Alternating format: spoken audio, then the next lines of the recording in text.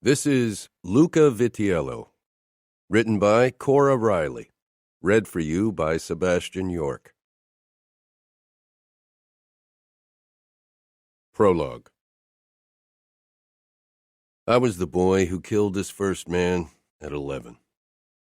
I was the teenager who crushed his cousin's throat at 17. I was the man who bathed in his enemy's blood without a flicker of remorse, who relished in their screams as if it was a fucking Mozart sonata. Monsters are created, not born. Bullshit. I was born a monster. Cruelty ran in my veins like poison. It ran in the veins of every Vitiello man, passed on from father to son, an endless spiral of monstrosity. I was a born monster, shaped into an even worse monster by my father's blade and fists and harsh words.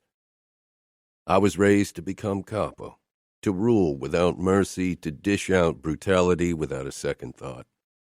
I was raised to break others. When Aria was given to me in marriage, everyone waited with bated breath to see how fast I'd break her like my father broke his women.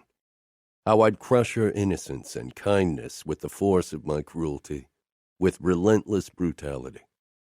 Breaking her would have taken little effort. It came naturally to me. A man born a monster, raised to be a monster, bound to be a monster, to become capo. I was gladly the monster everyone feared. Until her. Until Aria. With her, I didn't have to cover up my darkness. Her light shone brighter than my darkness ever could. With her, I didn't want to be the monster. I wanted to shield her from that part of my nature. But I was born a monster, raised to break others.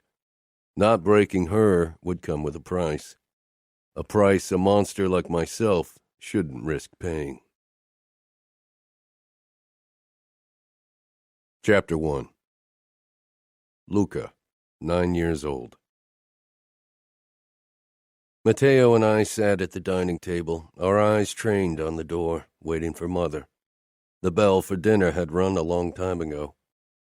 Our nanny, Mariana, stood against the wall, glancing toward the clock on the sideboard, then back to us. Father rarely ate with us, but Mother always did, at least dinner, even when she could hardly stand. She was always on time in case Father decided to show up. Where was she? Was she sick? Yesterday she'd looked white, except for the blue and yellow blotches on her face and arms where Father had disciplined her. She often did things wrong. It was difficult not to do wrong with Father. A thing that was okay yesterday could be wrong today. Matteo and I often confused one with the other and got punished as well. Matteo took his knife and stuck it into the bowl with mashed potato that had stopped steaming before slipping the mash-covered blade into his mouth. Mariana clucked her tongue. One day you'll cut yourself. Matteo shoved the knife back into the mash and licked it off again, his chin jutting out stubbornly. I won't. I pushed my chair back and stood.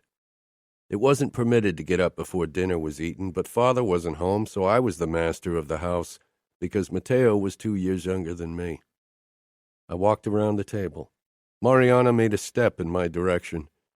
Luca, you shouldn't, she trailed off as she looked at my face. I looked like Father.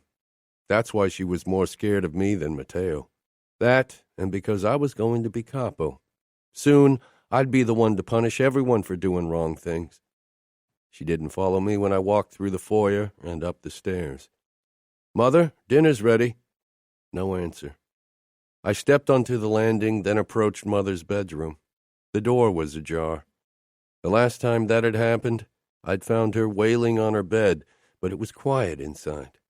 I pushed the door open, swallowing. It was too quiet. Light spilled out of the open bathroom. Downstairs, I heard Father's voice. He had arrived home from work. He was probably angry that I wasn't sitting at the dining room table. I should have gone downstairs and apologized, but my feet carried me toward the light source. Our bathrooms were white Carrara marble, but for some reason, a pink glow reflected in the room. I stepped into the doorframe, and froze. The floor was covered with blood. I'd seen it often enough to recognize it and its smell. A hint of copper and something sweet. Was even sweeter today as it mixed with Mother's perfume. My eyes followed the river of blood, then the dried waterfall of red staining the white tub up to a limp arm. The white flesh was parted, giving way to dark red below. The arm belonged to Mother. It had to be her, even if she looked alien. Mask-like and stiff, her eyes were dull brown. They were staring at me, sad and lonely. I moved a few steps closer. Mother? Another step. Mom? She didn't react. She was dead. Dead. My eyes registered the knife on the floor. It was one of Mateo's, a black karambit knife. She didn't have her own weapons. She had cut herself. It was her blood. I looked down at her feet. My socks were soaked with the red liquid. I stumbled away and slipped, falling back, crying out. My butt hit the floor hard and my clothes soaked up her blood, sticking to my skin. I scrambled to my feet and stormed outside, my mouth wide open, my head throbbing, my eyes stinging. I collided with something. Looking up, I found Father's furious face glaring down at me. He hit me hard across the face. Stop screaming. My lips snapped shut. I'd screamed? I blinked up at my father, but he was blurry. He gripped me by the collar, shaking me. Are you crying? I wasn't sure. I knew crying wasn't allowed. I never cried, not even when Father hurt me. He hit me even harder. Speak up. Mother's dead, I croaked. Father frowned, taking in the blood on my clothes. He moved past me toward the bedroom. Come, he ordered. I noticed his two bodyguards in the hallway with us. They watched me with a look in their eyes I didn't understand. I didn't move. Come, Luca, Father hissed. Please, I said. Another forbidden thing, begging. I don't want to see her again. Father's face twisted with rage, and I braced myself. He was upon me and gripped my arm. Never again. You won't ever say that word again, and no tears, not another disgusting tear, or I'll burn out your left eye. You can still be a made man with one eye. I gave a quick nod and wiped my eyes with the back of my hand. I didn't fight when Father wrenched me back into the bathroom, and I didn't cry again, only stared at the body in the tub. Only a body. Slowly, the roar in my chest quieted. It was only a body. Pathetic, Father muttered. Pathetic whore. My brows drew together. The women Father met when he wasn't home were whores, but Mother wasn't.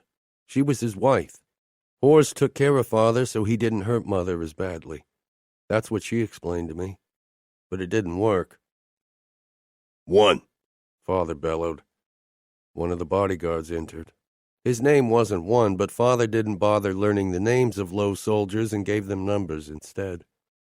One stood close behind me, and when Father inspected Mother more closely with a cruel smile, he squeezed my shoulder. I peered up at him, wondering why he was doing it, what it meant, but his gaze was focused on Father, not me. Get someone to clean up this mess and call for Bardoni. He needs to find me a new wife. My brain stumbled over what he'd said. New wife? Father narrowed his gray eyes, gray like mine. Change clothes and act like a goddamn man, not a boy. He paused. And get Mateo. He needs to see what kind of cowardly whore his mother was. No, I said. Father stared at me. What did you say? No, I repeated in a small voice. Mateo loved our mother. It would hurt him.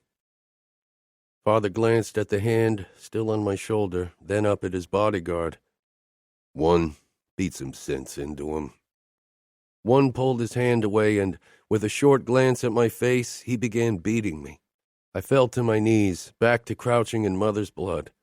I barely felt the hits, only stared at the red on the white marble. Stop, Father ordered, and the blows did stop. I looked back up at him, my head ringing, my back and stomach burning. He looked into my eyes for a long time, and I stared back. No, no, I wouldn't get Matteo. I wouldn't whether one kept beating me or not. I was used to pain.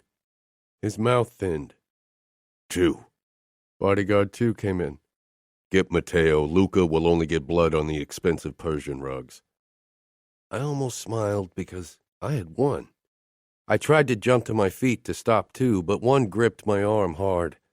I fought and almost freed myself, but then Matteo appeared in the doorway and I went slack. Matteo's brown eyes became huge when he saw our mother and the blood, then his knife next to the tub. Father motioned at Mother. Your mother abandoned you. She killed herself.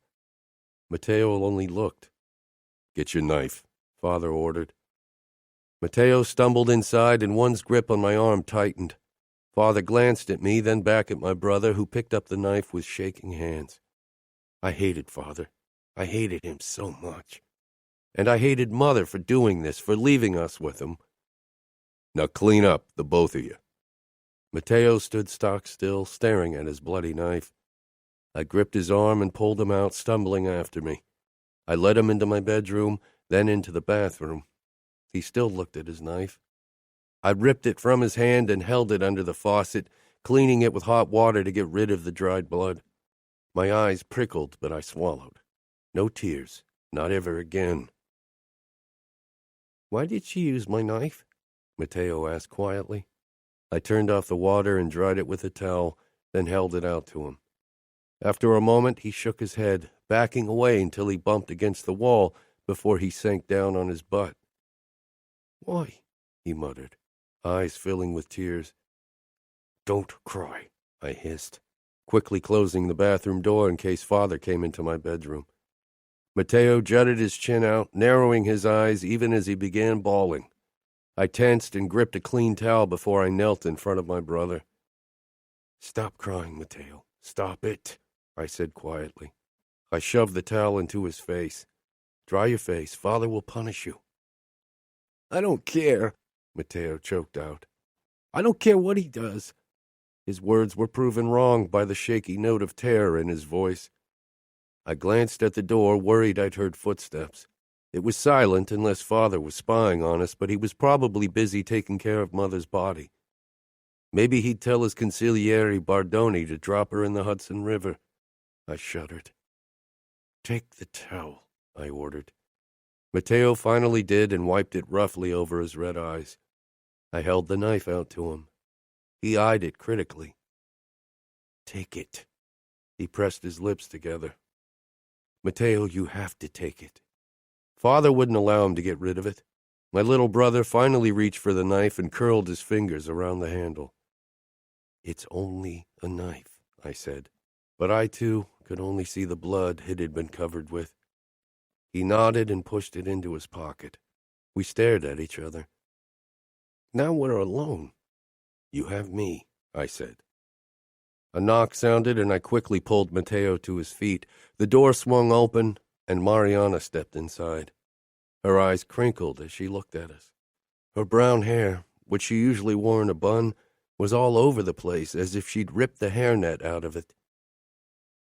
The master sent me to see if you were getting ready. Soon his consigliere will be here. Her voice held a strange note I didn't recognize, and her lips trembled as her eyes darted between Matteo and me. I nodded. She came closer and touched my shoulder. I'm so sorry. I stepped back, away from the touch. I glared because it made not crying easier. I'm not, I muttered. She was weak.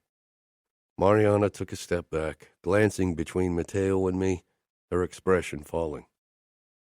Hurry, she said before she left. Matteo slipped his hand in mine. I'll miss her. I looked down at my feet, at my blood-covered socks, not saying anything because it would have been weak to do so.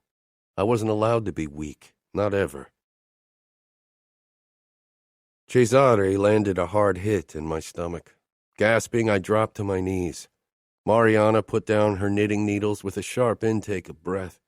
Before he could land a hit on my head, I rolled away and pushed to my feet, then raised my balled fists. Cesare nodded. Don't get distracted again. I gritted my teeth and attacked, feigning an uppercut, then smashed my fist into his side. He grunted, then jumped back. Cesare had been giving me fighting lessons since I was 3 years old. Cesare stepped back from me. You'll be unbeatable when you're older. I wanted to be unbeatable now so I could stop Father from hurting us. I was already much taller and stronger than the other kids in school, but I needed to be even stronger. I began to pull off my gloves. Cesare turned to Matteo, who sat on the edge of the boxing ring, his legs pulled up to his chest, a deep frown on his forehead. It's your turn. My brother didn't react, staring off into space. I threw my boxing glove at him. He gasped, rubbing in the side of his head, messing up his brown hair, then scowled. Your turn, I said. He got to his feet, but I could tell that he was in a sour mood. I knew why, but I really hoped he would keep it to himself. Why aren't we at Mom's funeral? Mariana was heading our way. I threw my second glove at him. Shut up. He stomped his foot. No! He jumped off the boxing ring and stalked toward the door of the gym. What was he doing? Matteo, I shouted, chasing after him. I want to say goodbye to her. It's not fair that she's alone. No, no, no. Why did he have to say something like that when others were around? I didn't look back at Cesare and Mariana, but I knew they'd heard every word. I grabbed Matteo's arm shortly before the exit and jerked him back. He tried to shake me off, but I was stronger than him. He glared up at me with teary eyes. Stop crying, I whispered harshly. Do you want to say goodbye? He rasped. My chest tightened. She didn't say goodbye to us either. I released Matteo, and he began crying again. Mariana put her hand on his shoulder, but not on mine. She'd learned. Every time she'd tried to console me in the last few days, I'd shaken her off. It's okay to be sad. No, it's not, I said firmly. Didn't she understand?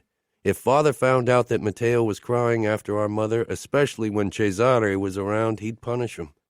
Maybe he'd burn his eye out like he'd threatened to do to me. I couldn't let that happen. I glanced at Cesare, who stood a few steps back, unwrapping his tape from his wrist. Our mother was a sinner. Suicide is sin. She doesn't deserve our sadness. I repeated what the pastor had told me when I'd visited church with Father. I didn't understand it. Killing was a sin too, but the pastor never said anything to Father about that. Mariana shook her head and touched my shoulder with sad eyes. Why did she have to do it? She shouldn't have left you boys alone. She was never really there for us before either, I said firmly, bawling my emotions inside of me. Mariana nodded. I know. Your mother was weak, I hissed, drawing back from her touch. I didn't want to talk about her. I just wanted to forget she'd ever existed, and I wanted Matteo to stop looking at the stupid knife as if it would kill him. Don't, Mariana whispered. Don't become like your father, Luca. That's what Grandma Marcella had said before she'd died. Grandma looked thin and small. Her skin appeared too big for her body, as if she'd borrowed it from a person twice her size. She smiled in a way no one ever smiled at me and stretched out her old hand. I took it.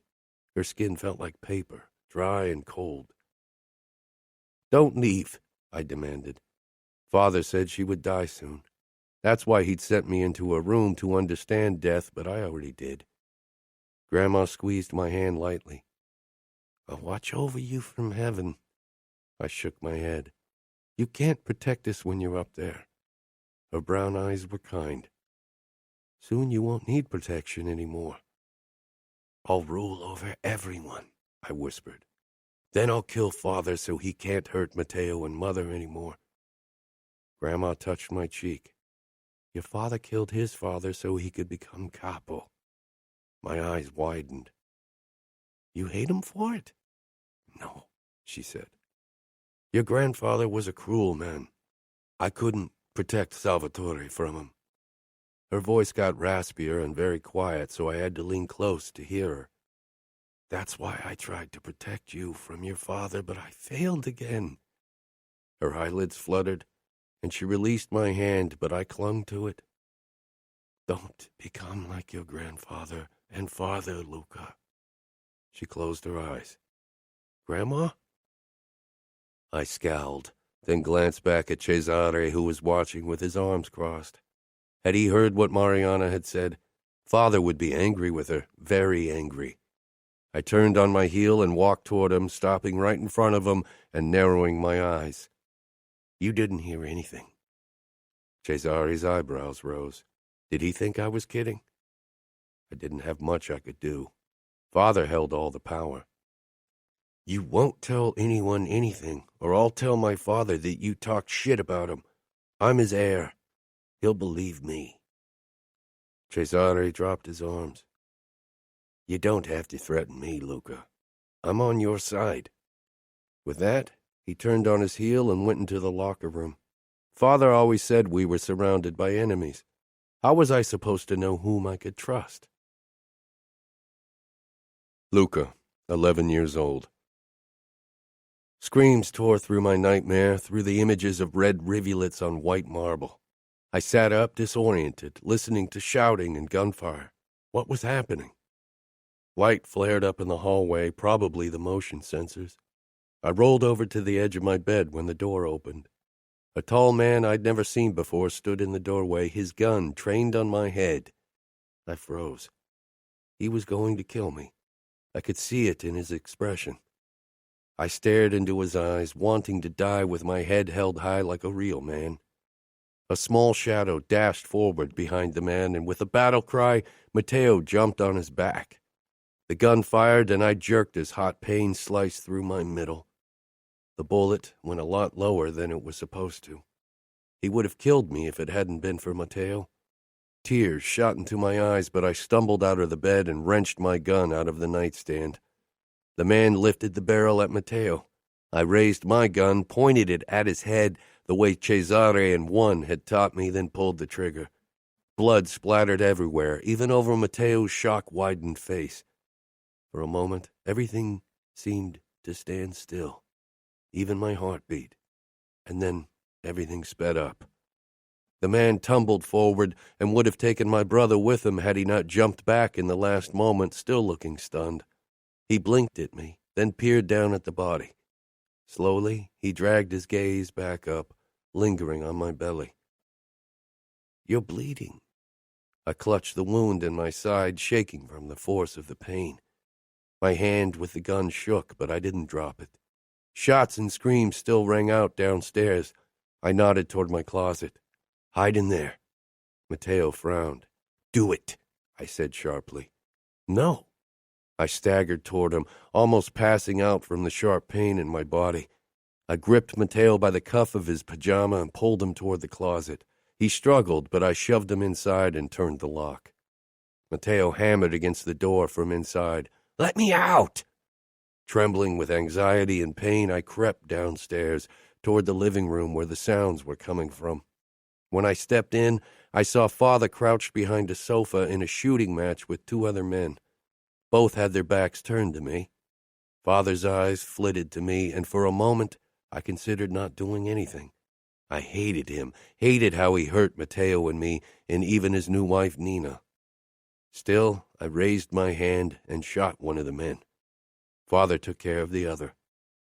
The man fell to the floor, clutching his shoulder. Father kicked the gun away, then shot him in both feet. Somewhere in the house I heard more gunshots, then heavy steps. One stumbled inside, bleeding from a wound in his head. Father frowned. Did you kill everyone? One nodded. Yes, they got two. They shouldn't have come as far as they did, Father muttered. Without warning, he aimed his gun at one and pulled the trigger. I cried out in surprise as the man fell to the floor beside me. I'd known him all my life. My legs gave way, my wound throbbing.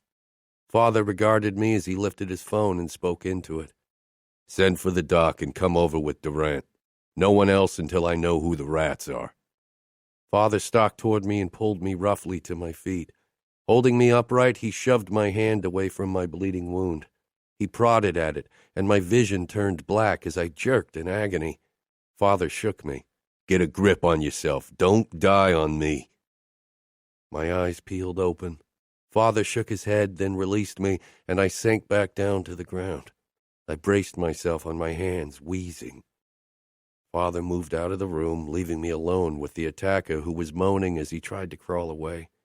When Father returned, he carried rope. He tied up the man, then pulled out his knife and touched it to the man's forearm. He screamed when Father began to cut his skin off his flesh. It's like peeling an apple. That's what Father always said, but an apple didn't screech and beg. Cradling my bleeding stomach, I watched even as bile crawled up my throat. Father kept glancing my way. I knew he'd punish me if I looked away. The screams rang in my ears, and I shivered. My arms gave way, and my cheek collided with the hard floor. The static in my ears soon drowned out the screaming, and then all was black. The underbosses and captains waited in the living room of our mansion. Father stood in the middle and beckoned me forward. Every eye in the room followed me as I headed toward him. I held my head high, trying to appear taller. I was tall for my age, but the men around me still towered over me. They looked at me like I was something they had never seen before. I stopped right in front of my father. "The youngest initiate the Familia has ever seen," he announced, his voice booming in the room. 11 years and already so much stronger and crueler than any father could wish for. Pride swelled in my chest. Father had never sounded proud of me, never shown the slightest hint that I or Matteo were more than a burden. I straightened my shoulders, trying to appear like a man in my black suit and wingtip shoes. "Our enemies will whisper your name in fear, my son. My blood, my heir." He withdrew a knife and held out my hand, knowing what was to come. I didn't flinch when Father cut my palm. He'd cut me many times before to make me strong for this day. Every time I'd flinched, he'd cut me again and dripped lemon juice or salt into my wound until I hid the pain. Born in blood, sworn in blood. I enter alive and I leave dead, I said firmly. "You are a made man of the Familia, Luca. You will kill and maim in my name. You will break and burn." A man was dragged into the room. I didn't know him or what he had done. He was covered in bruises and blood. His swollen eyes met mine, and they begged me. No one had ever looked at me like that, like I held all the power. Father gave a nod and held the knife out to me, the same knife my mother had killed herself with. I took it from him, then stepped up to the man. He struggled against the hold of Father's new bodyguards, but they didn't release him. My fingers tightened around the handle. Everyone was watching me, waiting for a flicker of weakness, but I was my father's son, and I would be capo one day. I quickly slashed my hand sideways, drawing the knife along his throat. The cut was messy, and blood spurted out, splattering my shoes and shirt. I took a step back as the man's eyes widened. He was dropped on the floor, horrified eyes staring up at me as he convulsed and choked.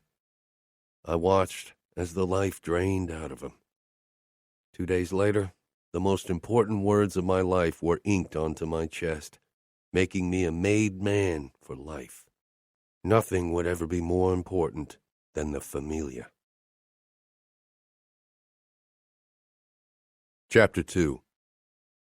Luca, 13 years old. Father's grip on my shoulder was tight when we entered the Foxy. I'd been inside the place a few times before when he had to talk to the manager.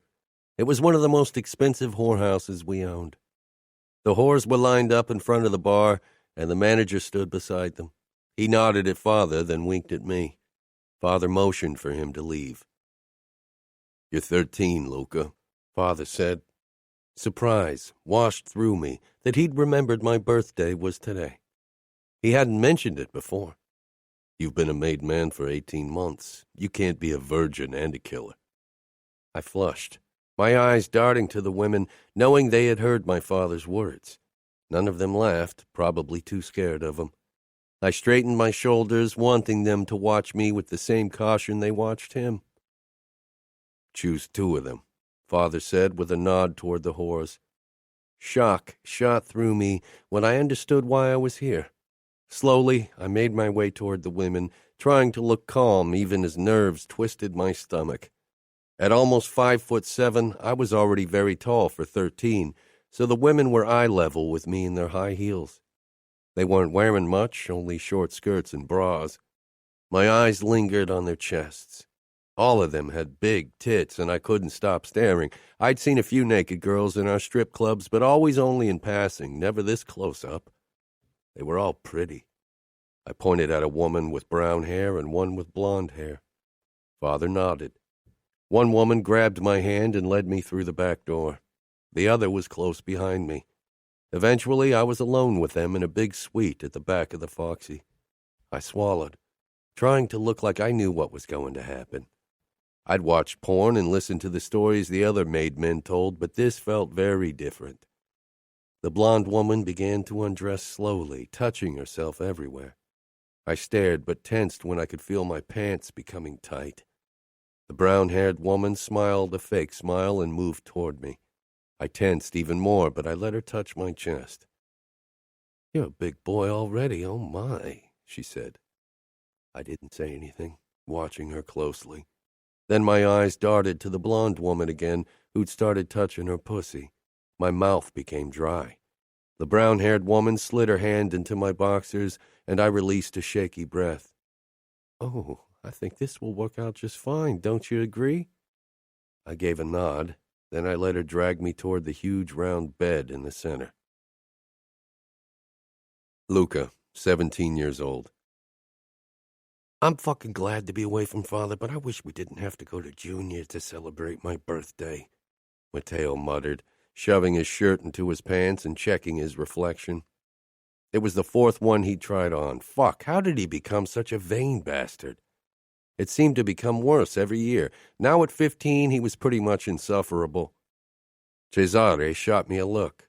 He, Romero, and I had been waiting for Matteo to get ready for the last 30 minutes. "It would have been dishonorable to decline an invitation from your cousin when he organizes a party for you," Romero said, sounding twice his age. He'd turned 14 a few days ago, and he had been a made man since his father died a few months ago. His family needed the money, but we'd known each other for many years. "I don't trust him," Cesare muttered. "He and his family are too ambitious." My uncle Gottardo and his eldest, Gottardo Jr., definitely weren't in favor of me becoming capo after my father. But that could be said about all of my uncles. They thought they would be better capos. "We'll stay a few hours and then we'll come back here and have our own party. Or we'll drive back to New York and go into one of our clubs." "Do you really think we'll be sober enough to drive back to New York? It's a long drive from the Hamptons," Romero said, frowning.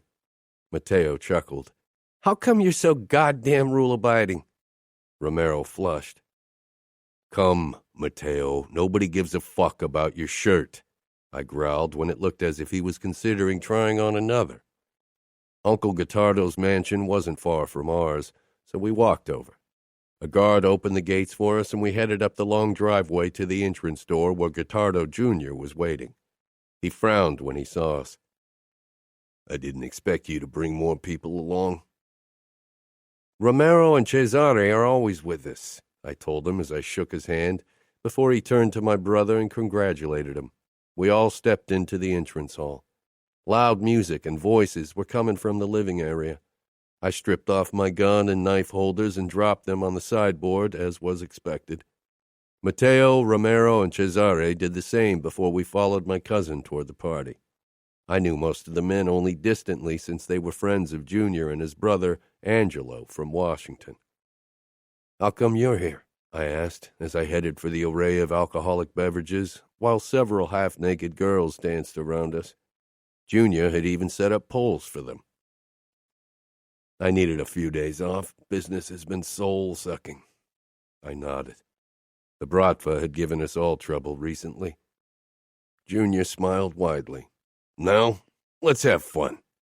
A couple of hours later, we were all trashed. Matteo and I danced with a group of 4 girls. It would be a long night. One of the whores started twerking right in front of us, her ass cheeks glittery, her thong a thin strip of nothing. Romero had disappeared with another whore in a back room. Maybe he'd finally get fucked. Cesare slouched in his seat, eyes half closed as a woman rode him like a pro. Matteo clapped the dancer's ass and she squealed, then whirled around and ground against his groin. More girls swarmed around us. I plopped down on one of the armchairs, the alcohol taking its toll, and one of the girls sank down in front of me, massaging my cock through my pants. A second came up behind me and ran her hands down my chest. I was about to snarl at her for being at my back when she fell forward, her cut throat spilling blood down my shirt. Fuck! The whore massaging my cock looked up with wide eyes. I shoved myself out of the armchair and turned at the same time, bringing my arm up just when Junior brought his knife down. The blade grazed my forearm, cutting it open. The whores began screaming around us. Where was Matteo? Junior slashed the knife at me again, and I rammed my shoulder into his chest, then grabbed his throat and shoved him into the wall. Grunts and screams rang out around us. Then the first shot sounded. I was focused only on Junior. I was going to crush him to fucking dust. I wrapped my second hand around his throat as well, and then squeezed as hard as I could. You fucking traitor, I snarled. Did he think he could kill me? His eyes began bulging, and I squeezed even harder until the veins in his fucking eyeballs began to pop and his bones crumpled under the force of my grip. He jerked one last time, and I dropped him to the ground. My fingers were covered in his blood. Slowly, I turned to find Matteo atop another attacker, about to cut his throat. No, I ordered, but it was too late. Matteo had sliced open the fucker. Breathing harshly, I took in the mess around us. Cesare leaned against a wall, looking slightly dazed. He had a cut on the side of his neck and was staring down at the dead body in front of him. Romero was breathing harshly, only in his boxer shorts and a gun in his hand. 2 whores were dead, and the others were crying and staring at me like I was the devil. I walked past them toward Romero and Cesare. Romero was bleeding from a wound in his shoulder. Matteo staggered to his feet, eyes wide, almost feverish. It was the thrill of the kill I knew only too well. You crushed his fucking throat with your bare hands! Father won't be happy, I said, then glanced down at my hands. I'd killed so many, but this felt different. It had been more personal, fucking thrilling. Feeling the life drain out of him, feeling his bones break under my palms. Fuck, I'd loved it. Cesare regarded my face. You all right? My mouth curled. Did he think crushing my cousin's throat had bothered me? Call my father. I turned to Romero, who looked a bit shaken. How bad is it? He shrugged. It's nothing. Bullet went straight through. One of Junior's friends got his guns the same as I did. I nodded, but my mind kept replaying my cousin's death. My eyes were drawn to the uninjured whores, wondering if any of them had been involved in this. Matteo stepped up to me. Fuck, I can't believe our own cousin tried to kill us. You had your knife, I said. You know I never go anywhere without it, Matteo said with an unsettling grin. I won't put my fucking guns down ever again. Romero came closer, looking a little shaky. Do you think your uncle and your other cousin were involved? Probably, I muttered. I doubted that Junior had come up with the plan by himself. It fit Gottardo's character that he'd talk one of his sons into this instead of risking his own fucking life. Coward. Why did he risk it? Even if he'd managed to kill us, there would still be your father, and he'd avenge you, Romero said. No, I gritted out. If Matteo and I had been stupid enough to get us killed by Junior, Father would have considered us weak links. He would have allowed Nina to have a child, and then he'd have had a new heir. End of story. Matteo grimaced because it was the truth. We both knew it. I need a fucking drink, I growled in the direction of one of the whores. She rushed toward the bar and poured me a whiskey before she brought it to me. I regarded her closely as I took a sip, and she lowered her eyes. Did you know? She shook her head jerkily. No. We were told this was a birthday party and we were supposed to dance, that's all. I walked over to one of the armchairs with my drink and sank down. The whore whose throat Junior had cut lay beside it in a puddle of blood. Eventually, Matteo, Cesare, and Romero sat down across from me as we waited for Father and his men. There was nothing else to do. We'd killed Junior and his friends, so we couldn't question them, and Gottardo and Angelo were all the way in Washington. I caught the looks Romero and Cesare gave me, a mixture of respect and shock. Matteo shook his head. Fuck, that's not how I wanted to spend this day. Father, his consigliere Bardoni, and several soldiers arrived about 1 hour later. Father barely glanced our way before he headed for my cousin. You crushed his throat? He asked, inspecting what remained of Gottardo Jr. I caught the hint of pride in his voice.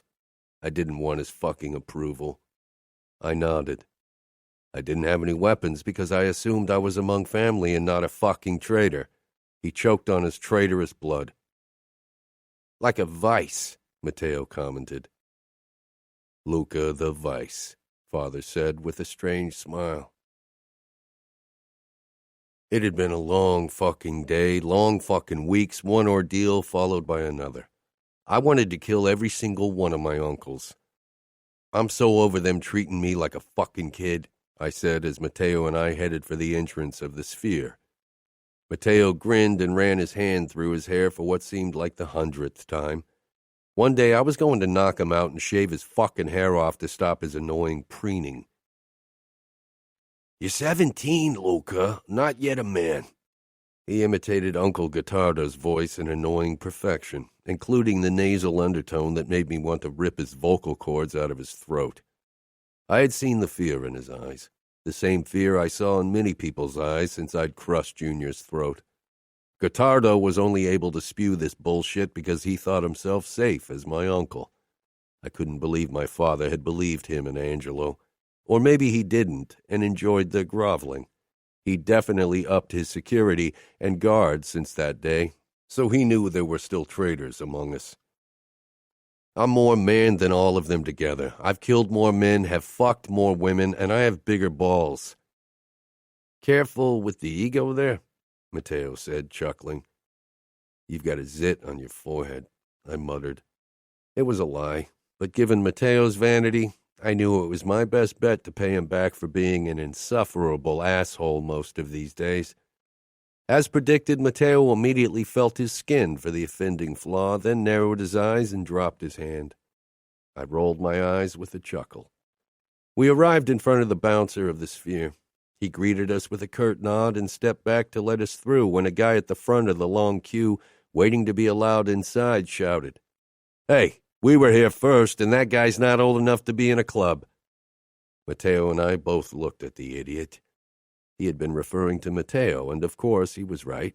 At 15, Matteo was definitely not allowed to be in a nightclub like this, but neither was I.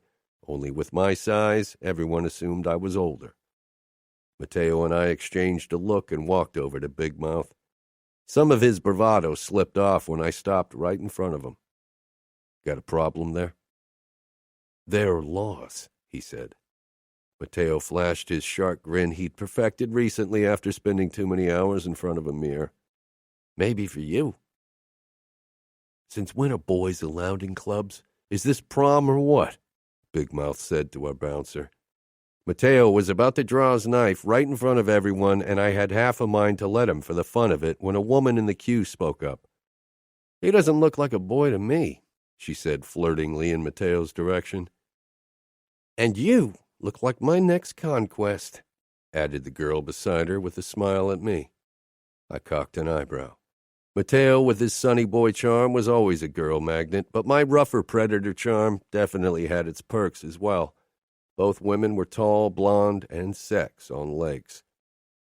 Let them in, I told our bouncer. He opened the barrier so they could slip through. And he and his friends are banned from the sphere, I added. The sound of their protests followed us into the club, but I didn't give a fuck. I wrapped my arm around the blonde at my side, who squeezed my butt and gave me a seductive smile. Matteo and his girl were already tongue wrestling for all it's worth. Is there a place where we can fuck? Blonde asked me, pressing herself against me. I smirked. That's how I liked it best. Women who weren't work, easy lays, no questions asked. Sure, I told her, reaching for her own ass and squeezing it. Is your cock as big as the rest of you? She asked as I led her through the back door into a storage room. Find out for yourself, I growled, and she did. The moment the door closed, she got down on her knees and sucked any sane thought out of my brain. Her lipstick stained my cock red as she blew me like a fucking pro. I leaned my head back and closed my eyes. Fuck, I hissed as she worked me deep into her mouth. She was better than most of the whores I'd been with, and those women had spent years perfecting their craft. I relaxed against the door, getting closer and closer to spill my cum down her throat.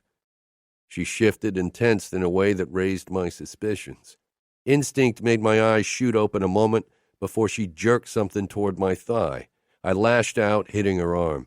She dropped a syringe and scrambled for it again. Grabbing her throat, I hurled her away from me. The back of her head collided with the storage shelves with a sickening crunch, and she slumped to the ground. Breathing harshly, I stared down at the syringe. What kind of shit did she try to inject me with? I pulled up my pants and staggered over to her. I didn't bother feeling for her pulse. Her neck was twisted at an angle that left no doubt about her death. I bent over her and tugged her pants down, revealing her hip bone. There was a scar where someone had burnt away a tattoo. I knew what kind of sign had been on her skin. The crossed Kalashnikovs of the fucking Bratva that they inked onto the skin of every single one of their whores. Fuck, I snarled. This had been a trap, and I'd walked straight into it, had let my dick rule over my thinking, had lowered my guards. Shouldn't the incident with my cousin have taught me better? I jerked upright. Matteo, fuck. I rushed out of the room and searched the other back rooms. No sign of him or the other no-doubt traitorous whore. I stormed across the dance floor, searching the crowd for a sign of my brother, but I didn't see him anywhere. Where was he? I headed outside past the waiting crowd and around the corner until I reached the small back alley behind the Sphere. Matteo was busy getting head. His eyes, too, were closed. We were fucking stupid idiots. No goddamn blowjob was worth forgetting about the first rule in our world. Don't trust anyone. The whore reached for something in her bag. Matteo, I shouted, pulling my gun.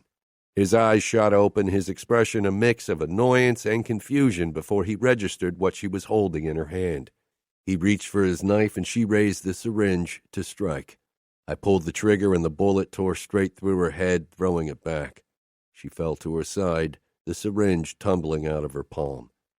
Matteo stared down at the woman, knife in hand and his fucking boner still on display. I moved toward him and revealed the burnt skin over her hip bone. I really wish she would have waited for me to come before she tried to kill me, he muttered. I straightened, then grimaced. Why don't you pull up your pants? There's no reason to present your junk anymore.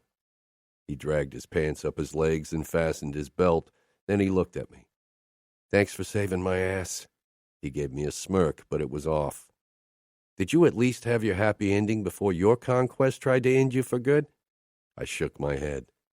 The Bratva almost got us. We both acted like fucking fools, letting those stupid whores lead us around by our dicks like randy teenagers. We are randy teenagers, Matteo joked as he sheathed his knife. I glared down at the dead woman. The other whore's dead as well? Matteo asked. I nodded. Broke her neck. Your first two women, he said with a hint of wariness, his eyes scanning my face, looking for God knew what. You feel guilty? I regarded the blood staining the concrete and the lifeless eyes of the woman. Anger was the prevailing emotion in my body. Anger at myself for being an easy target, for thinking a pretty woman was no threat, and burning fury at the Bratva for trying to kill me, and worse, Matteo. No, I said. The only thing I regret is that I killed them before they could answer a few questions. Now we'll have to hunt down a few Bratva assholes and get info out of them. Matteo picked up the syringe and I tensed, worried he could get some of the poison on his skin by accident. I had no doubt that whatever was in there would lead to an excruciating death. We need to find out what's in there. First, we need to get rid of the two bodies before guests or the police find them. I raised my phone to my ear, calling Cesare. "I need you at the Sphere, fast." "All right, give me 10 minutes," Cesare said, sounding as if I'd woken him. Cesare was more my man than he was Father's soldier, and I trusted him to keep his mouth shut when required. "Father won't be happy about this," I said. Matteo gave me a curious look. "About us walking into a trap, or that the Bratva tried to kill us?" "The first and maybe the second." "I'm growing tired of people trying to kill us," Matteo muttered, his tone serious for once. I took a deep breath. "That's how it is. How it'll always be. We can't trust anyone but each other." Matteo shook his head. "Look at Father. He trusts no one, not even Nina." He did well not to trust his wife, considering the way he treated her. The marriages in our world rarely led to trust, much less love. Chapter 3. Luca, 20 years old. The second we entered the elevator, the sound of music and laughter drifted down to us. "Seems like this party might be worth our time," Matteo said, checking his looks in the reflection of the doors. Except for our general facial features, we don't look alike. I was still the spitting image of my father, same cold gray eyes, same black hair, but I'd never wear it in that disgusting slicked-back way he did. That would be a plus, but the main reason we're here is for connections. The apartment belonged to Senator Parker, who was away on business with his wife. His son, Michael, used the chance to throw a party, inviting pretty much everyone who mattered in New York. Michael waited in the open door when Matteo and I stepped out into the hallway. It was the first time I'd seen Parker Jr. without a suit, since he was trying to follow in his father's footsteps. He waved at us with a crooked smile, already drunk. I nodded at him. For a moment, he looked as if he wanted to hug me like so many people tended to do with everyone. But then he thought better of it. Good for him. "So glad you can make it," he slurred. "Grab a drink. I booked a few bartenders who can prepare any cocktail you want." The penthouse was packed with guests, and the beat throbbed in my temples. Matteo and I wouldn't drink much, if anything. We'd learned from our mistakes of the past, even if the present crowd didn't pose a danger. Most of them would piss their pants if they knew half the things Matteo and I had done since we'd become made men. As it was, they only knew rumors. Officially, we were the heirs of businessman, real estate mogul, and club owner Salvatore Vitiello. The moment we entered, people began to whisper. It was always the same. Michael pointed at the bar and buffet, but I barely listened. My eyes were drawn to the dance floor, which had been set up in the center of the large open space that must have been the living room before the furniture had been removed for the party. Several girls who had been dancing with sons of other politicians were throwing glances our way. Matteo and I exchanged a look. The thrill-seekers were about to descend on us. These kinds of girls, from good families, pampered, and entirely boring, were our main prey. They wouldn't end up trying to kill us. One of the girls, a tall blonde sex bomb with fake tits and an outfit that clung to her body like a second skin, began eye-fucking me immediately. She left her dance partner standing dumbfounded on the dance floor and shimmied over to me on high heels. Michael groaned. I glanced his way. "That's my younger sister, Grace." I frowned. This could complicate my plans. Michael looked at my face, then at Grace. "I don't care if you make a move on her. She does what she wants anyway. She's always on the lookout for her next conquest, but lots of wieners have been dipped into the mustard jar, if you catch my drift." My eyebrows rose. I didn't care if Grace had fucked half of New York's male population. She was for fucking and sucking, not anything else. But if I had a sister, I would definitely mind if she acted like that, unlike Michael. Michael shook his head. "I'm off. I don't want to witness that." He moved to the bar, and Matteo followed him, but not before he sent me a wink. Grace danced closer and closer, then touched my chest. "I hear you're involved in organized crime," she crooned into my ear. Her hand slipped lower, her eyes eager and flirting. She definitely went for it. If she reached around, she'd feel the gun in the holster at my lower back hidden under my T-shirt. "Is that what you hear?" I asked with the smile that got girls like her going. Dark enough to call to her bored as fuck pampered rich girl persona, but nowhere near my true dark side, which would scare her away. She shivered against me. "Is it true?" "What do you think?" I growled, pulling her against me, letting some of my harshness show. Her lips parted, her expression a mix of fear and lust. She pressed her mouth to my ear. "I think I want to be fucked." "Good," I said darkly, "because I'm going to fuck you now. Lead the way." With an excited smile, she grabbed my hand and pulled me along. Matteo grinned at me, but a second later, he was back to shoving his tongue down a brunette's throat. Grace and I entered what I assumed was her bedroom. I pushed her toward her vanity and hoisted her up, knocking half of her lipsticks off in the process. She pursed her lips. "You're making a mess." I gave her a dark smile. "Do I look like I give a fuck? The rest of your fucking lipsticks will fall off when I fuck you." Her lips parted. She was used to weak-ass rich boys who'd never swung a fist in their life. "Then you'll have to pick them up later." Was she testing me, trying to see if I was someone who could be pushed around like her preppy boyfriends of the past? Tugging her skirt down, I checked the unblemished skin of her hip bones. It was more habit than necessity. Definitely not a Bratva assassin. "I won't do a fucking thing, Grace. Got it?" I growled as I slid my hand under her skirt, then pushed her thong aside, finding her wet. People do what I tell them, not the other way around. New York is my fucking city, I added as I pushed 2 fingers into her. Her eyes flashed with fascination. She was fascinated by the danger, even when she didn't know the first thing about it. I finger-fucked her hard. "Choke me," she whispered. "One of those." I closed my fingers around her throat and pressed her down on the vanity, shoving the rest of her makeup to the floor. She shuddered with pleasure. I hardly put any pressure behind my grip. If she knew that this was how I'd killed a man, if she knew how many worse things I'd done with these hands, she wouldn't have asked me to do this. But for her, this was a game, a thrilling kink. It was the same with all the girls. I was their darkest fantasy come true. She didn't understand that I didn't play a dark role for her, that this wasn't my dark side, not even close, but the only side I was allowed to show in public. Matteo and I had gotten less than 2 hours of sleep when our father rang us out of bed, ordered us to come over for breakfast. But first, he wanted a word alone with me. Never a good thing. "What do you think he wants?" Matteo asked as we headed toward Father's office. "Who knows?" I knocked. "Come in," Father said after he'd made me wait for almost 5 minutes. "Good luck," Matteo said with a twisted grin. I ignored him and headed into the room.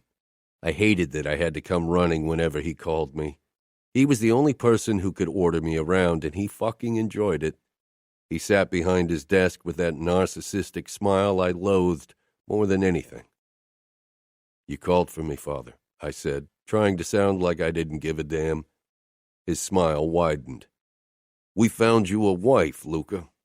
I raised one eyebrow. I know he and the Chicago outfit had been discussing a possible union for months, but Father had never been very forthcoming with information. He loved having that power over me. "From the outfit?" "Of course," he said, tapping his fingers against the desk and watching me. He wanted me to ask him who she was, wanted to draw this out, wanted to see me squirm. Screw him. I pushed my hands into my pockets, meeting his gaze straight on. His expression darkened. "She's the most beautiful woman the outfit has to offer. A real stunner. Golden hair, blue eyes, pale skin. An angel come down to earth, as Fiore put it. I'd fucked so many beautiful women. Only last night I'd fucked Grace on every surface in her room. Did he really think I'd be awestruck because he'd found me a pretty wife? If it were up to me, I wouldn't marry any time soon." "I hope you'll enjoy breaking her wings," Father added. I waited for the but. Father looked too pleased with himself, as if he were holding something back that he knew I would hate. Maybe you have heard of her. It's Aria Scuderi. She's the daughter of the consigliere, and she turned 15 a few months ago. I wasn't quick enough to hide my shock. 15? Was he fucking kidding me? I thought they wanted the wedding to take place soon, I said carefully. Father leaned back, his eyes looking for a flicker of weakness. They do. We all do. I won't marry a fucking child, I growled, done with playing nice. I was sick of his games. You will marry her, and you will fuck her, Luca. I exhaled before I said or did something that I'd regret later. Do you really think our men will look up to me if I act like a fucking pedophile? Don't be ridiculous. They look up to us because they fear us. And Aria isn't that young. She's old enough to spread her legs and have you fuck her. It wasn't the first time I'd considered putting a bullet in his head. He was my father, but he was also a sadistic bastard I hated more than anything else in the world. What does the girl say to your plan? Father barked a laugh. Ha! She doesn't know yet, and it's not like her feelings are important. She'll do what she's told, and so should you. Her father doesn't mind giving his daughter to me before she's of age. He doesn't? What kind of bastard was Scuderi? I could see how much Father enjoyed my fury. But Dante Cavallaro was averse to the idea and suggested to postpone the wedding. I nodded. At least one person wasn't out of their fucking mind. Of course, we haven't decided yet what to do. I'll let you know once the decision is made. I'll be in the dining room in 15 minutes. Tell Nina I want a 5-minute egg, not a second longer. I left, knowing I was dismissed. Matteo leaned against the wall across from Father's office. I strode past him, trying to get a handle on the rage burning through my body. I wanted to kill someone, preferably our father. I went straight toward the bar area in the living room of the house. What did our sadist of a father do now? Matteo asked as he fell into step beside me. I glared. He wants me to marry a fucking child. What the fuck are you talking about? I thought he was trying to set you up with the most beautiful woman of the fucking outfit, Matteo said mockingly. They must be out of pretty women over there because they want me to marry Aria Scuderi, who's fucking 15. Matteo whistled. Holy shit. Have they lost their fucking mind? What did the poor girl do to deserve such a fate? I wasn't in the mood for his jokes. I wanted to hit something, hard. She's the oldest daughter of the consigliere, and she looks like an angel come down to earth, if you believe Fiore Cavallaro. So they marry her off to the devil, a match made in hell. You're starting to piss me off, Matteo. I reached over the counter of the bar and grasped the most expensive whiskey bottle, which our father kept for special occasions. I brought it to my lips and took a deep swig. Matteo snatched the bottle out of my hand and tipped it back, downing a considerable amount of the amber liquid before sliding it back over to me. We went back and forth like that for a while before Matteo spoke again. Are they really going to make you marry that girl? I mean, I'm all for the kinky stuff, but fucking a 15-year-old is too freaky even for me. Her asshole of a father would hand her over to me tomorrow. That bastard doesn't seem to care. So what are you going to do? I told Father I wouldn't marry a child. And he told you to grow a pair and to do what your capo tells you. He can't see why the girl needs to be older for the wedding. All she has to do is spread her legs for me. Matteo narrowed his eyes in that fucking annoying way he had when he was trying to figure something out. And would you? Would I what? I knew what he meant, but it annoyed the living hell out of me that he had to ask. I expected that question from everyone else, but not him. He knew even I had certain lines I wasn't willing to cross. Yet. Life could be a bitch, especially if you were in the mob, so I'd learned that never say never was a motto to live by. Would you fuck her? I'm a killer, not a pedophile, you stupid asshole. Spoken like a true philanthropist. Fuck you, and stop reading the fucking dictionary. Matteo grinned, and I shook my head with a smirk. That fucker knew how to make me feel better. Matteo had barely stopped talking since we'd gotten off the plane, and he obviously had no intention of doing so now that we were in the Scuderi mansion. I was seconds away from punching him in the throat. Stop sulking, Luca. You should be happy. You'll meet your fiancée today. Aren't you curious how she looks? She could be butt ugly. She wasn't. Father wouldn't let the outfit cheat us like that. But I hadn't found a photo of her on the internet. Scuderi seemed to keep his family out of the public eye. I'm surprised the maid didn't follow us. It seems like a risk to let potential enemies walk through the house without supervision. Makes me wonder if this is a trap, Cesare said as he kept looking over his shoulder. It's a power play. Scuderi wants to show us that he isn't worried about our presence, I said, as we headed in the direction the maid had pointed us toward. I could hear people running our way. My hand went to my gun. Cesare and Matteo did the same as we turned the corner. When I saw what caused the commotion, I relaxed. Children were chasing each other, hurtling straight toward us. The boy managed to stop, but a young girl rushed toward me, her arms flailing, and crashed into my body. My hand shot out to catch her. She stared up at me with wide eyes as I held her by the shoulders. Liliana! One of the other girls shrieked. My eyes snapped toward her, then her golden blonde hair, and I knew who she was. Aria Scuderi, my future wife. She was the oldest of the bunch, but damn it, she looked so fucking young. I mean, it wasn't as if I'd expected a grown woman, but I'd hoped it wouldn't be so fucking obvious that she was only 15. When I was that age, I already felt and acted like a man. I wasn't sure what I'd have done if Cavallero and my father hadn't agreed to wait until she was 18. She was beautiful in a childish way, but there was the promise of breathtaking beauty under her young features. She was small, but with my size, most women were. In a few years, when she'd become my wife, she'd be stunning. She'd better learn to hide her emotions better until then. She looked fucking terrified. I was used to people giving me that kind of look, but with women I preferred admiration and lust to terror any day. Liliana, come here, she said. It was pretty obvious that she was trying to look strong and grown up. She would have been more convincing if her voice wasn't shaking and if there wasn't that petrified glint in her eyes. I loosened my grip on her sister, who bolted toward Aria as if the devil were at her heels. Had these girls never met other men? Scuderi probably kept them in a golden cage, which suited me just well. That's Luca Vitiello, a redhead blurted, and actually wrinkled her fucking nose at me. I wasn't used to so much rudeness. People knew better than to disrespect me. Not Scuderi's brats, however. There was a hiss, and the boy shot in my direction and actually attacked me. Leave Aria alone! You don't get her! Cesare made a move to interject as if I needed help against a midget. No, Cesare. I stared down at the boy. His fervor was almost admirable, if it wasn't so futile.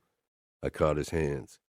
Aria crept toward me as if she thought I might snap her brother's neck and then her own. Fuck, what had her family told her about me? They should have lied. I knew I had a reputation, and I was fucking proud of it, but Aria didn't need to know about it. Yet. What a warm welcome we get. That's the infamous hospitality of the outfit, Matteo said, as usual, letting his fat mouth run free. Matteo, I warned before he said more. These were children, even my future wife, and they didn't need to hear his colorful vocabulary. The midget was squirming in my grip, snapping and growling like a wild dog.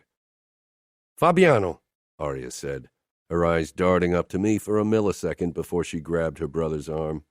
That's enough. It's not how we treat guests. Despite her breakable appearance, Aria seemed to hold some power over her siblings. Her brother stopped struggling and looked at her as if she were the center of his world. He's not a guest. He wants to steal you away, Aria.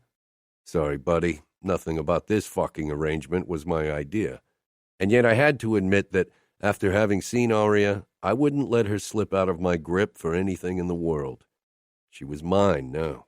I regarded her as she smiled down at her brother with so much kindness, stunning me. Matteo chuckled. This is too good. I'm glad Father convinced me to come. Ordered you. Our father never tried to convince anyone. He ordered, bribed, or blackmailed. Arya had a hard time meeting my gaze.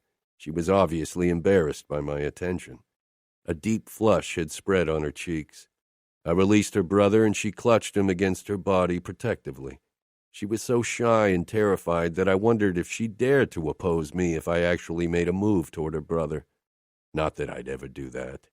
There was no honor in attacking children and women. I'm sorry, Arya said feebly. My brother didn't mean to be disrespectful. I did, the boy shouted. Arya's hand shot out and clamped his mouth shut. I almost laughed. It had been a while since a woman had made me want to laugh, even by accident. Don't apologize, the red-headed girl hissed. It's not our fault that he and his bodyguards take up so much room in the corridor. At least Fabiano speaks the truth. Everyone else thinks they need to blow sugar up his ass because he's going to be capo. I sent Matteo a look. That girl had the same bad temper as him. After more bickering, Arya finally got her siblings to leave. I was glad to see them gone. They grated on my nerves. It was no surprise that Scuderi wanted to marry his daughters off as quickly as possible. Arya squirmed when she looked at me. I apologize for my sisters and brother. They are protective of you. I helped her out. This is my brother, Matteo. Arya barely glanced his way, but she wasn't really meeting my eyes either. I nodded to my side. And this is my right hand, Cesare. She blinked. She looked like she would bolt if I took a step in her direction. I should go to my siblings. She whirled around and hurried away until her blonde head disappeared from view. You've still got it, Luca. Terrifying girls left and right with your rough charm, Matteo said. Let's get going. Scuderi will be wondering what's taken us so long. Scuderi was the last person I wanted to meet unless said meeting involved knives and guns and a bloodbath. I hated him without ever having met him. What kind of father married a girl like Arya off to a guy like me? She looked like an angel, and she was as shy and innocent as one, and I had absolutely no illusions what I was. A cold bastard on the best of days and a monster the rest of the time. At least, she had 3 more years before I got the chance to destroy her life with my darkness. There wasn't enough booze in the world to make Scuderi and Fiore Cavallaro's presence more bearable. I wanted nothing more than to slice their throats open and watch them bleed to death. Matteo shot me a sideways glance, probably knowing exactly what I was thinking. He wouldn't hesitate a second if I asked him to pull his knives. Matteo was always ready to stick his knife into the next person who annoyed him. She's a real beauty, Luca, Scuderi said proudly. You won't regret your choice. There hadn't really been a choice on my part, but I kept the words to myself. There was no use starting an argument, especially with Father watching me like a hawk. She's completely pure. She's never allowed to go anywhere without her bodyguards. She's only yours. I forced a smile. Not that I didn't appreciate it. The idea that someone might touch Arya made my blood throb furiously in my veins. I felt fucking possessive of her. I'd never cared if the girls I'd had affairs with fucked other men, but with Arya, I'd kill anyone who dared to look at her the wrong way. There's nothing better than breaking them in, Arya's cousin, Raffaele, said. He was a head smaller than me. If tonight ended in a bloodbath, he'd be the one I'd kill last, so I could take my time with him. Let's see if he'd still manage that ugly grin with my knife sticking out of his eye socket. Dante sent his soldier a hard look, and Raffaele quickly glanced back down to his drink. It was the first time Dante had shown any kind of emotional reaction at all. His wife had died not too long ago. Fiore was officially still the boss of the outfit, but I couldn't help but wonder if Dante was the man who ran the show. Someone knocked. When the door opened and Arya slipped in, keeping her back to us, I stiffened. She didn't look like the girl I'd seen yesterday. She was wearing a skimpy dress, revealing long, lean legs, creamy skin, and a nice butt. Damn it. When she finally turned, I found that the front was just as nice to look at. Then my eyes traveled farther up.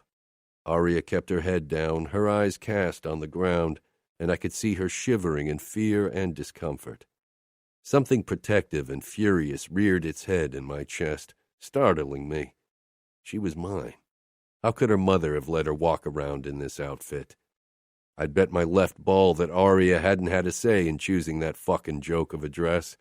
I'd fucked girls with skimpier dresses, but this was my future wife, and she was only 15. Her parents should protect her, not treat her like this. She finally risked a peek up and met my gaze. For fuck's sake, she looked like she wanted to cry. If I ever got the chance, I'd kill Scuderi, and I'd fucking enjoy it. I put my glass down before I could fling it at the wall. Aria's eyes flitted around nervously. The other men in the room watched her with the necessary respect, but that fucker, Raffaele, was undressing her with his fucking eyes. If this were New York, I'd relieve him of the burden of ever seeing anything again. And maybe I'd do it anyway if he didn't stop the leering soon. Oblivious to Raffaele's disrespect, Scuderi ushered Aria toward me. He looked at me as if he expected my jaw to drop to the floor because of Aria. She was gorgeous, and in 3 years I might appreciate her being dressed like this, but now it only pissed me off that Scuderi tried to make Aria look like some fucking sex bomb when she obviously hated it. "This is my daughter, Aria," Scuderi said, with an eager look like a German shepherd waiting for his master to throw a stick. Fiore gave me a self-satisfied grin. "I didn't promise too much, did I?" "Fuck you. You didn't?" Aria's little brother snuck up on her and slipped his hand into hers. My eyes went to her legs for a moment, but I tore them away. "Maybe the future bride and husband want to be alone for a few minutes," Father said with the look I knew only too well. He probably thought he was doing me a fucking favor. I didn't miss Aria's panicked expression, or the way she practically begged her father with her eyes to forbid it. Of course, Scuderi didn't. He'd probably let me manhandle her right in front of him as long as I didn't steal her virginity before the wedding. "Should I stay?" her bodyguard asked. Relief flashed across Aria's face. I had no illusions as to what I was, but in this room, I was the one Aria had to fear the least. "Give them a few minutes alone," Scuderi said, and Aria froze. What did she think I was going to do to her? Ravish her on the sofa? Father winked at me. He obviously thought I was going to grope at my 15-year-old fiancée. He probably would have. Everyone started to leave until only the little boy was left, clinging to his sister protectively. I had to give it to the midget. He was the only one from the outfit with an ounce of courage. "Fabiano, get out of there now," Scuderi snapped, and the boy let go of Aria and sent me a scathing look before he left. I liked that insolent brat. The door fell shut, and Aria and I were alone. She peered up at me through her long lashes, biting her lip. Did she have to look so fucking terrified? I knew how I appeared to others, and for a petite girl like her, I probably looked like a menacing giant about to crush her. But I had absolutely no intention of hurting her, much less feel her up no matter how delicious she looked. I wasn't that depraved. I'd never forced myself on a woman, and Aria was only a girl. My fiancée, mine to protect. To distract her from her obvious terror, I asked, "Did you choose the dress?" She jerked, her eyes growing wide. Huge blue eyes, so full of innocence I felt like they could wash even my sins away. And that golden hair, fuck me, I wanted to touch it to find out if it was as silky as it looked. "No, my father did," she said in that soft, genteel voice. Of course he did. I could see her shivering from cold and fear. I decided to cut this ridiculous meeting short before Aria passed out on me, and I reached for the ring I'd bought for her a couple of days ago. My little fiancée flinched, and my mood dropped even further. I showed her the velvet box, hoping it would set her at ease, but she only stared. I wanted to shake some sense into her, but that would only have proven her fears right. I shoved the box at her, and she finally reached for it. When her fingers brushed mine, she pulled away with a gasp. I had to stifle my annoyance, not at her, but at her parents, Cavallaro, and my father, who'd brought this mess down upon us. She was too young. I could only hope she'd gain some confidence in the next 3 years. I didn't want a wife who cowered in front of me. "Thank you," she said, after she'd checked out the ring. Her eyes met mine. I held out my arm. She took it with barely any hesitation, and I led her toward the living room to the people who'd betrayed her. The moment I released her, she rushed off to her sisters and mother as if they could protect her from what was to come. I went over to the men. "And?" Father asked smugly. I wasn't sure what he expected. A lewd comment about how I'd used my chance alone with Aria. Matteo shot me a sideways glance. "Aria accepted the ring," I said matter-of-factly. Scuderi's face fell. "As she should. My daughter was brought up to be obedient. You'll see." "Luca will make her obey him. He can bring the strongest men to their knees. A weak woman will bow to his will," Father said snidely. Dinner was served that moment and saved us from a fight. It was a pity. I would have enjoyed it thoroughly.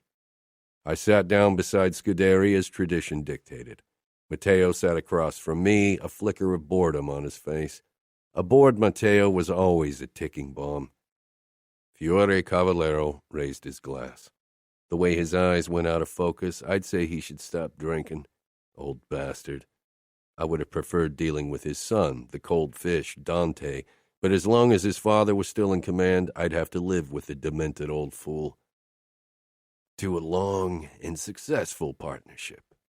I lifted my glass and downed the red wine. My eyes found Aria again. She was sitting at the other end of the table with the other women. She peered down at her ring as if it were something terrifying. Of course it was. It bound her to me. It marked her as mine. When she looked up, our eyes met. She flushed and quickly turned away, red traveling up her delicate throat. Matteo kicked me under the table, smirking. "Already lusting after your child bride?" "I can wait," I said. "It's not like I can't keep myself entertained. But from this day, she was mine." After dinner, we moved to the lounge to drink and smoke. Rocco Scuderi and Fiore Cavallaro were insufferable show-offs, and Father tried to overshadow them with his own bragging. I wanted to stuff my ears with hot wax to be spared their bullshit talk. Aria better be worth it, because peace sounded less enticing with every fucking second I had to spend with the outfit bastards. I was on my 4th glass of scotch when everyone had finally left the lounge, except for Matteo, Romero, and Cesare. Father had left to meet with a high-class prostitute from the outfit's best whorehouse, but I had no intention of risking a repeat performance of the Bratva whore incident. I allowed myself to relax against the marble ledge of the fireplace.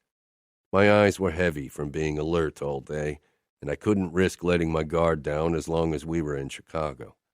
Matteo was sprawled out on an armchair as if he owned the place. His grin didn't bode well. "It could have been worse," Matteo said, grinning even wider. "She could have been ugly, but holy fuck, your little fiancé is an apparition. That dress, that body, that hair and face." Matteo whistled. Anger surged through me. Matteo and I often talked about women like that, and even with less favorable words, but this was different. "She's a child," I said dismissively, hiding my annoyance. Matteo would only irk me further if I gave him an opening. "She didn't look like a child to me," he said, then clucked his tongue. He nudged Cesare. "What do you say? Is Luca blind?" Cesare shrugged with a careful glance in my direction. "I didn't look at her closely." "What about you, Romero? You got functioning eyes in your head?" Romero looked up, then quickly looked back down to his drink. I stifled a smirk. Matteo threw his head back and laughed. "Fuck, Luca. Did you tell your men you'd cut their dicks off if they looked at that girl? You aren't even married to her." "She's mine," I said quietly. I glared at Matteo. My men respected me, but Matteo was a losing battle. Not that I had to worry. He'd never lay a hand on my woman. Matteo shook his head. For the next 3 years, you'll be in New York, and she will be here. You can't always keep an eye on her, or do you intend to threaten every man in the outfit? You can't cut off all of the dicks. Maybe Scuderi knows of a few eunuchs who can keep watch over her. I'll do what I have to, I said, swirling the drink in my glass. I had considered what Matteo had said before, and it didn't sit well with me. I didn't like the idea of being so far from Aria. 3 years were a long time. She was beautiful and vulnerable, a dangerous combination in our world. Cesare, find the 2 idiots who are supposed to guard Aria, I ordered. Cesare left immediately and returned 10 minutes later with Umberto and Raffaele. Scuderi was a step behind them, looking pissed. What's the meaning of this? He asked. I want to have a word with the men you chose to protect what's mine. They're good soldiers, both of them. Raffaele is Aria's cousin, and Umberto has worked for me for almost 2 decades. I mustered them both. I'd like to decide for myself if I trust them. I stepped up to Umberto. He was almost a head smaller than me. I hear you're good with the knife. The best, Scuderi interjected. I wanted to silence him once and for all. Not as good as your brother, as rumor has it, Umberto said with a nod toward Matteo, who flashed him his shark grin. But better than any man in our territory, Umberto admitted eventually. Matteo was the best with a knife. Are you married? I asked next. Not that marriage had ever stopped a man from having another woman. Umberto nodded. For 21 years. That's a long time, Matteo said.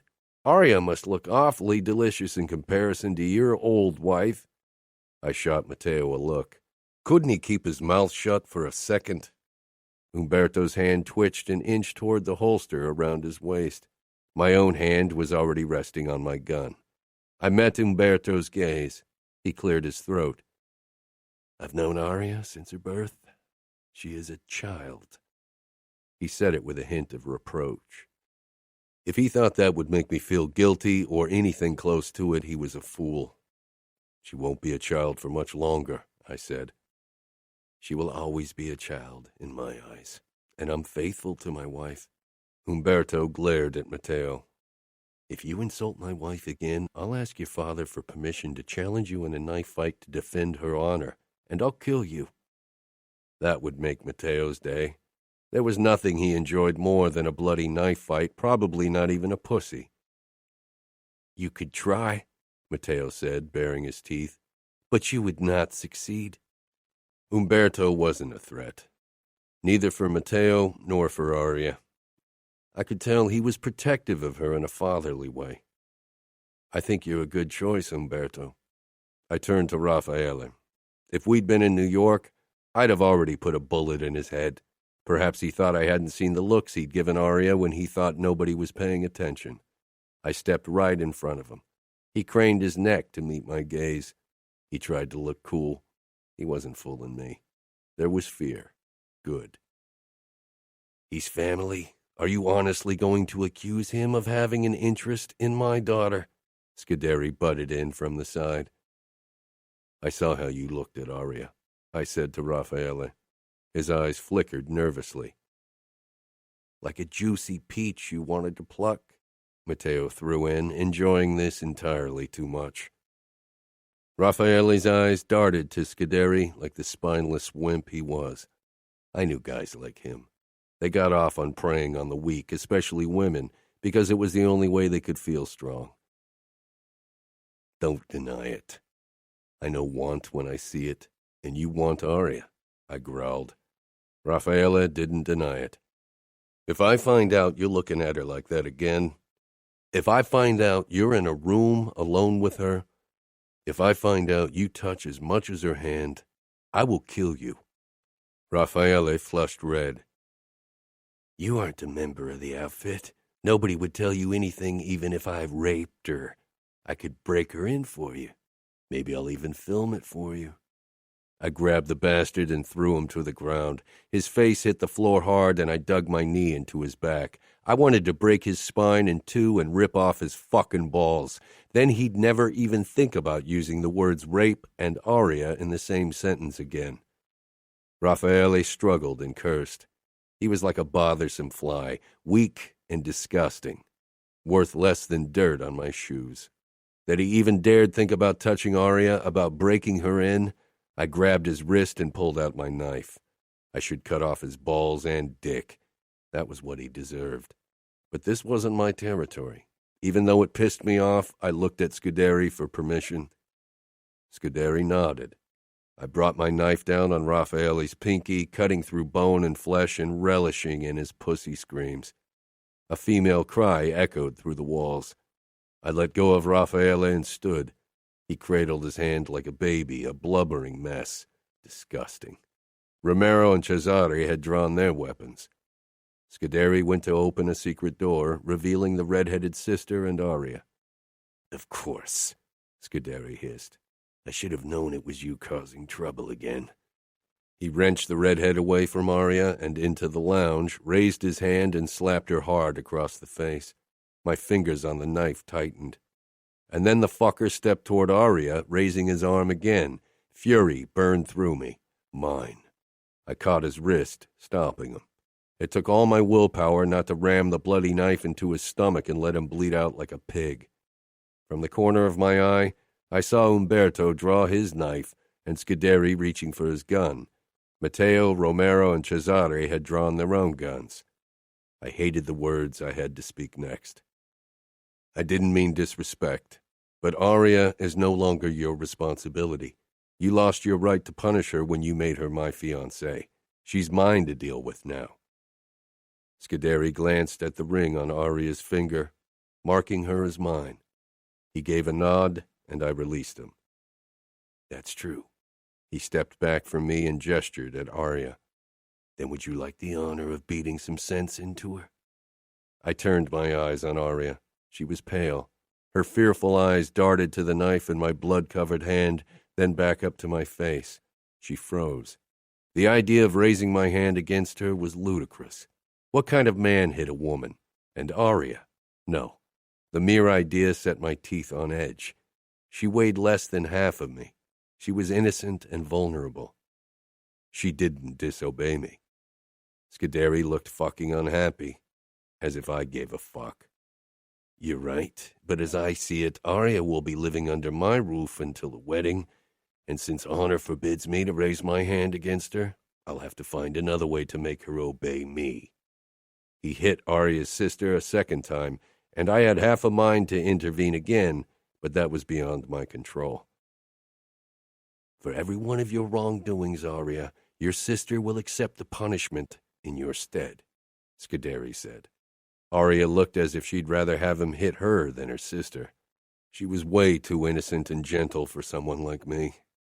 Scuderi turned to the bodyguard. "Umberto, take Gianna and Aria to their rooms and make sure they stay there." Umberto sheathed his knife and led them out. Aria avoided looking at me as she helped her sister. Raffaele's whimper drew my attention back to him. He was still clutching his hand, crying like the fucking wimp he was. Matteo held out a tissue. I took it and cleaned my hand and knife roughly. I'd need water and soap to get rid of it completely.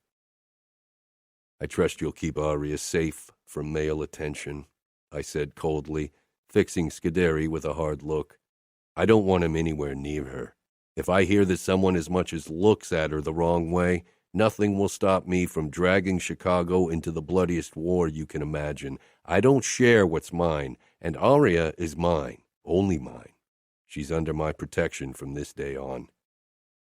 Scuderi's mouth thinned, but Fiore would lose his shit if peace broke because Scuderi couldn't protect his own daughter.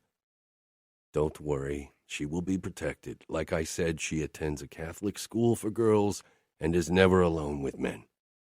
I knelt beside Raffaele and he shied back, terror flashing in his eyes. I leaned even closer. "This was nothing," I growled. "This pain is a fucking joke compared to the kind of agony you'll be in if you go near Aria ever again. If you ever touch as much as a hair on her body. My voice turned even deadlier, shaking with the force of my rage. A single fucking hair. I'll shove my knife up your ass and fuck you with it, slowly, until you bleed out through your asshole. Got it? He gave a jerky nod. I want to hear it. I won't touch her, he pressed out, looking like he was going to puke onto my shoes at any moment. I stood and stepped back, my lip curling in disgust at the coward in front of me. We're done here, I said. I'll see you out, Scuderi said in a clipped voice. Romero, Cesare, Matteo, and I followed him. We didn't shake hands as we parted. Those kinds of fake pleasantries could wait until my wedding. After returning to our hotel, we gathered in the bar for another drink. Romero was the only one who barely touched his, always dutiful. I regarded him. I knew him since we were kids. He was close to Matteo's age, and they'd gone to school together. He was a good soldier and a trustworthy man. Noticing my attention, he frowned. Is something the matter? What do you think of Aria? Cesare and Matteo both fell silent. Romero set down his glass, his body tightening. She's going to be your wife. I don't want you to state the obvious. I want to hear your impression of her. She's shy and obedient, well-behaved. I don't think she'll cause trouble in the next 3 years. His words had been chosen carefully. She's beautiful now. She'll be out of this world stunning in 3 years. I need someone to be her bodyguard, someone I can trust not to touch what's not his or anyone else's. Romero's eyes widened, finally catching up. Matteo and Cesare looked surprised as well. Luca, he said quietly, if you choose me to guard Aria, I swear she'll be safe. And I won't ever even think about her in an inappropriate way. Matteo snorted. Don't swear on it. I have a feeling it'll be difficult not to have inappropriate thoughts about Aria. I fixed Romero with a hard look. You know I trust you, and you're one of my best soldiers. But what I just said to Raffaele holds true for anyone who touches her. My eyes slid over all three men before I smirked and raised my arm, asking the barkeeper for another round. They'd got the message. Chapter 4. Almost 3 years later.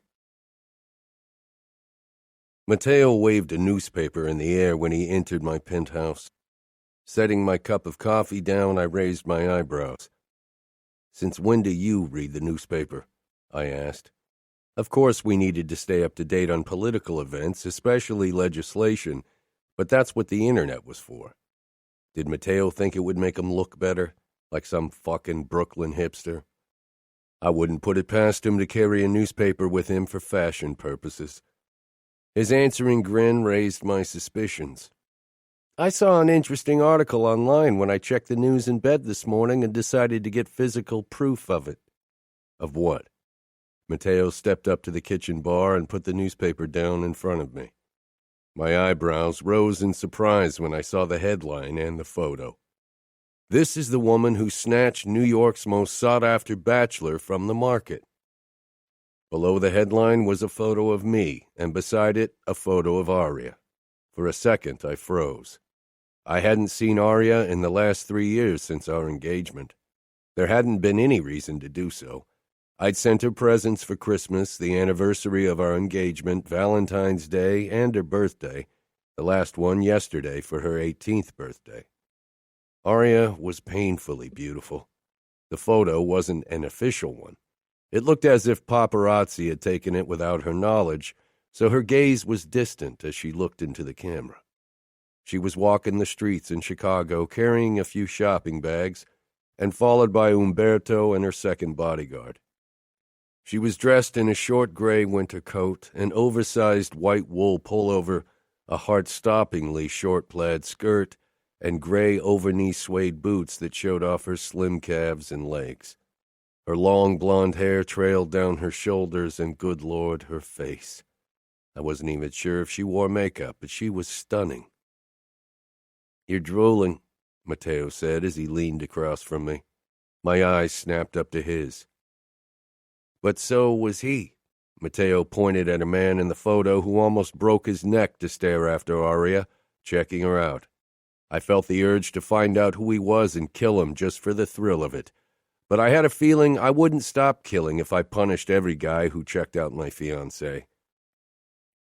I have to say I'm a bit offended that they didn't consider me the most sought-after bachelor in New York. I mean, look at me. Matteo stepped back so I could admire him in his outfit. Fucking biker boots, leather jacket, and ripped jeans. You don't have to worry about it anymore. According to this, I'm now off the market, I said dryly. Did you know the news would be leaked to the press? I shook my head. Father hadn't told me when exactly the announcement would go out. I scanned the article to see what they'd written about Aria. Luca Vitiello's long row of conquests will certainly shed a couple of tears finding out that the heir with an estimated net worth of $600 million is no longer up for grabs. They even disinherited you in their article, I said to my brother. He and I would both inherit Father's fortunes, and it was closer to $700 million, but what were $100 million give or take for the press? They kept their fact-checking to a minimum, as usual. His future wife, Aria Scuderi, Italian-American as expected, is the oldest daughter of restaurant chain owner Rocco Scuderi. I almost snorted. Rocco definitely had his hands in several restaurant chains, but that was definitely not his job description. His connections to the Chicago underworld have been rumored but never confirmed. The same can be said for the Vitiellos, which leads to the question of how the connection came to be. Salvatore Vitiello and Rocco Scuderi declined any comment. One can't help but wonder how Aria Scuderi convinced the Vitiello heir to give up his bachelor ways. I closed the newspaper. What bullshit. My phone rang and Grace's name flashed across the screen. She usually knew better than to call me. I was the one who asked for a meeting, not the other way around. It's an angry ring, Matteo said with glee. I picked up, but before I could say a word, Grace's voice shrilled in my ear. When were you intending on telling me? Her voice was pissed and whiny. Matteo chuckled and emptied the rest of my coffee. Telling you what? That you're going to marry, of course. It's none of your business. What? She screeched. We've been fucking each other for 3 years. I think I deserve... You don't deserve shit, Grace. It's like you said, we fucked, and if I remember correctly, we both fucked others in that time as well. Silence. I would have agreed to being exclusive if you'd asked me. I didn't want to. I don't care whom you fuck. Matteo was laughing quietly, making me want to chuck my phone at his pretty head. So you think I'll just let you keep fucking me when you're married as if nothing's changed? First of all, I'm not married yet. Second, you've fucked married guys before. And third, you aren't anything special, so I don't give a fuck if you let me fuck you or not. Luca! Her voice became even whinier. You don't mean it. Why don't we meet later and have some fun? I hung up. That woman had no pride. Matteo grinned. Your Grace drama brightens my day once again. Let's head to the dojo. I want to rearrange your pretty face with my fists. Matteo clapped his hands. All right. I shook my head and followed him toward the elevator.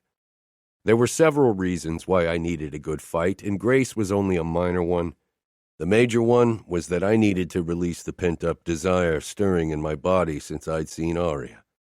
There were still 6 months until I could finally touch that body. 6 fucking long months. 6 months later. So, are you nervous, Luca? Matteo grinned. No, I'm never nervous. But you haven't seen Aria in 3 years. What if she doesn't look hot in person? Photos can be deceiving. Then you'll be stuck fucking an ugly woman for the rest of your life. As usual, Matteo's favorite pastime was to annoy the crap out of me. You're full of shit. She'd been pretty 3 years ago. I could only imagine how beautiful she'd be now. The photos of her had been the worst kind of torture I could imagine.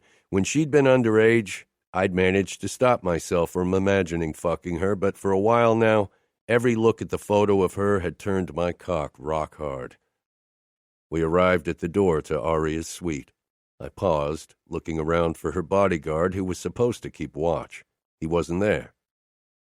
I should have sent you to guard Aria years ago, I told Romero. Then I knocked. Light steps rushed toward us, and the door was ripped open by a girl with dark blonde hair. She was dressed like a cheap rocker girl. She was obviously trying to impress me with her barely there hips and moderate chest. I had trouble remembering her name. She had to be the kid's sister. "Hi, Luca," she said, actually smiling in a flirty way. I had to stifle a chuckle. Did she really think I didn't see how young she was? Then it finally clicked. "You're Liliana, the youngest sister." "I'm not that young." "Yes, you are," a familiar soft voice said. "Go to Jana." And there she was. Damn it. 3 years ago she'd shown promise, but today she looked like a fucking wet dream come true. Long blonde hair, smooth skin, lean legs, and firm tits. I couldn't wait to see every fucking inch of her body. "I didn't know we'd meet in my suite," she said with a hint of disapproval. What a warm welcome. "Are you going to let me in?" She stepped aside. I gave Cesare a sign to wait outside before the rest of us walked into the suite.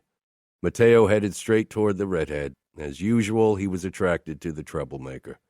My eyes were once again drawn to Aria's fucking hot body. Only a few more days and she'd be mine. I couldn't wait. "You shouldn't be here alone with us. It's not appropriate," Gianna muttered. Of course it wasn't. That's why there was supposed to be a guard in front of their door. "Where's Umberto?" Aria shrugged. "He's probably on a toilet or cigarette break." "Does he often leave you without protection?" "Oh, all the time," Gianna said mockingly. "You see, Lily, Aria, and I sneak out every weekend because we have a bet on who can pick up more guys." Matteo shot me a grin. I wasn't sure how he could be in such a disgustingly good mood. If I had to spend any more time with the big-mouthed redhead, I'd lose my shit. "I want to have a word with you, Aria," I said. Gianna had to butt in again, of course. "I was joking, for God's sake." The brat actually tried to step between Aria and me. Thankfully, Matteo dragged her away. I really hoped the glint of fascination in his eyes was only that. "Let go of me or I'll break your fingers," Gianna growled. Matteo raised his hands with a wide grin. Those two were more than even the most patient saint could handle. "Come on." I turned to Aria and barely touched her lower back. She swallowed and tensed. Had she still not gotten over her fear of me? "Where's your bedroom?" No, she definitely hadn't. I usually only saw that kind of look on the faces of my enemies after I got my hands on them. Aria pointed toward a door to our right, and I nudged her in that direction, trying to ignore the way she trembled under my touch. It was starting to seriously annoy me. Of course, the big mouth had the last word. "I'll call our father. You can't do that." As if Scuderi would care. We stepped into the bedroom, and I closed the door before facing Aria, who was staring up at me with fear-widened eyes. "Gianna was joking. I haven't even kissed anyone yet, I swear." She blushed deliciously as she said it. That's why she was so scared. I had to admit that hearing her confirm what I'd known made a possessive beast in my chest rear its head. I know. Her fucking kissable lips parted in surprise. Damn it. I wanted to push her against the door and kiss her. "Oh, then why are you angry?" "Do I look angry to you?" Her expression was like an open book. It would make things easier for me. "You don't know me very well." She shot me an indignant look. "That's not my fault." This was the first real sign of defiance from her, and I was fucking glad about it. I really couldn't live with a terror-stricken wife. I wasn't the most sensitive guy, and would lose my patience pretty quickly if I had to tiptoe around Aria like she was breakable. I took her chin between my thumb and forefinger. She stiffened, and defiance was replaced by worry. "You're like a skittish doe in the clutches of a wolf. I'm not going to maul you." I'd do many other things to her, but she'd enjoy them all. She pressed her lips together, obviously not believing me. She looked fucking beautiful, and her skin was like velvet under my fingertips. Would every inch of her feel so soft? I leaned down to kiss her, wanting to know if she'd let me. Women had rarely refused me, but Aria wasn't like them. Her eyes grew wide. "What are you doing?" Man, did she have to act as if I were a creep who trapped her in a dark alley? "I'm not going to take you if that's what you're worried about. I can wait a few more days. I've waited 3 years, after all." Fury flickered across her pretty face, and I fucking loved the sight of it. "You called me a child last time." She remembered that. I let my eyes trail over her amazing body, then smirked. "But you aren't a child anymore." Damn it, I wanted her more than I'd ever wanted a woman, but the horrified glint in her eyes stopped my cock from getting any ideas. I moved even closer. "You're making this really hard. I can't kiss you if you look at me like that." "Then maybe I should give you that look on our wedding night," the little vixen actually said. Two could play that game. "Then maybe I'll have to take you from behind so I don't have to see it." It was meant as a joke, even if the idea of having her perfect butt propped up in front of me was too good. Aria paled and flinched away from me before bumping into the fucking wall. For fuck's sake, did she really think I'd throw her on the bed and mount her from behind in our first night together? Not that I didn't have the intention to have her braced on all fours in front of me while I slammed into her, but that would have to wait until later. From her fearful expression, she really thought I'd take her virginity like a beast. Stifling my annoyance, I said in as calm a voice as I was capable of, "Relax, I was joking. I'm not a monster." "Aren't you?" What the fuck? I hadn't come here to let her insult me. If she wanted to see me as a monster, then I could gladly act like one. I glared down at her. "I wanted to discuss the matter of your protection with you. Once you move into my penthouse after the wedding, Cesare and Romero will be responsible for your safety. But I want Romero at your side until then." "I have Umberto," she said with a frown. "Right. That's why I could walk into their suite without anyone trying to stop me. Apparently, he's taking too many toilet breaks. Romero won't leave your side from now on." "Will he watch me when I shower, too?" "Not in a million years. If I want him to." Defiance returned with full force. "You would let another man see me naked? You must really trust Romero not to take advantage of the situation." She tried to make herself taller, which was still more than a head smaller than me. "Romero is loyal," I said, then bent down until we were at eye level. "Don't worry. I'll be the only man to ever see you naked. I can't wait." I made a show of undressing her with my eyes, and of course, she wrapped her arms around herself, looking as if she were about to cry. I couldn't deal with crying women. "What about Lily?" she asked quietly.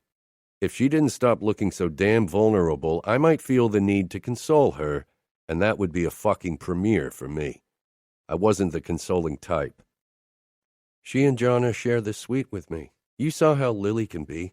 She'll flirt with Romero. She'll do anything to get a rise out of him. She doesn't realize what she could get herself into. I need to know that she's safe."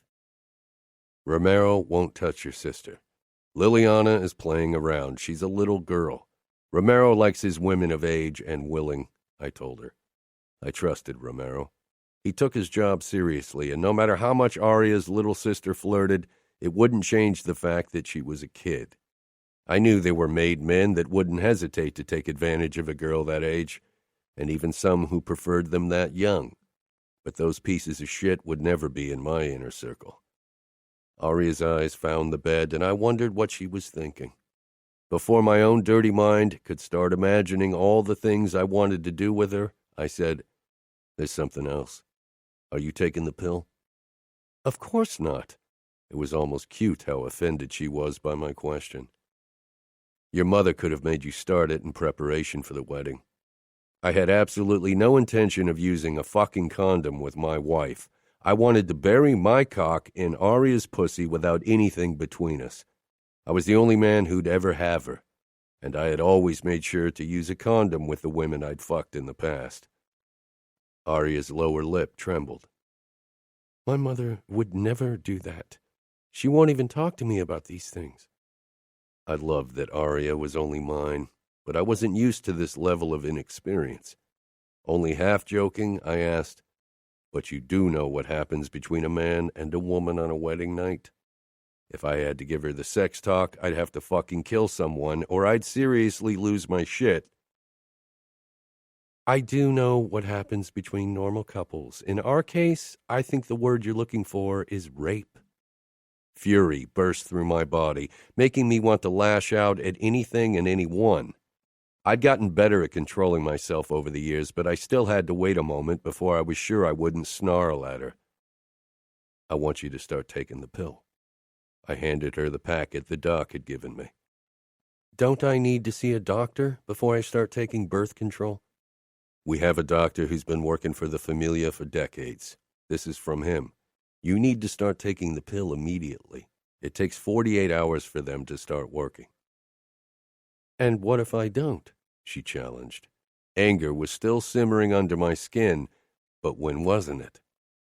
Then I'll use a condom. Either way, on our wedding night, you're mine. I opened the door.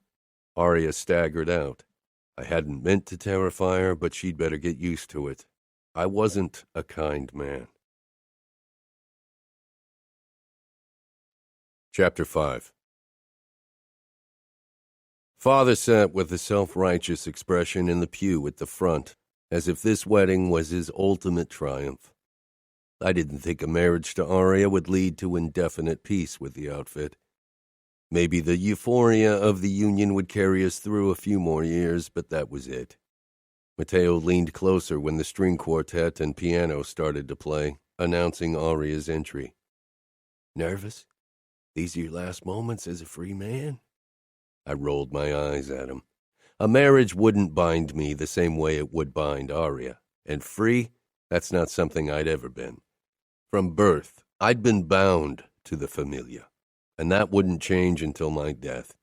The Familia was the only thing that mattered in my life. Matteo let out a low whistle, and I followed his gaze toward the back. Aria stood at the end of the aisle, white and golden. My eyes drank in every inch of her body, but a veil covered her face. My stomach did tighten for only a moment before I reined myself in. When she and her father arrived in the front, he finally lifted her veil, and for the briefest moment, before Aria could mask it, I could see utter fear in her eyes. Damn it. Damn them all for forcing her into a marriage with me. But most of all, damn myself, because nothing in the world would have stopped me from making her mine. Not anymore, not ever. I held out my hand, and Scuderi gave her to me with almost the same self-righteous smile my father wore on his face. Aria didn't look at me. She was fighting for composure. Her hand was cold in mine, and a tremor went through her body. I wasn't sure what she expected of me. The priest in his white frock greeted us, then the guests, before he began his opening prayer. It was tradition to get the church's blessing, but I didn't believe in a God. I doubted we'd all be here if there was one. Luca and Aria, the priest addressed us, have you come here freely and without reservation to give yourselves to each other in marriage? Will you love and honor each other as man and wife for the rest of your lives? Love, as if this marriage was about love. I didn't love anyone and never would. Love was a weakness. Aria's hand stiffened, and I wondered if she was stupid enough to hope for something like that. I would treat her with respect and perhaps even come to tolerate her as a partner, but love her, I almost laughed. The Familia, that was the only love I had. Yes, I said, because it was expected. Aria's own yes held no hesitation. The priest nodded, satisfied. Since it is your intention to enter into marriage, join your right hands and declare your consent before God and His church. I took Aria's hands in mine and turned toward her. For the first time since she'd lifted the veil, she met my eyes. Her face didn't betray anything, but her eyes couldn't hide her emotions. Fear, despair, hopelessness. Anger filled my bones. I, Luca Vitiello, take you, Aria Scuderi, to be my wife. I promise to be true to you in good times and in bad, in sickness and in health. I will love you and honor you all the days of my life. I tried to ignore her shaking when I slipped the ring on her finger. Aria, take this ring as a sign of my love and fidelity. In the name of the Father, and of the Son, and of the Holy Spirit. She was mine now.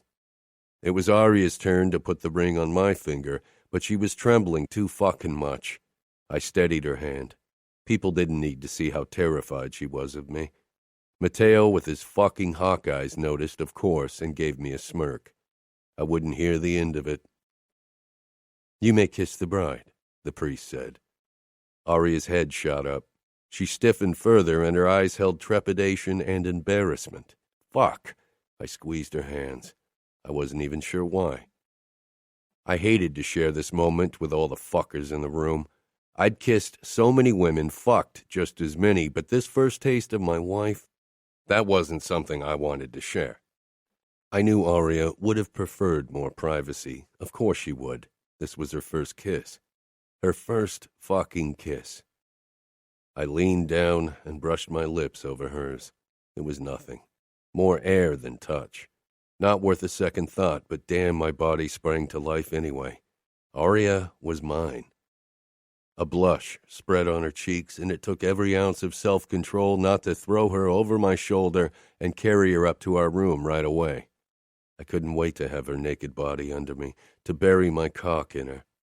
As if she could read my mind, Aria shuddered violently, and my lust evaporated. I didn't want to consider the possibility that she might react the same way to my touch tonight. Fuck. I took her hand and led her down the aisle. The men of the family gave me nods as they clapped. A waiter headed our way at once, balancing a tray with champagne glasses on his palm. I took one for me and one for Aria, handing it to her. Aria clutched the glass in her delicate fingers, but didn't react otherwise, not even looking my way. Soon our guests crowded around us to offer us their blessings. It was a necessary tradition we couldn't avoid, even when all I wanted was to fast forward to my first night with my wife. Aria's gaze was distant, her lips a thin line in her pale face. I dipped my head down to her. Smile. You're the happy bride, remember? As if a switch had been turned, Aria's face became a mask of happiness, all fake.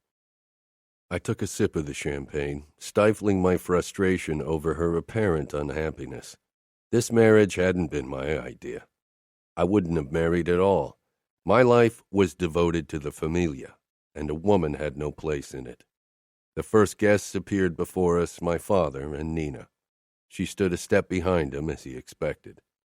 My father put a hand on my shoulder. He was my height, the only man at the party who was, and his eyes met mine. Gray eyes and dark hair like me. But that was the extent of our similarities, if you disregarded our streak of cruelty.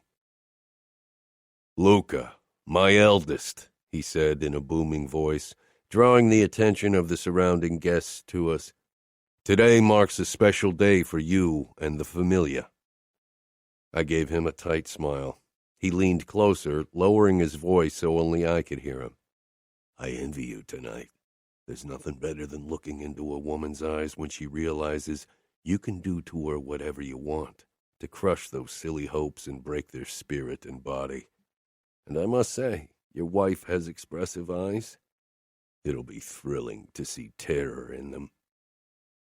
Something dark and cruel roared in my chest, but it was definitely not directed at the vulnerable woman at my side.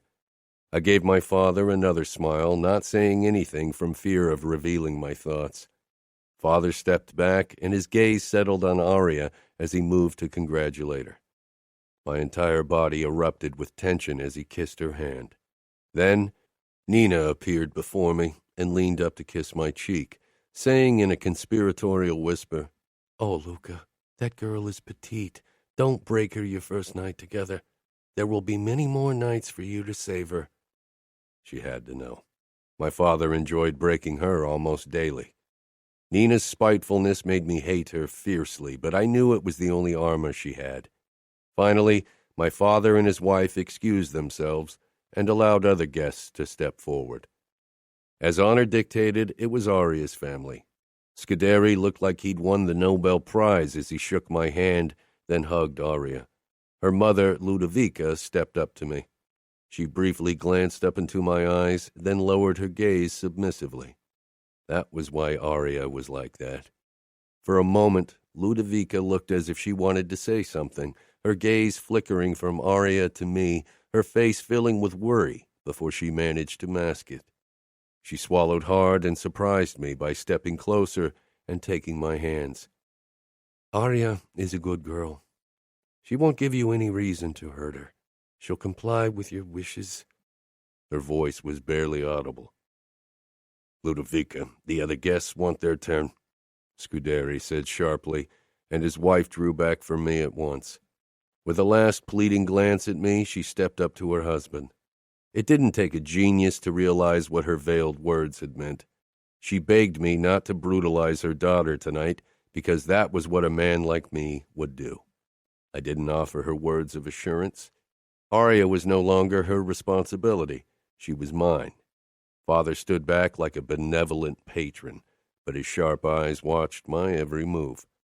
He wouldn't see a sliver of weakness, not today, not ever. Dante Cavallaro and his parents were next. It surprised me that Dante was at the front. It was a clear sign that he would soon become the head of the outfit, even when his father was still officially the boss. His expression was stoic when he kissed Aria's hand, breaking protocol by greeting her first and not me. I regarded him closely, my eyes narrowing. When he finally stepped up to me, our gazes locked, and the same wariness I felt reflected in his eyes. This marriage was supposed to ensure peace, but neither Dante nor I trusted this fragile truce. Congratulations on your marriage, he said, emotionlessly. Thank you for giving me the outfit's most beautiful woman, considering you are in need of a wife as well. Something feral flashed in Dante's eyes, but it wasn't the only emotion my words had summoned. There had been a flicker of sorrow and pain in his expression before the cold mask had returned. Dante missed his dead wife. The realization surprised me. I filed it away for possible later use. My father hadn't waited long to marry Nina once my mother was dead. Women were replaceable pleasure objects for him. My son has peculiar tastes when it comes to his next wife, Fiore butted in, stepping up beside his son. I didn't say anything. Dante's eyes were already murderous, and while I would have enjoyed killing him and every outfit fucker in the room, a wedding wasn't the right place or time. Mrs. Cavallaro waited with a pinched expression beside her husband and son. She barely talked. Maybe Fiore forbade her. My eyes darted to Aria, who stood with her hands folded before her stomach. Her expression reflected polite interest and fake happiness, but I could see the myriad of darker emotions lurking beneath her outward mask. Would she be like her mother, Nina, or Mrs. Cavallaro soon? Would I break her? She didn't glance my way, but I was sure she noticed my gaze. After her cousin Bibiana had talked to Aria, and I to her old fat husband, my wife's demeanor changed. I couldn't pinpoint why, but she kept risking peeks at me. I was talking to one of my captains when Aria watched me again, and I finally turned to meet her gaze. In it, I saw curiosity and a flicker of hope. The latter was even more deadly than the former in our world. Then a bright red dress and patent red leather heels caught my attention. My eyes returned to the line of well-wishers, and a curse died on my tongue. Senator Parker and his family. I barely paid attention to the man whose campaigns we paid, or his equally ambitious son who was also on our payroll. Behind them stood the last person I wanted to see at my wedding, Grace. I was pretty sure she had been sewn into her fucking dress. I shook her father's and brother's hands before she stepped up to me. Senator Parker sent her a warning look, which Grace ignored like she always ignored sensible advice. Congrats, Luca, she said, her eyes practically trying to fuck me. If she didn't stop it soon, I'd have to throw her out. Grace, I said in a bored voice. She stepped very close, closer than was proper, and I would have shoved her away if it hadn't caused a big scene. I'm so fucking wet for your cock, Luca. I want to taste your cum in my mouth, she purred into my ear. Perhaps you'll think of me tonight when you fuck your little boring wife. She won't be half as good as I am. I kept my face neutral, even if my blood boiled with fury. I doubted that had been Grace's fucking intention. Did she really believe I'd think of her when I was with Aria? Aria was gorgeous. She was honorable. She was my wife. Grace was nothing. Of course, Aria wouldn't blow my mind with her skills. She had never been with anyone, but I'd teach her. Fuck, I couldn't wait to do it. Then Grace actually hugged Aria, and when she pulled back, Aria looked as if she was going to be sick. What the fuck had Grace told her? She was a fucking backstabbing creature. I reached for Aria's hand, and she flinched so violently that I knew Grace must have divulged one of our harder adventures. As if I'd treat Aria as I treated Grace. That whore should have never been invited. My fucking father had probably done it on purpose to mess with me. When the ordeal was over and we finally moved toward the tables, I almost groaned in relief.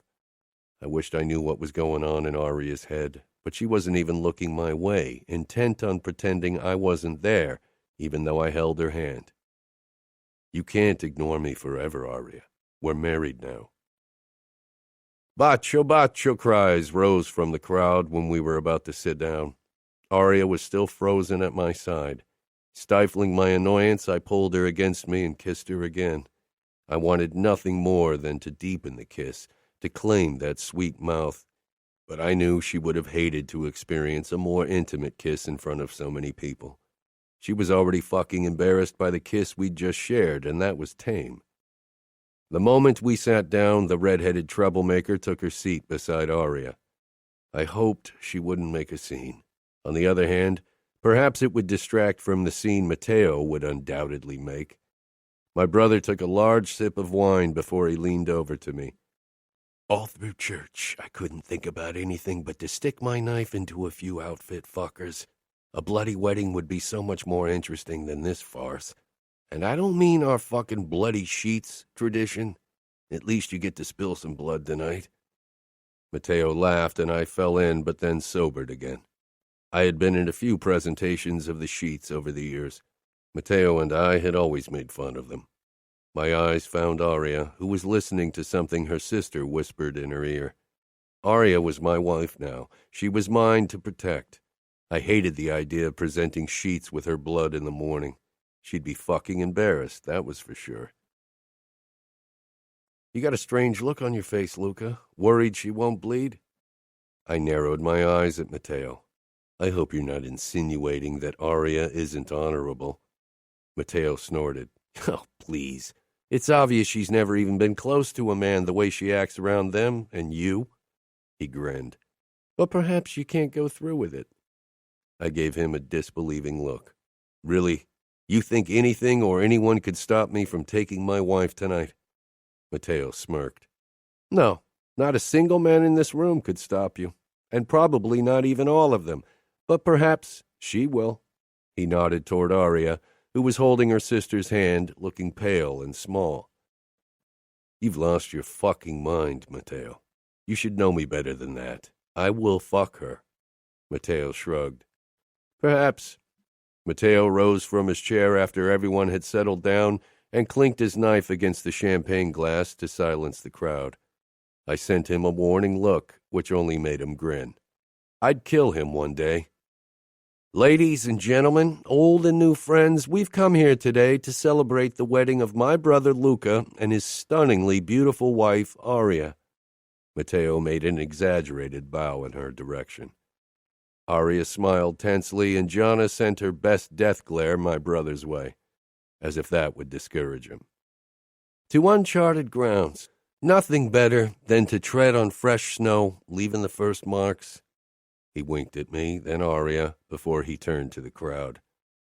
I'm sure everyone here agrees. To uncharted grounds." The men laughed and threw his words back at me, lifting their glasses in my direction. I shook my head with a smile. Matteo was a fucking nuisance. My smile died when I saw Aria. She'd put her brave face on, but her skin was bright red from embarrassment, and her eyes reflected anxiety. Jana was clutching one of her hands, but the other was curled into a fist on her pure white dress. For some reason, I wanted to reach out and unfurl her fingers, link them with my own. It was a ridiculous notion I would never follow, especially not in a room with my enemies and my soldiers. I was glad when my father and Scuderi were done with their toasts and the food was finally served. Not only was I starving, but I was tired of their bullshit talk. The servers began piling the tables with antipasti. "I wanted to make a toast as your bridesmaid, but father forbade it. He seemed worried I would say something to embarrass our family," Jana said loudly. I looked her way, then rolled my eyes and filled my plate with antipasti. Aria took a big gulp from her wine and lifted the glass for another. I stopped her with my hand on hers. "You should eat." Her plate was empty, and she hadn't touched any of the appetizers during the champagne reception. Her lips thinned, but she picked up a piece of bread and took a bite before she dropped it on her plate. She didn't eat much more when the main course was served, and I had to hold back my frustration, especially when she drank more wine. Maybe she thought I didn't notice because my father and the Cavallaros dragged me into a conversation about the bratva, but I wasn't blind. When it was time for our dance, I rose and held out my hand. Of course, the crowd requested another kiss the second Aria stood beside me. I pulled her against me, tightening my grip when she swayed. Her gaze wasn't as focused as it should be. She definitely had too much alcohol.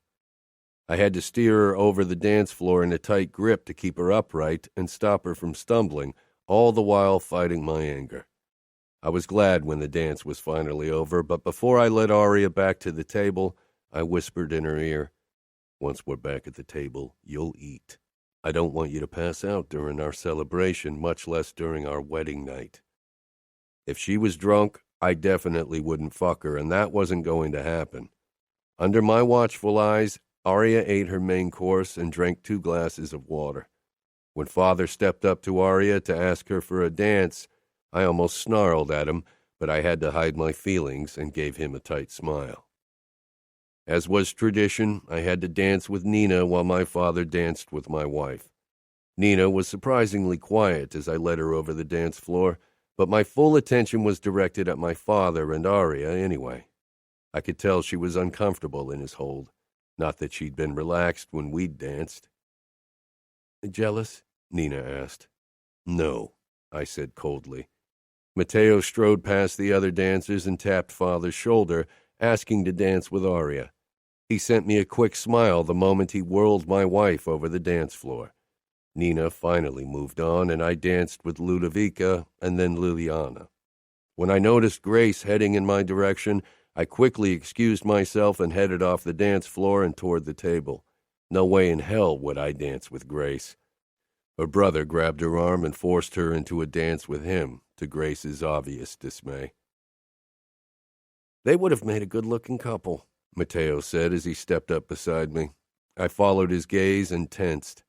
Dante was dancing with Aria. "The Golden Couple is what some people nicknamed them in the outfit.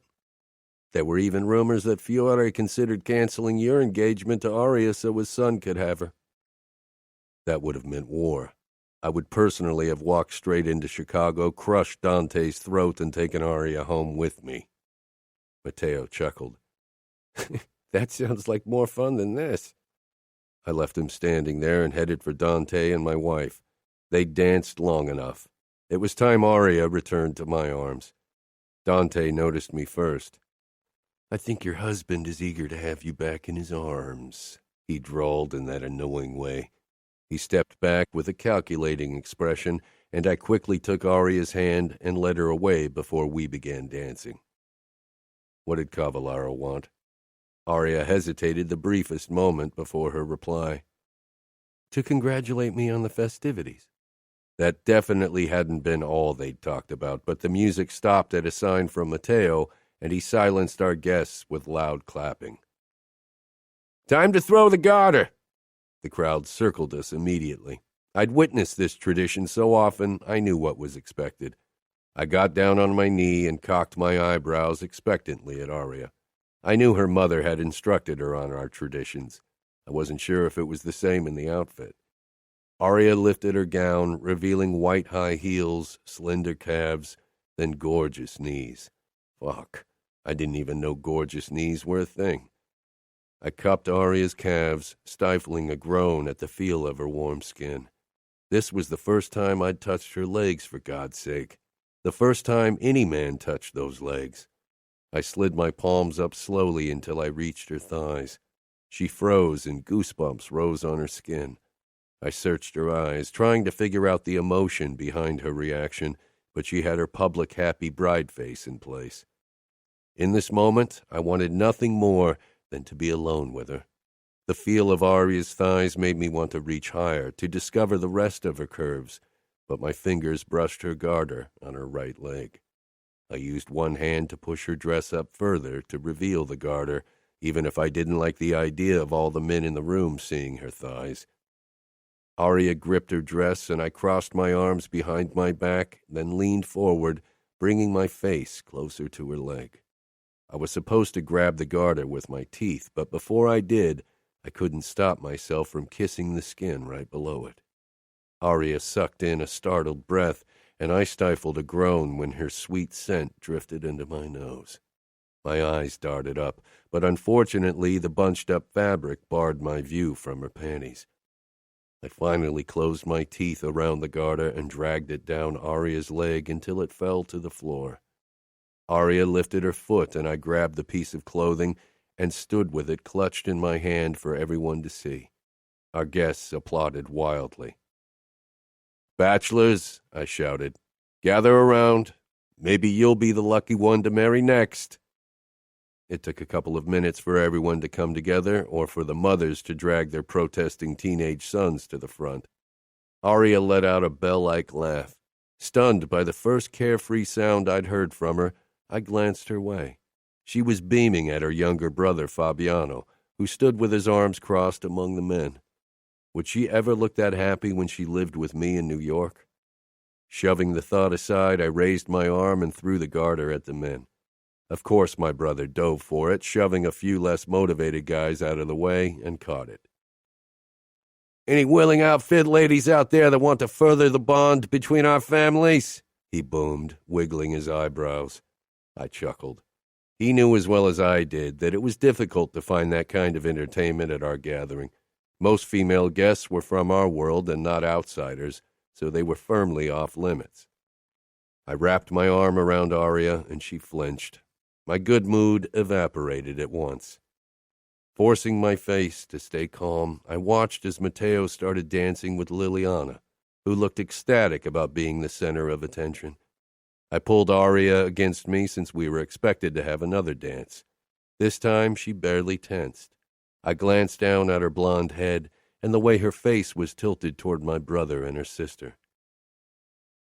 "If my brother married your sister, you'd have family in New York," I said.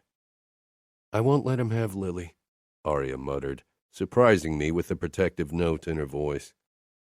"It's not Lily he wants," I said, glancing toward Jana, who was skulking at the fringes of the dance floor. Aria seemed shocked by my comment. Hadn't she noticed the looks my brother had been giving her sister? Maybe she didn't recognize desire on a man's face. That would soon change.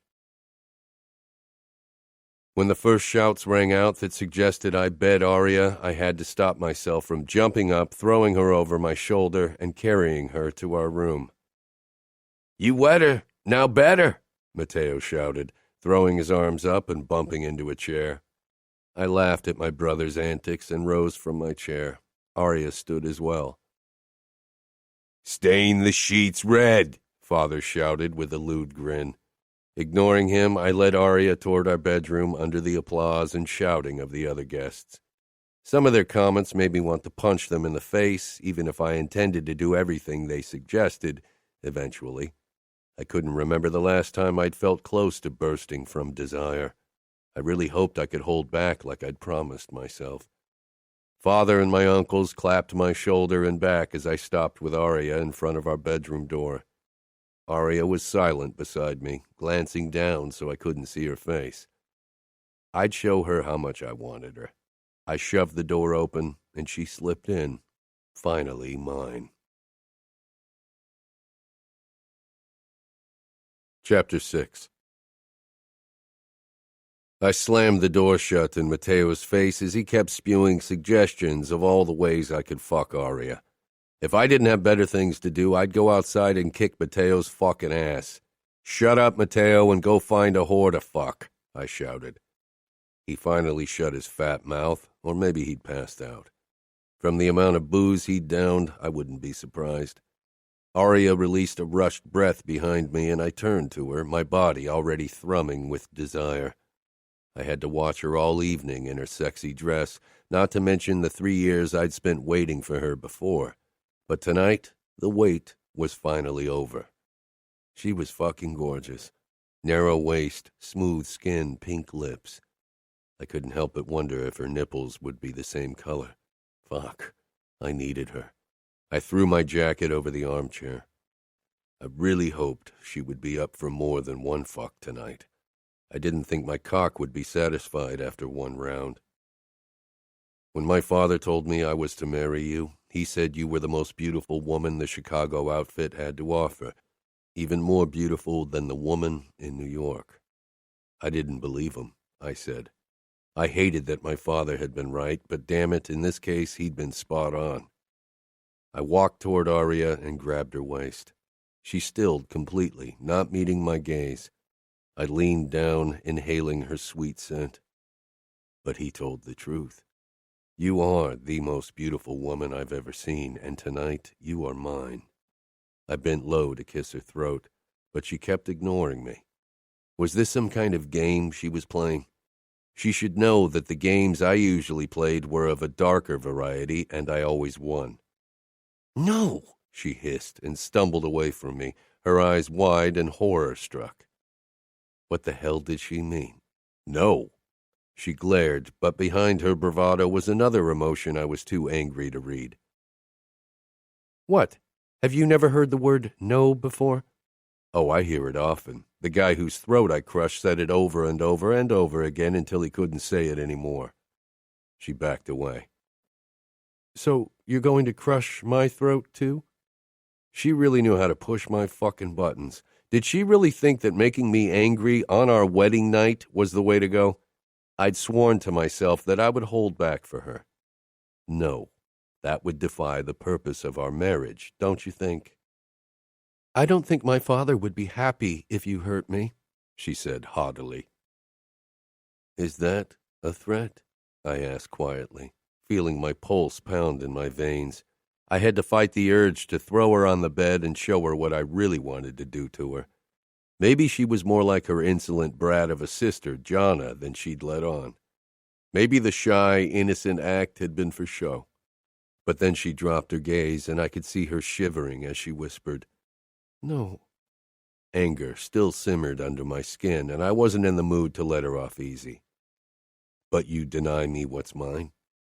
I can't deny you something that you don't have the right to take in the first place. My body doesn't belong to you. It's mine, she said fiercely, eyes shooting daggers my way.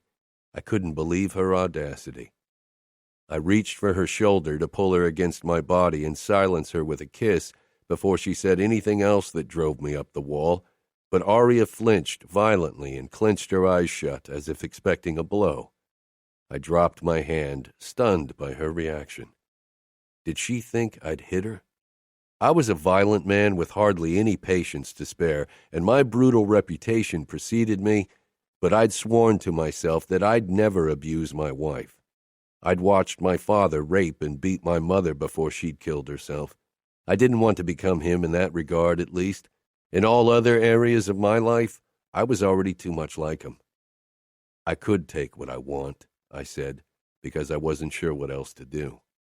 Aria didn't need to know that it was an empty threat. While I could certainly follow through with it, I would never do it. I hated my own confusion.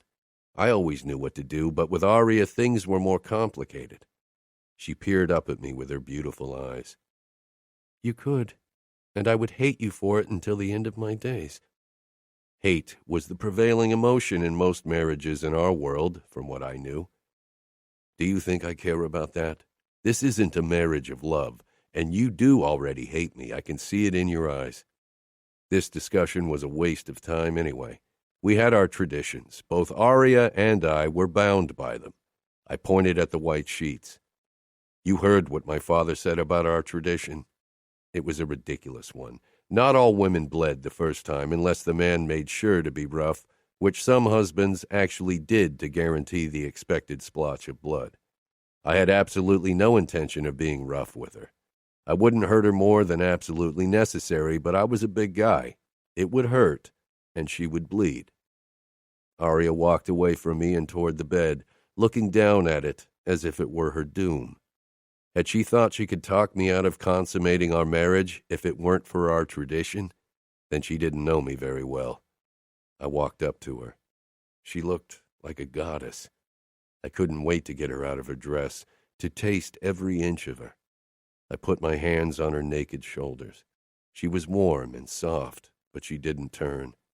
I stifled my annoyance at her refusal to acknowledge my presence. I would be patient, even if she provoked me. I brushed my hands over her collarbones to the soft rise of her breasts. I could feel my cock responding to the feel of her perfect skin, to her tantalizing scent. Fuck, I burned to bury myself in her. Something wet dropped on my hand. I didn't have to see it to know it was a tear, a fucking tear. She was crying.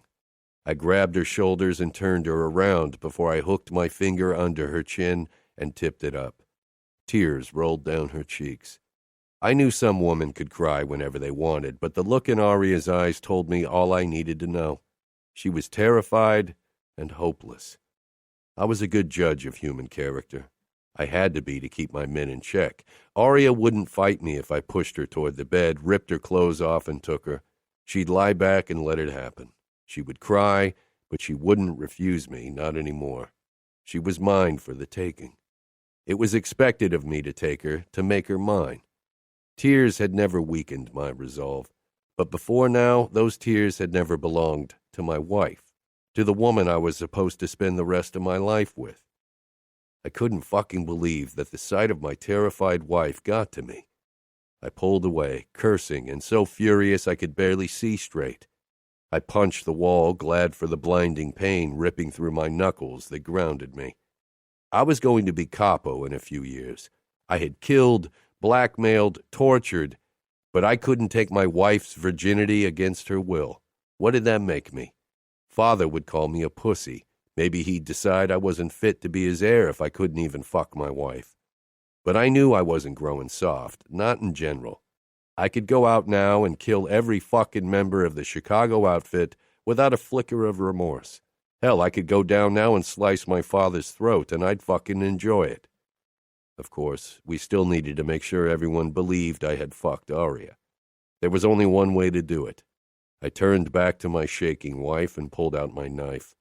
Not only was I denying myself the pleasure of being inside her tight pussy tonight, but I was also going to bleed for her. The thought didn't sit well with me, and not because I cared about a cut. I'd suffered through much worse injuries, but I couldn't help but feel like my action would give Aria too much power over me. But I knew I'd already made up my mind. She was watching me with barely hidden trepidation, and when I moved toward her, she flinched. Again. She expected the worst because I was a monster. I cut my arm, put my knife down on the table, and grabbed a glass to catch a few droplets of blood. Aria's surprise would have been amusing if I wasn't still mad at myself. I headed into the bathroom to add a few drops of water to the blood so it would look convincing. I hadn't been with a virgin before. My tastes had always run toward the rough, so experienced women had seemed the better choice, but I'd witnessed a few presentations of the sheets over the years, and I knew what was expected. Aria hadn't moved from her spot when I headed back to the bedroom and toward the bed, where I spread a few drops of the pink liquid. From the corner of my eye, I could see her approaching me carefully. She stopped a few feet from me, hope mingling with confusion on her pretty face. Some girls were ugly criers. I didn't think Aria could ever look anything less than stunning. The deep blush on her cheeks made me hate myself even more for my weakness. I could have had her beautiful body beneath me tonight, but instead I was painting a fucking picture with my own blood for the fucking furies of my family. What are you doing? They want blood, they get blood. Why the water? Blood doesn't always look the same. Is it enough blood? What had the women of her family told her about first times? Did you expect a bloodbath? It's sex, not a knife fight. She bit her lip again, and an image of her doing that in the throes of passion slipped into my mind. Won't they know that it's your blood? She asked quietly. She looked too damn gorgeous with that fucking blush and small, hopeful smile. I wanted to see if I could make her lovely blush spread all over her body. I needed a fucking drink. If I didn't get laid today, I'd at least get drunk. Fucking waste of a night. No. I poured myself scotch into the glass with the blood water mix. Aria didn't take her eyes off me as I threw my head back and downed my drink. She gave me a disgusted look. What about a DNA test? Was she serious? They'll take me at my word. Nobody will doubt that I've taken your virginity the moment we were alone. They won't, because I am who I am. I had a reputation. I'd never shied back from doing something I was supposed to do. So why wasn't I getting Aria out of her dress to fuck her? Fear filled her face, and she took a step back as if she could read my mind and was thinking of running. That was fucking why. While I enjoyed seeing fear on the faces of my enemies and occasionally my own soldiers, the idea of having Aria lie beneath me with a similar expression didn't turn me on at all. I didn't want her terrified of me. No, I said. That's the 5th time you've shied back from me tonight. I put my glass down and grabbed my knife from the table before I walked toward her. She looked like she wanted to bolt. Did your father never teach you to hide your fear from monsters? They give chase if you run. She didn't say anything, but I could see her start shaking when she peered up at me. Did she think I'd fucking cut her? If I really was that kind of monster, we wouldn't be standing here. She'd be sprawled out on the bed, crying her eyes out because I'd fucked her. That blood on the sheets needs a story, I told her, hoping to fucking calm her, but she flinched again. That's 6 times. I brought the knife down to the edge of her dress, making sure the blade didn't touch her unblemished skin. I sliced the fabric slowly until the dress finally fell apart and pooled around her heels. It's tradition in our family to undress the bride like this. Aria was left in nothing but a tight corset and white lacy panties. Damn it. She was fucking sex on legs. And then she flinched again. 7, I said, wishing I could tear my eyes away from her gorgeous body. The rise of her perfect small breasts, her narrow waist, the thin fabric of her panties barely hiding her pussy. Turn around. Fuck. Aria's back was even more tantalizing than her front. What was that thing she was wearing? She had a fucking bow over her perfectly round butt, practically inviting me to unpack her. It would be so easy to rip down her flimsy panties and bury myself in her. She smelled sweet and perfect, and she was mine, only mine. I tugged at the bow. It would be so easy. You already bled for me, she whispered in a small voice. Please don't. My wife begged me not to hurt her. Maybe I was a monster. I ran my knuckles over the silky skin of her back, needing to touch her before I cut through her corset. She held on to it before I could catch a glimpse of her breasts. I wrapped my own arm around her, pulling her against me. She gasped and stiffened when my cock dug into her lower back, and the blush across her cheeks deepened further. Tonight you beg me to spare you, but one day you're going to beg me to fuck you. Don't think because I don't claim my rights tonight that you aren't mine, Aria. No other man will ever have what belongs to me. You are mine. She nodded quickly. If I catch a man kissing you, I'll cut out his tongue. If I catch a man touching you, I'll cut off his fingers, one at a time. If I catch a guy fucking you, I'll cut off his dick and his balls, and I'll feed them to him. And I'll make you watch." She knew I wasn't kidding. She'd seen what I had done to her bastard of a cousin years ago, and that was nothing. I let her go. Her proximity was giving me ideas I really didn't need right now. I walked toward the chair and got myself another drink as Aria disappeared into the bathroom. I heard the lock click into place and had to bite back a laugh. My wife was hiding from me behind a locked door. Everyone in this fucking mansion was probably getting more action than me tonight. Damn it. I had downed 3 more glasses of scotch when Aria finally emerged. This was fucking torture. She was wearing a flimsy see-through nightgown that didn't hide anything. Was she fucking kidding? That's what you choose to wear when you don't want me to fuck you. Her eyes darted between the bed and me. I didn't need to read her mind to know that she still didn't trust me. In that outfit, she was probably right not to trust any man. I didn't choose it. Of course she hadn't. My stepmother? That woman was a meddlesome, sadistic bitch.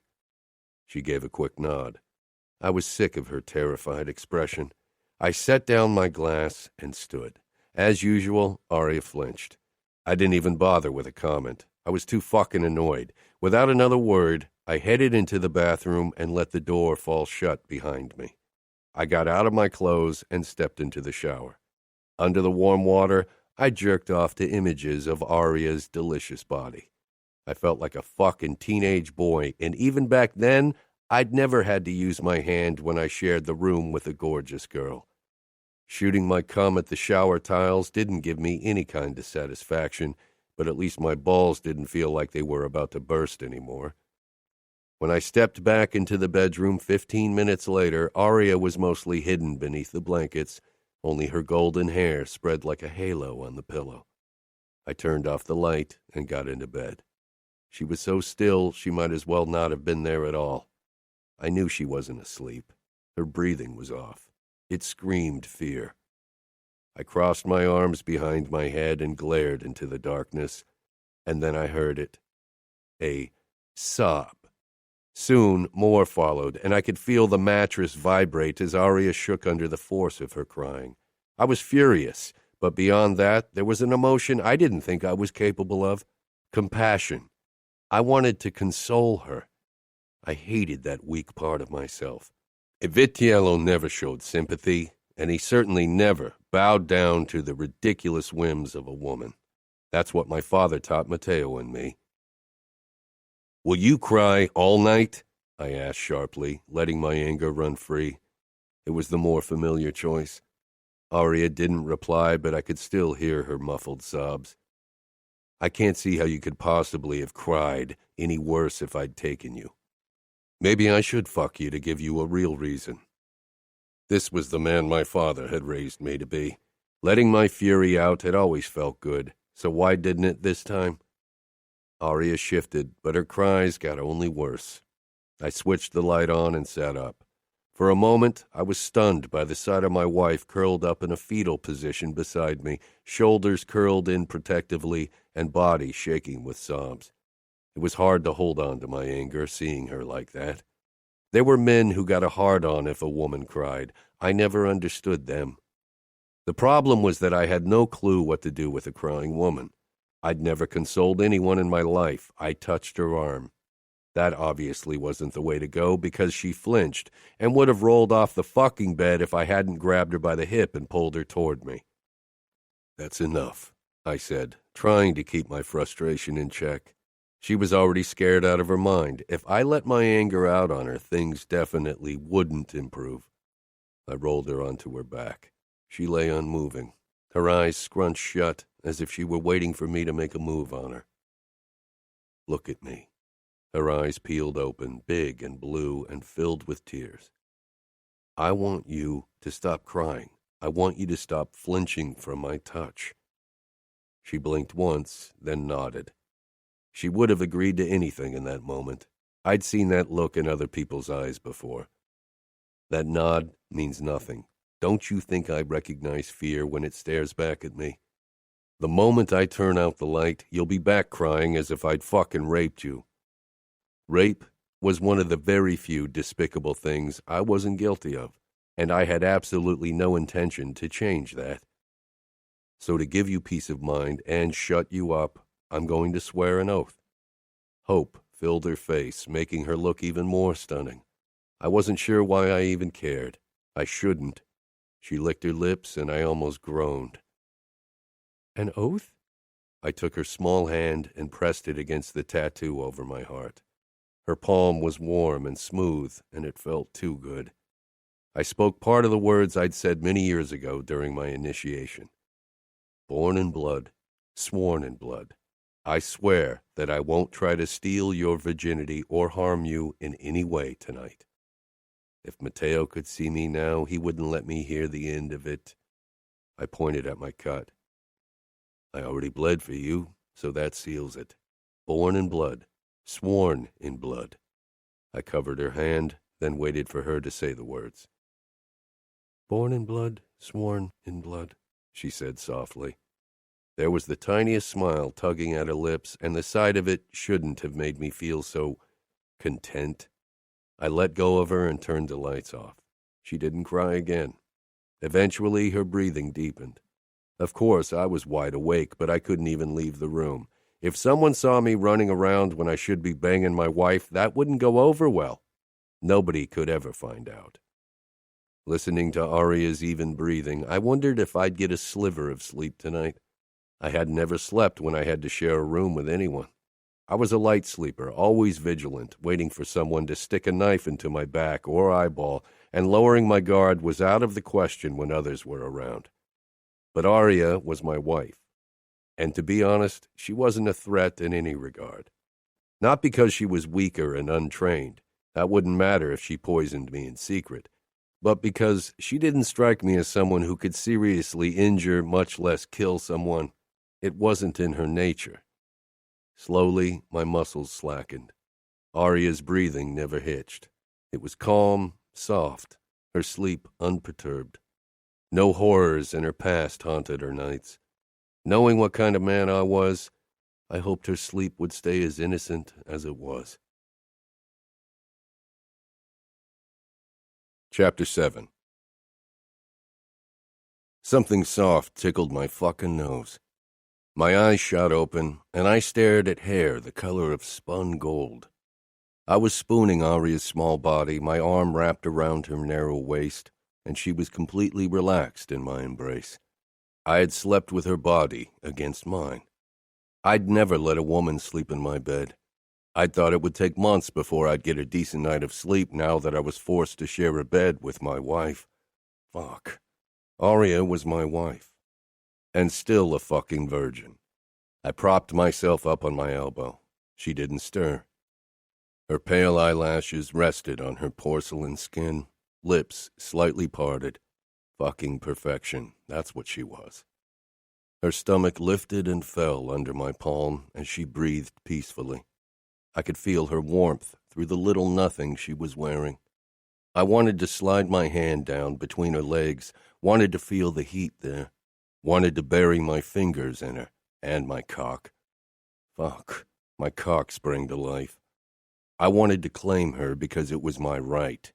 She was mine, my wife, and because of that, I wanted to protect her even from myself, the hardest task of all. Aria's breathing changed. Her stomach tightened under my palm, then her entire body stiffened. She was scared of me, of what I might do. Good, you're awake, I murmured. She stiffened even further, and slowly her eyes peeled open. Gripping her hip, I rolled her over so I could get a better look at her face. Even without a hint of makeup, with tousled hair and sleepy, Aria was stunning. Her eyes lingered on my chest, a blush spreading on her cheeks. While I'd never fallen asleep beside a woman, I'd spent more than enough time in bed with them. But for Aria, this was the first time she was so close to a man. The early morning sun let her hair glow in golden hues. I reached for a strand, marveling at the silkiness. Everything about her was soft, smooth, silky, beckoning to be touched, to be claimed. It won't be long until my stepmother, my aunts, and the other married women of my family knock at our door to gather up the sheets and carry them into the dining room, where undoubtedly everyone else is already waiting for the fucking spectacle to begin. Her blush deepened, acute embarrassment flickering in her eyes. The epitome of innocence, so different from me and yet at my mercy. She glanced down at the cut on my forearm. I nodded. My blood will give them what they want. It'll be the foundation of our story, but we'll be expected to fill in the details. I know I'm a convincing liar, but will you be able to lie to everyone's faces, even your mother's, when you tell them about our wedding night? Nobody can know what happened. It would make me look weak. Weak. People said many things about me. Weak wasn't one of them. I had no trouble doing what was necessary. No trouble hurting and breaking others. I shouldn't have hesitated claiming Aria, shouldn't have been bothered by her terror and tears. I should have pushed her down on her knees so I didn't have to see her fear and fucked her from behind. That's what people expected from me. Weak because you didn't want to rape your wife? She asked, her voice shaking. My fingers tensed on Aria's waist. Rape. We both knew nobody in our world would see it that way. No matter how brutally I fucked Aria, they'd see it as my privilege, my right. My lips pulled into a tight smile. Weak for not taking what was mine for the taking. The tradition of bloody sheets in the Sicilian Mafia is as much a proof of the bride's purity as of the husband's relentlessness. So what do you think it will say about me that I had you lying half naked in my bed, vulnerable and mine, and yet here you are, untouched as you were before our wedding? Fear simmered in Aria's eyes. Nobody will know. I won't tell anyone. Why should I trust you? I don't make a habit of trusting people, especially people who hate me. Aria touched the wound on my forearm, her eyes softer than before. I don't hate you. She had every reason to hate me because I owned her, because I would never release her now that she was mine.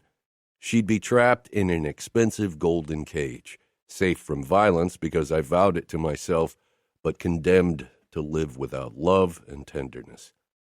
And you can trust me because I am your wife. I didn't choose this marriage, but I can at least choose to make the best out of our bond.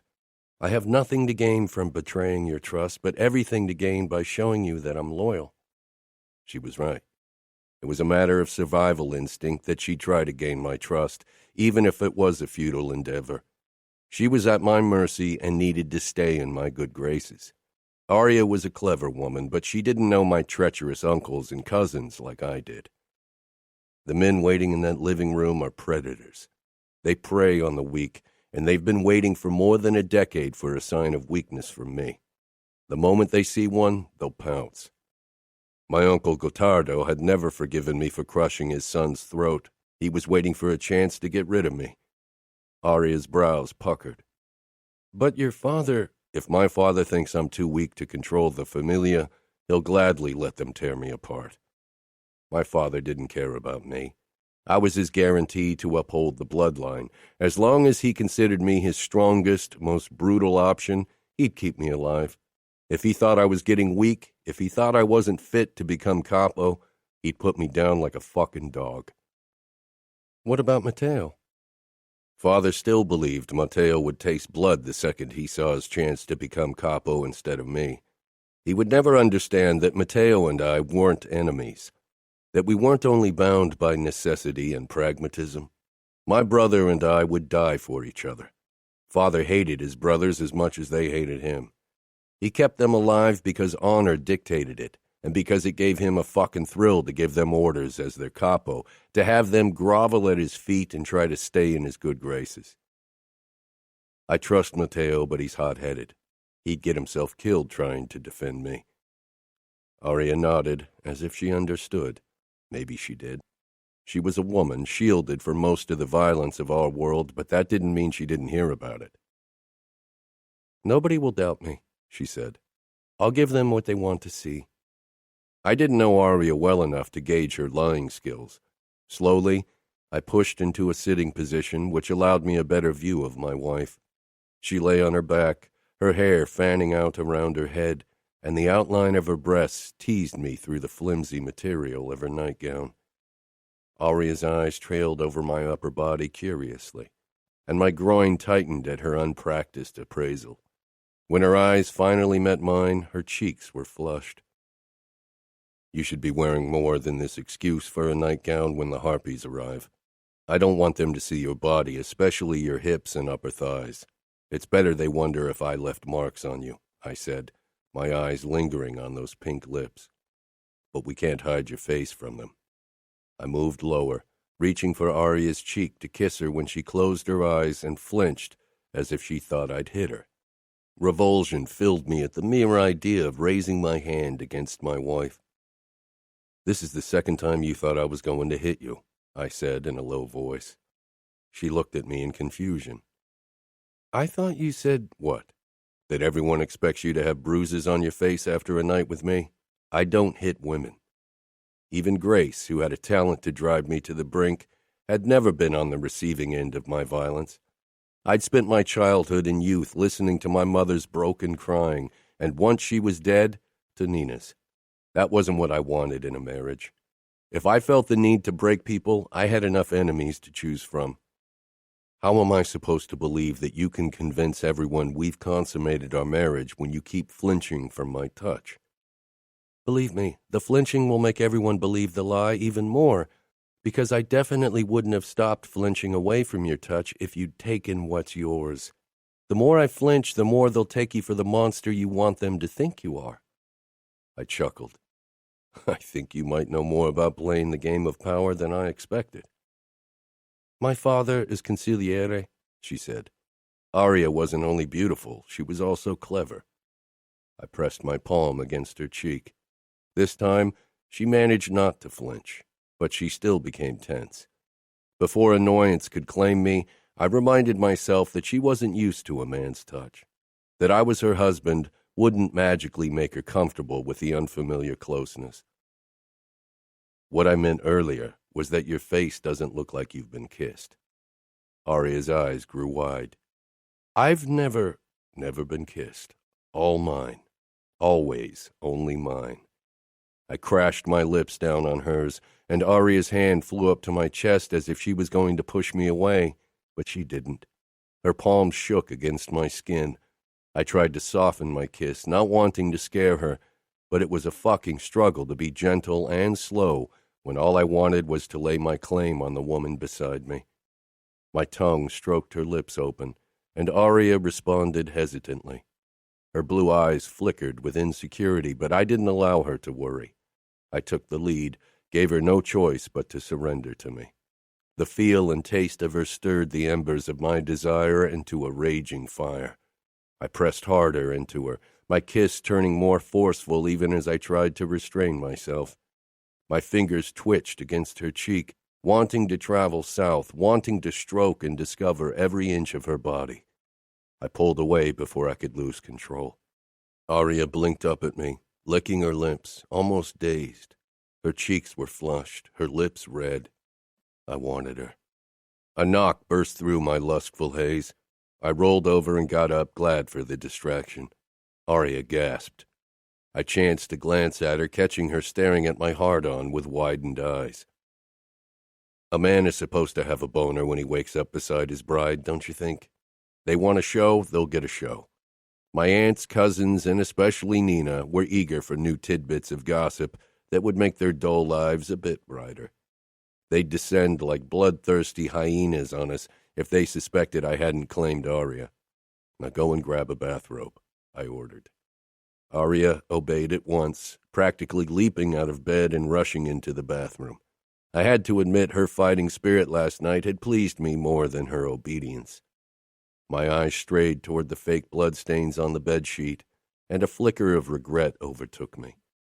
There was a reason the familia insisted on the bloody sheets tradition, particularly my father. I still remembered the sheets after his wedding night with Nina, and I had been only a child then. Sighing, I headed toward the table and picked up my weapons. The knocking became more insistent, but I didn't give a fuck. Arya returned, dressed in a long white satin bathrobe and holding her cut corset in one hand. She curiously watched me strap my knife and gun holsters onto my naked body, one of them covering the small cut on my forearm.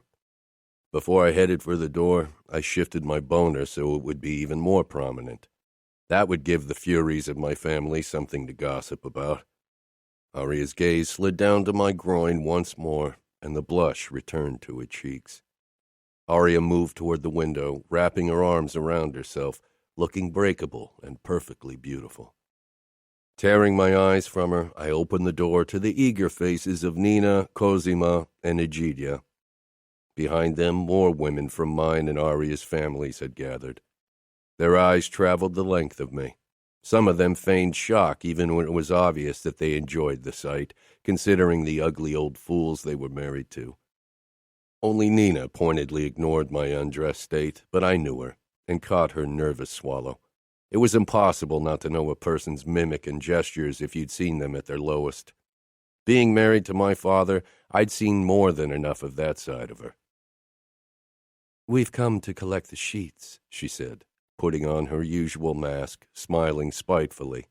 I allowed them to enter. They practically shoved each other out of the way to reach the bed first. They whispered when they saw the stain, then looked toward Arya, who squirmed under their attention. She was already embarrassed as it was. I wondered how much worse it would have been if they would have actually been the proof of her lost virginity. Nina and Cosima removed the bed sheets, giggling in that fake way that gave me a fucking headache. "Luca," Nina said with feigned indignation, "did nobody tell you to be gentle to your virgin bride?" More of those fucking giggles. I held Nina's gaze, my mouth pulling into a cold smile. "You were married to my father. Does he strike you as a man who teaches his sons to be gentle to anyone?" Her smile became even less honest, and a flicker of pure animalistic fear flashed in her brown eyes. In this room, probably no one knew what she had to endure. "Let me through!" Jonna screeched and stormed into the room. As an unmarried woman, she wasn't supposed to be here, but of course the girl didn't care. Her blue eyes landed on the sheets before they jerked toward Arya. Her face reflected worry and fear, and my annoyance with her decreased slightly. She was concerned for her sister. She turned to me with a look that was probably intended to intimidate. I cocked my eyebrows at her, and the little wench actually took a step in my direction to do God only knew what. Like her sister, she only reached my chest and weighed less than half of me, not to mention the only fight experience she probably had was with her tiny midget of a brother. "Jonna," Arya said sharply, her eyes darting between her sister and me. "Will you help me get dressed?"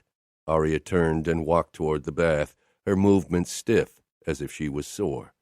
I was torn between admiration for her show and frustration over the fact that there was even a reason for her to pretend.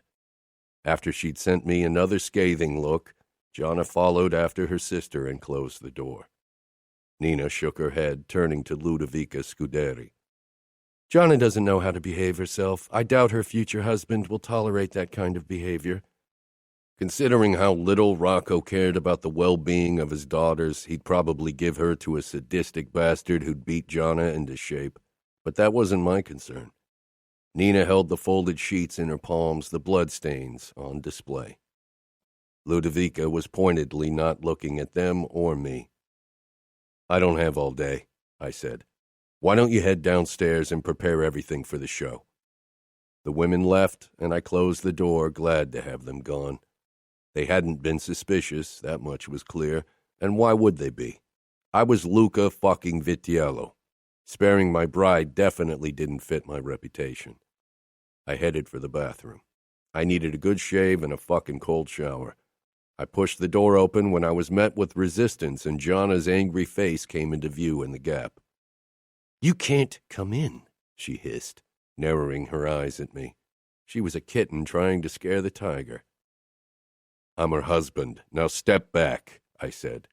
I could have pushed the door open without trouble, but shoving a girl out of my way wasn't my favorite option. "I don't care that you're her husband," she muttered.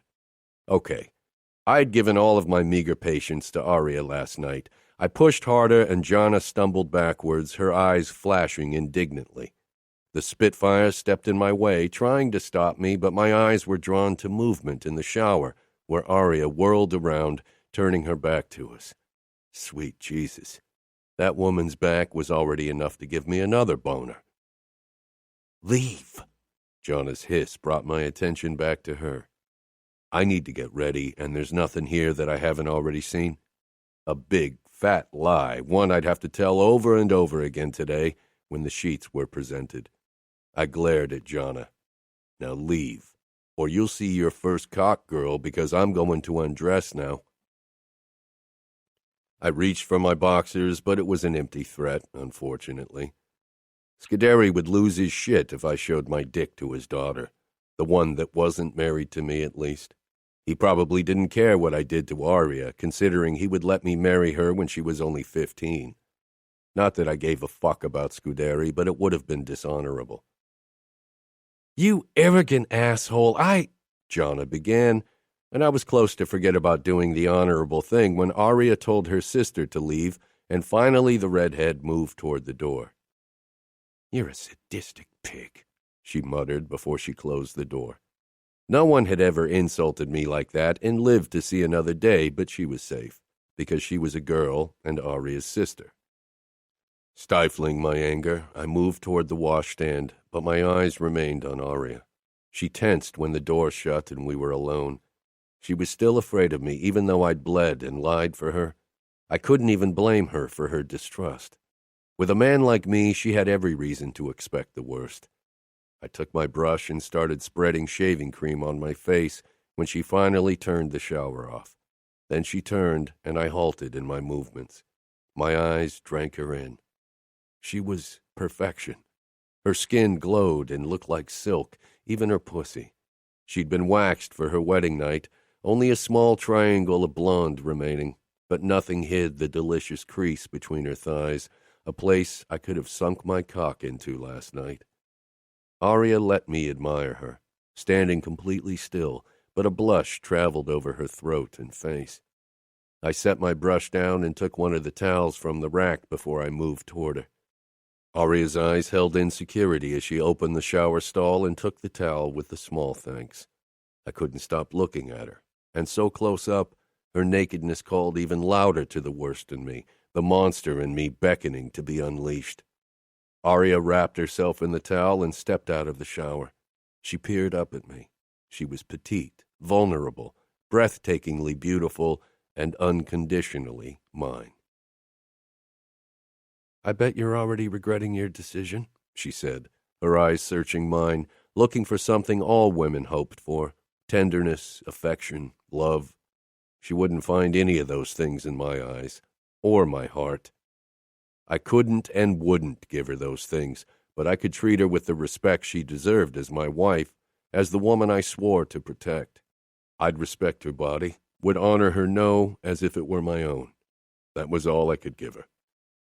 I returned to the washstand and picked up my shaving brush. Arya slipped past me and was almost out of the door when I gave her an answer. "No." She peered over her shoulder at me. "When I claim your body, I want you writhing beneath me in pleasure, not fear." Arya's eyes widened, lips parting, and then she quickly left. I set the brush back down, grabbed the edge of the washstand, and stared at my reflection. I had no trouble being a monster. It was in my nature, and I enjoyed it. But the second I'd seen Arya, I'd made a vow to keep that part of myself away from her. The women I'd fucked over the years had sought my closeness because they'd been looking for a thrill, had wanted to be dominated, and to submit to someone dangerous. For them, it had been a game, a sexual role play that got them wet. Because those women didn't understand that it wasn't a role, not a fucking game. I was a monster. There wasn't a role I played when I was with them, and it definitely wasn't a role when I tortured and killed. Arya knew all those things. She knew the monster I harbored because she'd grown up in a world where men domineered women, where they owned them, where rape fantasies weren't just that. They were horror stories spoken in hushed whispers among the married women. They were the shapeless fears of girls before their wedding night, With those clueless women, I'd enjoyed being rough, treating them like shit, because they got a thrill out of it and because it was the only way I could at least be partly myself. But with Aria, I didn't have to pretend I was someone else. She knew what I was, and for some reason that made me want to be good to her, to show her that there was more than brutality, at least where she was concerned. Chapter 8. I took a long time, showering and wanking like a goddamn teenage boy. With a gorgeous woman in my bed all night, I really shouldn't be suffering from blue balls, and yet here I was. Slinging a towel around my waist, I stepped out of the bathroom. Aria perched on the stool in front of her vanity, blonde hair trailing down her back and using whatever women use to accentuate their eyes. Not that Aria needed it. Her eyes widened in shock when she saw me. They trailed the length of me, fascination reflecting on her face. Stifling a groan at her innocent appraisal, I stalked toward the wardrobe and grabbed a few clothes. Knowing she was still watching, I let my towel fall to the ground. She sucked in a breath and my cock gave a fucking twitch, imagining how she was blushing. When I'd put on briefs and pants, I turned. As expected, Aria's cheeks were flushed. She pretended to be busy inspecting her nails, but she wasn't fooling me. She was too embarrassed to face me. It was something new for me. I didn't have experience with a girl like her. The women of my past had been straightforward with their demands and practiced in their advances. Aria wasn't, and I wasn't entirely sure how to handle her. Taking the guns from the table, I began strapping them to my holsters as I did every day, as I'd done for as long as I could remember. "Do you ever go anywhere without guns?" Aria asked quietly, turning around in her stool to face me. She was wearing some sort of long dress with a golden belt and golden sandals, reminding me of an Egyptian princess, even if her hair didn't match the image. It was still strange to think that she was really mine, that she would be mine until the very end. This wasn't for one night or a few weeks of mindless pleasure. This wasn't no strings attached. This was forever, for both of us. She was my responsibility from this day on. Remembering how my father had failed his wives, both my mother and now Nina, it seemed like a fucking impossible challenge. "Not if I can avoid it. Do you know how to shoot a gun or use a knife?" "No. My father doesn't think women should get involved in fights." "Sometimes fights come to you. The Bratva and the Triad don't distinguish between men and women. The Triad had laid low. Most of their territories had been claimed by the Bratva, so they were the ones we were worried about." Aria tilted her head. "So you've never killed a woman?" "I didn't say that. Aria didn't need to know how the Bratva had almost gotten me. It wasn't something I wanted people to know." Aria rose from the chair, smoothing the long dress out. I was glad she'd chosen something floor-length. It made things easier. People might suspect I'd left my marks on her upper thighs. Good choice. The dress covers your legs. Someone could lift the skirt and inspect my thighs. I had seen the way many men had leered at her yesterday when they thought I wasn't paying attention. Someone tries to touch you, they lose their hand. Aria's eyes widened in shock. She'd have to get used to my possessiveness. Come on. I led her out into the hallway and closer to the main hall. A few male guests were still in the lobby, but the majority of voices came from the dining room. Aria stiffened.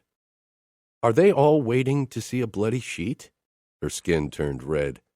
Many of them, especially the women. The men might hope for dirty details. Others might hope to talk about business, ask a favor, or get on my good side. Aria made no move to descend the stairs, so I nudged her forward gently. We walked down close together, and I had to slow my steps considerably to adapt to her shorter legs. I'd never walked hand in hand with a woman, so this was something new. Romero greeted us with a smile. "How are you?" he asked Aria, and then looked like he wanted to swallow his tongue.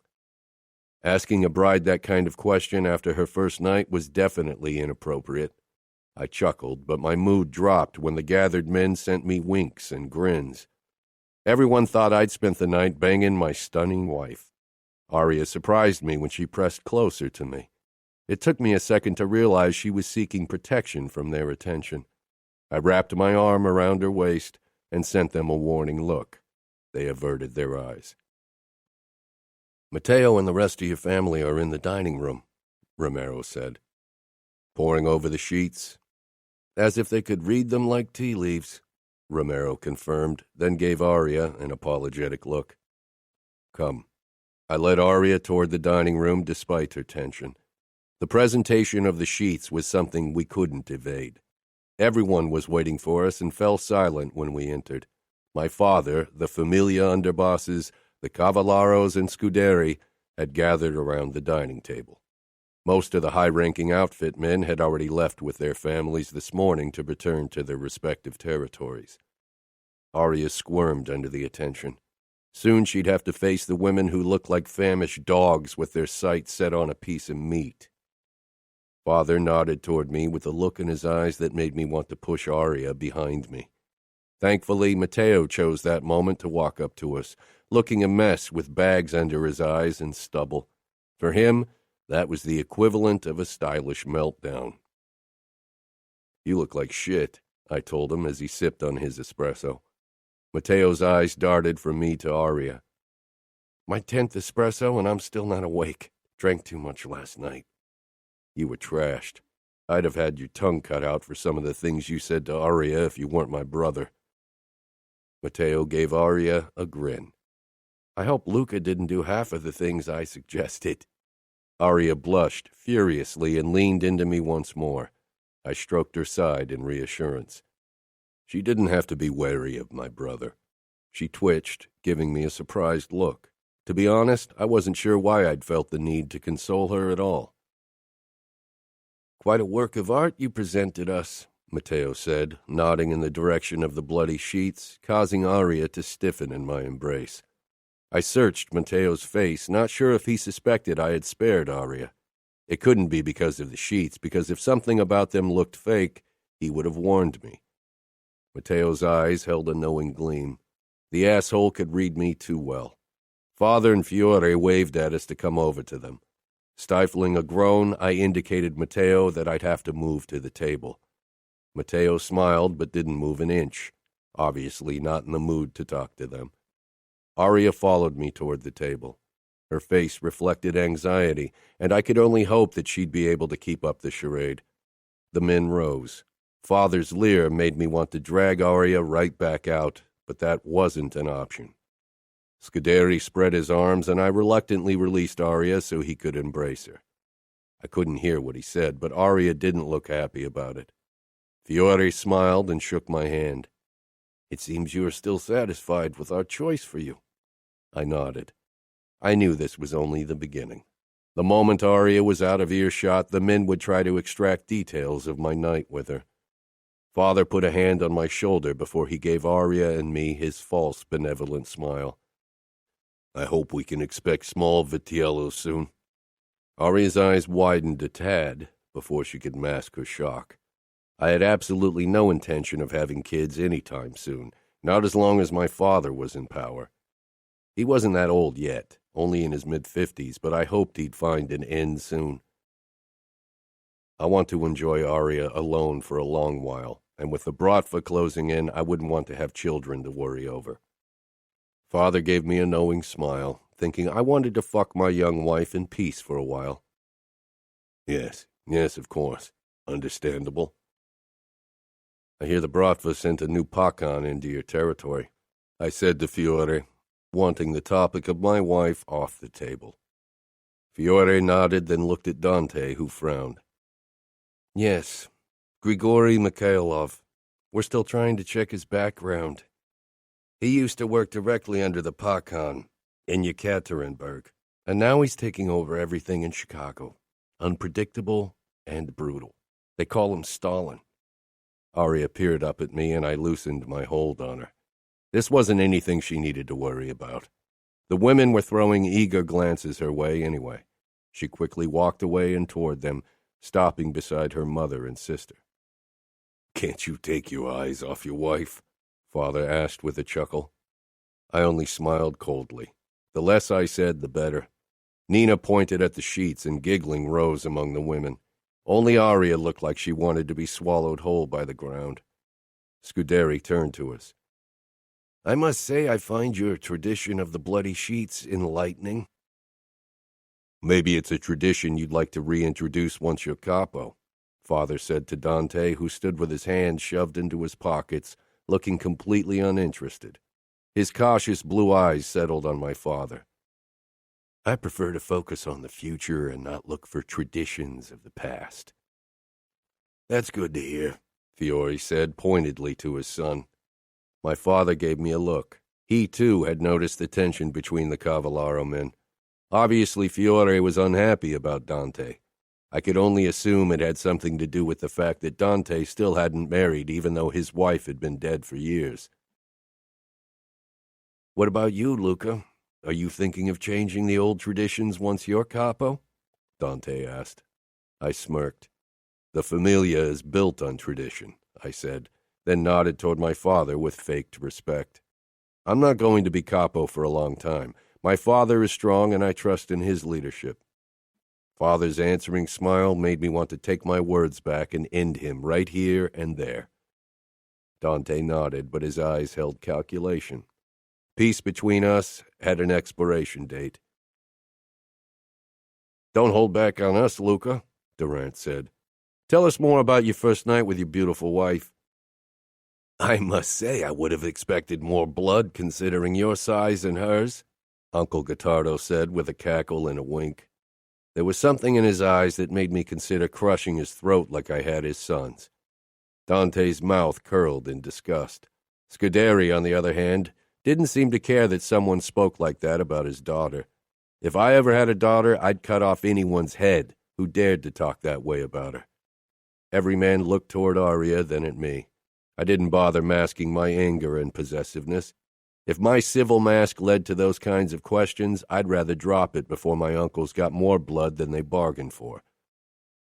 I'm feared among my enemies and my soldiers. I don't need to claim my wife without preparation so she bleeds more to gain anyone's respect. Uncle. These words were already more than I wanted to share, even if nothing had happened between Arya and me.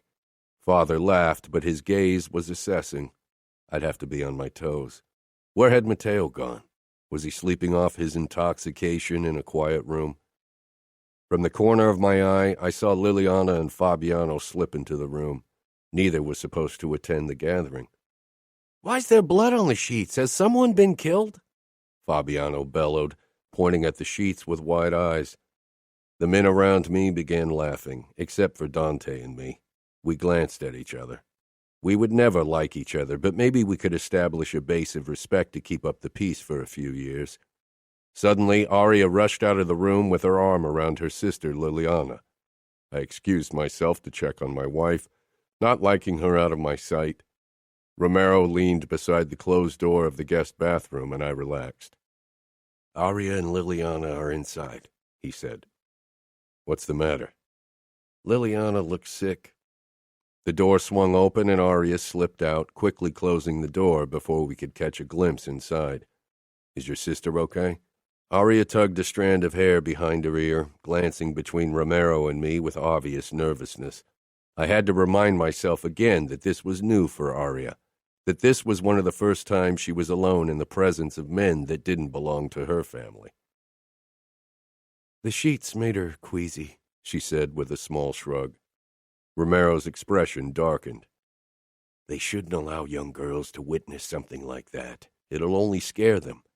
Romero sent me an apologetic look, but I didn't care if he criticized that particular tradition. I didn't much care for it either, but it was one of the traditions that would be the hardest to abolish. You are right. Lily needs some tea, Arya said, glancing at me, and I realized she was unsure if she was allowed to go into the kitchen and prepare one. I can get it for her and stay with her so you can return to your guests, Romero said. Arya's smile was hesitant. That's nice, but Lily doesn't want you to see her. I frowned, wondering what had happened. Romero really wasn't someone who scared females. He was one of the few soldiers with his talent who could hide his violence almost completely. Is she scared of me? Arya laughed. You sound like that isn't a possibility. You are a soldier of the Mafia. What's not to be scared of?" She glanced toward the closed bathroom door before she continued in a whisper. "But that's not it. Lily has a major crush on you and doesn't want you to see her like that." I gave Romero an amused look. "Romero, you still got it. Capturing the hearts of 14-year-old girls left and right." Romero shook his head, obviously uncomfortable with the whole thing. I turned to my wife, who was still smiling, looking relaxed and almost happy. I knew my words would change that. "But we have to return. The women will be mortally offended if you don't give them all of your attention." "I'll take care of Lily," Jana said. Looking over my shoulder, I found Arya's sister and brother heading our way. The redhead pointedly ignored me, but the midget gave me his best death glare. I led Arya back into the dining room. The men had by then gathered around the sheets while the women flocked around the table. I reluctantly released Arya so she could head back to the Harpies. The men laughed at something Durant said. It was probably for the best that I hadn't heard it. "There's the lucky bridegroom," Father intoned, holding out a glass of scotch to me. I took it reluctantly. Judging from the way he and his brother smiled, they'd probably enjoyed more than one already. Only Scuderi, Dante, and Fiore looked sober, which didn't come as a surprise considering they were in our territory. Gottardo's beetle eyes held challenge when I stopped beside him. "So, Luca, won't you at least tell us how many rounds you managed last night? Won't you share at least that piece of information with us?" Durant smiled in a way that made me want to slice my blades from one fucking corner of his mouth to the other to see how much wider his fucking grin could get. "I don't share ever, not even the tiniest fucking bit of my wife," I snarled. My father and his brothers were disgusting pieces of shit. The same sadistic streak stained their blood. Sometimes I worried it ran in my veins as well and was only waiting to show its full potential.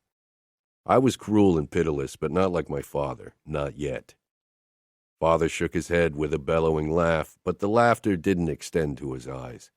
They were vigilant and suspicious, and for a moment I worried he'd seen through the charade I was playing. But my father was always suspicious because he had reason to be. There was no one he trusted, and rightfully so. Everyone hated and feared him. That wasn't the base for trust. Not that I had many people I trusted, definitely not without reservations. Mateo had my trust, and Romero to some degree, but everyone else could be an enemy disguised as an ally. "Uh-oh, quite possessive of your gorgeous young bride," Durant cackled. "Considering her beauty and your possessive streak, I'm surprised you agreed to wait 3 years before marrying her." His fucking beetle eyes latched onto Arya as she talked to the other women, and something in them made me want to stick my blade into his eyeball before shoving the fucking thing down his throat so he could choke on the slimy globe. "I like women of age," I gritted out.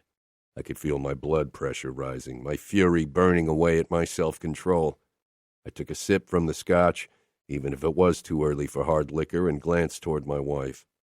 She was smiling, but blatant embarrassment shone on her face, and her cheeks were dusted pink. I could imagine too well what the women were talking about. Her eyes darted to me as if she noticed my attention, and for a brief moment a small conspiratorial smile tugged at her lips. A moment without her usual wariness and submissive fear, a glimpse at her true persona when she was around people she trusted. It was a side of her I wanted to see more of. "I still remember my first night with Criminella," Durant said with a twisted grin. After that, they all launched into stories of their own wedding nights. My mood was on the verge of homicidal when the ordeal was finally over and most of the guests had left. I touched Arya's back as I led her out of the dining room and up to our bedroom to pack. She was quiet and tense at my side, and I wasn't sure if it was because of the presentation of the sheets or because of something else. We had almost reached our bedroom when my brother made an appearance. I scowled at him. I could have used his help at the presentation, though knowing his temper, especially when he had a headache from last night, it was probably for the best that he'd taken off. "You two lovebirds will have to postpone your mating session," I need to have a word with you, Luca, he drawled, looking inexplicably cheery all of a sudden. Not a good sign. Arya cast her gaze up to me with obvious uncertainty, again asking me silently what to do. Go ahead. Check if the maid's packed all your stuff. I'll be back soon. She didn't need to be told twice and rushed into our bedroom. She wasn't comfortable around my brother, or me for that matter, and I wasn't entirely sure it was only because we were men. Matteo grinned like a wolf. The sheets were fake, weren't they? My big bad brother spared his little virgin bride. I got into his face, narrowing my eyes at him. Keep your fucking voice down. We were alone in the corridor, but that could change at any point, and then I'd have a lot of explaining to do. Matteo cocked his head. What happened? Did you have too much to drink and couldn't get it up? Fuck off. As if alcohol ever stopped me, I muttered. When Matteo and I had partied the nights away, we'd always ended the evening banging a girl. Then what? He asked, honestly curious, as if it were incomprehensible that I could hold back. The memory of Arya's blank fear of me and her hopeless tears flashed before my eyes. She started crying, I admitted, my eyes darting to my forearm for a second. Matteo picked up on it, of course, and shoved the knife holder to the side, revealing my wound. I wrenched my arm out of his grip and repositioned the leather holder. You cut yourself, he said, searching my face. Matteo was the person who knew me best, and yet he was surprised. His mouth twitched, then he shook his head with another chuckle. I knew it. I told Jonna last night that she didn't need to worry about Arya. You have a soft spot for damsels in distress. That was bullshit. I'd never felt the urge to hold back for anyone. I don't, I began, when his words registered fully. You were alone with Jonna? Matteo nodded with a smile I didn't like one bit. He motioned for me to follow him away from the bedroom. I doubted Arya was behind the door spying on us. I kissed her, and she tastes even better than she looks. I can't fucking believe you got more action than me on my own fucking wedding night. Matteo ran a hand through his hair. The ladies can't resist my charm. Did he really think this was funny? I grabbed his shoulders. This isn't a joking matter, Matteo. The outfit won't find it funny if you go around deflowering their girls. Father would have to make amends to the outfit if that happened, and I wasn't sure if these amends wouldn't include having Matteo handed over to Scuderi for disembodiment. Or maybe Father would order me to dish out the expected punishment and kill my brother. I'd kill Father and every fucker who wanted to kill Matteo, but it would lead to all of us losing our lives.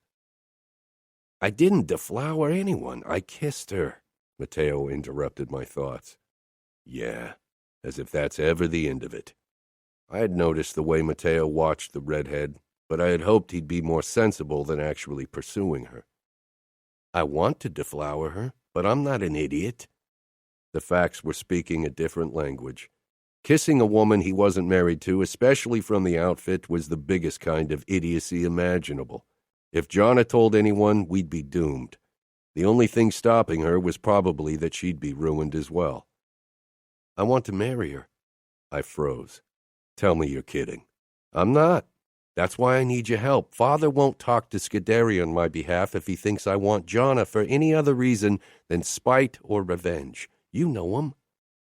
So what do you want me to do? Help me convince him that she hates me and insulted me and that I want to marry her to make her miserable. Isn't that the truth? The girl can't stand you and you want her because of it. How is that any different from the story we're going to tell Father? I don't want to make her miserable. The end result might be the same. The girl is going to drive you insane. You realize that, don't you? I'm really not sure if I want her in New York. You'll deal with it, and Arya will be happy to have her sister with her. He had a point, but I wasn't sure if I wanted them to be together often. Jonna's influence wouldn't make my marriage to Arya less difficult. It would be hard enough to make it work. I didn't need additional complications. You really think you thought that through, don't you? I said. I did. And Father will choose some bitch that'll make me miserable for me soon enough. So you rather choose your own bitch who will make you miserable? He shoved my hand away, looking pissed. Jonna isn't a bitch. You want to hit me because of her? I want to hit you for a lot of reasons. Mateo was serious.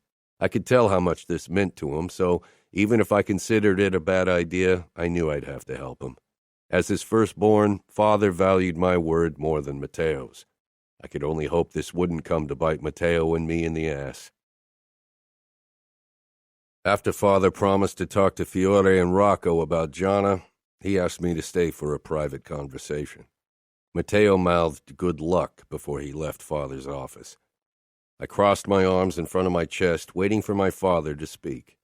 He regarded me closely, and for a moment I wondered if he suspected the sheets were fake. But if this were that kind of conversation, he wouldn't have been alone with me. The surveillance cameras wouldn't save his life. Now that you're married, you might want to consider moving into the mansion with me and Nina. After all, it's our family's home. That's a gracious offer, I bit out, even when the words left a bitter taste in my mouth. But like I said, this early in my marriage, I want to enjoy my wife as much as possible, wherever I want, whenever I want. Father nodded with a dark laugh, leaning forward. I don't care if you do that in the mansion. As if I didn't know that. But I would never live under the same roof as my father again, especially not with Aria. Picking up on my reluctance, Father said, I didn't expect you to be this possessive of your wife. It's a new side of you. He leaned back. Very well. Stay in your penthouse for now. He tapped his fingers against the desk, making me wait to see if he was going to say anything else. He nodded. That's all. I turned on my heel and stalked out, feeling my vein throb in my temple. Every day it became harder to have my father tell me what to do, to bear his presence. Mateo and I loaded our luggage into my car since Mateo was riding his Kawasaki back home. Then I waited for Aria to say goodbye to her siblings. She was clinging to Jonna. You'd think she was on her way to jail and not to live with you, Mateo murmured, then winked. I suppose there isn't much of a difference. I ignored him and tried to stifle my impatience. I wanted to get back to New York. For one, because I didn't want to spend any more time under the same roof as Father, and because I had a meeting to attend. Business had rested these last 3 days, and at the current time, that was too long. Scuderi seemed to lose his patience at the same time as I did. Jonna, for Christ's sake, do I have to come get you? Aria finally came toward me, looking like she'd been gutted. Chicago isn't the end of the world, I told her. Her sisters could come visit occasionally. Aria shook her head, biting her lip, as if she were trying to force back tears. It might as well be. I've never been separated from my sisters and brother. They were my whole world.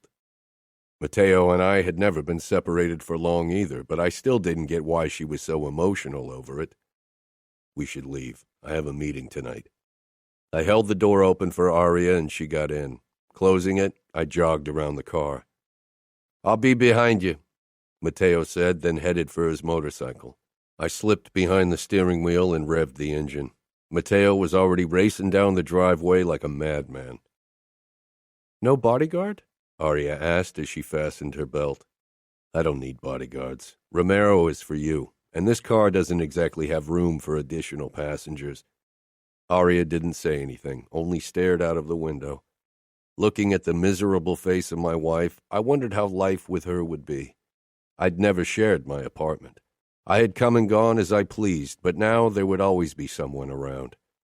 It would be difficult to pretend 24/7. Aria would see my true self if she wanted to or not. I wondered if she'd be able to bear it. She seemed so fragile and innocent. What if my darkness was too much for her? Chapter 9. We didn't speak during the drive to New York. I didn't really care. Talking to women had never been a top priority. The only topic I cared about was the Mafia, and women had limited knowledge of the realities of mob life, if any. Without a word, I got out of the car and grabbed our luggage. Mateo could pick up his bag with his spare car key later. When I headed for the elevator, I realized that Aria was still beside the car. her arms wrapped around her middle, looking around in trepidation. "Thinking about running?" Shaking her head, she finally headed my way. "You would find me." I would.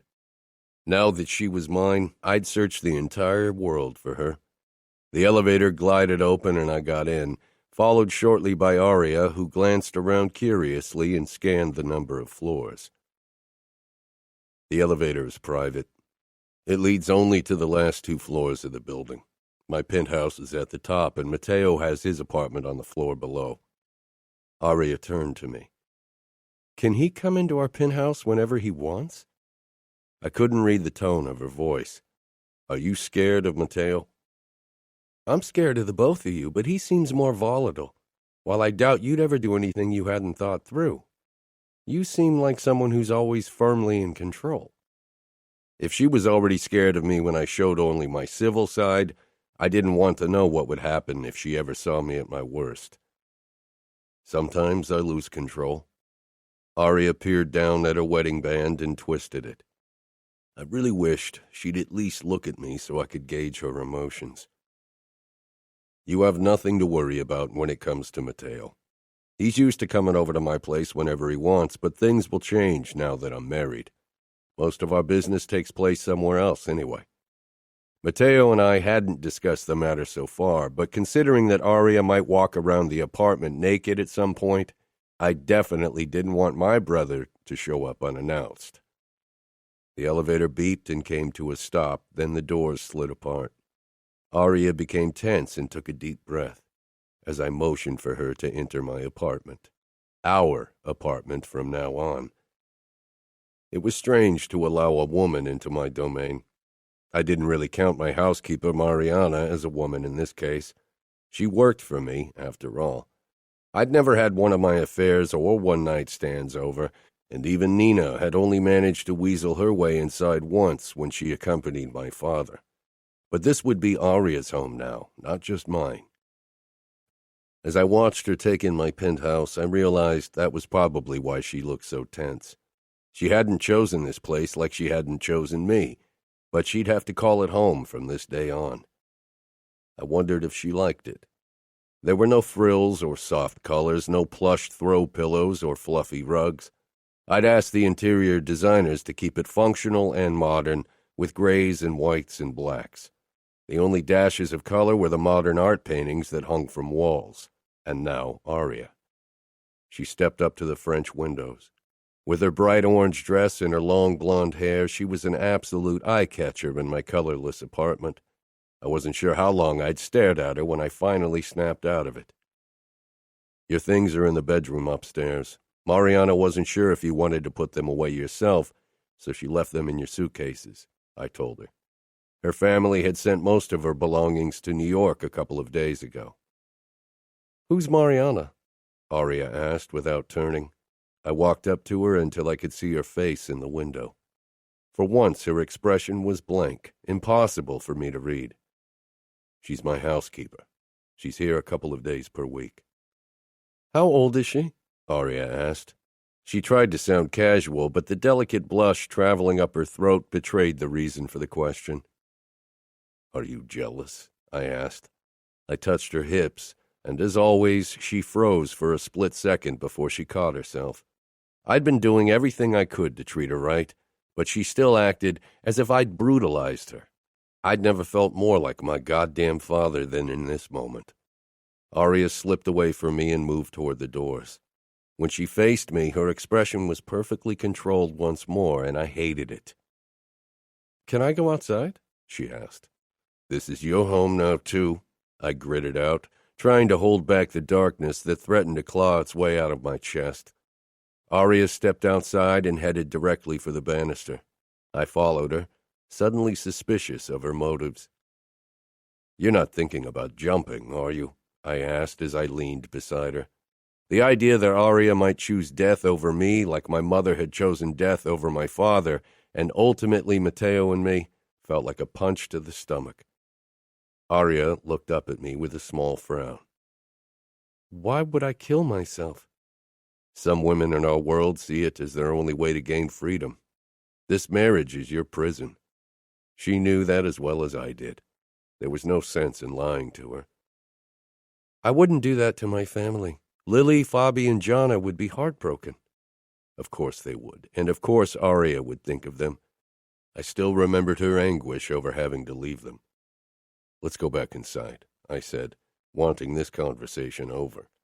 I led Arya into the apartment, my hand on her lower back. Despite her constant tension, I couldn't stop touching her. It annoyed the hell out of me.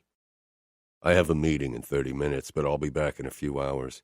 I want to take you to my favorite restaurant for dinner. Oh, Arya said, eyes growing wide. Like a date? I was surprised by my suggestion as well. It was a spur-of-the-moment decision, wanting to show Arya that life in New York wouldn't be as bleak as she feared. You could call it that. We haven't been on a real date yet, I said, wrapping my arms around her. Arya tensed as usual. When will you stop being afraid of me? I asked quietly. People were always scared of me, but not the people who mattered, Mateo and Romero. Arya bit her lower lip. You don't want me to be afraid of you? Dark amusement rose in me, but I shoved it down. You are my wife. We'll spend our lives together. I don't want a cowering woman at my side. Some of the tension disappeared from Arya's face, and a small smile played around her lips. Are there people out there who don't fear you? A few, I said. With the way she smiled, I couldn't resist kissing her. She froze briefly, but I did my best to keep our kiss gentle, my lips tasting hers without demanding she open up for me. It was fucking hard, but Arya's softening body was my reward. She finally parted her lips from me, and I dove in, teasing her tongue. She touched my neck, surprising me with the gesture. It was a soft touch, as always, so soft and careful. When she put her palm up against my chest, right over my familia tattoo, a surge of desire flooded me, but it wasn't the only sensation I felt. For the first time ever, a kiss gave me a foreign sense of belonging. I drew back, staring into the hooded blue eyes of my wife.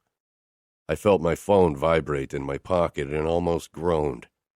I have half a mind to cancel this fucking meeting, I murmured, stroking Arya's swollen lips. But there's still more than enough time for this later. I glanced down at my watch. Only 20 minutes until the meeting with all of the underbosses of the Familia. I'd suggested it myself, considering that they were all in the area because of the wedding, but now I really regretted my suggestion. I really need to go now. Romero will be here when I'm gone. Take your time to look around and make yourself comfortable. I quickly drew back from Arya before her soft body and enticing scent made me late. Without another glance at my wife, I headed for the elevator. It took me down to the garage, and I locked our floor with a code only Romero had. Checking my phone, I found a text from him telling me he'd be here in 5 minutes. That had been a couple of minutes ago. I headed for my car and got in.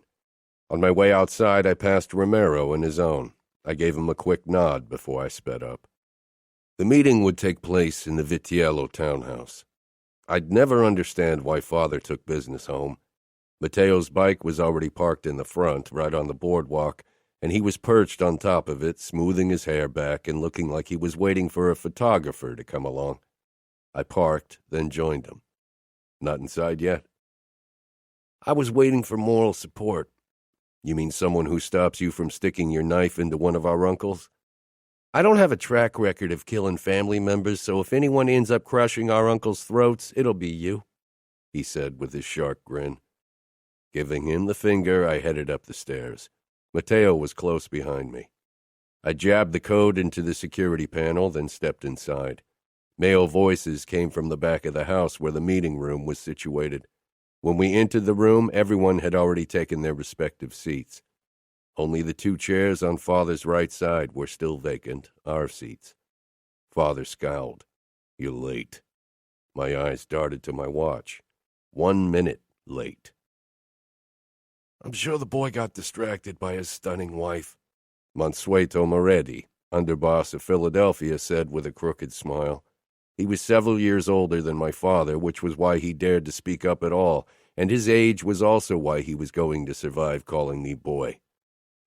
He should get his priorities straight. A whore can be replaced, Father drawled, turning around toward his liquor cabinet. Mateo gripped my wrist hard, and my eyes jerked toward him. His warning gaze made me take a deep breath. I wasn't sure what he'd seen on my face, but it must have been bad. I turned back to the gathered men, most of them focused on my father, who poured himself a scotch, but Mansueto and Uncle Gottardo had their eyes on me. The former didn't worry me as much as the latter. I stalked toward my chair and sank down. Mateo took his seat beside me, still watching me warily. He could stop it. I wouldn't kill our father in a room full of underbosses. I was fairly sure the underbosses from Philadelphia, Boston, Charleston, and Baltimore would be on my side, even if the last city was ruled by my Aunt Egidia's husband, Felix. She hated her brother, and her husband definitely shared that sentiment. But the remaining men wouldn't be on my side.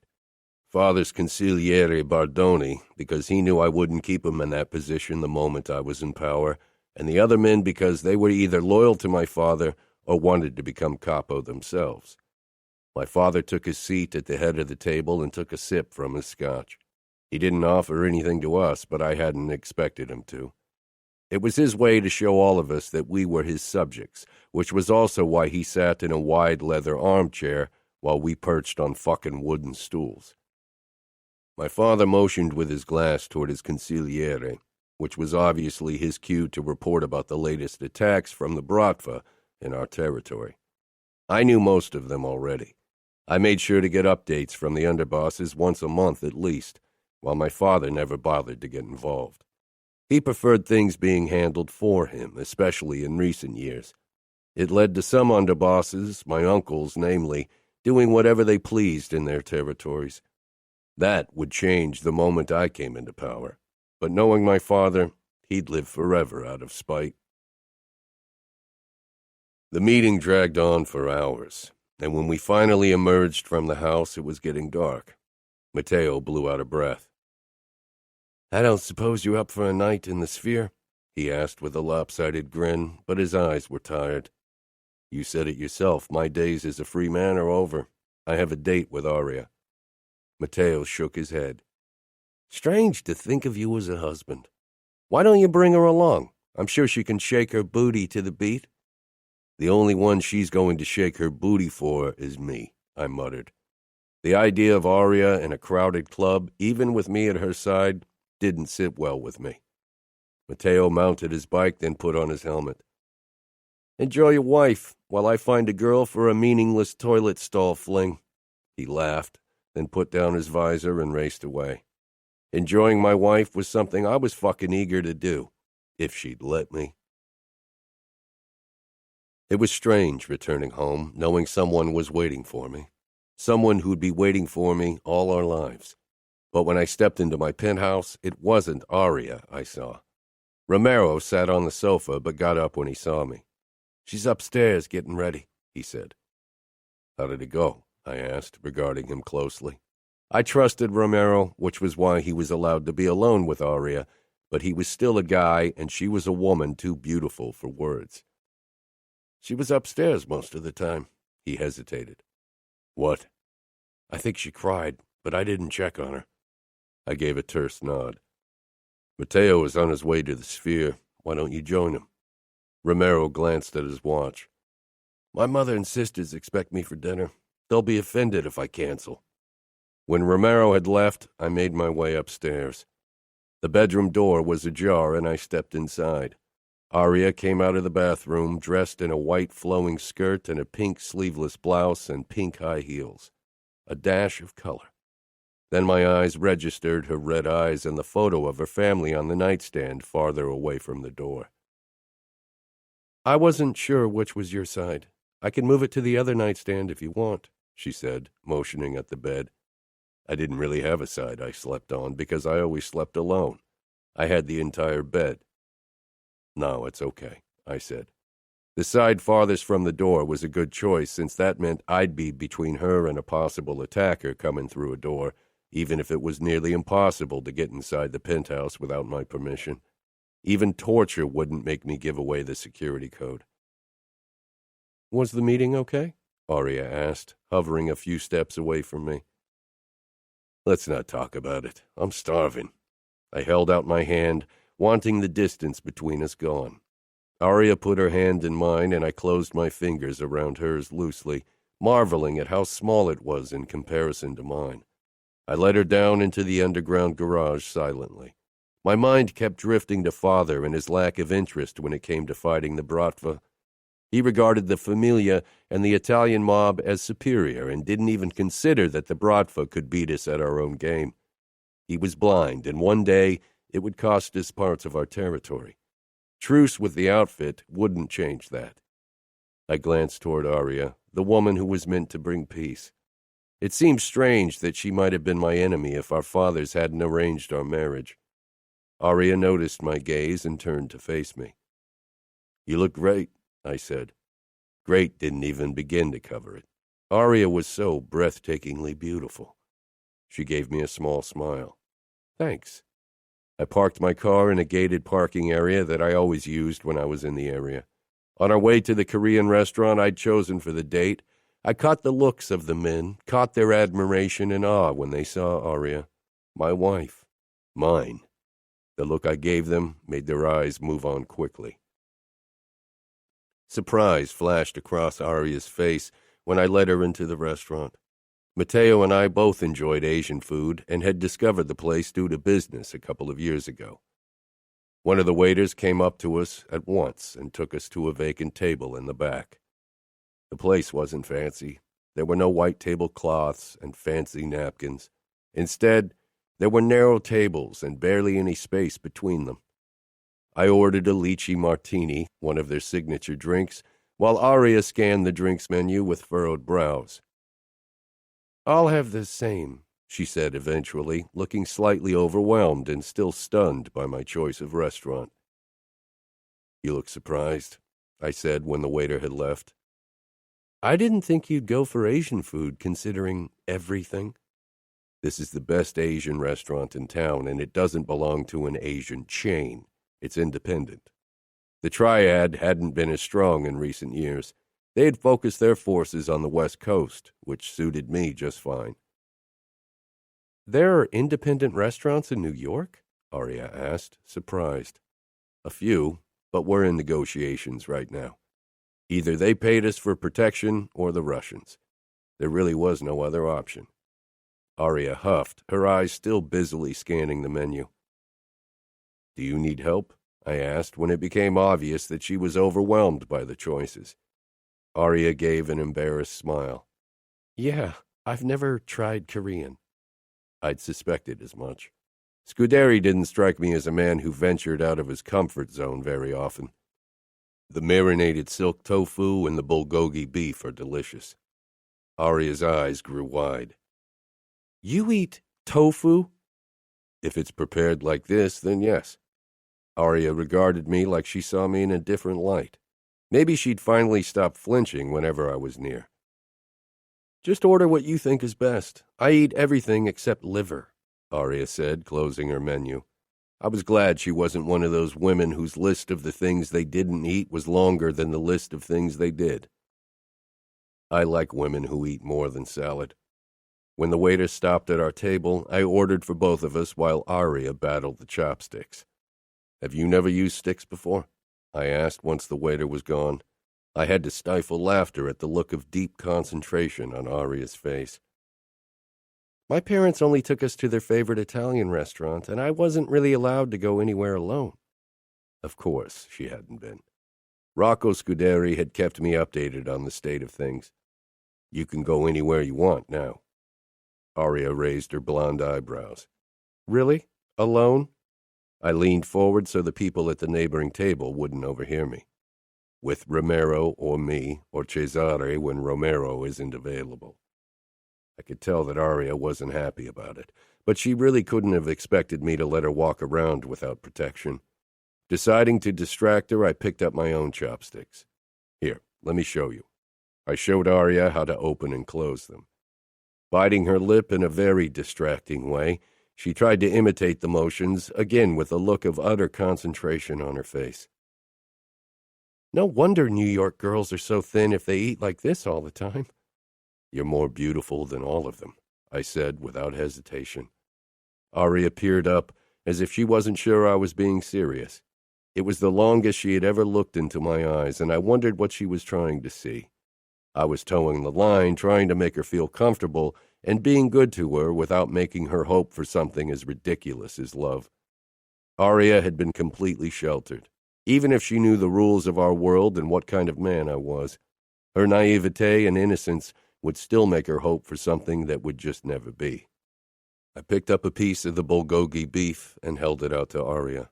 Surprise flashed across her face. I raised my eyebrows in challenge. She parted her lips, then closed them slowly around the sticks, and I almost groaned. Did she even realize what kind of images she created in my mind? "Delicious," she said, smiling sweetly.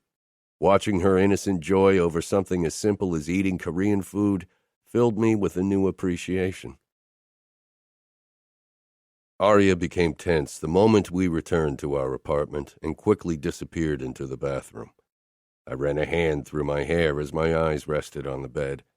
This would be our first night in our apartment, in this bed. Watching Aria enjoy herself during dinner had rekindled my desire for her. It was difficult to read her. Why was she so tense? The door to the bathroom opened, and Aria stepped out in a long dark blue nightgown that contrasted beautifully with her golden hair and pale skin. My eyes were drawn to the slit, showing off a small sliver of her smooth thigh. Unfortunately, Aria had the deer in the headlights look going. I walked past her into the bathroom, needing to cool off. I splashed some cold water into my face. My body throbbed with the desire to lay claim on the woman in my bedroom. I'd never had to hold back, never wanted to, but Aria needed me to. Fuck. Staring down at the boner in my briefs, I pushed away from the sink. Aria was my wife. She shouldn't still be a virgin. Maybe she was ready tonight. Maybe she'd only been terrified because of the pressure on our wedding night. Wasn't she curious? I remembered how fucking eager I'd been before my first time, despite my nerves. When I stepped out of the bathroom, I found Aria in front of the panorama windows, her back turned to me, looking out toward the skyline. I moved toward her, noticing the way her body tightened. It got only worse when I reached out for her. Her obvious nervousness set my teeth on edge, because I didn't know how to put her at ease. Words of consolation or reassurance weren't really my fucking strength. My first instinct was to give her an order to stop the tensing, but that wouldn't have gone over well. I reached out for her and she stiffened even more, as if she thought I'd grab her, push up her nightgown, and fuck her right against that window, which was what I wanted to do but never would, unless she fucking wanted me to. I touched my knuckles to her soft skin and lightly ran them down her spine, trying to show her that I was going to hold back for her, that I'd be careful with her. Apart from the goosebumps pimpling her skin, she didn't react. She obviously wouldn't act on her own accord. I had no trouble leading. The problem was that my style of leadership was usually not for sensitive women, and Aria was breakable. I held out my hand to her, knowing that she would follow my silent order because she'd been brought up to obey. She finally turned around to me, but her gaze rested on the scar in my palm, which she traced with her fingertips. My skin tingled from the almost non-existent touch. It was strange being treated that carefully. "Is that from the blood oath?" She looked up, finally meeting my gaze. She often averted her eyes, and I wasn't sure if it was because of my reputation or if her upbringing had taught her to cast down her gaze. It was something I wanted gone as soon as possible. "No, this is," I said, showing her the scar on my other hand. It was much smaller than the one Aria was still touching. That happened in a fight. I had to stave off a knife attack with my hand. Aria's eyes widened, her lips parting in surprise. I needed to kiss that mouth. Wrapping my fingers around her waist, I led her toward the bed. She followed obediently, even though I could feel her pulse pound in her veins in fear. I decided to ignore it for now because I had a feeling she'd still be a virgin in a year if I waited for her to be relaxed around me. I pulled her toward the bed where I sank down and positioned her between my legs. I kissed her, enjoying her taste, the way she adapted to my demands. I let myself fall back and took her with me, my kiss becoming harder, more demanding. The feel of Aria's body on top of mine awakened my cock. I traced her waist, her rib cage, and cupped her breast. Those clothes needed to go. I needed to feel her skin, her heat, her scent. They were like a drug to me. I kissed her throat and ear. I've never wanted to fuck a woman as much as I want to fuck you right now, I rasped. Aria stiffened and turned her face away when I tried to kiss her again. She tried to sit up. For a moment, I considered holding tight, but then I released her, confused by her change in mood. She'd been into our kiss. I bet she was wet from my touch. Why did she pull back? I don't want this, she said, sounding actually disgusted, and the look on her face made me feel like my fucking father. Anger surged through me. If she thought this was a fucking game, she'd better think again. She slipped off me and crawled under the covers. I couldn't believe it. I'd never been turned down by a woman, much less twice, and definitely not by my own fucking wife. Stifling my frustration, I turned the lights off. I wouldn't be made a fool of. If Aria had no intention to turn this into a real marriage, then so be it. I had never wanted to marry, and if she preferred to keep her distance, I could keep myself entertained. I didn't need this marriage to work. It was only for show anyway. I waited for her to fall asleep before I slid out of bed. It would have been disrespectful to leave while she was awake. It was a silent code of honor that husbands tried to keep that part away from their wives, even if their wives preferred them seeking out other women. I grabbed my mobile and a few clothes before I headed downstairs. Ari's expression, full of disgust and anxiety, kept flashing in my mind, making me feel like my father. That was the last thing I wanted to be.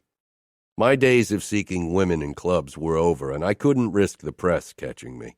I sent Grace a text, even if I was starting to grow tired of her. Apartment, 30 minutes. She'd have to hurry to make it there in time. I left the penthouse, locking it so Aria would be safe, and drove to the apartment where Grace and I often met to fuck. My anger at Aria's rebuke turned to anger toward Grace, because I knew she said something to Aria on our wedding day. Was that why she couldn't bear my fucking touch? Grace stepped in almost on time, slightly breathless, but as usual with a heavy layer of makeup. Either she slept with that shit on her face or she'd hurried to put it on so she could meet me. "You're 2 minutes late," I said coldly. She flushed. "I'm so sorry, Luca. I came as quickly as I could." She removed her coat, revealing garters, a miniskirt, and a bra where her nipples peeked out. Usually that sight got me going, and I was getting hard, but for some reason it felt different, which annoyed the fuck out of me. If I couldn't enjoy my wife, I at least wanted to enjoy other women, but even that seemed impossible now that I was with Aria. Fuck it. I focused on my anger, on the monster inside of me. I don't wait for anyone. I pushed away from the wall, but Grace quickly stepped in front of me, touching my chest. I narrowed my eyes at her. "I'll make it up to you. I'll give you what you need. My pussy is dripping for your cock, Luca." She cupped me through my pants and squeezed hard. My cock jerked. I hadn't slept with a woman in 2 weeks. That was the longest dry spell I'd suffered through since I was 13. All for Aria. Damn it. "I knew that virgin pussy couldn't keep you entertained." I gripped Grace's neck hard and brought our faces close. "Don't mention my wife again, understood? And don't think I don't know you talk shit to her on our wedding day." Grace winced, but my roughness turned her on. Her nipples puckered, and her lips parted. I just needed to get the fucking anger out of my system, the fucking desire for Aria. "Get on your knees. I'm going to fuck your mouth." Grace shivered and knelt before me. I opened my zipper, grabbed her hair, and guided her mouth to my cock. I fucked her lips so hard and fast, deep-throating her. She moaned around my cock a few times. I pulled back, suddenly unable to bear her moans, the wet sounds of lips smacking around my cock. She got to her feet with a smile. "Condom," I told her. I didn't have any with me. I'd given them all to Matteo shortly before my wedding because I'd assumed I wouldn't need them again. because I'd assumed my wife would want my touch and not look at me like Nina looked at my goddamn father. The mere idea that I could be like him, that Aria could think I was like that, it drove me insane. Grace shook her head. "We don't need it," she said with a seductive smile. "I'm taking the pill, and I never went bareback with any of the other guys I was with." My lip curled. Did she really think I'd fuck her without a condom? I didn't trust her one fucking bit. In her twisted mind, she probably thought that if she got pregnant, I'd actually stay with her. "I don't go bareback, Grace." She pouted. "I bet you do with your wife." I stiffened. Shaking my head, I reached for my pants. "I warned you." "Luca, wait," she cried, grabbing my hand. "Come on, don't be like that. Fuck me, I need you. I have a condom in my purse." Shaking her off, I left her standing naked in the room. Fuck. Why did she have to keep bringing up Aria? And why the fuck did I care? Aria didn't want this to be a real marriage. She couldn't even stand my fucking closeness. When I returned home, I went straight into the shower, not even glancing toward my sleeping wife, and cleansed myself under the hot spray. Returning to bed with Aria after what I'd done felt wrong. I crept through the darkness, but even in the dim light I could make out the golden halo of her hair on the pillow. She was turned toward my side. I carefully slid into bed. Aria didn't stir. As my eyes grew accustomed to the dark, I made out her face and her bare shoulder. Her sweet, flowery scent drifted into my nose, and suddenly I felt the urge to shower again. Fuck! I never wanted to marry, never wanted a woman at my side in my life. But now I had a wife who didn't want my touch when all I could do was think about touching her. I rolled over, turning my back to her. I wasn't sure what Aria was hoping for, but I knew she wouldn't get it. And she was obviously determined not to give me what I wanted either. The next morning I left bed early, not wanting to face my wife. I wasn't worried that she'd realize where I had been. Aria didn't have experience with men, so she wouldn't be able to link my behavior to my nightly visit, but I was wary of being in her presence because, even without having to look at her, my fucking conscience was already giving me trouble. Before Aria, I had been convinced I didn't have one to begin with. I'd never felt like it, and it didn't even make sense. Aria didn't want this marriage. She'd been forced into this and made it plainly clear how unwilling she was. Chapter 10. I felt like an intruder in my own penthouse. Trying to evade Aria was almost impossible. Wherever I went, her scent seemed to linger. I was growing tired of having to tiptoe around the fucking apartment, of not knowing how to handle the woman in front of me. My go-to reaction with anyone else would have been harshness, maybe even a threat or violence. My father had never walked on eggshells around his wives. He'd broken them until they anticipated his every demand, before he ever uttered a word. My eyes followed my wife as she sank down on the sofa with a book.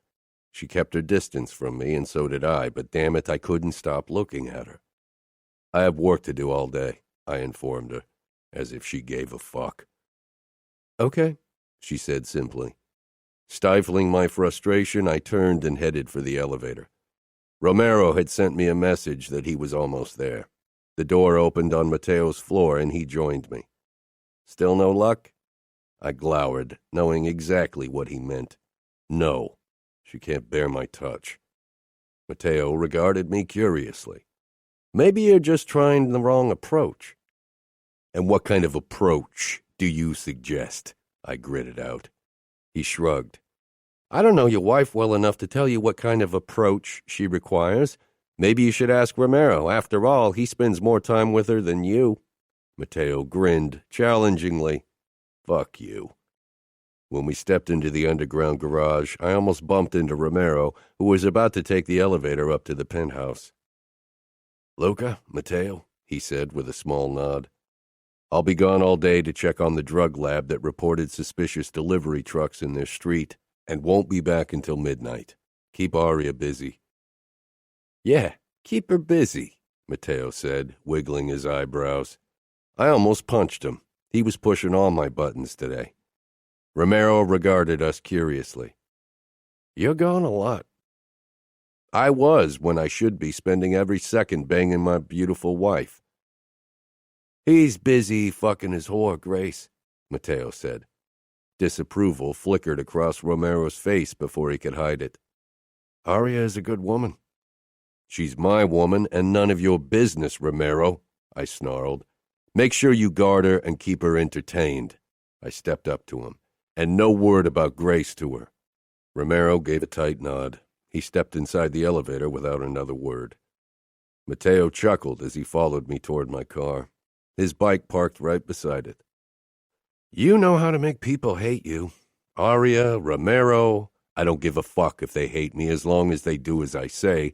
Both of them are forever bound to me by their fucking vows. Mateo mounted his bike. I got into my car before he could say anything else that would drive me up the wall. Later that day, I got a message from Father. Mateo sent me a questioning look. You look like you swallowed a bitter pill.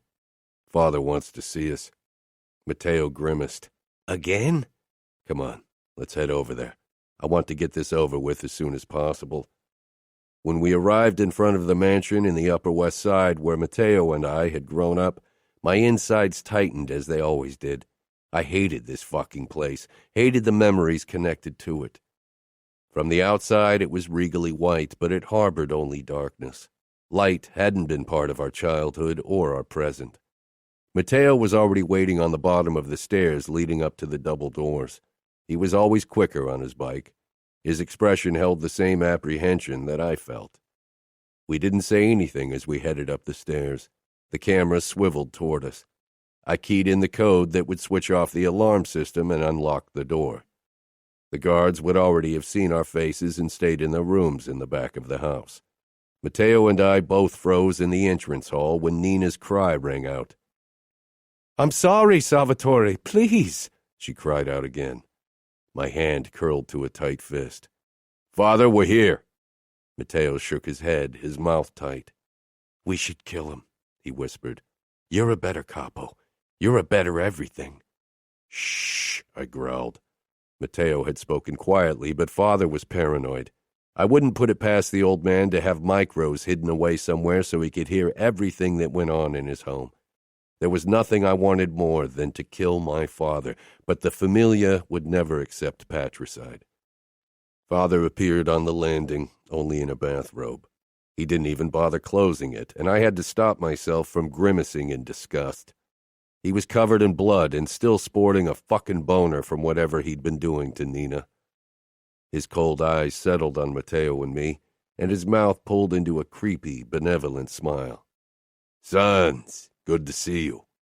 I knew he was trying to get a reaction out of us, daring us to look away from the sight of his disgusting old man dick.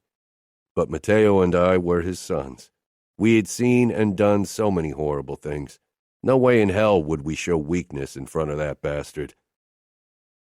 You called for us? I said simply.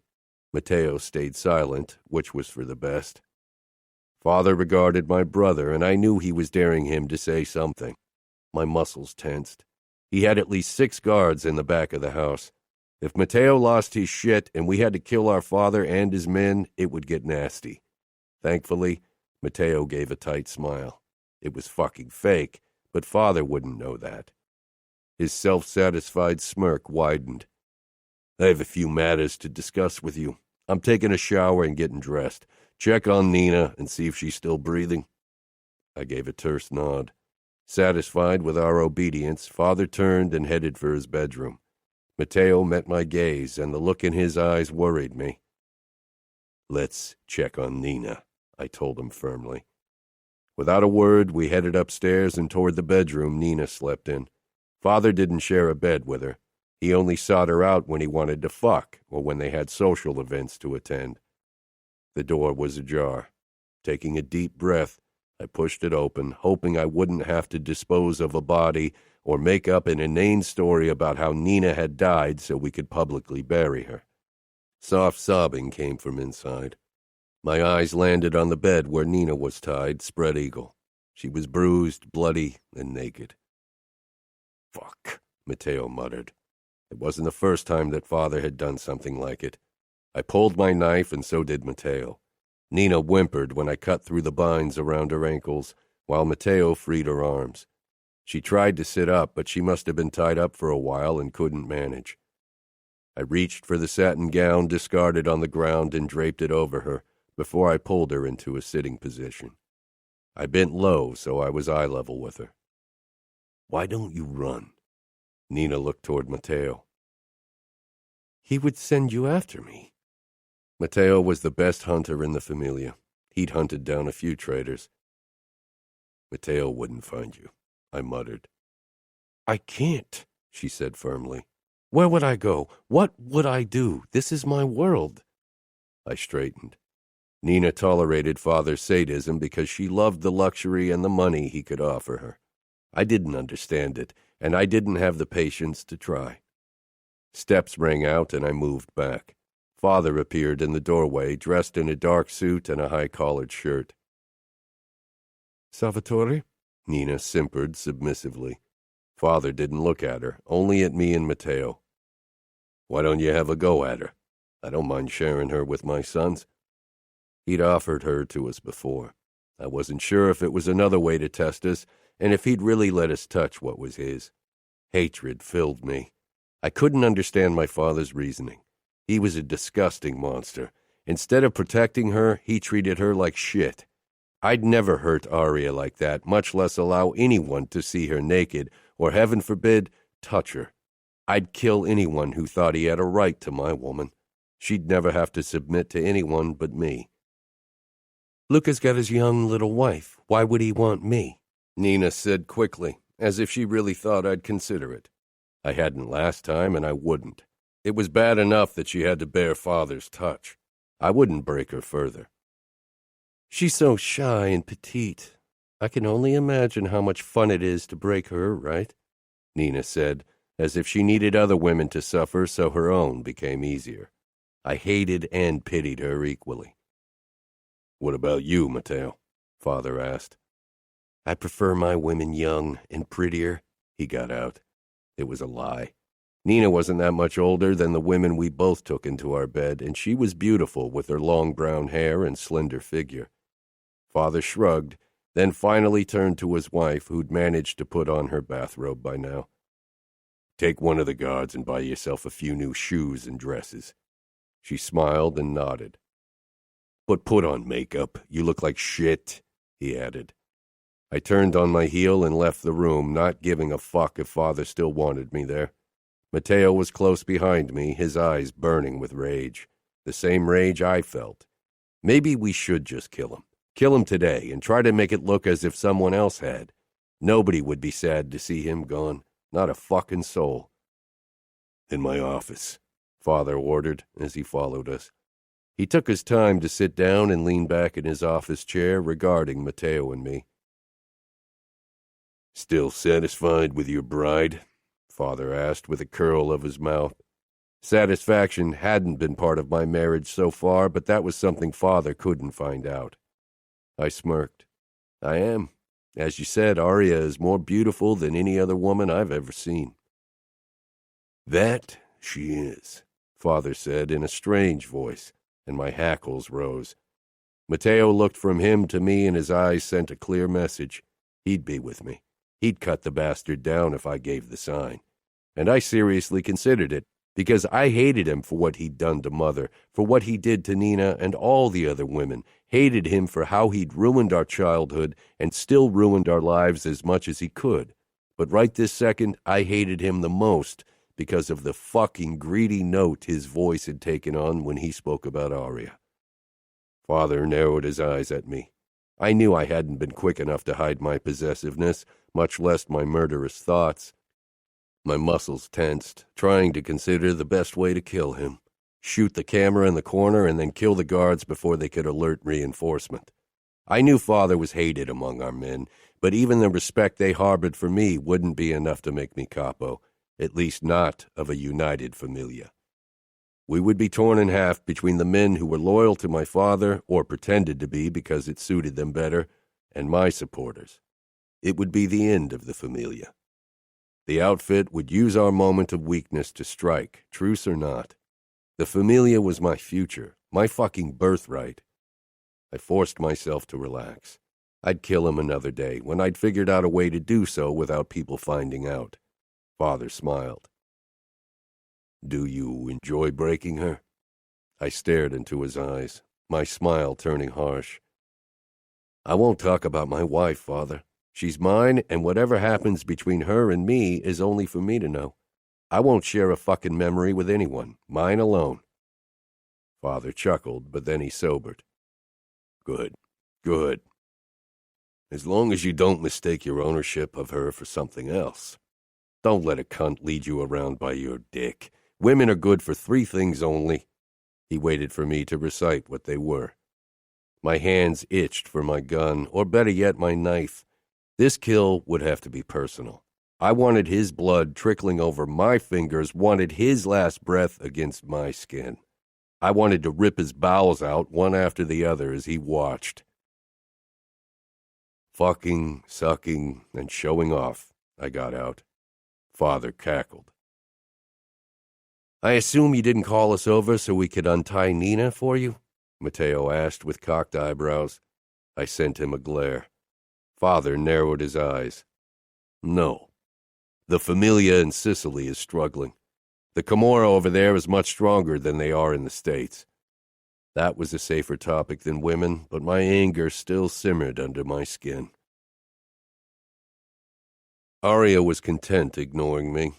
She never sought my closeness and slept soundly beside me at night while I couldn't stop watching her and wondering why she looked at me as if I were my father when I'd sworn to myself to treat her right. Fuck, I was turning into a fucking pussy. 2 days had passed since my last meeting with Grace, but today I met her again, and I didn't wait long. Grace didn't look at me with disgust. With her, I didn't feel like my sadistic bastard of a father, even when she wasn't the woman I wanted. Within a few minutes of her arrival, I had shoved her on all 4s on the bed and was fucking her from behind. My mind kept drifting to Aria with every thrust. I pushed Grace further down, so I only saw her hair. Blonde, but so very different from the spun gold of my wife. I tried to imagine it was Aria, tried to imagine her flowery scent, but Grace's sweet perfume clogged up my nose, and her moans kept distracting me. My grip on her hips tightened further, and I thrust harder into her, but I could actually feel myself soften at her fucking view. That had never happened, not with anyone. I closed my eyes so I wouldn't have to see the woman before me, and instead an image of the woman I really wanted formed before my inner eye. Yes, harder, Grace screamed, and I almost snarled at her to shut the fuck up. Instead, I tightened my hold on her hips and slammed into her, anger consuming my veins. What the fuck was I doing? God, yes, she moaned. A board creaked. Tension shot through me a second before I reached for my gun on the bed beside me and opened my eyes, expecting a Russian fucker trying to catch me by surprise. Fuck. Aria stared back at me with wide, horrified eyes. Shock washed over me and I stilled. What was she doing here? How had she found this place? I'd never wanted a Bratva ambush more than I did now. Anything was better than the hurt look on my wife's face. What's the matter, Luca? Grace shoved her ass back, driving my cock deeper into her, but I was already going soft. Aria still hadn't moved, and nor had I. Her blue eyes filled with tears, and my chest tightened uncomfortably. She should never have seen this. Before I could decide what to do or say, she whirled around and started running. Fuck! I growled. I pushed Grace away when she tried to reach for me. Let her leave. I pulled up my pants, fucking glad that I almost never undressed when I fucked Grace. I started chasing Aria with my shirt still unbuttoned and my fly open, not giving a fuck if someone saw. Aria disappeared in the elevator, and before I could reach it, the doors closed and it began its descent. Damn it. I took the stairs, trying to button up my shirt. I couldn't go out in public half naked. That was a newspaper article I didn't want to have to explain to my fucking father. I stormed out of the building, catching a glimpse of Romero running after Aria, who hurried down the steps toward the subway. I ran after them. Fuck. I needed to catch her, needed to stop her from doing something stupid, needed to explain. Fuck it all. People jumped out of my way in wide-eyed shock. I jerked to a halt on the platform just when the doors closed. Romero was a few steps ahead, but he too hadn't managed to board the subway. I watched the train disappear with Aria in it. My heart pounded in my chest, not just from the sprint, but from worry over my wife, my crying, hurt wife. "Fuck!" I snarled. Romero turned to face me, panting. "I'm sorry, Luca. I don't know how she found out. She tricked me and slipped away." I was too worried about Aria to be pissed at Romero for letting her run off. I fumbled for my cell and lifted it to my ear, calling Matteo. "I thought you were banging Grace," was the first thing out of his mouth. In the background, I could hear women laughing. "I need your help. Aria caught me, and now she's disappeared. We have to catch her before something happens to her." "Where are you?" I told him where we'd be heading, then hung up and called Cesare. Romero was already checking the stops of the subway line on his phone. "Where should we start?" he asked. I took a deep breath, trying to anticipate Aria's next move, but I didn't know my wife well enough to guess where she'd be going, and she wasn't familiar enough with New York to have favorite spots. "I want you to return to the penthouse in case she goes back there." Romero opened his mouth as if to protest, but I sent him a warning look. He'd messed up, not as bad as me, not nearly as bad as me, but still. I went back to my car and drove to the first stop of the train. I doubted Aria had gotten off here, but I was at a loss as to where she could be. Matteo pulled up next to me on his bike and opened his helmet. "Any clue where she could be heading?" I shook my head. "You realize your shirt is buttoned wrong?" I ignored his comment. Where could Aria be? She was responsible and aware of the risks of our world. She would stay somewhere public, probably somewhere in Manhattan or maybe Brooklyn, but that still left about 1,000,000 options. I closed my eyes briefly. If something happened to her... "Luca?" I looked at Matteo, who was frowning at me. "We'll find her. Aria won't run off. She'll come back eventually." "Eventually?" "Why don't you call Gianna?" I nodded. That was a good idea, but I doubted Gianna would tell me the first thing. Grabbing my phone, I realized I didn't have the redhead's number. "Do you have her number?" I asked my brother. After all, he'd kissed her, so who knew if they'd exchanged more than spittle? Matteo shook his head. "Calling Scuderi is out of the question," I muttered. Aria's father would call my father, and then things would get nasty. Cesare pulled up in his car and got out. We were only 3 men who needed to search New York. We had to find Aria. There was no other option. We'd been searching for Aria for almost 2 hours, but there was still no sign of her. My temple was throbbing, and I actually considered calling Scuderi after all. Screw the consequences. The only thing that mattered was getting back Aria. My phone rang, and I picked up immediately. "Aria just came home," Romero said. I sagged with relief. "Is she all right?" "Yes," Romero said without hesitation. "Keep watch on her. I'll be there as fast as I can." Matteo, Cesare, and I arrived less than 15 minutes later at my penthouse. Romero, perched on the bar stool, jumped off the moment we entered. "She's upstairs, showering." His face reflected the same relief that I felt. I walked past him, then continued upstairs.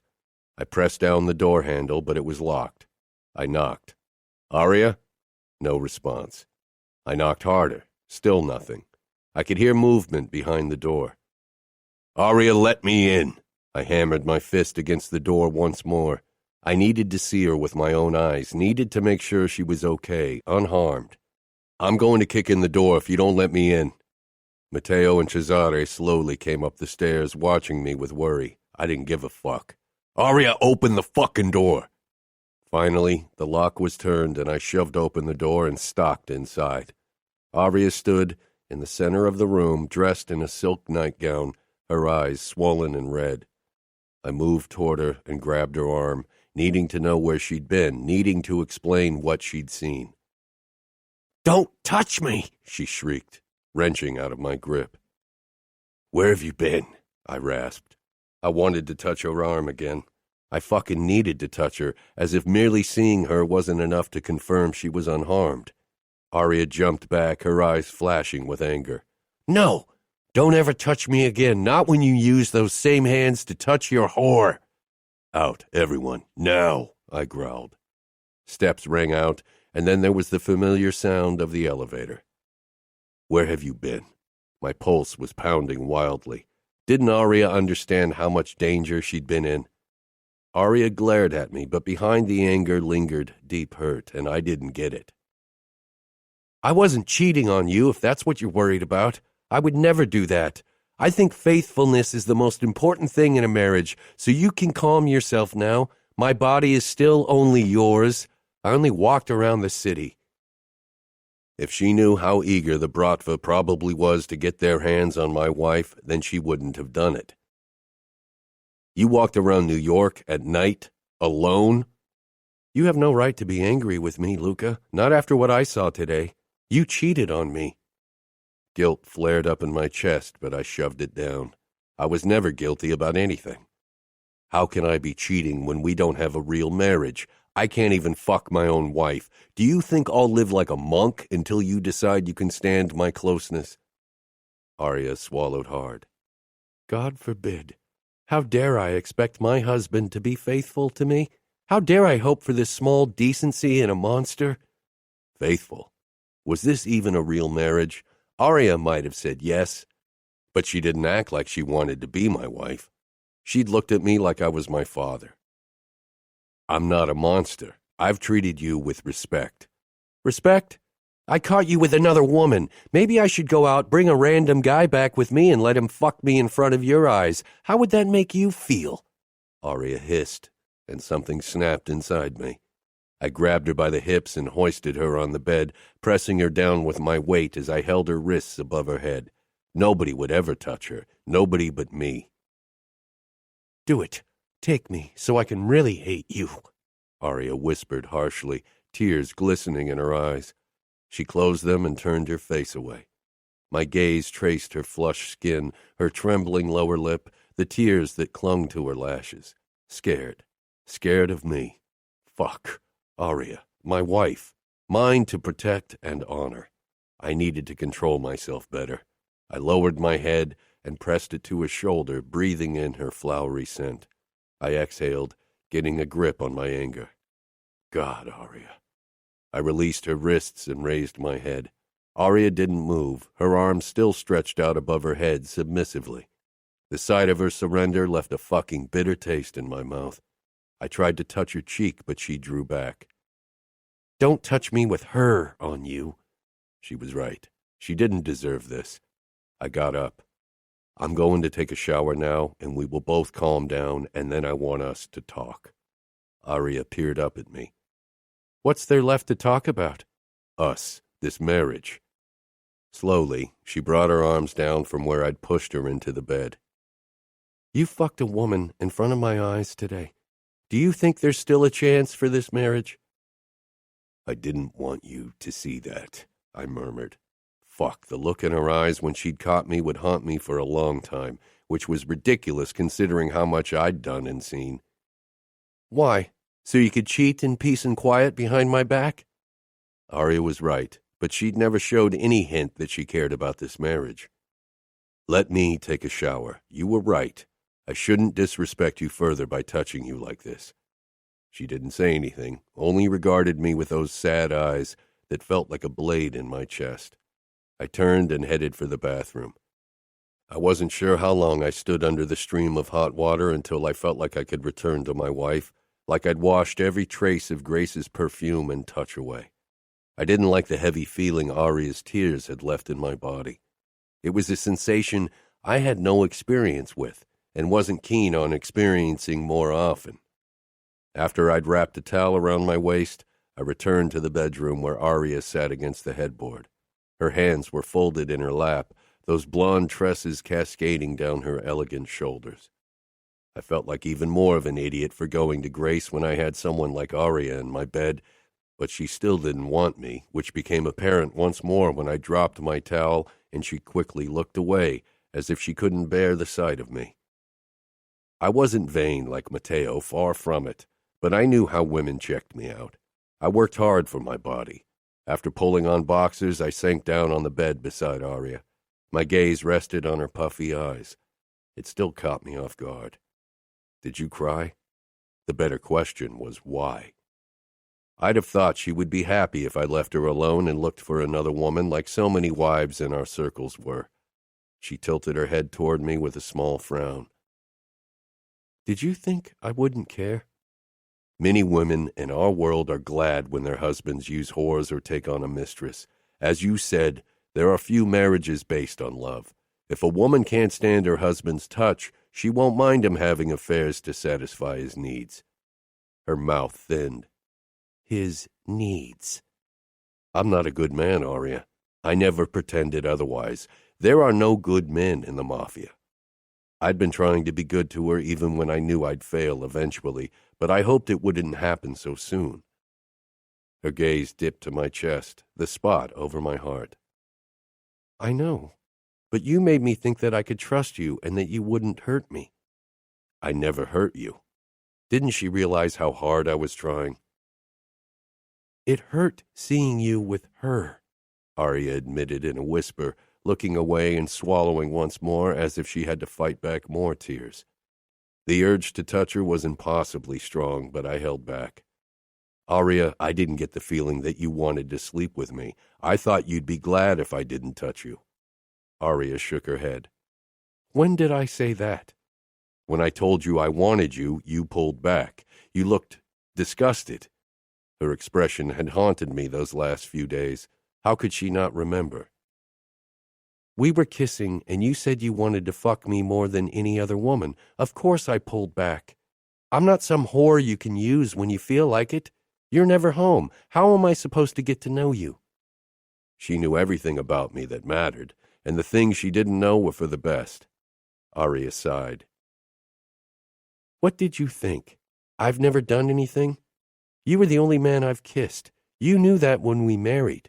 You and my father made sure it was the case, and despite that you expect me to go from never having kissed a guy to spreading my legs for you, I wanted to take it slow. I wanted to get to know you so I could relax. I wanted to kiss you and do other things first before we slept together. Fuck, my mind went in overdrive. Other things? What kinds of other things? Aria scowled and turned away. This is useless. No, don't, I murmured, touching her cheek and gently turning it back to me. Reluctantly, I dropped my hand. I get it. For men, the first time isn't a big deal, or at least it wasn't for the men I know. I hadn't considered that Aria would need time to get used to a man's touch, to my touch. I'd hoped she'd be eager and curious. When was your first time? Aria asked immediately. I was 13, and my father thought it was time for me to become a real man, since I'd already been initiated. You can't be a virgin and a killer, that's what he said. He paid 2 prostitutes to spend a weekend with me and teach me everything they knew. I still remembered the 2 days I'd spent in the Foxy. Aria grimaced. That's horrible. Yeah, I suppose it is, I said. For me, it had been what was expected. But I was a 13-year-old boy who wanted to prove himself. I was the youngest member in the New York familia. I didn't want the older men to think of me as a boy, and I felt like a big deal when the weekend was over. I doubt the prostitutes were overly impressed with my performance, but they pretended that I was the best lover they'd ever had. My father probably paid them extra for it. It took me a bit to figure out that not all women like it if you come all over their face when they give you a blowjob. Disgust flashed across Aria's face, and I couldn't help but laugh, even when I hoped that she wouldn't show the same reaction when I came in her mouth. Yeah. I let a strand of her hair trail over my finger, enjoying the silky feel of it. Aria watched me with curiosity, but she didn't pull back. I was really worried tonight, I admitted. Worried that I'd let someone have what's yours? Aria said. I didn't miss the hint of vulnerability in her tone. Had I been worried that Aria would seek out other men? Never. Arya wasn't the type. No, I knew. I know you were loyal. Things with the Bratva are escalating. If they got their hands on you, they'd hurt her. Me taking her on our wedding night, even against her will, would have been nothing compared to what they'd put her through. My stomach clenched in a mix of fury and worry. They didn't. They won't, I growled. I'd protect Arya no matter what it would take me.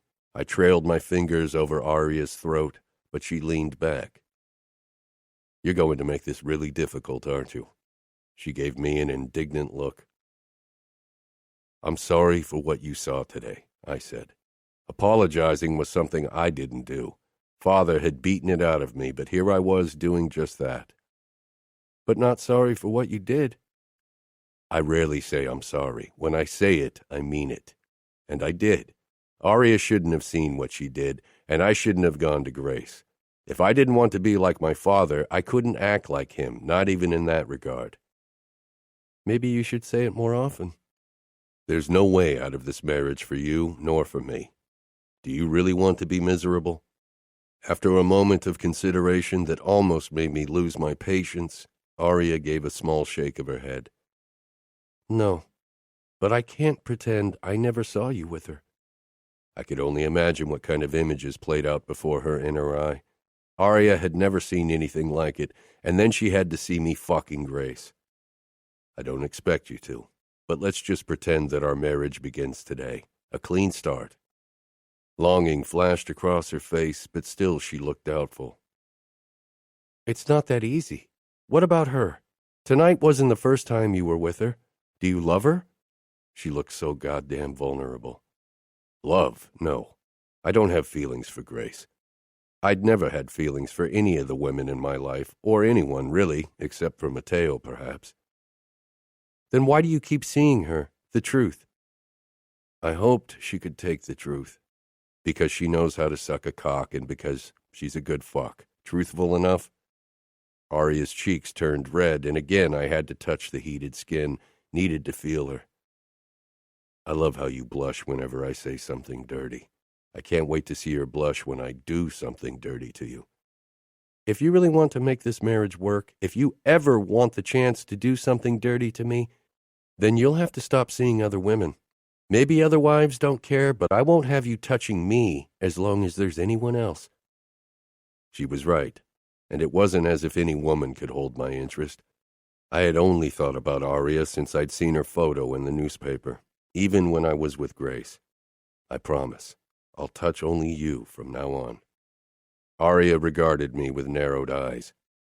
Grace won't like it. Grace definitely wouldn't. Who gives a fuck what she thinks? Won't her father give you trouble? We pay for his campaigns, and he has a son following in his footsteps who needs our money soon as well. What does he care about a daughter who isn't good for anything but shopping and eventually marrying a rich man? She probably hoped you'd be that man. Of course she did.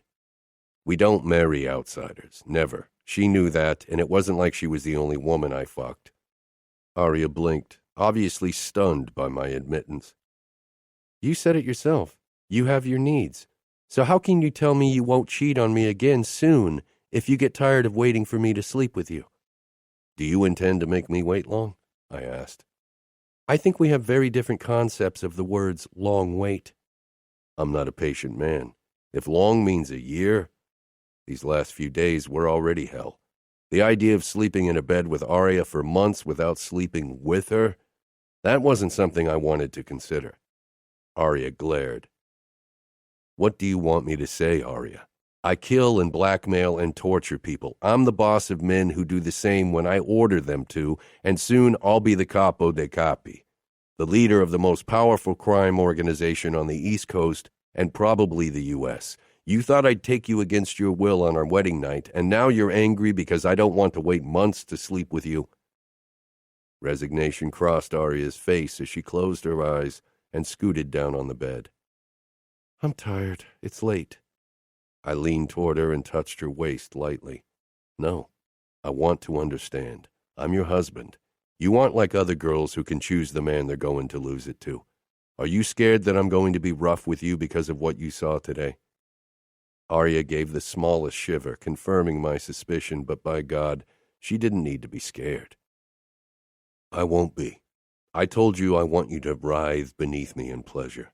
And while that probably won't happen the first time I take you, I'll make you come as often as you want with my tongue and my fingers until you can come when I'm inside you. I don't mind going slow, but what do you want to wait for? Arya's eyes fluttered open, and the look in them sucked the breath cleanly out of my lungs. I wasn't sure why, but I didn't like it. This time, I managed not to run my fingers through the golden halo on the pillow. I won't make you wait for months, Arya whispered, sounding exhausted. She closed her eyes again, looking like a sleeping queen as she did. I swallowed, unsure what to do to make her happy in this marriage, unsure if I should try. I lay down beside her, listening to her breathing that had already evened out in sleep. I knew I wouldn't fall asleep any time soon. Chapter 11. I woke before sunrise after less than 2 hours of sleep with my arm around Arya. For a few moments, I stayed like that, enjoying that she was relaxed in my embrace and sleep. Finally, I pulled back and reached for my cell on the nightstand. I quickly typed a message to Matteo, telling him that he'd have to talk to the manager of one of our whorehouses alone. Then I wrote Romero. He wouldn't have to guard Arya today. Business? Arya asked in a sleepy voice. I glanced toward her and shook my head. I canceled my plans for the day so we can spend some time together and get to know each other. Arya blinked, becoming more alert at once. Really?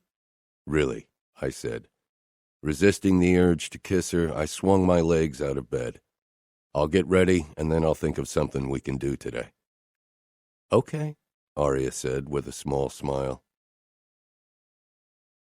30 minutes later, I was looking into the fridge, trying to figure out what we could make for breakfast.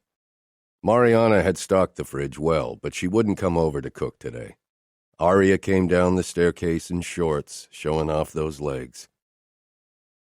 Can you cook? Arya huffed as she headed toward me.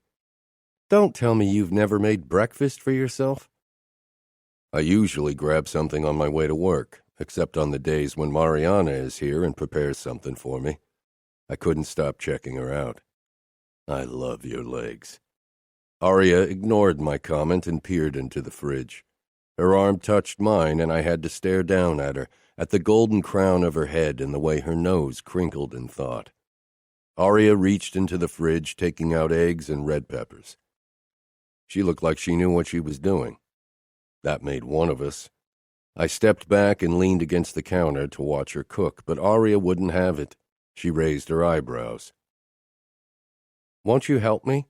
You can chop the peppers. You know how to handle a knife, from what I hear, she said teasingly. I snatched a knife and stepped up beside her. Arya gazed up at me. She reached my chest, and again a wave of protectiveness washed over me.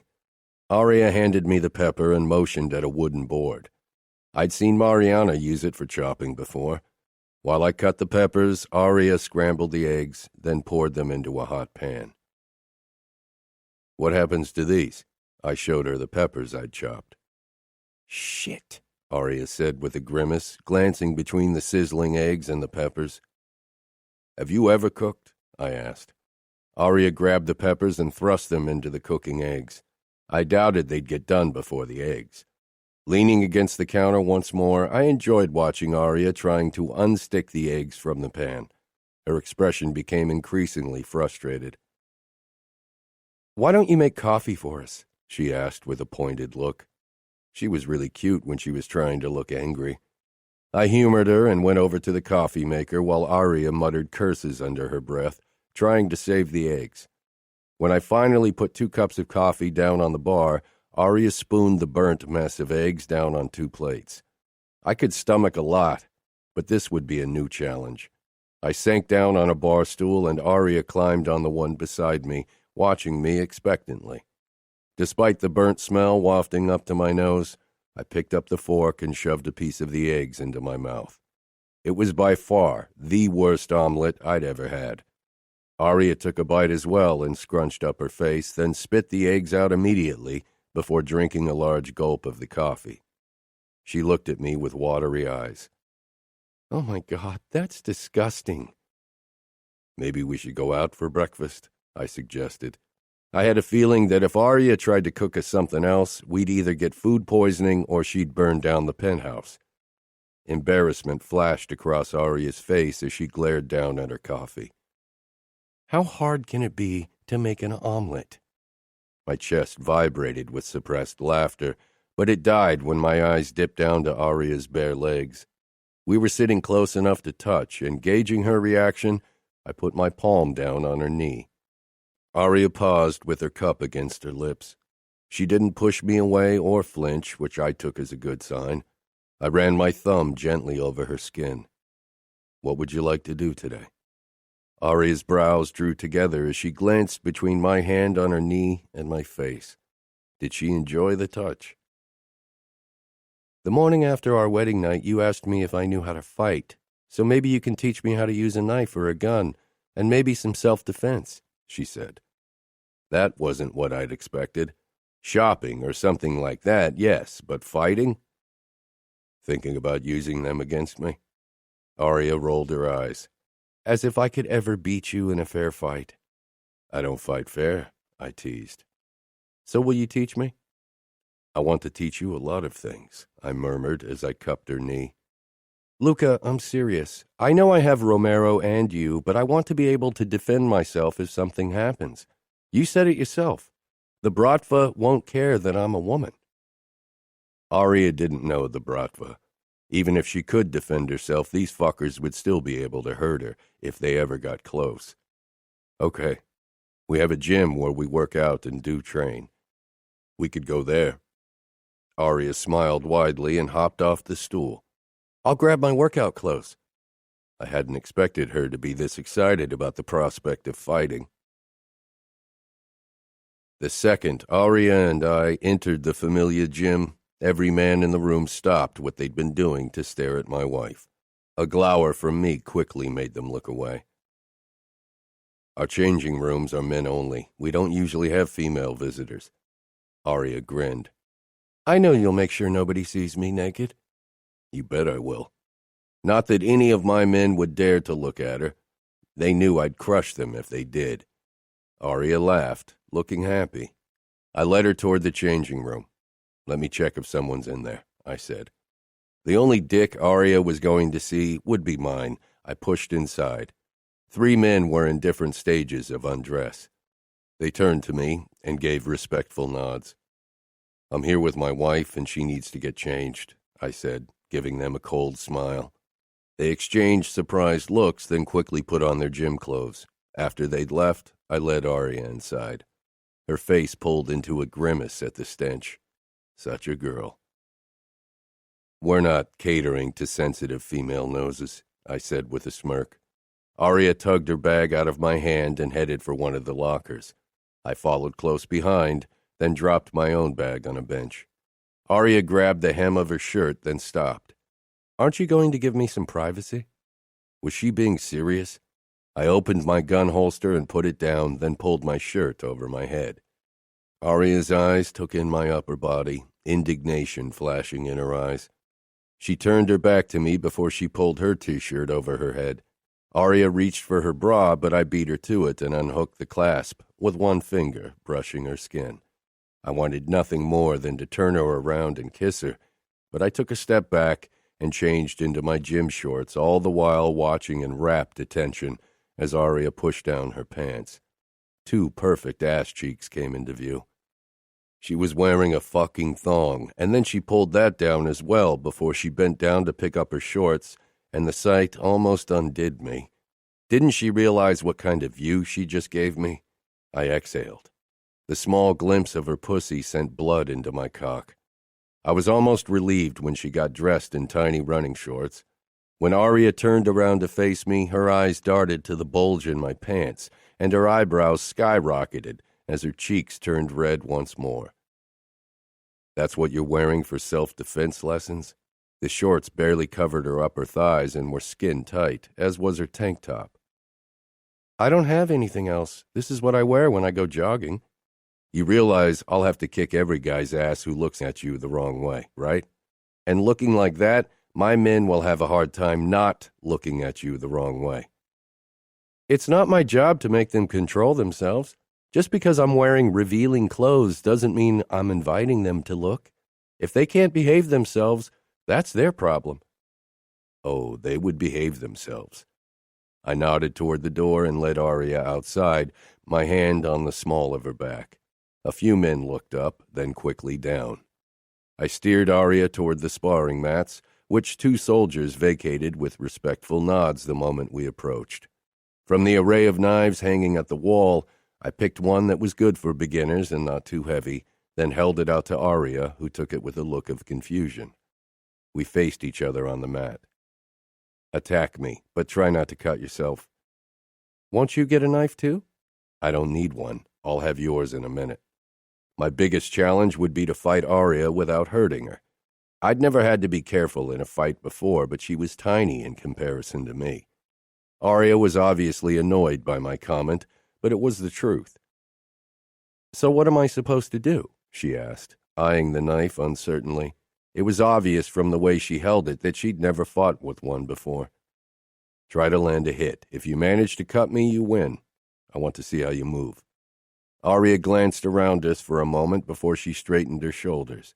She lunged forward, and I was surprised by how fast she could move, but I sidestepped her unpracticed attack easily. It was harder to grip her wrist without crushing it, and then I whirled her around until her back was pressed enticingly against my front. You don't have my knife yet, Aria said breathlessly. I tightened my hold on her wrist ever so slightly, then lowered my head to her ear. I would have to hurt you to get it. I could break your wrist, for example, or just bruise it. Aria held her breath, her pulse thudding under my fingers. I released her, and she quickly dashed out of my reach, whirling around to face me once more. Again, I said. Fighting Aria was fun, and I could tell that she was growing annoyed by her inability to hit me. I'd never been beaten in a fight, and those men had been made men with years of experience and twice Aria's weight. When she tried to kick my balls, I snatched up her foot and tugged. I underestimated her momentum, and she landed hard on her back, gasping and dropping the knife. I knelt beside her, touching her belly. Are you okay? I murmured, trying to look calm because my soldiers were watching. Aria's eyes fluttered open. Yeah, just trying to catch my breath. She glanced behind me toward my men. Don't you have a soldier who's only 5'something and terrified of his own shadow who would be willing to fight me? There were definitely a few men around who would be easier opponents for Aria, but I'd never let anyone fight her, not even in jest. My men aren't terrified of anything, I said loudly as I helped Aria to her feet before I faced them. Anyone willing to fight my wife? A few of them laughed, and others quickly shook their head. You'll have to fight me, I told Aria. Aria definitely didn't want to give up, but I could tell that she was tiring. I was holding her against my body once again when a sharp pain in my bicep startled me. I loosened my hold and Aria managed to slip away, but before she could bring the knife down, I grabbed her wrist. My eyes darted to the spot on my upper arm where she had left teeth marks. Did you bite me? Not hard enough. There isn't even blood, she said, her lips twisting with amusement. My stomach shook, but I held the laughter back. Aria's eyes shone with pride as she peered up at me. Fuck. I wanted to laugh, but with my men watching, I couldn't. A few low chuckles escaped anyway. Aria grinned. I shook my head. I think you've done enough damage for one day. Aria had never been more relaxed around me than after our training. It had allowed us to be close physically without her having time to worry about where it might lead. Let's get takeout, I said on our way home. What are you in the mood for? Aria pursed her lips. I've never tried sushi. My eyebrows shot up. Never? She shook her head. But I'd like to give it a try. Maybe I'll like it. There were so many other things she'd definitely like if she gave them a try, but I swallowed the words, not wanting her to get tense again. I drove past my favorite sushi place and picked a selection of everything, so Aria would find something she'd like, before we headed back home and settled outside on the roof terrace with our food and a bottle of wine. Aria tried every piece of sushi eagerly, nodding and humming her approval. I loved watching her. "I'm surprised," Aria said as she settled against the backrest. I had my arm thrown over it, close to her bare shoulders. I wasn't sure what she was referring to. "I didn't think you'd really try." "I told you I would. I keep my word," I said. "I wanted this marriage to work." "I bet this is hard for you." Aria motioned at the space between us. "You have no idea. I want to kiss you really fucking bad." Aria's eyes flitted to my lips. I put my glass back down on the table and leaned closer, touching her waist. "Tell me you don't want me to kiss you." Aria opened her mouth, but she didn't say anything. Slowly, I leaned forward, giving her time to pull back, but she didn't. I kissed her, forcing myself to go slow, but soon our kiss became more heated. It was a struggle to keep my hand on her waist and not explore the rest of her body. I pushed my thumb under her shirt and rubbed her bare skin. Aria moaned softly into my mouth. I wasn't sure if she even noticed. I guided her back gently until she was stretched out on the lounge and I was half bent over her. Aria tasted so fucking sweet as my tongue claimed her mouth. I could tell she was growing more and more aroused by the way she rubbed her thighs together. I raised my head to gaze at her flushed face. "I could make you feel good, Aria," I said, my fingers twitching eagerly on her hip, wanting to head south. "You want to come, don't you?" Conflict danced in Aria's eyes, but then a determined glint took over. "I'm fine, thank you." My stomach twitched with suppressed laughter. You were so stubborn. I knew she was wet. The way she'd pressed herself into me, the way she'd moaned. Fuck. I claimed her lips once more, my tongue teasing hers as I wanted to do with her pussy, my finger rubbing circles right above her waistband, knowing she'd feel it between her legs, too. But Aria stayed true to her words, even as she panted and moaned and shivered under my kiss. Eventually, I had to stop, because my dick was so fucking hard in my pants it got too uncomfortable. Aria blinked up at me, dazedly. "We'd better stop now," I groaned. "My pants are getting tight." Aria looked smug and embarrassed at the same time. I chuckled, pressed another kiss to her mouth, then pushed to my feet and pulled Aria with me. She held onto my hand for once, surprising me, and fuck if that didn't feel like a major victory. It was even worth the blue balls I suffered through all night as Aria slept in my arms. Chapter 12. My phone buzzed on the nightstand, startling me awake. I carefully untangled Aria from me and she rolled over. Grabbing the phone, I stood. It was Cesare. I quickly took the call. "What's the matter?" "The Bratva chopped up one of our chemists and spread his remains around the sphere." "Is someone taking care of it?" "The cleaning squad is already there." "All right, I'll be there as quickly as I can. Did you call Matteo already?" "No." "I'll do it then." I called my brother, agreeing to meet in 15 minutes before I returned to the bedroom and quickly picked out clothes and grabbed my guns. When I was dressed, I headed into the hallway once more, telling Romero that he needed to come over sooner. Then I went into the bedroom to wake Aria. But she was already sitting up. "Are you leaving already?" She actually looked disappointed. "The Bratva got one of ours. They left him in tiny pieces around one of our clubs." "Somebody I know?" Aria asked. "Will the police get involved?" I went over to her. She looked adorable with her tousled blonde hair. "Not if I can help it," I murmured, cupping her face. "I'll try to be home early, okay?" Aria gave a small nod and I dipped my head down to kiss her. She didn't flinch or draw back when our lips touched. Instead, she parted from me. I took her up on the invitation, eagerly deepening the kiss, but eventually duty called. I pulled back and left quickly. The Bratva had graffitied their fucking Kalashnikovs onto the entrance of the sphere, and the dead chemist wasn't the only one they'd killed. One of our most successful dealers had also been dismembered and left in his backyard with the same goddamn graffiti on his house front. "Fucking Russians," Matteo muttered. It's another warning. They want their drugs back, Cesare said with a frown. A group of familiar soldiers had stolen the Russians' last drug delivery in retribution for their attack on one of our drug labs. We need to send them a response, Matteo said. The familiar cleaning squad, a group of initiates mostly, tried to remove the Kalashnikov graffiti. They'd already got rid of the bloodstains on the walls and pavements, but the graffiti was harder to wash off. I called my father again, hating that I needed to get his okay for possible actions. He picked up after 10 rings, as usual, making me wait. I'm busy. Not with business, that was clear. We need to send the Bratva a clear warning. They're becoming too daring. Father was silent. His disinterest in the Russians would cost us everything at some point. I'll call Fiore. Fiore isn't here. He doesn't know what's going on in New York, and he probably doesn't give a fuck. The outfit won't help us. They have their own problems. We need to act now. We can't wait for you and Fiore to discuss every fucking thing in detail. The Russians are turning us into fools. Cesare stared at me as if I'd lost my mind for talking to my capo like that, but I didn't give a fuck. I cared about the familia, and if my father posed a risk to it, he needed to realize it.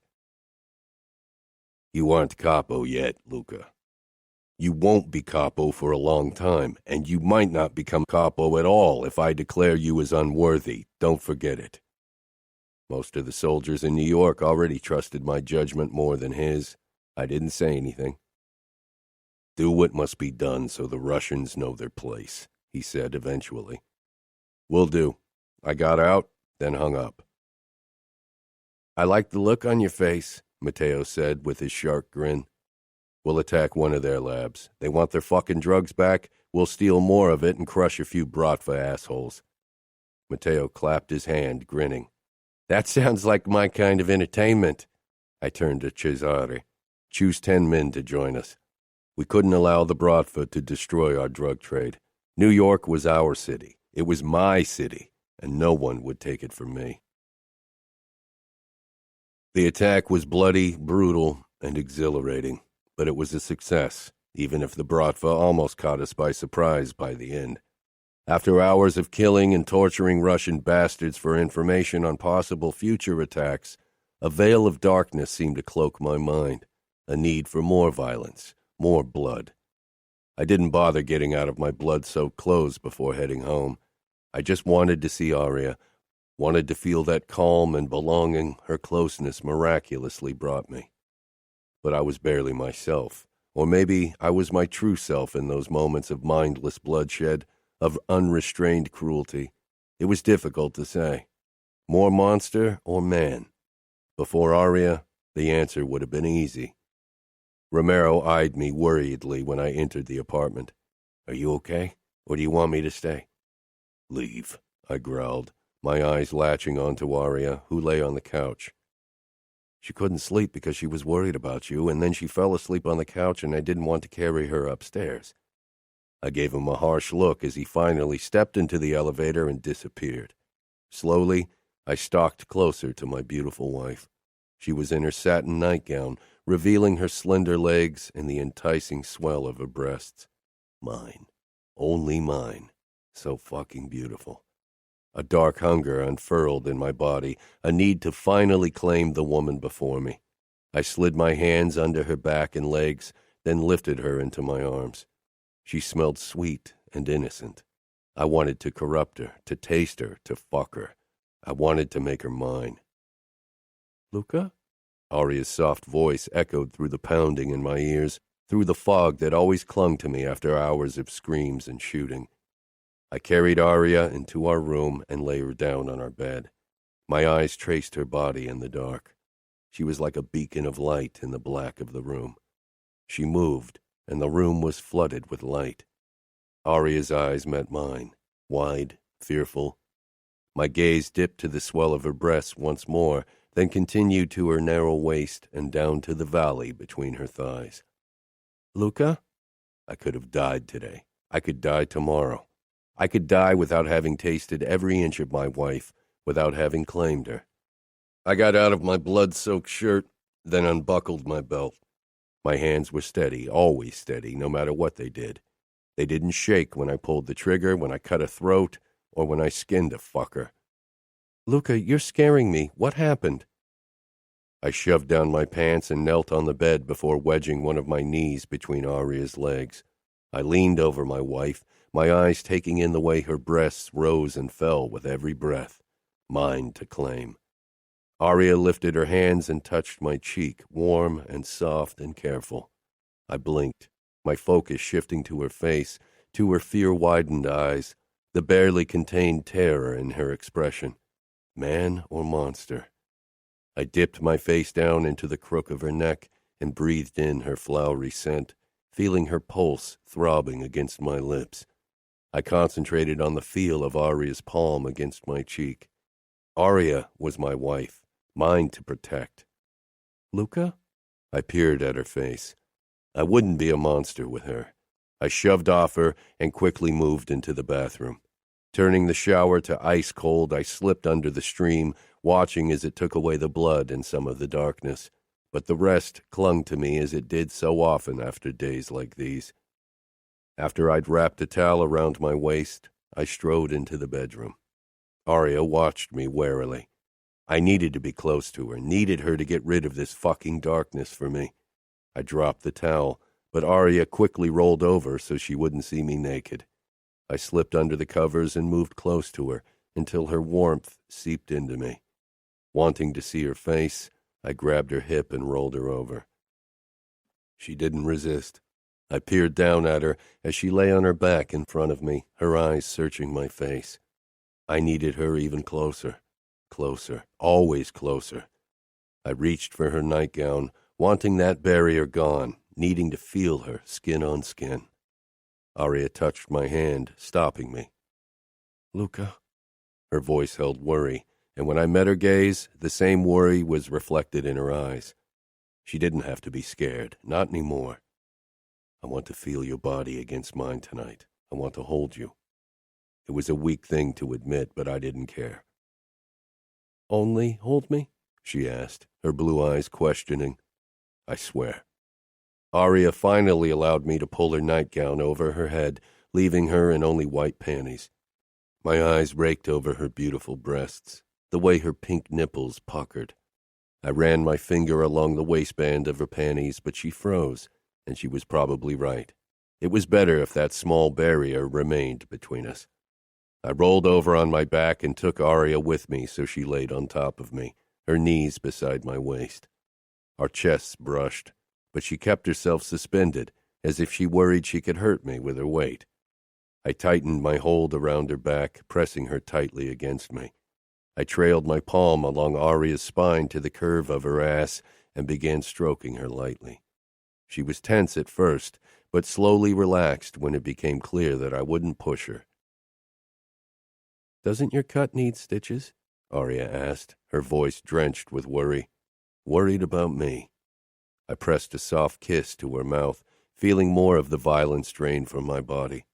Tomorrow. These wounds didn't matter, not at all.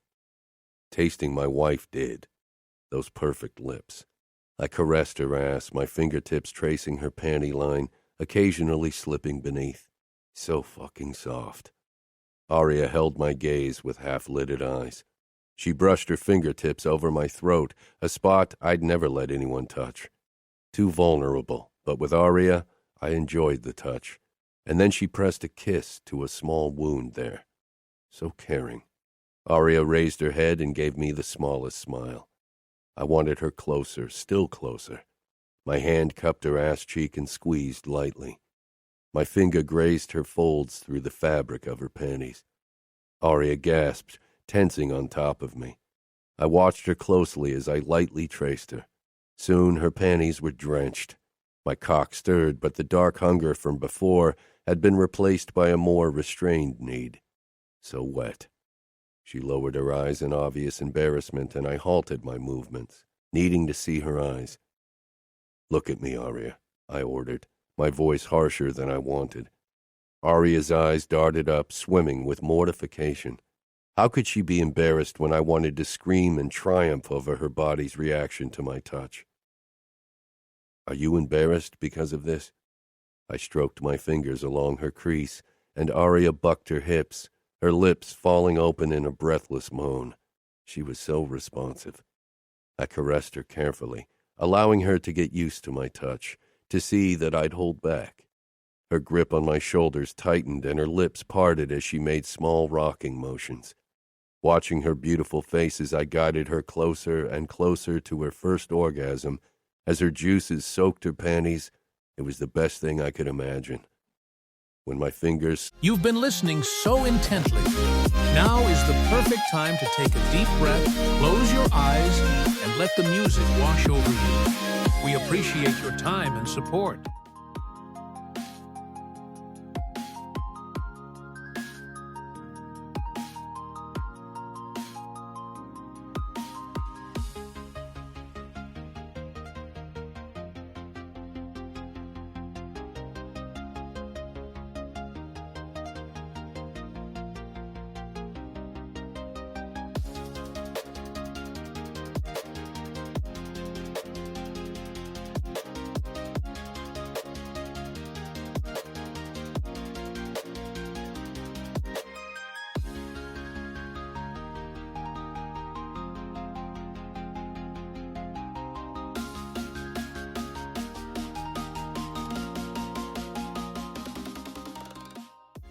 Slid over her clit, Aria started to tremble, her breathing ragged, and I didn't take my eyes off her, not for a single second as she came on top of me. I kept my fingers on her pussy, feeling possessive, and wishing she wasn't wearing panties so I could feel her folds slick with her arousal. Aria pressed her face into my throat, holding on to me tightly as she tried to catch her breath. Her pussy was so hot and wet. The thought of burying my cock in her was almost overwhelming. I sunk my nose into her hair, pushing my needs back. If I gave in to them now, things would get out of hand. Too much of the darkness, of the violent energy, still swam close to the surface. God, you're so wet, Aria. If you knew how much I want you right now, you'd run away. A harsh laugh burst out of me. Part of me wanted her to run so I could chase and catch her. The thrill of the hunt, the need to claim. I can almost feel your wetness on my cock. My cock brushed Aria's thigh, and a groan lodged itself in my throat. Do you want me to touch you? Aria asked quietly. I wanted more than that, and that was the problem. No, I got out, even if it cost me a lot. Aria raised her head, looking hurt. She didn't understand my reasoning. She couldn't understand. I'm not quite myself yet, Aria. There's too much darkness on the surface, too much blood and anger. Today was bad. When I came home today and found you lying on the sofa, so innocent and vulnerable and mine, my desire flared once more, the need to claim what was mine. I'm glad you don't know the thoughts that ran through my head then. You are my wife, and I swore to protect you, if necessary, even from myself. You think you'd lose control? I know it. Maybe you underestimate yourself. She stroked my shoulders, that careful touch I was starting to crave like a drug. I wasn't sure what Aria was doing to me, what was happening to me, but it was dangerous for both of us. Maybe you trust me too much, I murmured, trailing my finger along her spine, feeling her shiver, not with fear. When I laid you down on the bed like a sacrificial lamb, you should have run. Aria's mouth pulled into that smile. Someone once told me not to run from monsters because they give chase. Next time you run, or if you can't, you ram your knee into my balls. I had a feeling that if I ever hurt Aria the way I was capable of, it would mess with me in ways I never thought possible. Aria shook her head. If I'd done that today, you would have lost control. The only reason you didn't was because I treated you like my husband, not a monster. I caressed her lips and cheek, my heart seemingly clenching and unclenching at the same time. You are far too beautiful and innocent to be married to someone like me, but I'm too much of a selfish bastard to ever let you go. You are mine, forever. I know, Aria said, for once not sounding resigned. Fuck, Aria, you were meant to be our guarantee for truce, not more. She put her head down on my chest. For some reason, it felt as if it were meant to be like this, as if Aria had always and would always belong right there, close to my cold, cruel heart. I turned off the lights, staring into the dark, listening to Aria's rhythmic breathing as she fell asleep on top of me. The dark had always called to me because it was something I was familiar with, a place I'd grown up in. I didn't think there would ever be light in my life, that it could pierce the blackness that was my life. My eyes dipped to the golden crown of Aria's head, a beacon of light, even in the dark of the room. Chapter 13. I was blanketed in heat, but my limbs were still too heavy and sore to move. It took me a moment to realize the nature of the heat source. Aria. She was lying on top of me. The low buzz of my phone burst through my sleepy bubble. I jerked upright, my pulse rate spiking and my arm coming around my wife. I fucking hoped that Matteo didn't have more bad news for me.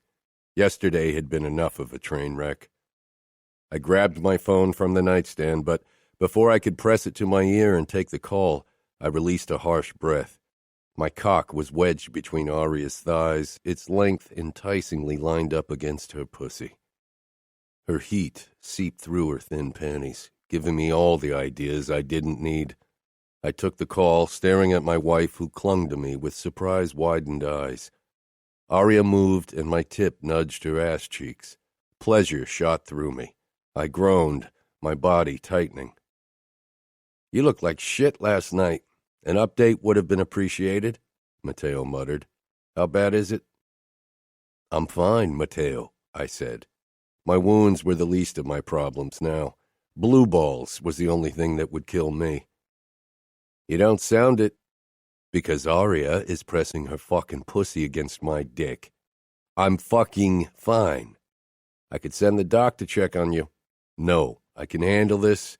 I don't need to see the doc. Now let me sleep." I ended the call before Matteo could say another word and set the phone back down. Aria peered up at me, tension radiating off her body in waves. Her fingers dug into my shoulders. The nerves in her expression calmed some of my desire, and I laid back down to bring some distance between us and get a grip on my overeager cock. Aria still straddled me, but quickly covered her beautiful tits with her arm, her cheeks starting to fill with pink. She shifted, trying to get off me, and her thigh brushed my cock, sending another shock wave of need through me. "Fuck," I hissed. Then I saw Aria's expression. She was looking down at my dick with wide, curious eyes. It was so fucking obvious that she had never seen a cock. It took all of my self-control not to tangle my fingers in her hair and guide her head down to sink myself into her enticing mouth. "You're going to be the death of me, Aria," I murmured. Aria quickly looked up, practically squirming from embarrassment. Her blue eyes met mine, and I just wanted to kiss her senseless, press her into the mattress, and show her how good I could make her feel. I'd desired women before, but it had been a brief burst of interest, a flicker that had been snuffed out as quickly as it had come. But my need for Aria burnt deeper, fiercer. Aria's gaze slipped down to my chest, then slid lower once more. "If you keep looking at my cock with that stunned expression, I'm going to combust." "I'm sorry if my expression bothers you, but this is new for me. I've never seen a naked man. Every first I'll experience will be with you, so," Aria said defensively. I wanted to laugh at how oblivious she was to the reality of the situation. She didn't realize how much I burnt up for her, how fucking hard the thought of being her first made me. I straightened, bringing our faces close. "It doesn't bother me. It's fucking hot, and I'll enjoy every first you'll share with me," I said, dragging my thumb over Aria's heated cheek. Her eyes flitted up to me, and that irresistible mouth tipped up into the small smile that always got me. "You don't even realize how much you turn me on." I kissed her, needing to taste her sweetness. Aria stroked my chest, fueling the desire already burning in my body. I pulled back. "Last night, you asked me if I wanted you to touch me." Aria's lips parted. "Yeah?" She licked her lips, making my insides tight with even more need. Do you want me to touch you now?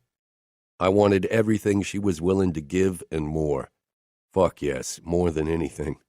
Aria was still covering herself. I grasped her wrist but didn't pull, wanting her to do this on her own terms. Another first. Let me see you. Insecurity flashed across her face. I didn't understand how a girl as beautiful as her could be shy about presenting herself. Her body was destined to bring men to their knees, even when she was only mine to see. She finally lowered her hand to her lap. My eyes took her in, and my desire burned even hotter. I know they're not big, Aria said, bringing my attention back to her insecure face. You're fucking beautiful, Aria, I said, but my mind kept straying to her previous question. Do you want to touch me now? Aria gave a quick nod, licking those irresistible lips before she brushed her fingertips along my cock. The touch was barely existent, but fuck, it zipped through every muscle in my body, and my chest constricted in a sharp exhale. My gaze lifted to Aria's face, the way her lips were parted and her eyes shone with fascination. Fuck, no one had ever looked at my dick like that. She was so goddamn innocent, so beautifully mine. Her fingertips touched my tip, and I jerked, barely holding back an upwards thrust. Fucking Aria's hand would have only disturbed her. Her innocence was torture and pleasure combined. I allowed her to explore me for as long as I could stand it before gritting out, Take me in your hand. Aria's grip on my dick was as non-existent as her touch had been. She pumped her hand up and down, too gently, too slowly. I reclined on the pillow.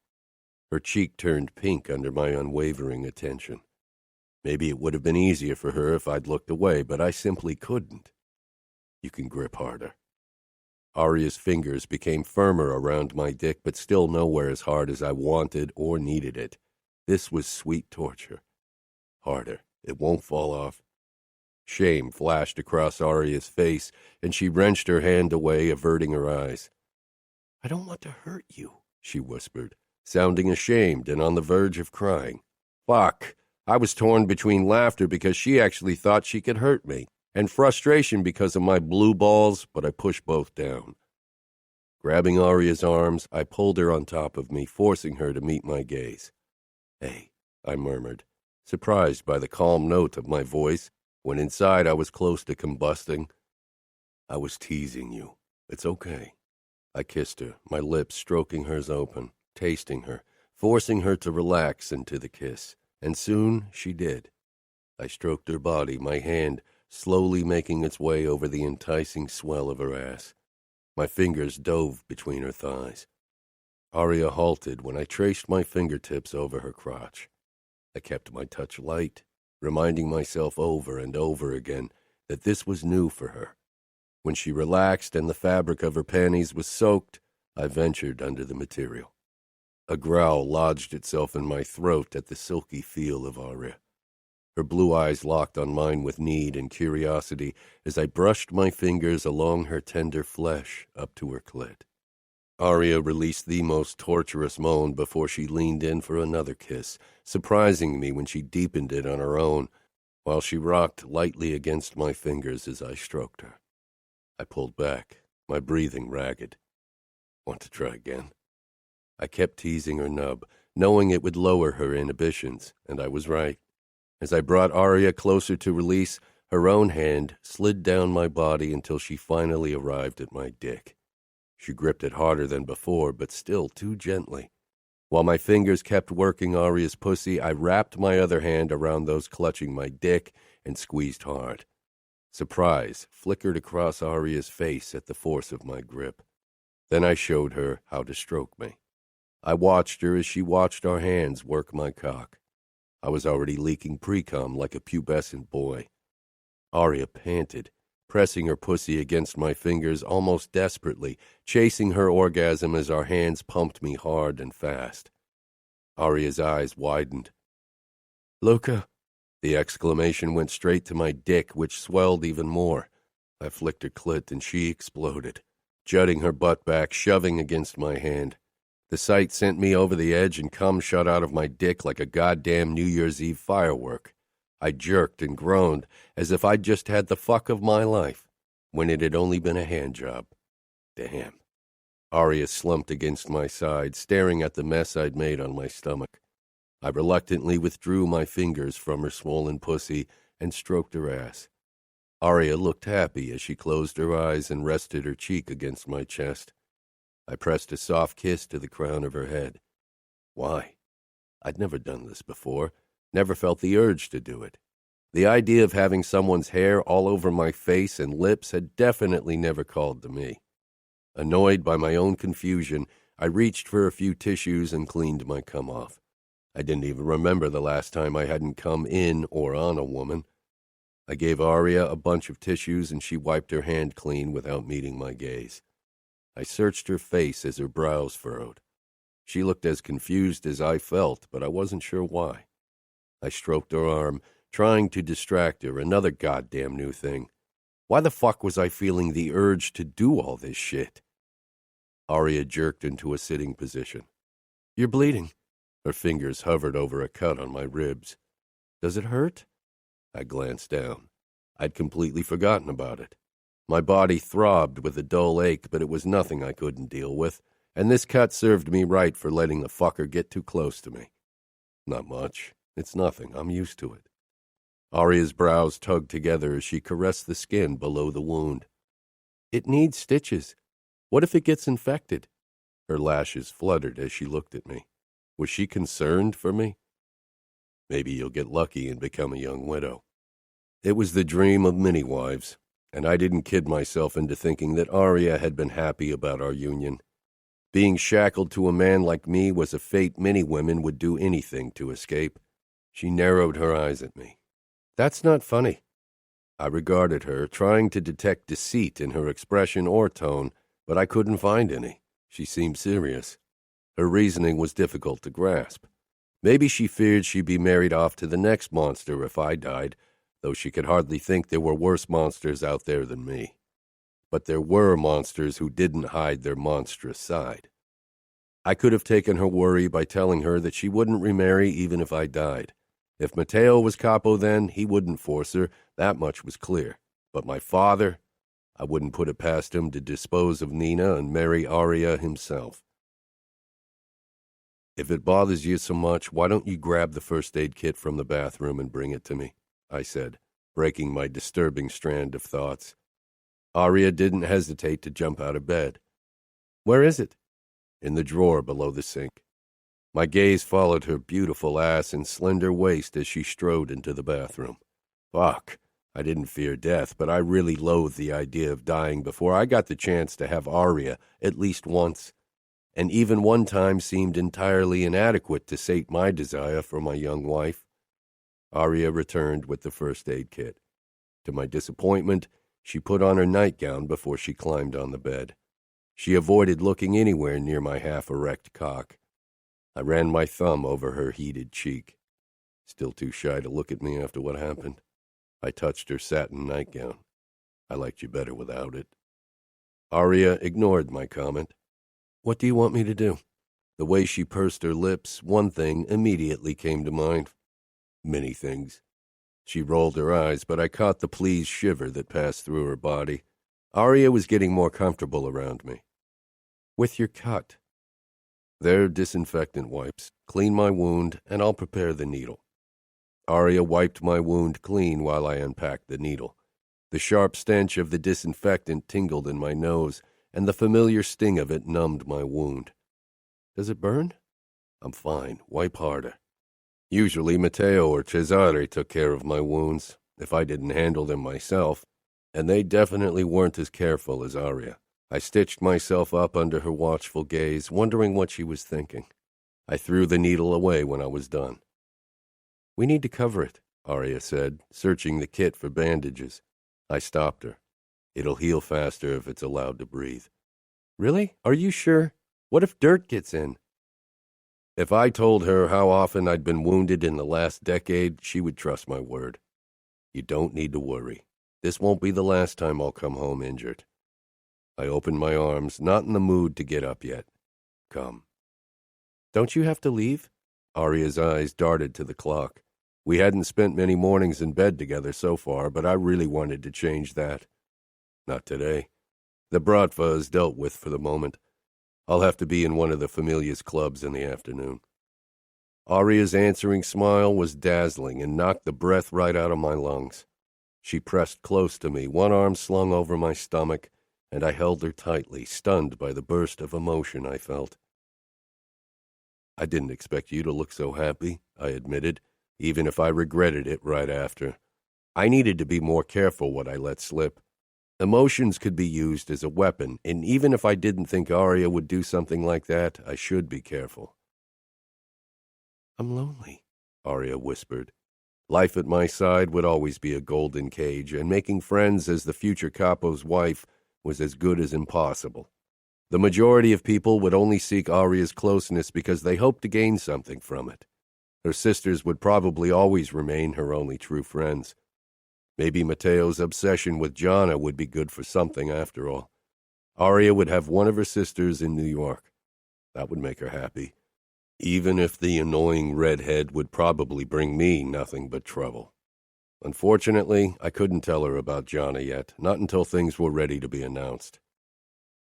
I have a few cousins you could hang out with. I'm sure they'd enjoy going shopping with you, I said instead. Why does everyone think I want to go shopping? Then do something else, have a coffee or go to a spa, or I don't know. I still have a spa certificate that I got at my bridal shower. See, if you want, I can ask a few of my cousins. She shook her head quickly.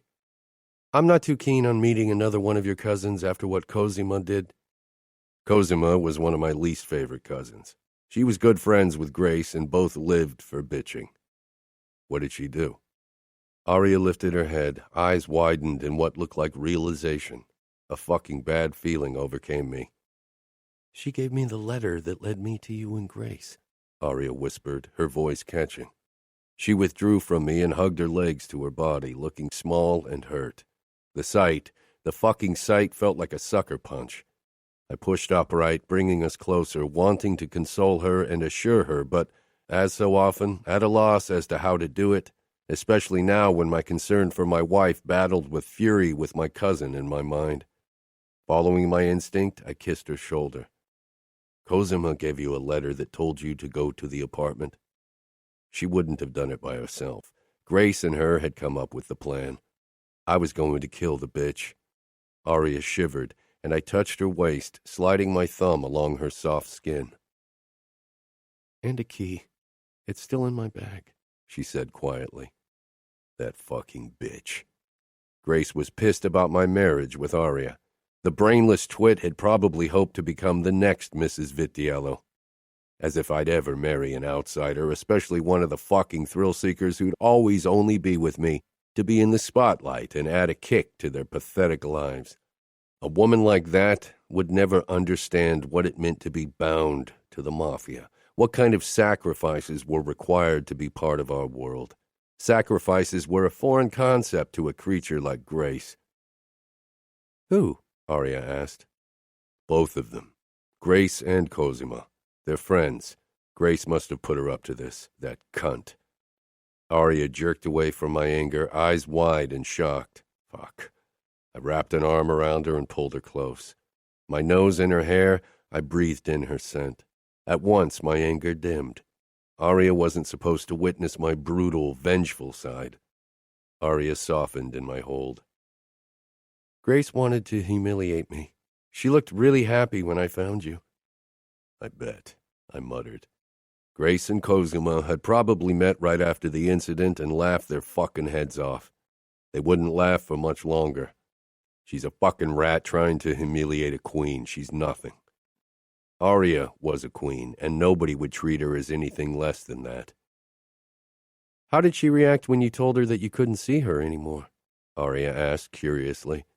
I hadn't seen or talked to Grace since our last fuck, and I had no intention of doing so. I'd never even considered telling her that we were over. Why? We'd never been a couple or even an affair. I'd messaged her when I wanted to fuck, and she'd always come running. We hadn't gone on dates or even been exclusive. Far from it. You promised you wouldn't see her or other women again, Arya whispered, and I realized my fucking mistake. She tried to escape my embrace, body trembling, but I didn't allow her to pull away. I did, and I won't. But I didn't talk to Grace. Why should I? I don't owe her an explanation, just like I don't owe a fucking explanation to the other sluts I fucked. Arya was stiff in my hold, not believing me. I tilted her face up so she had no choice but to meet my gaze. She needed to get my next words into her head. You are the only one I want. I'll keep my promise, Arya. It was the goddamn truth. I desired Arya like I'd never desired a woman, in the obvious way, but also in a deeper way that didn't even make sense to me. Arya searched my eyes. So you won't see her again? Oh, I will see her again to tell her what I think about her little stunt. I'd probably end up killing her. I'd never been more furious in my life. Grace tried to mess with my marriage, and I knew she wasn't done yet, if I didn't put a stop to it once and for all. Arya touched my arm. Don't. I stared at her incredulously. I thought she wanted me to end it verbally. I don't want you to talk to her again. Let's just forget her. Forget how Grace had not only tricked me, but also tried to humiliate my wife? Please, Arya begged, her fingers digging into my biceps. Fuck. How was I supposed to deny her when she looked at me like that? Begging didn't work with me, but Arya... I nodded, even if I knew I couldn't do nothing. I'd keep my word and not contact Grace, but I sure as hell wouldn't forget what happened. Next time I saw her father to give him money for his campaign, I'd tell him exactly what was on my mind. He knew that Grace was good for nothing. I don't like it, but if that's what you want... It is, she said quickly. Let's not even talk about her anymore. Pretend she doesn't exist. Arya gave me a small smile. I touched her parted lips, loving their softness. Your lips are too fucking kissable. Arya averted her eyes in embarrassment, shy and sweet. That men like Fiore Cavallero and my father had chosen this kind of woman for me was a miracle, but one I was definitely grateful for. There's something I wanted to talk to you about, she mumbled. More bad news? I asked carefully. The Grace thing was already souring my morning. Arya shrugged. Well, I guess that depends on your viewpoint. I want Jonna to visit me. Her school doesn't begin for another 2 weeks, and I miss her. I stifled a groan. It's been only a few days since you saw her. I know. Arya's expression became pleading once more, and I knew I was screwed. If Matteo found out that Jonna was coming to visit, he'd be ecstatic. Where would she stay? I immediately knew what she was up to. I don't know, maybe in our guest room? She bit her lower lip with that smile, her eyes so fucking hopeful that I knew there was no way I could say no to her, but she didn't need to know that. Your sister is a major pain in the ass, I muttered. Arya leaned closer, her expression pleading. My eyes dipped down her nightgown to her beautiful tits. How about a deal? Arya's smile fell, anxiety taking over. A deal? She sounded as if I was going to force her to let me fuck her. I wanted nothing more than finally being with her, claiming her, but not if she was so fucking terrified. Don't look so nervous. I'm not going to ask you to sleep with me so you can see your sister. I'm not that big of an asshole. No? Arya grinned, her entire face transforming, and I just couldn't resist. I kissed her hard, needing to taste those lips. No, but I'd like to explore your body, I said, my hand trailing over her waist and hip, imagining how it would be to taste her beautiful tits and pussy, to bury myself between her legs. Fuck, I was getting hard again. What do you mean? Arya asked, her voice low.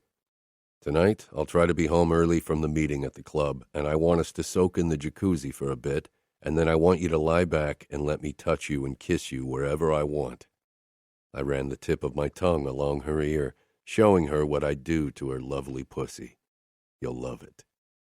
Arya exhaled, her body tensing under my touch. Her eyes reflected her conflict, torn between curiosity and anxiety. I slid my hand between her thighs, putting pressure against her clit. Arya's resulting moan and the twitch of her hips made me smile. Her mind was anxious, but her body definitely wasn't. Her panties were wet with her need for more. She was so wonderfully responsive. The idea of how slick she'd be around my cock almost drove me to insanity. You like this, Aria. I know you do. Admit it. There really was no doubt about it. Her body sent a clear message, and the soaked lace was all the answer I needed. I pressed the heel of my palm against her clit again, earning another gasp. Aria's face was flushed, her eyes hooded. Yes. Watching her, I rubbed my palm over her slowly, enjoying her amazed pants. Don't stop.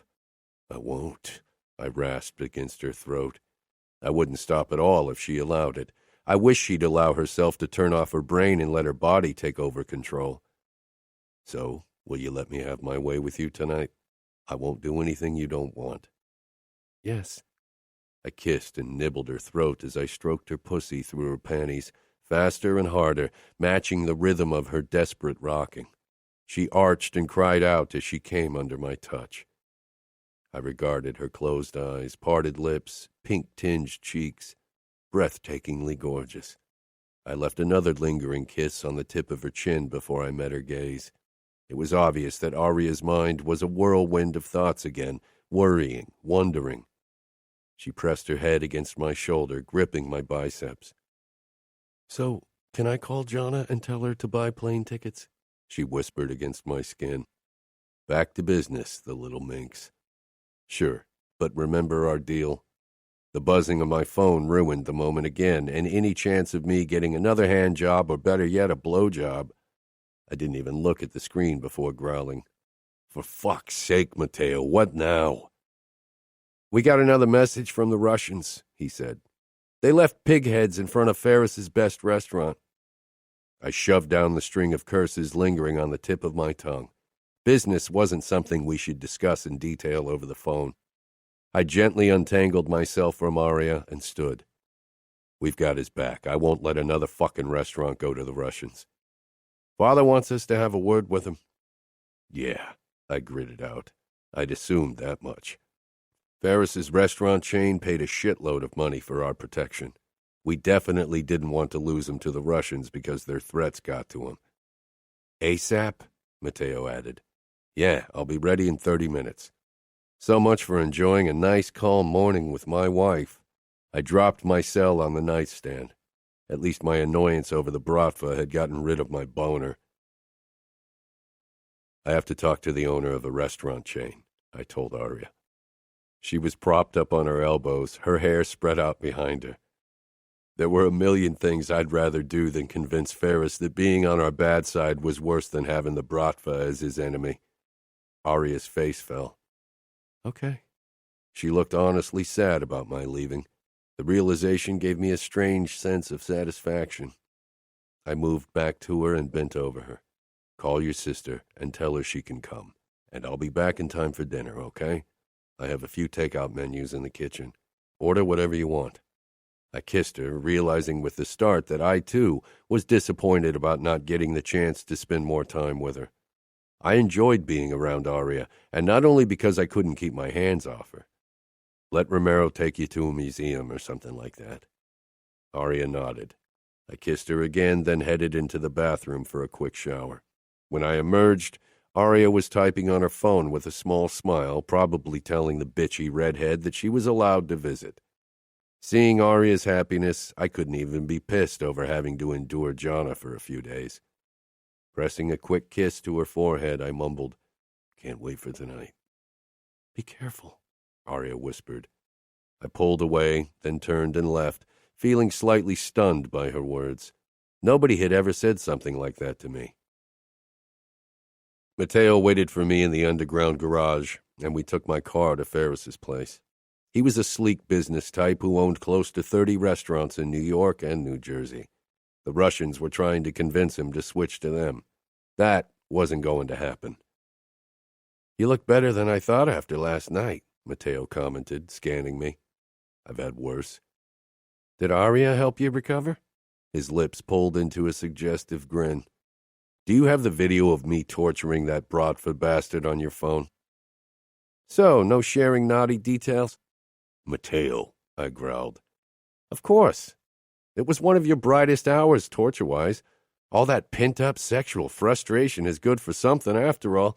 If I wasn't already such a master torturer, I'd consider a few celibate days. I rolled my eyes.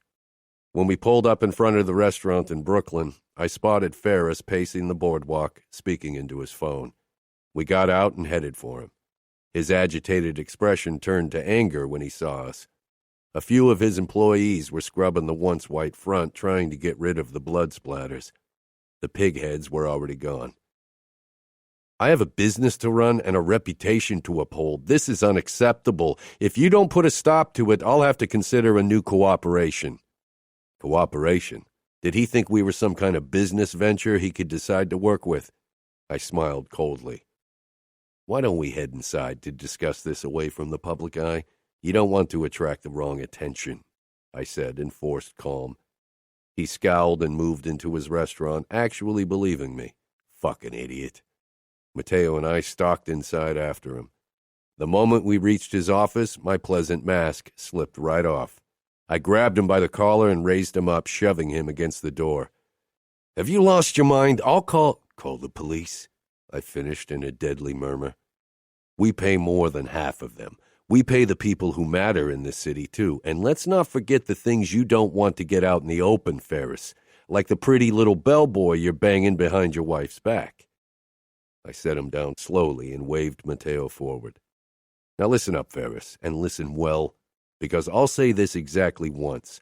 Our cooperation ends when we end it. Not one fucking day sooner, and if it ends, trust me, you won't like it. Matteo held his cell in front of Ferris's face, then played the video of me slicing the Russian into tiny pieces. His screams blared from the speakers. Ferris squirmed, trying to get away. When I didn't let him, he closed his eyes. Either you open your eyes, or I'll remove your fucking eyelids. His eyes flew open and his face began to perspire as he watched the video. He retched, and I quickly shoved him away from me so he threw up on his shoes and not mine. Matteo flashed me his shark grin and put his cell back into his back pocket. We'll handle the Russians, I said. You only need to worry about paying us on time. Matteo clapped the man's back hard. Good talking to you. We left. Why do they always throw up? Matteo asked as we headed for my car.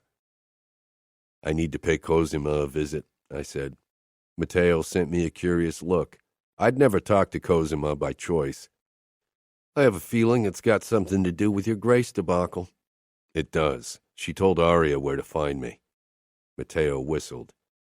Bitch! He regarded me closely as we settled in the car. But Aria forgave you? I frowned. I'd avoided talking to him about this topic. She doesn't really have a choice. This marriage binds us both. It was the half-truth, but I wasn't willing to discuss Aria in detail, especially not my feelings or hers. I wasn't sure if she'd forgiven me, and she probably shouldn't, but Aria wanted this marriage to work, and I was grateful for it. We pulled up in front of Cosima and Giovanni's house. She'd been married to him for 4 years now. His father was one of our captains. Want me to come along? I shook my head. I'll handle this alone. It won't take long. I walked up to the townhouse and rang the bell. A maid opened the door, her eyes widening in alarm upon spotting me. The master isn't home. I need to see his wife, I said, stepping forward, forcing her to open the door wider and allowing me entry. Who is it? I told you not to let anyone in, you useless cow!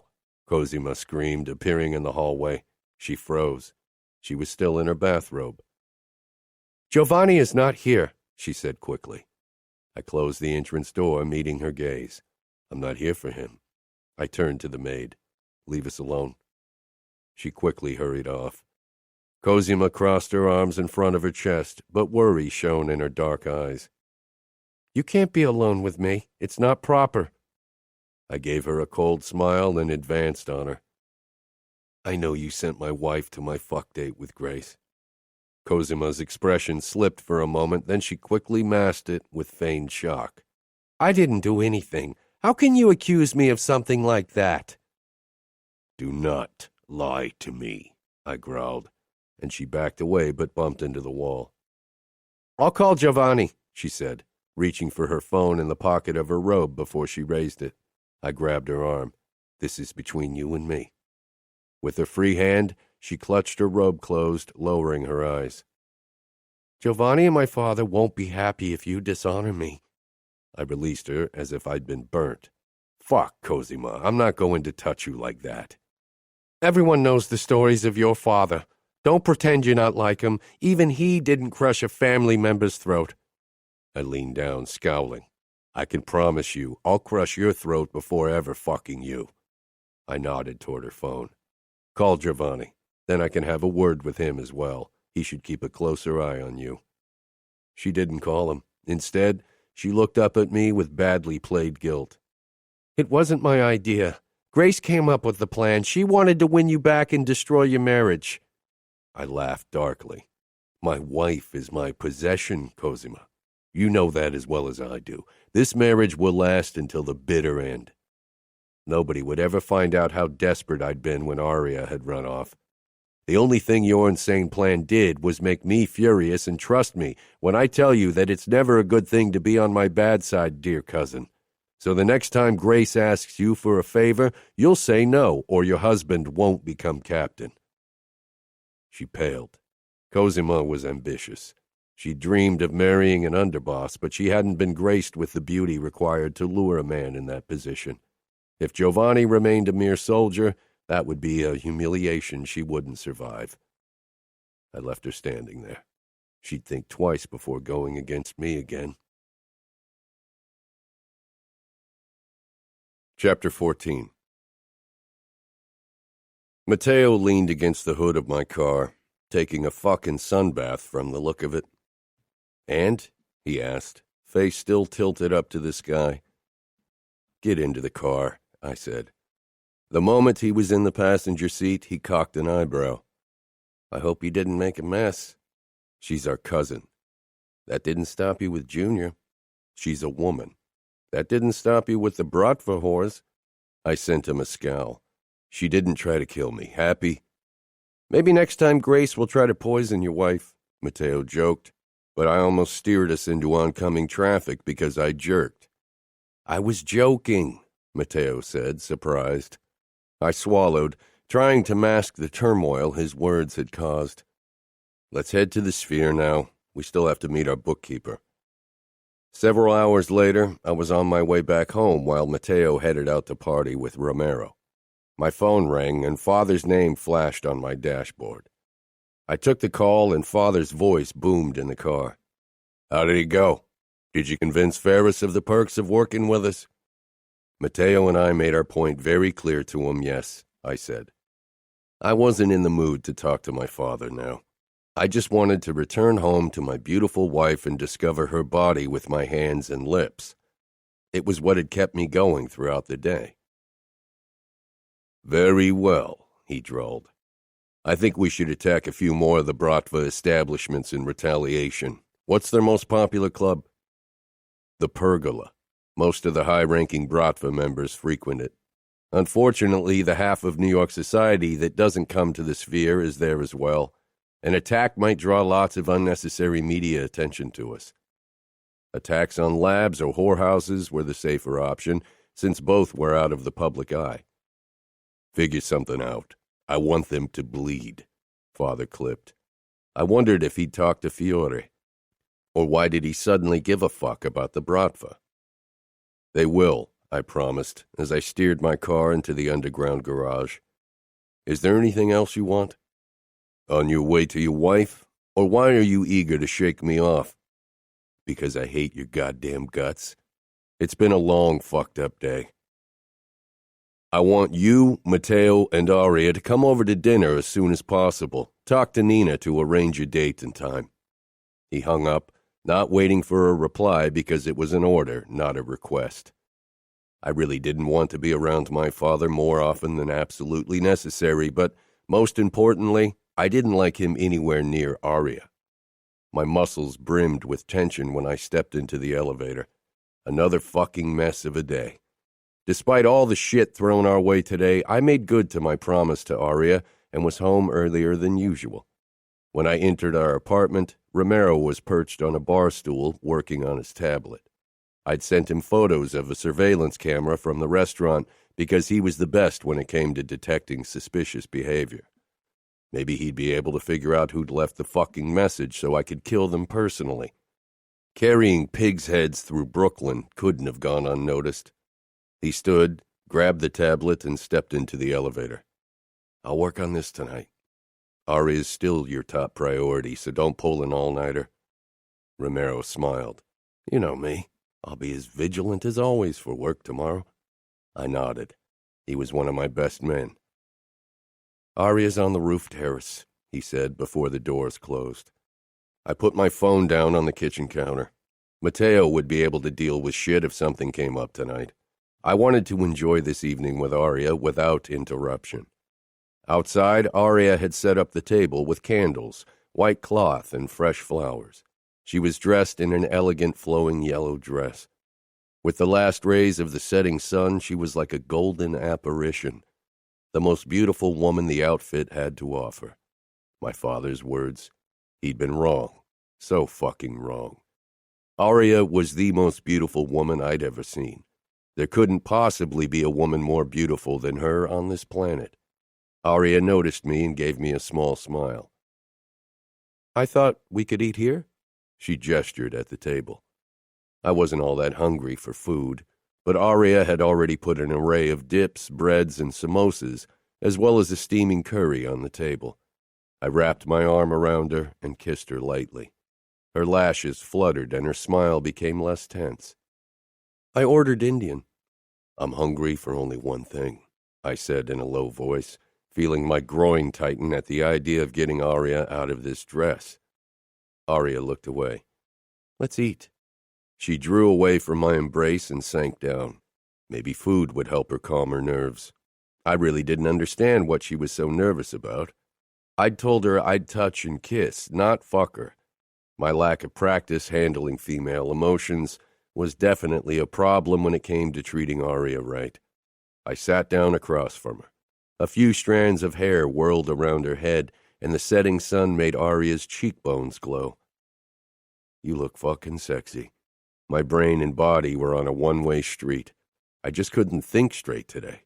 I wanted to lose myself in Aria, in her gorgeous body, in lust, and forget the bratva. Aria ripped off a piece of naan bread and ate it with a bit of dip. Romero took me to the Metropolitan Museum today. It was amazing. I ate a bite myself, stifling a laugh at Aria's feeble attempt to distract me. Good. What about the restaurant owner? Did you convince him that the Familia will protect him from the Russians? It wasn't really a topic I wanted to discuss, especially with Aria. Business was something I wanted to shield her from. Of course, he's been under our protection for more than a decade. There's no reason to change that now. Sure. Aria picked up her wine glass and nipped at it, not meeting my eyes. She seemed far away, but it didn't take a genius to guess what was bothering her. Aria? She still didn't look up. Aria, I said, putting more force into my tone, and, as expected, her head jerked up. Her blue eyes swam with anxiety. It was a new experience to have a woman scared of being with me. I leaned back in the chair, wondering how I should handle the situation. You're scared. I'm not, she said quickly, but her cheeks reddened at her lie. She was such a bad liar. I fixed her with a stare, wanting her to tell me the truth. Lying wasn't something I'd tolerate. Maybe a bit, but mostly I'm nervous. Nervous. I could work with nervous. It was so much better than fear. I stood and walked toward her, holding out my hand. Come on. Aria raised her eyes to mine, searching like so often, and whatever it was, she seemed to find it because she took my hand and I pulled her up. She was still looking up at me. Let's get into the jacuzzi, okay? That'll relax you, I said quietly, softening my voice to set her at ease. Why don't you grab your bikini and I'll set it up? I would have preferred to soak in the tub with a naked Aria, but I doubted that would help her relax. Aria gave a quick nod before she disappeared inside. Sighing, I took a sip of wine. Patience had never been my strength, and I was surprised at how much of it I actually possessed, at least around Aria. After I'd turned on the jacuzzi, I followed my wife. When I arrived in the bedroom, I could hear her in the bathroom. I got out of my clothes and slipped on my black swim shorts. For a moment, I wondered if Aria was hiding from me inside the bathroom, but then the door swung open and she stepped out in a white bikini with dots. I almost groaned because she somehow managed to look sexy and innocent at once, bringing out my protective as well as my predatory side. Fuck it. I touched Aria's hip. You are perfect. I was rewarded with a small smile and led her out of our bedroom and back out onto our roof terrace.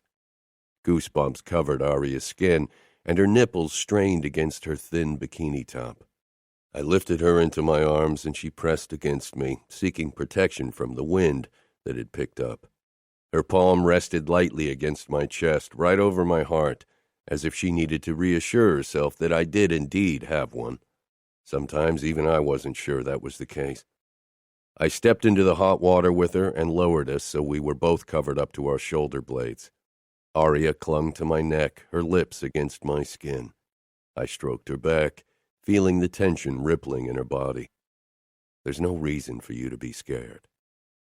Says the man who crushed a man's throat with his bare hands. That's got nothing to do with us, Aria. That's business. I wasn't a good man, and I wasn't kidding myself into thinking I could be, nor did I want to.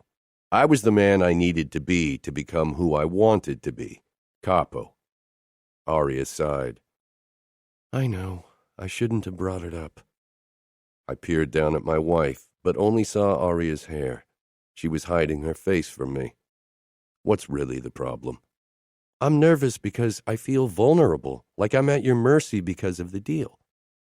I managed to swallow the first reply that shot through my head, that Aria had been at my mercy from the moment she'd become my fiancée. If I'd insisted, her father would have given me his 15-year-old daughter, and since she'd become my wife, everyone in our world considered her my property. Aria, forget about the deal. Why don't you try to relax and enjoy this? I lifted her face, so she had to look at me. Aria licked her lips nervously.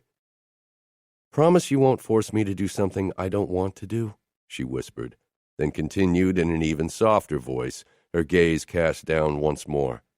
Promise me that you won't hurt me. For a second, I wasn't sure what to say. I'd thought these last few days had showed Aria that I was trying to be good to her, as good as a man like me could be. Maybe that was the problem. Aria knew what kind of man I was, and she was waiting for me to reveal my true nature to her. Maybe she had reason to be wary. Maybe this side of me was bound to fail. Maybe I was a monster trying to be more. Was the gentle side something I had in me, or only something I forced on myself? Why would I hurt you? I said quietly, keeping my thoughts to myself. I told you I won't sleep with you unless you want me to. Aria's eyes widened in alarm. So you will hurt me when we sleep together? Her innocent shock almost made me laugh. Not on purpose, no, but I don't think there's a way around it, I murmured, kissing the soft skin below her ear. But tonight, I want to make you writhe in pleasure, trust me. I wanted her trust not because she gave it freely, but because I deserved it. I wanted to earn it.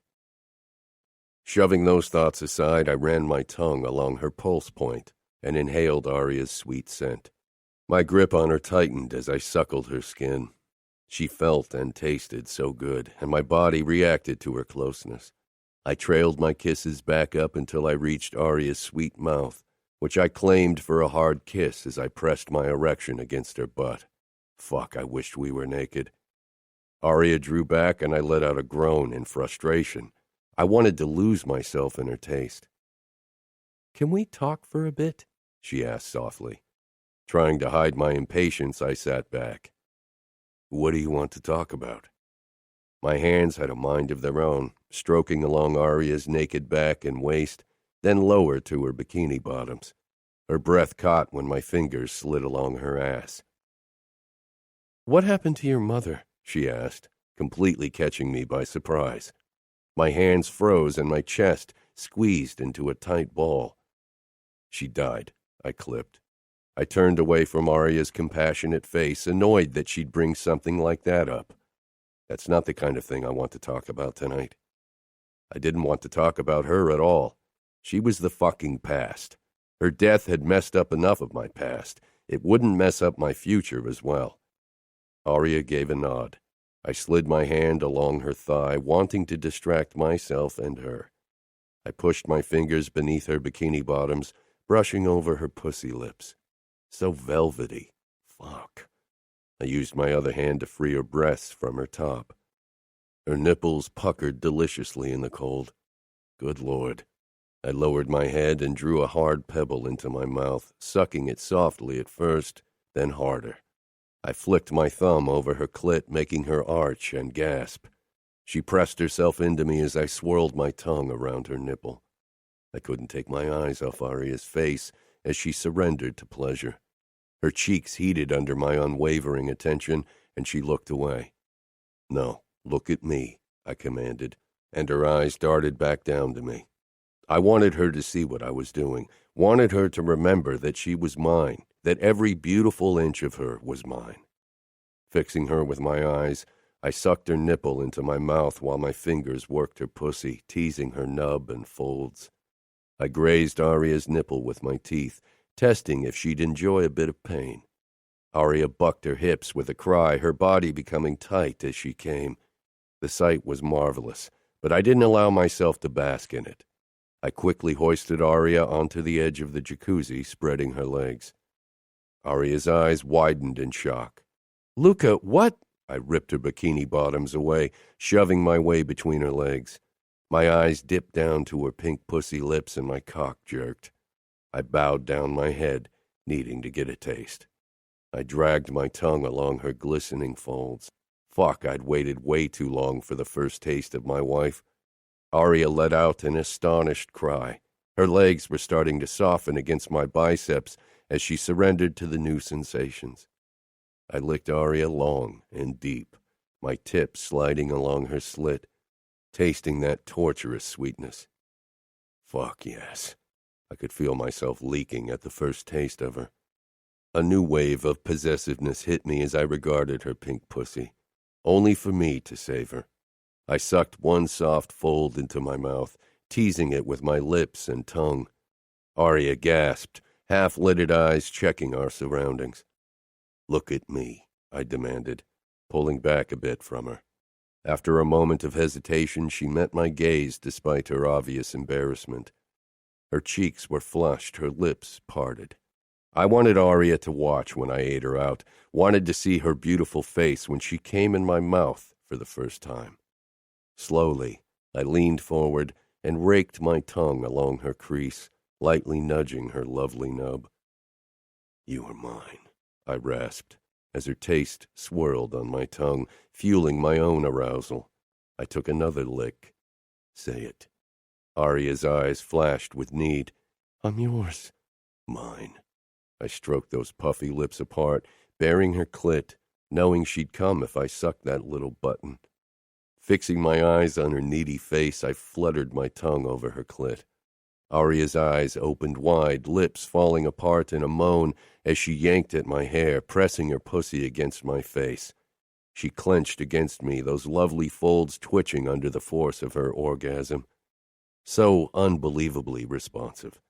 Aria threw her head back as she writhed against my mouth, and I took everything she offered, licking up her arousal, getting so turned on by her obvious pleasure that I could hardly hold back. I plunged my tongue into her, groaning against her at how tight those walls clamped around the digit. I suckled her, making sure she could hear how much I enjoyed this, and it didn't take long for her body to respond to my loud appreciation. Aria was turned on by the sounds, and fuck if that didn't turn me on even more. I lapped at her with more fervor, and then my lovely wife arched again and rewarded me with another beautiful orgasm. I drew back, my breathing ragged, my dick throbbing so furiously I was sure I'd lose my goddamn mind any second. I needed to be inside her, needed to claim every little part of her. I burnt up with the need to do it. Bringing a finger up to her pussy, I entered her in a swift move. Aria cried out, her walls clamping down on my finger. For a moment, I considered shoving down my pants and finally taking what I wanted. But the impulse lasted less than a second. "Fuck, you're so fucking tight, Aria," I rasped. Her channel gripped me tightly, and I could feel more resistance against my fingertip. Fuck. Soon I'd be claiming that part of her, making her mine once and for all. Aria didn't say anything, didn't move. I glanced up, snapping out of my lust haze. She lay flat on her back, arms pressed against her sides, and was staring up at the sky with furrowed brows. That wasn't what I'd expected. Slowly, I shifted up and leaned over her. "Hey," I murmured, trying to get her attention. The distant look needed to go. Aria finally dragged her eyes down to mine. Her mouth was set tight, her brows still puckered, and I felt like an asshole, realizing I'd hurt her. "I should have entered more slowly, but you were so wet," I said, getting as close to an apology as I ever allowed myself. Aria tilted her head, then nothing. A strange sensation squeezed my chest. Maybe it was guilt. I had trouble putting my finger on it. I kissed her, but I still hadn't pulled my finger out of her. She felt too damn good. I wanted all of her. I'd never had to wait for something I wanted. "Does it still hurt?" I asked. Aria moved, making my finger shift in her pussy, and I stifled a groan. "It's uncomfortable, and it burns a bit," she admitted. I traced my tongue over the seam of her lips. "I know I'm an asshole for saying it, but the thought of my cock inside your tight pussy makes me so hard." Aria stiffened, the douse of cold water for my over-eager cock. "Don't look so terrified. I told you I wouldn't try it tonight," I said, even as I wished she'd let me. "You also told me you wouldn't hurt me," Aria said, voice small and vulnerable. Fuck. It was definitely guilt squeezing my chest into a bloody pulp. "I didn't think it would, Aria," I murmured. It hadn't even crossed my mind that my finger would cause her the slightest bit of discomfort. I'd never been with a virgin, never considered how different it would make things. "You were so wet and willing. I thought my finger would go in without trouble. I wanted to finger you for your fourth orgasm." A shudder went through her. I lightly stroked her inner thigh, my silent apology. "Did it hurt because you took my, Aria squirmed, her cheeks turning red. "Holy shit." "Your virginity?" I said roughly. "No, Principessa. I'm not that deep in, and I want to claim that part of you with my cock, not my finger." Had I just called her Principessa? I wasn't even sure why. I'd never heard anyone call a woman that. Hope flared in Aria's eyes. Hope that shouldn't be there because what she was hoping for wasn't going to happen. I withdrew my finger and brought it up to her parted lips, tracing it over them before I dipped it inside. I wanted her to taste herself, and Aria caught me by surprise when she licked the digit as if it were a lollipop, or better yet, my cock. My dick jerked in my pants. I'd definitely die of blue balls. I kissed her harshly, tasting her but still needing more. Always more with Aria. I wasn't sure what was wrong with me. Maybe it was the thrill of having to wait. First 3 years until she was of age, and now for her to be ready. Maybe that was why I was so fucking obsessed with my wife. I'd never felt like this before, and it was starting to worry me. Maybe once I'd claimed her, that burning need would finally subside, and I could return to being my normal self. No tight chest or strange sensations anymore. I straightened. "Let's go inside. I want to lick you again." Aria blinked up at me. "Will you let me put my finger in you again? This time I'll go really slow." The second she said yes, I got out of the jacuzzi and lifted her into my arms. Aria slung her legs around my middle, pressing that wet pussy against my abs. I hurried inside, my fingers digging into her ass cheeks. After I'd set her down in our bedroom, I went into the bathroom to grab a towel. I took my time rubbing her dry. Her lashes fluttered shut as I massaged her shoulders and arms, then moved on to her back and stomach. Goosebumps pimpled Aria's skin when I slid the towel over her breasts. "Are you cold?" Arya opened her eyes, peering up at me in a way no one ever had. I wasn't sure what it meant. I released the towel and caressed her bare arms. "A bit," she said. "Lie down. I'll warm you up." Arya climbed on the bed, giving me a prime view of her ass before she stretched out on her back. I reached for my wet shorts and shoved them down, not wanting to get the bed wet, but even more than that, wanting to feel Arya as close as possible. My erection bounced and Arya's eyes were drawn to it. Her expression shifted, turned anxious, then wary.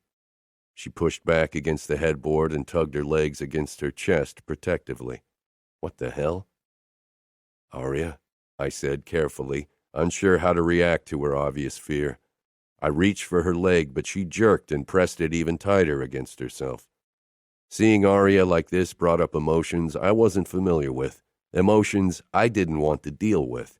Emotions were weakness, and a capo couldn't be weak.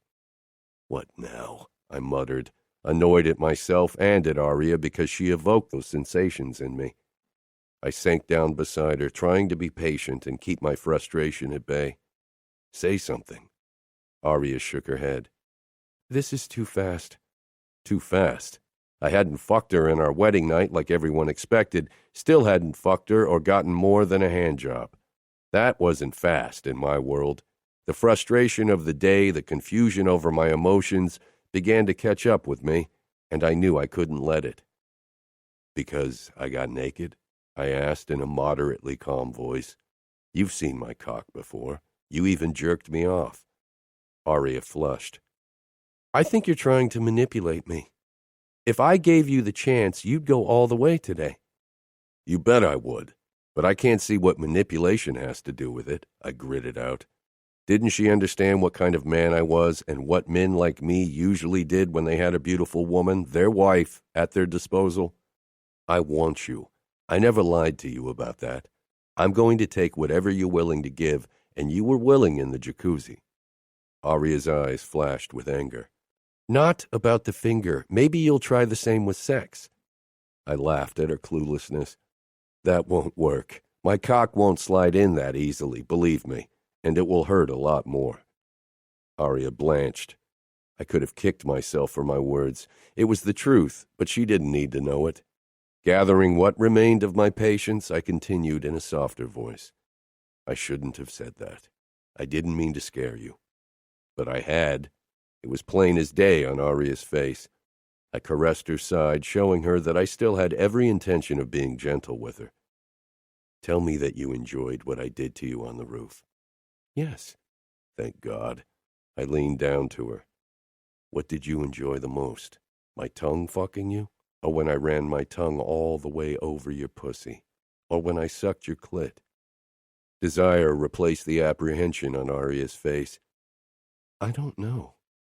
"Maybe I need to show you again," I said, then slid my hand between her legs and covered her pussy with my palm. Arya moved to lie down, but I shook my head. This position was perfect. "No, stay like that." I began to stroke her as I held her in my arms.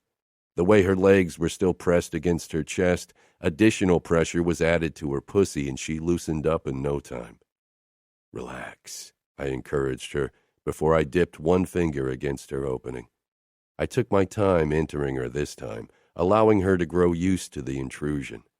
The sight of my finger sliding into her pussy was the best. I dragged my eyes up, catching Arya watching my hand. "Look at me." Arya cast her eyes up.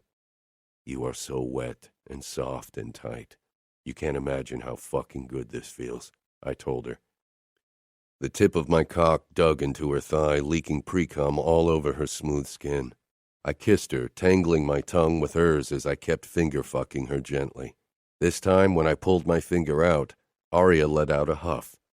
Chuckling, I knelt between her legs and entered her with my middle finger. It slid in as easily as my little finger had done. I watched Arya's face as her walls encased it.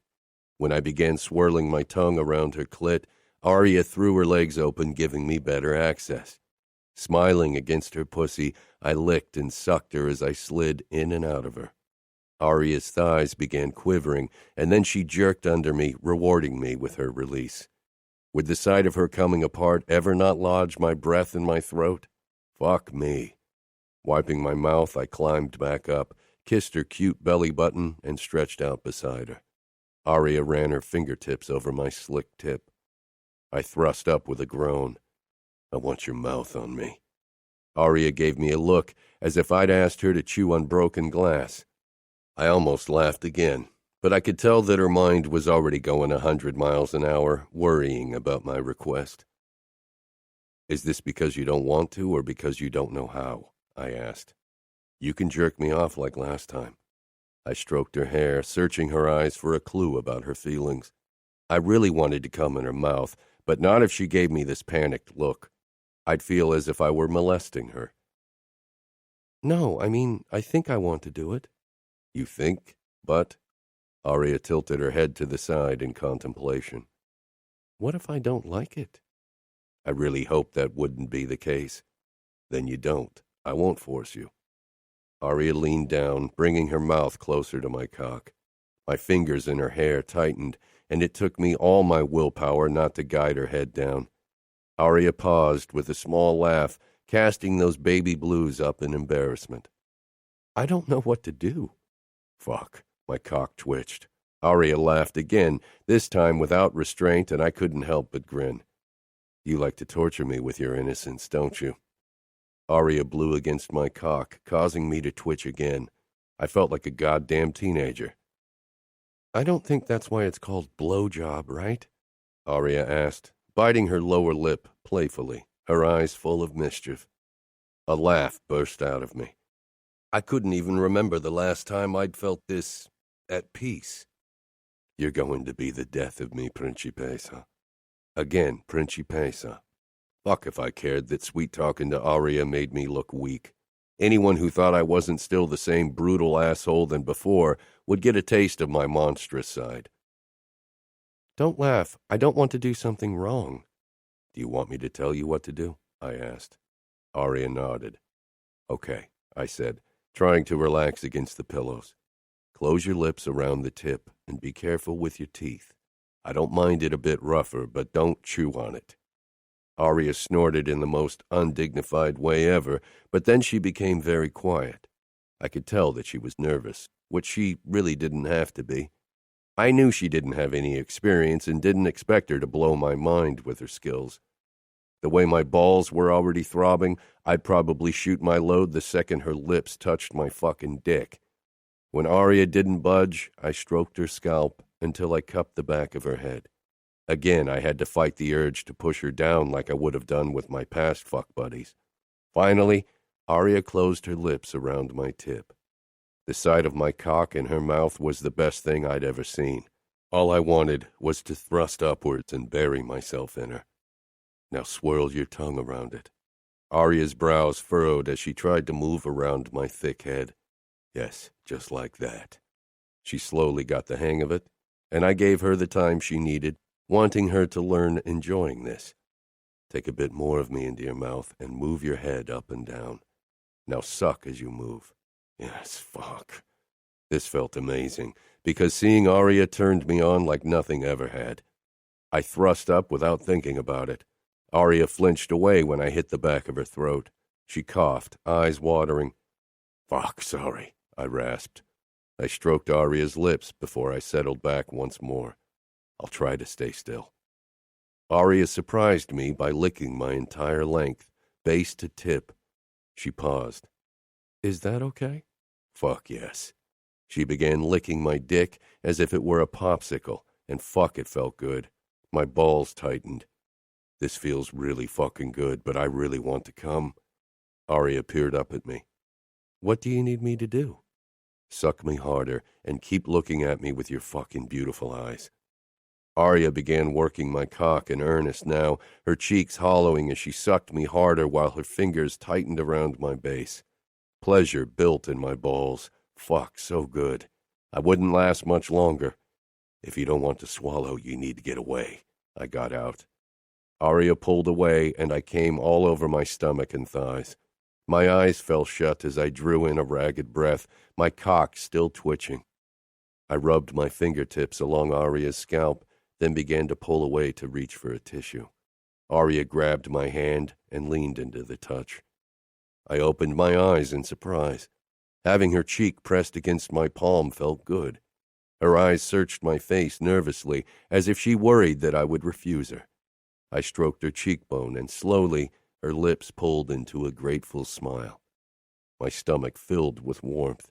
I tore my gaze away from my lovely wife and took in the sticky mess I'd made. I need a fucking shower. I wiped away the worst of it with a tissue before I slid out of bed before I could get my cum all over the sheets. Aria rolled over to her side, positioning her arms and legs so she was covered. Did she think I'd leave her lying there? Come on, I don't want to shower alone. Aria quickly took my hand and I pulled her with me into the bathroom. I turned on the water, then stepped under the hot steam. I tugged Aria against my body and pressed a kiss to the top of her head. She beamed up at me like I'd given her an expensive gift. I began washing her, enjoying the feel of her skin under my hands. Aria relaxed, her eyes closing. I'd never washed another person, never felt the urge to do it. I embraced her from behind, then bent low until my mouth was close to her ear. So was it okay for you? Aria nodded with a sheepish smile. Yeah. I pressed a kiss to her throat, my arms tightening around her middle. I'm glad, because I really enjoy being in your mouth. Aria turned red, but I could tell that she was pleased. Had she been worried I wouldn't enjoy it? She tilted her head to glance up at me. Are you angry that I didn't, swallow? I bet the women you've been with so far always did. She was right, but I'd never warned a woman before. They'd been able to tell the signs of my orgasm and could have pulled back if they'd wanted. They never did, though. No, I'm not angry, I said honestly. I won't lie, I'd love to come in your mouth, but if you don't want that, it's okay. I really hoped Aria would give it a try and enjoy it. 10 minutes later, we returned to bed. It was close to midnight, and I had an early day ahead of me, but sleep deprivation was definitely worth it. Aria snuggled up to me and put her cheek against my chest. I turned off the light, then wrapped my arm around her. How could this feel so right, as if it had never been different? I wasn't even sure where exactly I'd dropped my gun. I always knew where I had my weapons when I was around other people, but with Aria, I just didn't feel the need. When your father told you to marry me, what was your reaction? Aria's voice drew me out of my thoughts. I wondered what she expected me to say. I'd expected it. I knew I'd have to marry for tactical reasons. As future capo, you can't let emotions or desires rule any part of your life. Aria didn't say anything. I was glad for the dark because I knew she would have looked for something in my eyes again, something that would never be there. And what about you? Aria exhaled. I was terrified. You were only 15. Of course you were terrified. She'd been so young and innocent. She was still too innocent for me. I was still terrified on the day of our marriage. I'm still not entirely sure you don't terrify me. This side of me, the side Aria got to see, it was one no one got to see. It was as gentle as I could ever be, and she was still scared of me. I told you, you have no reason to fear me. I'll protect and take care of you. I'll give you anything you want and need. She only had to ask. Father didn't give a fuck how much money I spent. We had more than enough, and soon everything would be mine anyway. But the familia always comes first. If you had to kill me to protect the business, you would. My fingers on her waist clamped up in shock. Born in blood, sworn in blood. I could practically feel the sting of the tattoo needle when the motto of the familia had been inked into my chest. I'd sworn my life to the familia. Becoming their capo, leading my men, was the future I'd been raised for, the future I'd lived for. Every breath I'd taken so far, every life I'd ended, every wound I'd suffered had brought me closer to my goal. There had been nothing else in my life. Before Aria, my first thought when I got up in the morning had been about business, and so had been my last before I'd fallen asleep. I'd never considered that something or someone could ever share the spotlight with the familia, that anything could ever matter at all in comparison to my life as a made man. Love is a weakness a capo can't afford. My father's words rang loud and clear in my head. I'd always rolled my eyes when he'd uttered them, convinced that they were a waste of time and effort considering that I was incapable of giving the slightest shit about a woman. Yet, the woman in my arms had wormed her way into my thoughts, and worse, my heart. More than once I'd caught myself thinking of her while being away for business. This wasn't love. I wasn't capable of love. I wasn't sure. I cared about Aria. I wanted to protect her, wanted to keep one woman in my life safe. It wasn't love, but it was more than my father would ever tolerate. If he found out my wife wasn't just a fuck thing for me, a beautiful trophy I paraded around, then he'd make sure to erase what he considered a risk from my life. Aria's body had softened in my hold, and her breathing evened out. I buried my nose in her hair, breathing in her vanilla scent. She'd be safer if I treated her with cold detachment, if I made her hate me. It would be so easy to get her hate. Nothing was easier. I'd only have to take what was mine without consideration, without care. But the idea of doing so, of having Aria watch me the way my mother and Nina watched my father, it turned my stomach to ice. Fuck. Chapter 15. My ringtone tore me from sleep. I opened dreary eyes, fumbling for my phone on the nightstand. When I finally had a hold of it, I pressed it to my ear without looking at the screen. Can't you deal with whatever shit came up alone? I have a fucking boner to take care of, Matteo. Good morning, Luca, Nina said. I groaned. Aria lifted her head, looking thoroughly disheveled and fucking kissable. Nina, what do you want? Salvatore asked me to invite you to dinner. Fuck. He was way too eager to have Aria and me over. I hated the old bastard. In case you didn't notice, Matteo and I are busy dealing with the Russians. I'll have the cooks prepare a feast for tonight. Be here at 7. I don't have time, Nina, I gritted out. Hearing my stepmother's high-pitched voice this early in the morning gave me a fucking migraine. Luca, your father was very adamant about having you over, she said. There was a moment of silence. You will come? Her voice shook, but she quickly masked it with a cough, then cleared her throat.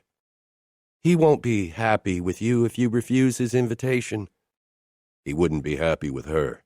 He'd blame her, telling her she was incapable of getting even the easiest tasks right. We'll be there, I muttered and hung up. Fuck it.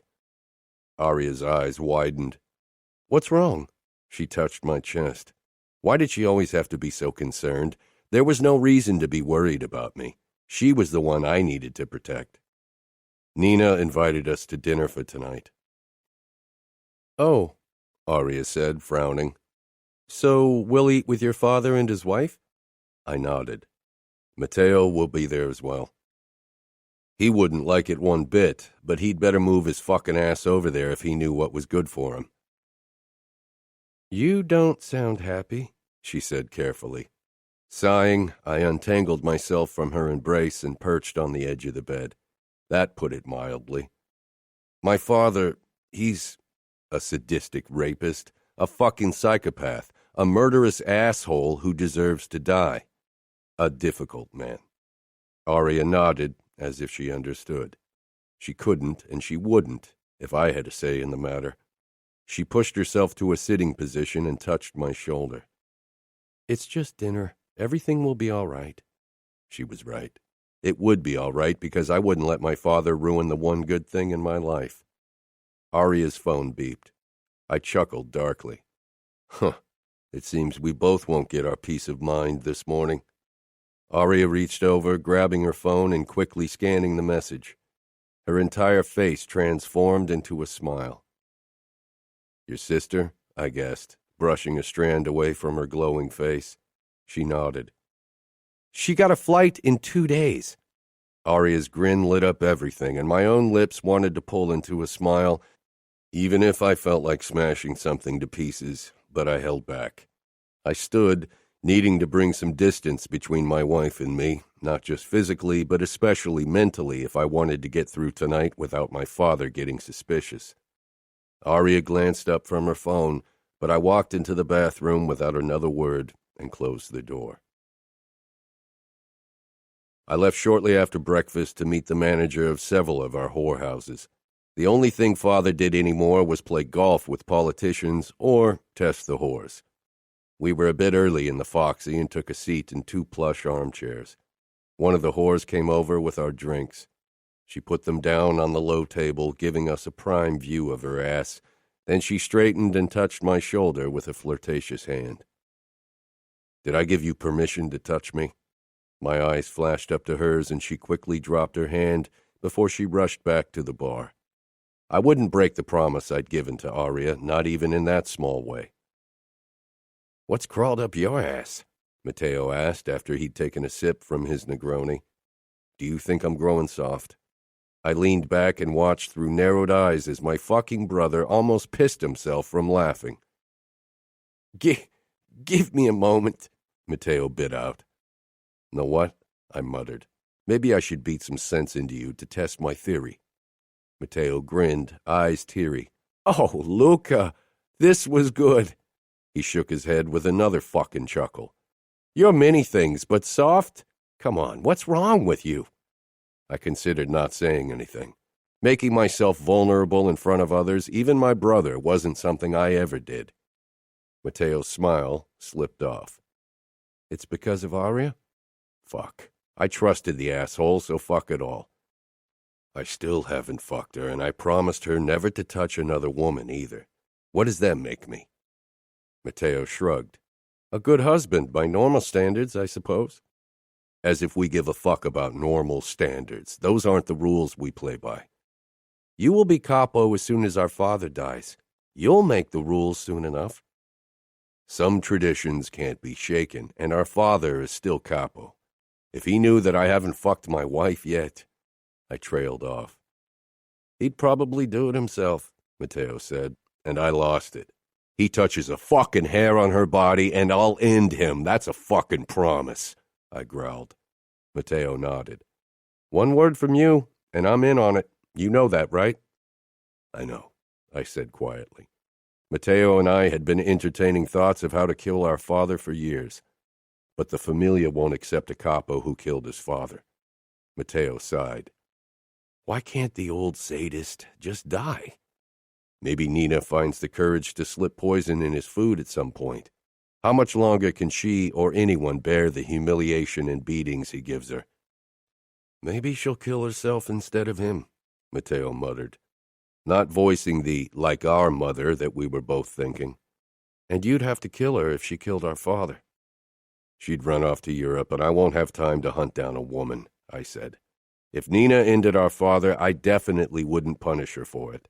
I hated her, but compared to my father, she was a victim." "You know," Matteo said in a low voice, "I knew you wouldn't force Aria." I regarded him, not liking the heavy note underplaying his words. "You still hear our mothers begging in your nightmares?" he continued in a whisper. My stomach twisted. "Too often." Matteo took out his knife, his eyes focusing on the gleaming blade as he turned it slowly. It was his favorite, the knife our mother had used to cut her wrists with. "A woman shouldn't have to beg her husband not to rape, beat, and humiliate her. I'm a cruel fucker, but even I know that." I nodded. I remembered only too well how our mother had looked in the mornings after those nights, bruised, with a look in her eyes like a beaten dog. The idea that Aria could ever look like that made me want to kill everyone around me. Aria would never look like that. She'd never suffer violence through mine or anyone else's hands. I'd cut my fucking fingers off before I'd hit her, and I'd chop my dick into pieces before I'd ever rape my wife. She would be safe with me, in bed and anywhere else. "You got your Aria expression on again." I frowned. What the hell is that supposed to be? Matteo smirked. "It's a mix of protectively murderous and reverent." I pushed into a standing position. Fuck you, Matteo. His smile widened. I have enough women to fuck, but thank you. I gave him the finger and turned on my heel, heading for the bathroom to take a piss. A few minutes before 7, we pulled up in front of the Vitiello townhouse. The drive had passed in silence. Neither Matteo nor I felt like chatting before a dinner with our father and Nina, and Aria hadn't tried to make conversation either. Nina opened the door before we could even ring the bell. Seeing her so eager to have us over wasn't a good sign. My hand on Aria's hip tightened, and she gave me a curious look, but then she greeted my stepmother with an awkward hug. Aria's eyes lingered on Nina's face, which was covered in a thick layer of makeup, but it didn't hide her swollen lip, despite the dark lipstick she wore. Aria's expression remained perfectly polite. She'd probably seen more than enough bruises in her life. Nina smiled her fake smile. Good to have you over. Dinner's about to be served. She led us into the dining room where Father waited in his usual chair at the head of the table. He didn't stand, only nodded, but his eyes latched onto Aria. I took the seat beside him before he could offer it to her and gave him a tight smile. Nina sat on Father's other side and Matteo across from Aria. My stepmother snapped her fingers, and at once the maid rushed in with the starters. Father's favorite, liver pâté. I ate a bite while Aria peered down at her food, then at me. It took me a moment to realize why. She didn't like liver. She'd mentioned it to me on our first date. Don't you like your food? Nina asked with pursed lips, her gaze darting from Father to Aria. He regarded Aria in a way I didn't like one bit. Aria gave an embarrassed smile. I'm not very fond of liver. It looks delicious, though. Luca eats liver, Father said disapprovingly. Aria glanced at me, obviously not sure where my father was going with his comment. She couldn't know that Nina had to like what my father liked or face the consequences. I opened my mouth to tell him that I didn't give a fuck if Aria ate liver or not, but Matteo was quicker. Luca also likes torturing and killing. That doesn't mean his wife has to like it. He sent our father his fake smile. A muscle in Father's cheek twitched. I don't appreciate good food going to waste, Aria, he said to my wife. I'll eat it, I gritted out, reaching for the plate. Your wife will eat it, Father ordered. Aria froze. She won't, I growled. Aria's my wife. She won't answer to your demands. Father. Nina had become perfectly still in her seat, clutching her knife. Matteo's hand had slipped off the table. I didn't reach for my own gun and gave him a warning glance. Not like this. Not today. So possessive, Father laughed, throwing his head back as if I'd told a fucking joke, as if the whole situation was funny. Nina fell in at once. I forced a smile, and so did Matteo. Aria laughed uncertainly. She didn't know my father well enough. Maybe she really thought it had been his twisted way of making a joke. I hoped it for her sake.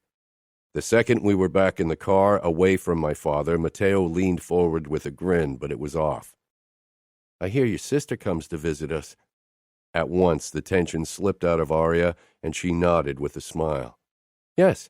She narrowed her eyes after a moment. Why do you care? The protective note in her voice was unmistakable and might have made me laugh if I wasn't still so fucking tense from the dinner with Father. It was a good thing that Matteo managed to distract her from it. Aria didn't need to know that today could very well mark the date when I gave up my life and any chance at a united familia. Even without saying a word to him, Matteo knew, and he'd be at my side, no questions asked. The moment Aria joined me in bed, I pushed her on her back and moved down her body, dragging her panties down her legs before I settled between her parted thighs. Aria was still mine, would always be mine. I made her come twice with my tongue before I laid down beside her. She kissed me softly, her fingers caressing my chest. It felt good on so many levels. She always got through my walls. I wasn't even sure how she did it. I pulled out of the kiss. I want your mouth. Aria paused. Even without seeing her expression, I knew she was confused by my harsh tone. She moved down, and then I felt her lips around my tip. I relaxed, letting my father's words drift away, enjoying the moment, my wife, the only way that was safe. I came on my stomach like last time, then cleaned myself roughly before I settled on my back with Arya pressed up against my side. "Is everything okay?" she whispered. "Yes." She stiffened at my clipped reply, but nodded after a moment. It took a long time before she fell asleep. I knew I wouldn't get any sleep tonight, not when I kept thinking of ways to dispose of my father without anyone finding out. Chapter 16. Arya kept throwing glances my way as we pulled up in front of JFK Airport. I'd barely talked to her all day, and it was obviously bothering her. But this was for the best. Despite my resolve to keep a safe distance from Arya, my hand found its way to her back as we walked into the arrivals hall of the airport. I couldn't stop touching her. It was maddening. "Are you sure you'll be okay with Jonna staying with us for the next few days?" she asked. "Yes, and I promised your father to protect her. It's easier when she's living in our apartment." Scuderi had made it clear that Jonna needed close supervision, and I didn't doubt it. The girl was trouble. Arya smiled apologetically. "She will provoke you." "I can handle a little girl." "She's not that little. She's barely younger than me." I regarded my wife. Sometimes I forgot how young she was. When I'd been her age, I'd already been a made man for 7 years, had slept with countless women, had done and seen so much shit. But Arya was young and sheltered, and so was her sister. I can handle her. "Luca, Jonna knows how to push people's buttons. If you aren't absolutely sure that you can control yourself, I won't let her near you." What did she think I'd do? Jonna was a 17-year-old girl. "Don't worry. I won't kill her or you in the next few days." "Arya!" Jonna's screech rang through the hall. The redhead stormed in our direction and collided with Arya. They hugged each other as if they hadn't seen each other in months. When they finally pulled away from each other, Jonna made a show out of checking Arya's body. "No visible bruises? You only hit places that are covered by clothes?" She narrowed her eyes at me, and I gave her a cold smile. I didn't give the slightest fuck what she thought. Arya, on the other hand, looked worried. "Get your luggage. I don't want to stand here all night," I said. Jonna turned around and grabbed her suitcase from where she'd dropped it. "A gentleman would have got it for me." A gentleman, yes. Jonna definitely didn't bring out anything gentle in me. It was a good thing that my father hadn't chosen her for me. I turned and began walking back to the car, only occasionally making sure that Arya and Jonna were close behind in case something happened. Arya and Jonna actually both wanted to sit in the back seat. I gave my wife a scowl. "I'm not your driver. Get in the front with me." She flinched at my tone, and again I wanted to find a way to get rid of my father. I hated keeping Arya at arm's length until he was out of the way. "You shouldn't talk to her like that," Jonna butted in. Arya slid into the seat beside me. "She's my wife. I can do and say to her what I want," I told Jonna. Arya regarded me with furrowed brows, hurt, and confusion swirling in her eyes. I almost reached out to stroke her cheek. Fuck, keeping my distance was impossible. Turning my attention back to the street and away from Arya's reproachful expression, I started the car and pulled away from the airport.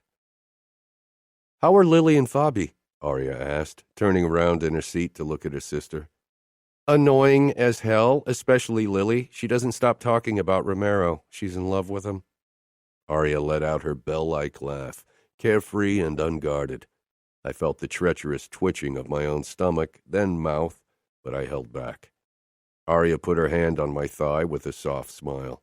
My eyes darted to hers, and without thinking about it, I covered her small hand with my big one. Keeping my distance was a losing game. When we stepped into the apartment, the smell of roasted lamb and rosemary wafted over to us. "I told Mariana to prepare a nice dinner," I said casually. If I really wanted to succeed in pushing my young wife away, I was definitely using the wrong approach. Fuck it.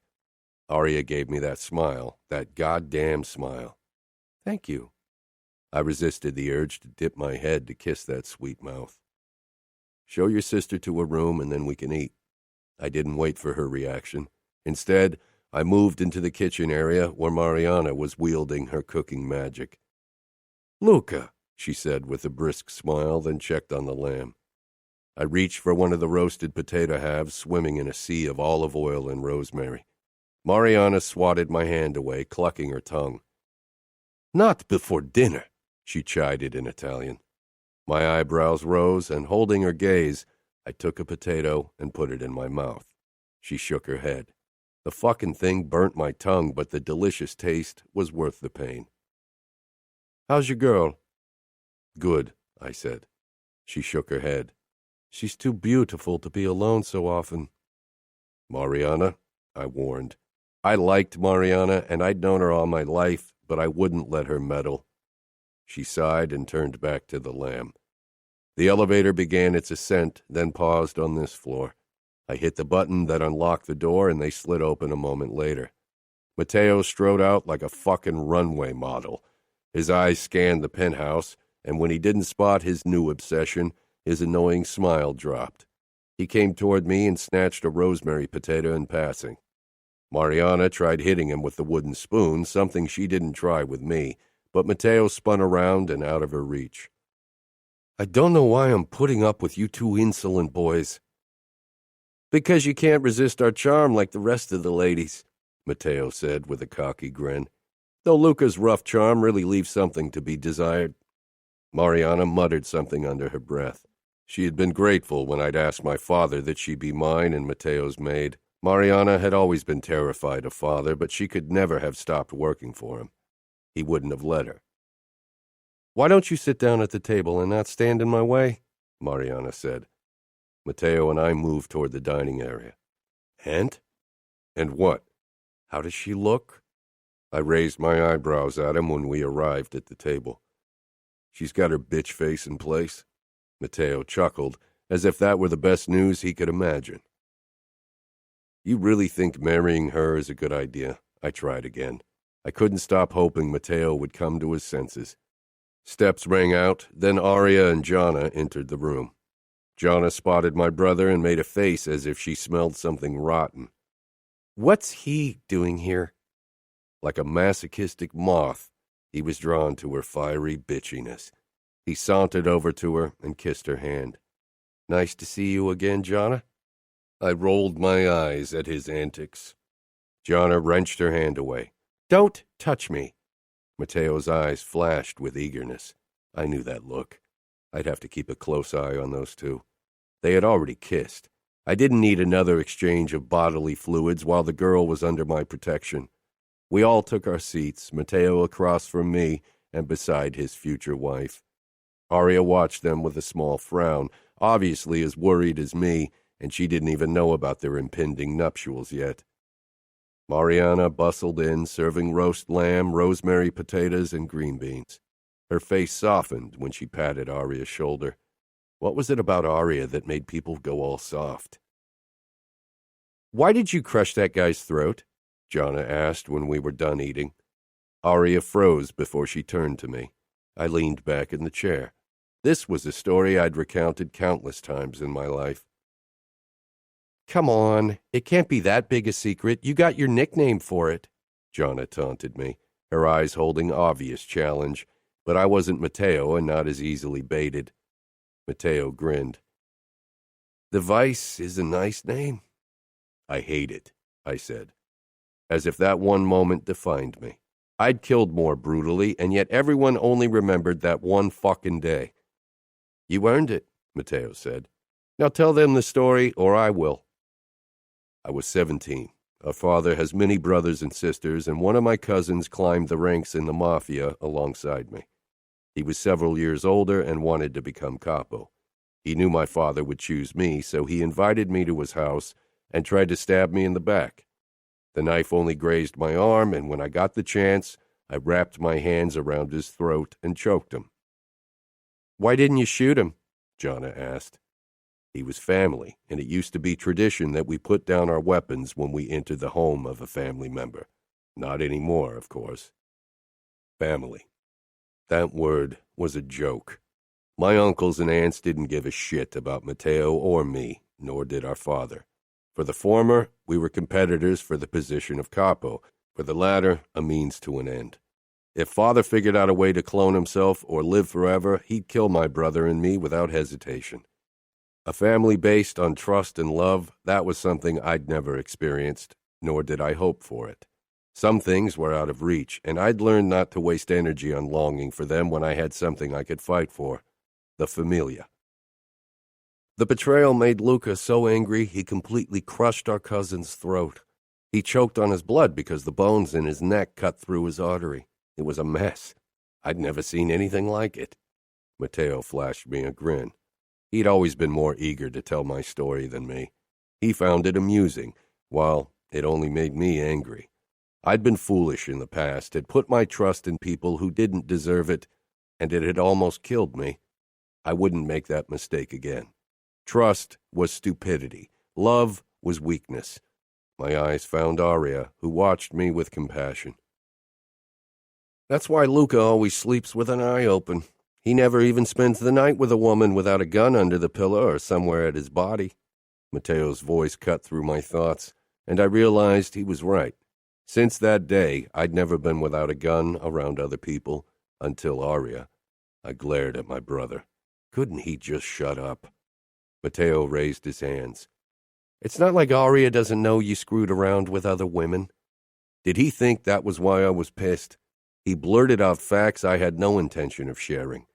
Aria knew I was unarmed around her. I didn't want her to read too much into it. Jonna leaned forward on her elbows, eyebrows cocked. So, are you wearing a gun now? We're all family, after all. Luca always wears a gun. Matteo leaned toward Jonna. Don't take it personally. I don't think even I have seen him without a gun since that day. It's Luca's tic. I could feel Aria's eyes on me, could see her thoughts worrying behind those baby blues. She knew. I sent her a harsh look, trying to dissuade her from making a big deal of my actions. So what? I didn't wear a gun around her because she wasn't an opponent to fear. That was all. After dinner, I helped Aria move the plates into the dishwater, while Matteo and Jonna kept on their arguments in the living room. Aria yawned again, blinking slowly. Let's go to bed. Her eyes darted to my brother and her sister sitting across from each other on the sofas. Not before Matteo leaves. I won't leave him and my sister alone. She had a point. I didn't trust Matteo to honor the rules of our world when it came to Jonna, and I doubted she gave a flying fuck about losing her V-card on her wedding night. You're right. She shouldn't be alone with him. I walked over to my brother, who tore his gaze away from Jonna with a grin. I bent down. That's your panty dropper grin. Bag it and get down to your fucking apartment. You won't go anywhere near Jonna's panties before she's your wife. Says who? Matteo challenged. I gave him a warning look, and he pushed to his feet with a scowl. What had he thought? That I'd allow him to spend the night with the girl? That was a war declaration in the making. Father would lose his shit and make us both pay for losing face. I had a feeling he'd finally found a way to make me pay in ways that would have a lingering effect. My eyes found Aria, who leaned against the kitchen counter. It would take time to come up with a foolproof plan to get rid of the bastard. Until then, I needed to make sure Father had no reason to target my wife. With a last grin at Jonna, Matteo left the apartment. Ignoring me, Jonna moved over to her sister. He's obsessed with me. She was right. Then stop teasing him. He likes it, Aria said as I walked over to her and leaned beside her. I don't care what he likes. I wrapped an arm around Aria's waist, remembering a moment too late that I was trying to be less affectionate toward her. Matteo is a hunter. He loves the chase. You'd better not make him want to chase you, I told Jonna. Jonna rolled her eyes. He can hunt me all he wants. He won't get me. That's where she was wrong. Matteo already owned her, and soon she'd find out. You don't intend to go to bed now, right? Jonna asked Aria. I'm really tired. Jonna's shoulders slumped. Yeah, me too. But tomorrow I want you all to myself. She sent me a scathing look, as if that had an effect on me, before she headed for the guest bedroom. "If I hear screams, no gun under a pillow will save you, Luca." She closed the door with a bang. Aria's cheeks were flushed. I dipped my head. "Will you scream for me tonight?" I trailed my tongue over her throat. "Not with my sister under the same roof," Aria said in embarrassment. "We'll see about that," I murmured, nibbling her throat the way she loved it, and was rewarded with a breathy moan. I'd get Aria's screams tonight. Without another word, I led her into our bedroom. Shutting the door, I tugged Aria toward me, then slipped her dress off. My eyes trailed over her white lace underwear in appreciation before I lifted her off the ground and carried her over to the bed where I put her down. I didn't waste any time before I bowed my head over her parted legs and kissed her pussy through her panties. The material was already soaked, and Aria's sweet scent tightened my groin with arousal. I kissed my way up to her chest. "Mine," I murmured against her breast before I opened her bra and removed it. "I fucking love your nipples. They're pink and small and perfect." I pulled her panties down next and stroked her swollen pussy lips, already eager for attention, but I focused on her nipples until Aria was writhing under me. Then I moved lower and dipped my tongue between her folds. Soon she was panting. When I suckled her harder again, she clapped her hand over her mouth, stifling her moans. "No," I ordered, grabbing her hands and holding them down against her stomach. "Jonna will hear." I hoped she did. It would probably drive her up the wall. Keeping my eyes on Aria's needy face, I began teasing her clit with my lips until she couldn't hold back her sounds anymore. She was so fucking wet that my finger slipped in easily. "Oh, God," Aria gasped. I finger-fucked her gently as I sucked her clit, and then she came hard. She pushed her face into the pillow, but a few moans rang out loud and clear. The sight of Aria losing control alone made me want to eat her out every day. I crawled back up her, kneeling between her legs. "When will you let me take you?" I asked in a low voice as I pressed a kiss to her pulse point. Aria stiffened. I looked at her. "Fuck. Why do you have to look so fucking scared when I ask you that question?" "I'm sorry. I just need more time." "More time? When I wasn't sure how much time we had." I gave a terse nod. Aria stroked my chest through my clothes, smiling apologetically. I leaned back and took off my shirt. She helped me out of my gun and knife holsters before she kissed my tattoo, then the wound over my ribs. Suddenly her expression turned daring, and she raked her fingers over my nipples. I groaned, then quickly got naked and settled on my back. Aria leaned over my erection and stopped with her lips only an inch from my tip. "If you're not quiet, I'll stop." I touched the back of her head, loving this teasing side of Aria. "Maybe I won't allow you to stop." "Maybe I'll bite." I crossed my arms behind my head. "Have your way with me. I won't make a sound. Don't want to offend your sister's virgin ears." "What about my virgin ears?" She kissed my cock, making me twitch. "Still a virgin." "You shouldn't still be one," I got out. But then Aria started sucking me, and I focused on the feel of her hot mouth and staying quiet. Like last time, I warned her before I came, and she quickly pulled back. Afterwards, I spooned her and turned off the lights. "I'm sorry for what your cousin did," Aria said suddenly. It took me a moment to understand whom she was referring to. Junior, my traitorous cousin. The worst thing was that I hardly ever thought about his betrayal anymore because there were so many new threats in my life, not all of them Russian. I should have known better than to trust anyone. Trust is a luxury people in my position can't afford. "Life without trust is lonely." "Yes, it is," I agreed, kissing her neck. Part of me wanted to risk trusting Aria. It was a part I thought long dead. I woke after Aria for once. When she returned from her shower, I was already sporting a morning rod. Aria gave me a disbelieving smile, but I didn't wait long. I got out of bed and pressed her to my chest, facing the floor-length mirror. I made her watch as I teased her nipples, even as her cheeks turned red in shame. Of course, her sister was an early riser as well, and soon called for Aria right in front of our door, but I didn't release her. I wasn't done with her yet. Far from it. Your sister is a fucking nuisance, I whispered in her ear as I eased my finger between her folds, then pushed into her. But you're so fucking wet, Principessa. Aria rewarded me with more arousal. Yes, I groaned as I thrust my finger into her slowly, watching her as she watched everything. Aria? Jonna hammered against the door. I stroked her clit and kissed her harshly, swallowing her cries as she came hard under my fingers. I pushed her forward and knelt behind her.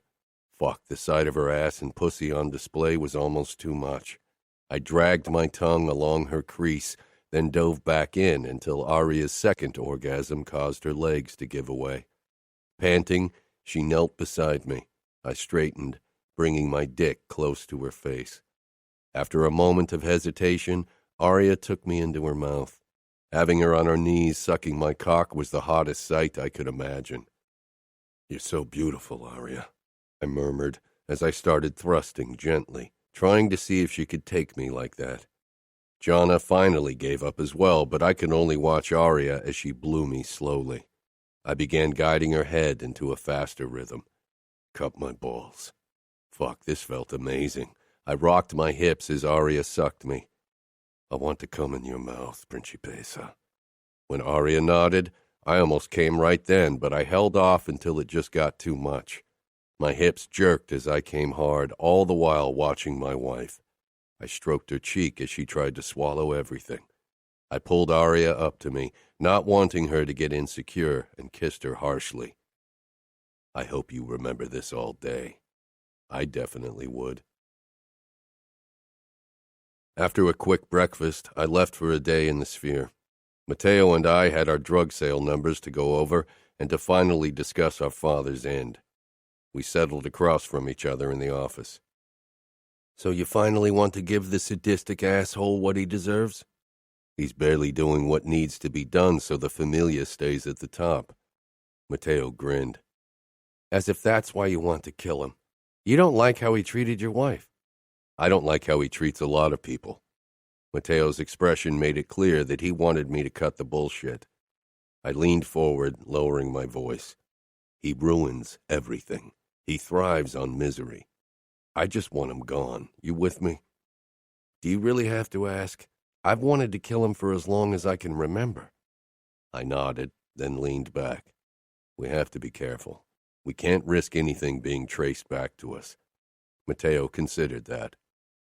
Father is paranoid. The only time he isn't heavily guarded and doesn't have his bodyguard sitting right beside him is when he meets with his mistress. We can't kill him ourselves. Matteo's mouth tightened. I really want to be the one to do it, but I get your point. We'll figure something out. Father's got a long line of enemies. There has to be a way to get one of them to kill him. Chapter 17. Matteo and I were checking our sales numbers for cocaine and synthetic drugs when my phone beeped. It was a message from Romero's cell. A wants to hit a club. Permission? I hope no more bad news, Matteo muttered as I typed no and sent it off. Aria and Jonna want to go dancing. I assume you said no? If Aria wants to hit a club, she'll have to do it with me. We returned to business.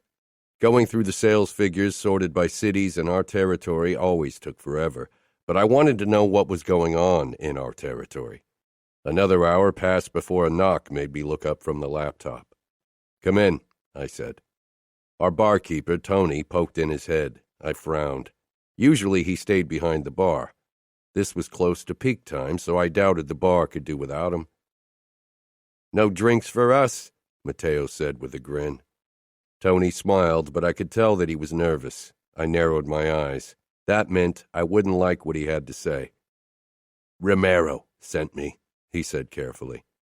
Your wife and her sister are here, dancing. I shoved the laptop to the side and got up, as did Matteo. Fury shot through me. I had given Romero a clear order. Of course, I doubted he'd gone against it without good reason, and I had a feeling Aria and her sister had found a way to force him here. I motioned for him to leave, and he did quickly. "Damn it," I growled, then staggered out of the office. Matteo was close behind me. "Seems like Aria isn't as well trained as you thought." I shot him a glare. "That's Jana's doing, no doubt. That girl's a troublemaker." We entered the dance floor, and it didn't take long for me to spot Aria. It was impossible to miss her. Her long blonde hair glowed under the lights, and a gathering of men danced around her and Jana, admiring them. Fuck. I'd never seen Aria dressed like this. I walked closer, taking in every inch of her tight leather pants, the way they accentuated her perfect butt. She swayed her hips to the rhythm, rotating and twisting, making me wonder how it would be once she rode me. I sent death glares toward the fuckers who dared to dance near my wife, and they backed off. One fucker hadn't noticed me yet, too focused on Aria and actually motioning for her to dance with him. I met his gaze with the full force of my fury, and he looked away and turned. Good for him. I stopped right behind Aria. She swung her hips to the rhythm, then arched her back, presenting that perfect, peach-shaped ass. I grabbed her hips, feeling her heat. Aria tensed, then relaxed. She surprised me by jutting her ass against me. With her heels, her cheek pressed enticingly against my cock. I jerked her against me, then bent down to her ear. "Who are you dancing for?" I asked, my voice shaking with possessiveness. Aria leaned back, her blue eyes meeting mine. "You. Only you." "Only me. Always. What are you doing here?" "Dancing." I told Romero no. "I'm not your possession, Luca. Don't treat me like one." Aria didn't understand how far I'd go to make sure she was only mine, to guarantee her safety. "You are mine, Aria, and I protect what's mine."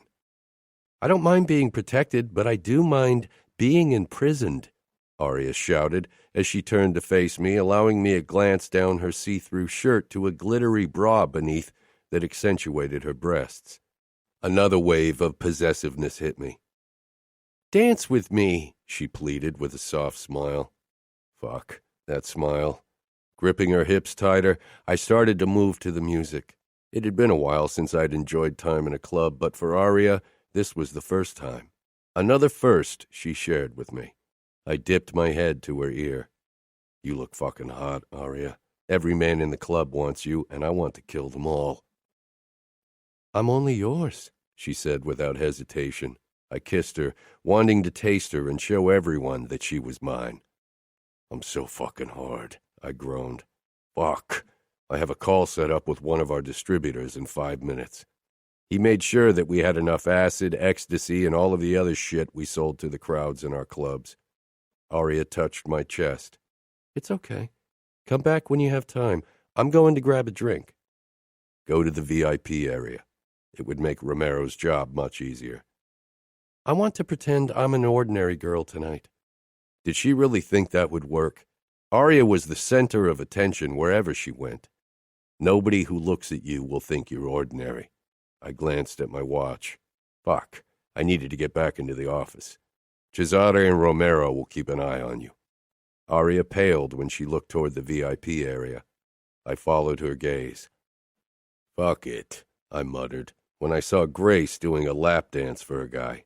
"She's not here because of me." Aria gave me a sad smile. "Yes, she is." Grace looked up briefly, catching my eyes. Aria was probably right. I had to put a fucking stop to Grace's obsession.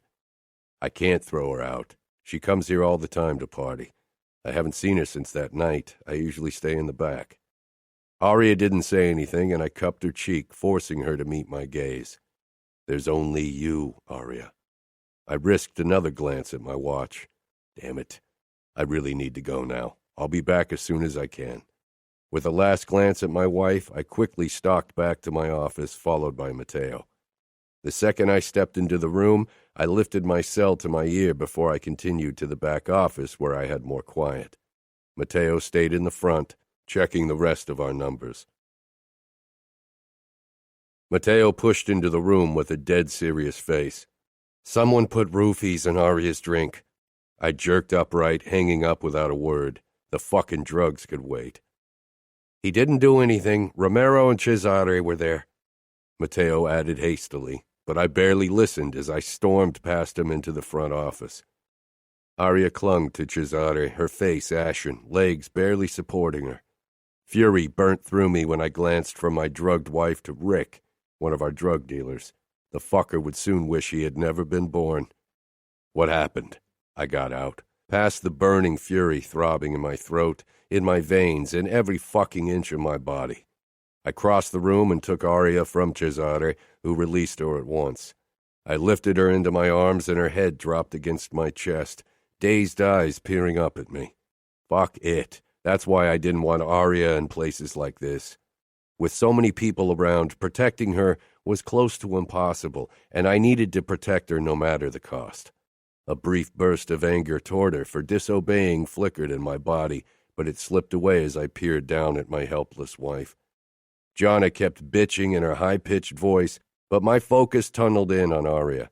Her blue eyes clung to my face, her fingers crinkling my shirt. Romero explained some shit about roofies to Jana as I put Aria down on the sofa. She looked small and vulnerable. I turned toward Rick and stalked to him. I wanted to smash his skull against the wall, leave a goddamn dent in the plaster from the force of it. But a quick end like that? No, that wasn't going to happen. "You put roofies in my wife's drink, Rick?" I asked, my voice vibrating with my barely contained anger. Without Aria and Jana in the room, I would already have started slicing him into bite-sized pieces. Rick's beady eyes shot open, mouth gaping. "Wife? I didn't know she was yours. I didn't, I swear." I shoved Romero aside to get into Rick's ugly face, then gripped the knife still sticking out of his thigh and turned it sharply. Rick roared in agony, eyes rolling back, but Romero kept the fucker on his feet. "What did you plan to do to her once you had her outside?" Fuckers like Rick used roofies for a chance to get their dick wet, and they sold roofies to assholes who wanted to do the same because no women would ever give them the time of day. "Nothing." "Nothing? So if my men hadn't stopped you, you would have just dropped her off at a hospital." The mere idea that this piece of shit could have touched Aria drove a burning ball of fire into my chest. Aria murmured a few incoherent words. I moved to her side and got down on my haunches to be eye level with her. "What did you say, Aria?" "I'll fuck your tight ass. I'll make you scream, bitch. I'll fuck you, bloody cunt." That's what he said to me. Aria dragged the words out of her mouth, her eyelids fluttering. Jana lost her shit before I could, raging and screaming. "You will die!" she screamed at Rick. He wouldn't only die. Death was for a simple transgression. This was the ultimate crime, the fucking ultimate sin. I stood, feeling my pulse slow as it always did before the kill, before the torture. Matteo was holding Jana back from scratching Rick's eyes out. "They will make you bleed, and I hope they'll rape your ugly ass with that broomstick over there." "Jana?" Aria whimpered, and briefly my pulse spiked. Then my eyes settled on Rick, assessing him, trying to decide how to cause him the most agony possible in as short a time as possible. Aria needed to go home, to sleep off the drugs. "I'll make him pay, Jana," Matteo promised to his red obsession. I shook my head. "No, he's my responsibility." Matteo glanced toward me, scanned my face. He knew me, and he knew that I needed to crush the fucking bastard in front of me. I stepped up to Rick. His chin wobbled, his eyes twitching with fucking terror.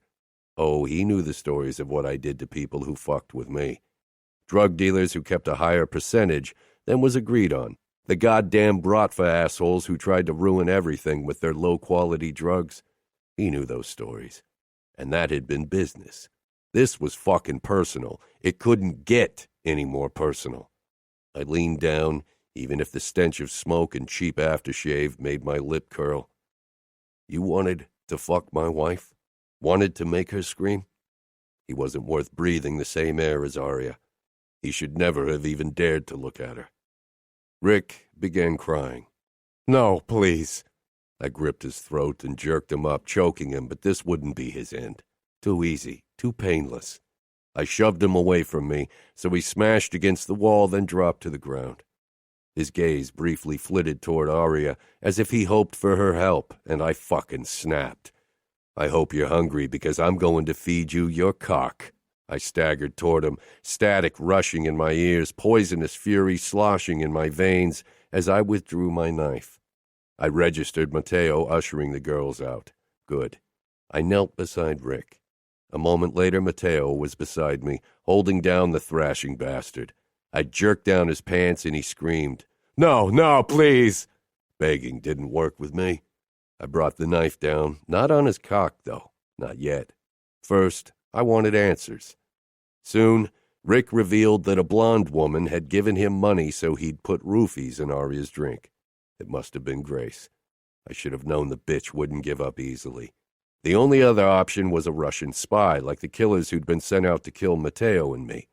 Or maybe even a woman sent by my father in case he feared Aria could turn me soft.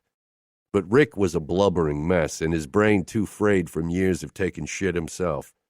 I wouldn't get more information out of him. Rick hadn't known Aria was my wife. It didn't matter. "Please," he begged again. "I told you everything. It won't happen again." I brought my face close, smiling harshly. "You're right. It won't happen again." Then I brought my knife down on his cock, and his screams pitched higher until they turned into a choked gurgle.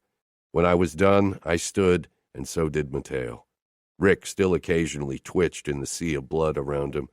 I went over to the sink, washed his filthy blood off my hands and face and knife. Then I left without a word. Matteo would find someone to clean up the shit. I went through the back entrance toward the waiting car. Romero stood beside it. The moment Jonna spotted me, her bitch face dropped, turning to shock. "Holy fuck, you're covered in blood." "Only my shirt," I told her. Romero grabbed a fresh shirt from the trunk as I slipped out of the ruined one. "You have no shame," Jonna said as she watched me. She didn't take her eyes off my upper body, though. "I'm taking off my shirt, not my fucking pants. Do you ever shut your mouth?" I growled, my darkness still simmering under my skin, the call for more blood still singing its siren song in my goddamn veins. Romero held out the clean shirt to me. "Here, boss." I put it on and handed Romero the bloody one. "Burn that one and take care of everything, Romero. I'll drive." Romero hesitated, his eyes flickering toward Jonna and Aria, and I realized he was reluctant to leave them alone with me. My first impulse was to smash him against the wall for even considering to defy me, but then I decided he probably had reason to be wary of me. But it wasn't his call to make. After a moment, he turned and left. I leaned inside the back of the car where Aria was sprawled out, looking pasty and shaking. I touched her cheek, and her eyes briefly focused on my face. Some of my fury slithered away. I drew back and got behind the steering wheel. I wanted to get us home, where I could hold Aria in my fucking arms until the last of my bloodlust had died down. Red locks took shape in my peripheral vision. "You are quite a hunk, you know that? If you weren't married to my sister and not such an asshole, I might consider giving you a go." I slanted her a quick glance, a nasty reply on my tongue. "Jonna," Aria half begged her sister. Was she worried I'd lose my shit on the bitchy redhead? I didn't like Jonna, but she was a 17-year-old girl. "What, cat got your tongue? I hear you usually jump everything that doesn't have a dick." She finally shut up when I didn't take the bait. We pulled into the parking garage, and I got out of the car. I lifted Aria into my arms and carried her into the elevator. Jonna leaned across from me, and I didn't like her expression one bit. I lowered my gaze to Aria, knowing she'd speak to the calm in me, a place few people knew existed. "Have you ever had a threesome?"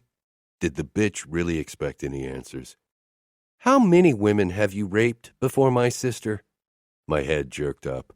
I wasn't sure how much Aria shared with her sister. I wanted to crush Jonna and knew I could have done it by dishing out the simple truth that Matteo owned her pussy, but Aria touched my chest, and the anger drained out of me as I met her gaze. She was begging me to stay calm. "Can't you do something else with your mouth than yap?" I muttered. "Like what? Give you a blowjob?" I glanced up. That would be Matteo's privilege. Girl, you've never even seen a dick. Just keep your lips shut. Jonna, Arya whispered. I strode quickly toward the stairs to take Arya to our bedroom, but Jonna barred my way. Where are you taking her? To bed, I told her, trying to move past her, but she got in the way. She's high on roofies. That's probably the chance you've been waiting for. I won't let her be alone with you. Was she suggesting I'd fuck Arya while she was helpless like this? I'm going to say it only once, and you'd better obey. Get out of my way and go to bed. Or what? That was the fucking problem. There was little I could do. For one, because she was a girl, and for two, because she was Matteo's girl. Jonna, please, Arya pleaded.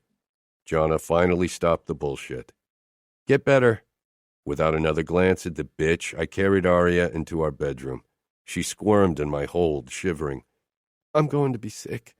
The moment I held her over the toilet, Arya threw up, still shaking. I'm sorry, she whispered, sounding embarrassed and miserable. What for? I asked, as I wrapped my arm around her and helped her up. For throwing up. I soaked the towel and held it out to her. Arya took it with a weak smile and cleaned her face, shaking in my hold. It's good that you got some of that shit out of your system. Fucking roofies. It's the only way for ugly fucks like Rick to get their dicks into a pussy, I growled, my anger rekindling. If I didn't already have so much on my plate, I'd have drawn his torture out over a few days. I helped Arya into the bedroom. She leaned heavily on me. Glancing down at her, I asked, "Can you undress?" She gave a small nod. Yeah. I released her and she lost her balance. She landed on the bed and began laughing before she grimaced, holding her head. She definitely wouldn't be able to undress herself. I leaned over her, trying to catch her attention. It took a moment before her eyes focused on me. I'm going to get you out of your clothes. They stink of smoke and vomit, I explained slowly. For some reason, it felt wrong to address her in her state. She was drugged and obviously not in a state of mind to refuse advances. There was a good reason why roofies were the drug of choice for rapists. I hooked my fingers under Arya's shirt and gently slid it up. She giggled again, but I ignored it and her wiggling. Despite my best intentions, I couldn't help but check her out when I pushed down her leather pants. Goosebumps covered her gorgeous lean legs right up until her tiny lace panties. I reached under her back, causing her to arch with another giggle as if I'd tickled her. I doubted she realized what she was doing. Her unfocused eyes were playful as she looked up at me.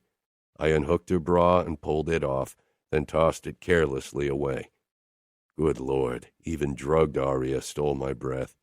She was sprawled out before me in nothing but a tiny piece of lace covering her pussy, her nipples erect in the cool room, and smiling up at me. There was no anxiety, no fear. I quickly turned away before my thoughts could wander down a dark path. I got out of my clothes before I grabbed a shirt from my drawer, then helped Arya to a sitting position. It took several tries to get her into the shirt, but it would have taken even more tries to get her into one of her flimsy nightgowns. I lifted Arya once more and laid her down with her head on the pillow. She didn't move, only peered up at me with the same dreamy smile. I stretched out beside her. You're impressive, you know, she said, her eyes trailing over my chest, going in and out of focus. I touched her forehead. She was overly warm. Arya giggled and touched my lower abs before she slid even lower. I quickly stopped her wandering hand and held it fast. Arya, you're drugged. Try to sleep. She gave me a droopy smile that was probably meant to be seductive. Maybe I don't want to sleep. I stroked her hair from her forehead. Yes, you do. Arya blinked, then yawned. Will you hold me? I turned off the lights and cradled her in my arms. You'd better lie on your side in case you feel sick again, I murmured against her neck. Did you kill him? She mumbled. I considered how much to tell her, but Arya knew the rules of our world. She knew the man I was. Yes. Now there's blood on my hands. You didn't kill him. But you killed him because of me. I'm a killer, Arya. It had nothing to do with you. I didn't want her to feel guilty for something like that. This death was on me, like every death in my past, like every death in my future. They would never tarnish Aria because I wouldn't let them. I wanted her life to be free of the horrors of my existence. I wouldn't let the darkness consume her like it had my mother, like it did so many women in our circles because their husbands didn't give a fuck about them. Aria's soft voice tore through the dark once more. You know, sometimes I wish I could hate you, but I can't. I think I love you. I never thought I could. My heart stuttered in a way it never had, and heat flooded my chest. Love? Fuck. Aria couldn't love me. She didn't know what she was talking about. She was drugged. The roofies had messed with her brain. After a long exhale, Aria continued, her voice becoming drowsier. And sometimes I wonder how it would be if you made love to me. I wanted to claim Aria, to own her, to fuck her, to make love to her. I'd never made love, and I didn't think I was capable of it. Sleep. But you don't love me, Aria continued, her words a slur filled with misery. You don't want to make love to me. You want to fuck me because you own me. She was right, and yet her words didn't ring true. I wanted more than that. With Aria, I simply wanted. I wanted all of her, every little thing, not just her body, also her smiles and her closeness, and her astonished gasps and breathless moans. I tightened my arm around her. Love. How did you know if you loved someone? Sometimes I wish you had taken me on our wedding night. Then at least I wouldn't still wish for something that will never be. You want to fuck me like you fucked Grace, like an animal. That's why she told me you would fuck me bloody, right? It took my mind a moment to fully process her words. Grace had told Aria I would fuck her bloody? When did she say that? Aria, when? I gripped Aria's upper arm. When? I growled, but she had passed out. I'd suspected it was Grace behind the attack, and now Aria's words confirmed my suspicion. My body was bursting with tension and with the need to seek retribution. Rick had already gotten what he deserved, but there was still Grace. I wanted to kill her. She was a woman, but she was a despicable human being most of all. Could I dispose of her? She wasn't her father's favorite child, far from it, but there was a difference between not liking your daughter and wanting her to be killed. We needed his cooperation if we wanted to gain influence. Father definitely wouldn't allow me to risk it by killing Grace in blind rage. It would only make him question my feelings for Aria, another thing I couldn't risk. Chapter 18. Aria's sleep was fitful, which in turn led to me being awake most of the night. I couldn't stop checking on her breathing, worried the roofies would lead to her losing consciousness or worse. The idea of losing Aria, almost having lost her last night, it left me restless and furious. She lay curled up on her side, eyelids fluttering, body trembling. I brushed a strand of hair from her sweaty forehead. A small moan passed her lips, not the beautiful sound she made when I gave her pleasure, but a shuddering sound of discomfort. Her eyes opened, and for a moment she blinked up at me before she jerked up, cupping a hand over her mouth and rushing toward the bathroom. I untangled myself from the blankets and followed her. She was clutching the toilet, breathing harshly. I flushed the toilet because it was obvious that she was too shaky to do it, then brushed more wayward strands from her forehead. Aria let out a mirthless laugh, peering up at me with teary eyes. Not that hot anymore, am I? Aria was mine to protect. She was my responsibility, and yet someone had dared attack her in my own club. That shouldn't have happened. I should have kept you safe. You did, Aria said feebly, pushing to her feet. I steadied her, worried she'd pass out. Maybe a bath will help, I said. My mind was still trying to come up with ways to pay Grace back. Aria shook her head. I think I'll drown if I lie in the bathtub now. I opened the faucet but didn't let go of Aria in case she passed out. I had no intention of letting her go into the water alone in the state she was in. We can take a bath together. The right corner of Aria's mouth tipped up. You just want to grab a feel. I stroked her wrist with my thumb. I won't touch you while you're still vulnerable. When I'd imagined our first bath in the tub together, there had definitely been hot sex involved, but that was out of the question for several reasons. One of them being that my wife was still a virgin. I couldn't stop thinking about what would have happened if Rick had made it out of the club with Aria, if that had been her first experience.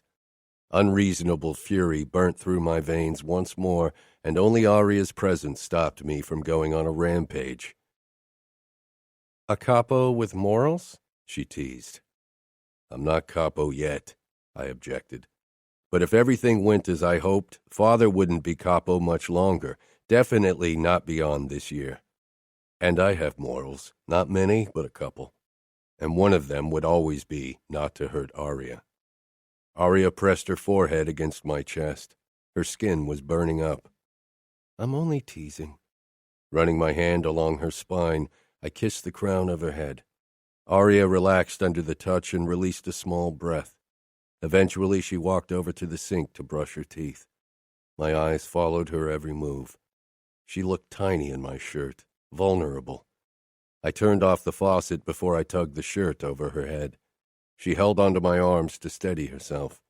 Hooking my fingers in her panties, I dragged them down her lean legs, unable not to take in her beautiful body as I did so. Despite everything, I could feel blood shooting into my dick when I pulled down my shorts. I helped Aria into the tub, then got in behind her, pulling her flush against me. My cock slid along her outer thigh. Definitely not a good man. Aria surprised me when she turned around to face me, straddling my legs. The position made her pussy glide over my dick.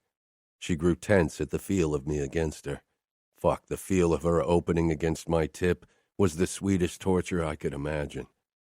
I shoved my dick back, then slid in deeper into the water, so Aria lay sprawled out on my chest, no longer pressed up to my erection.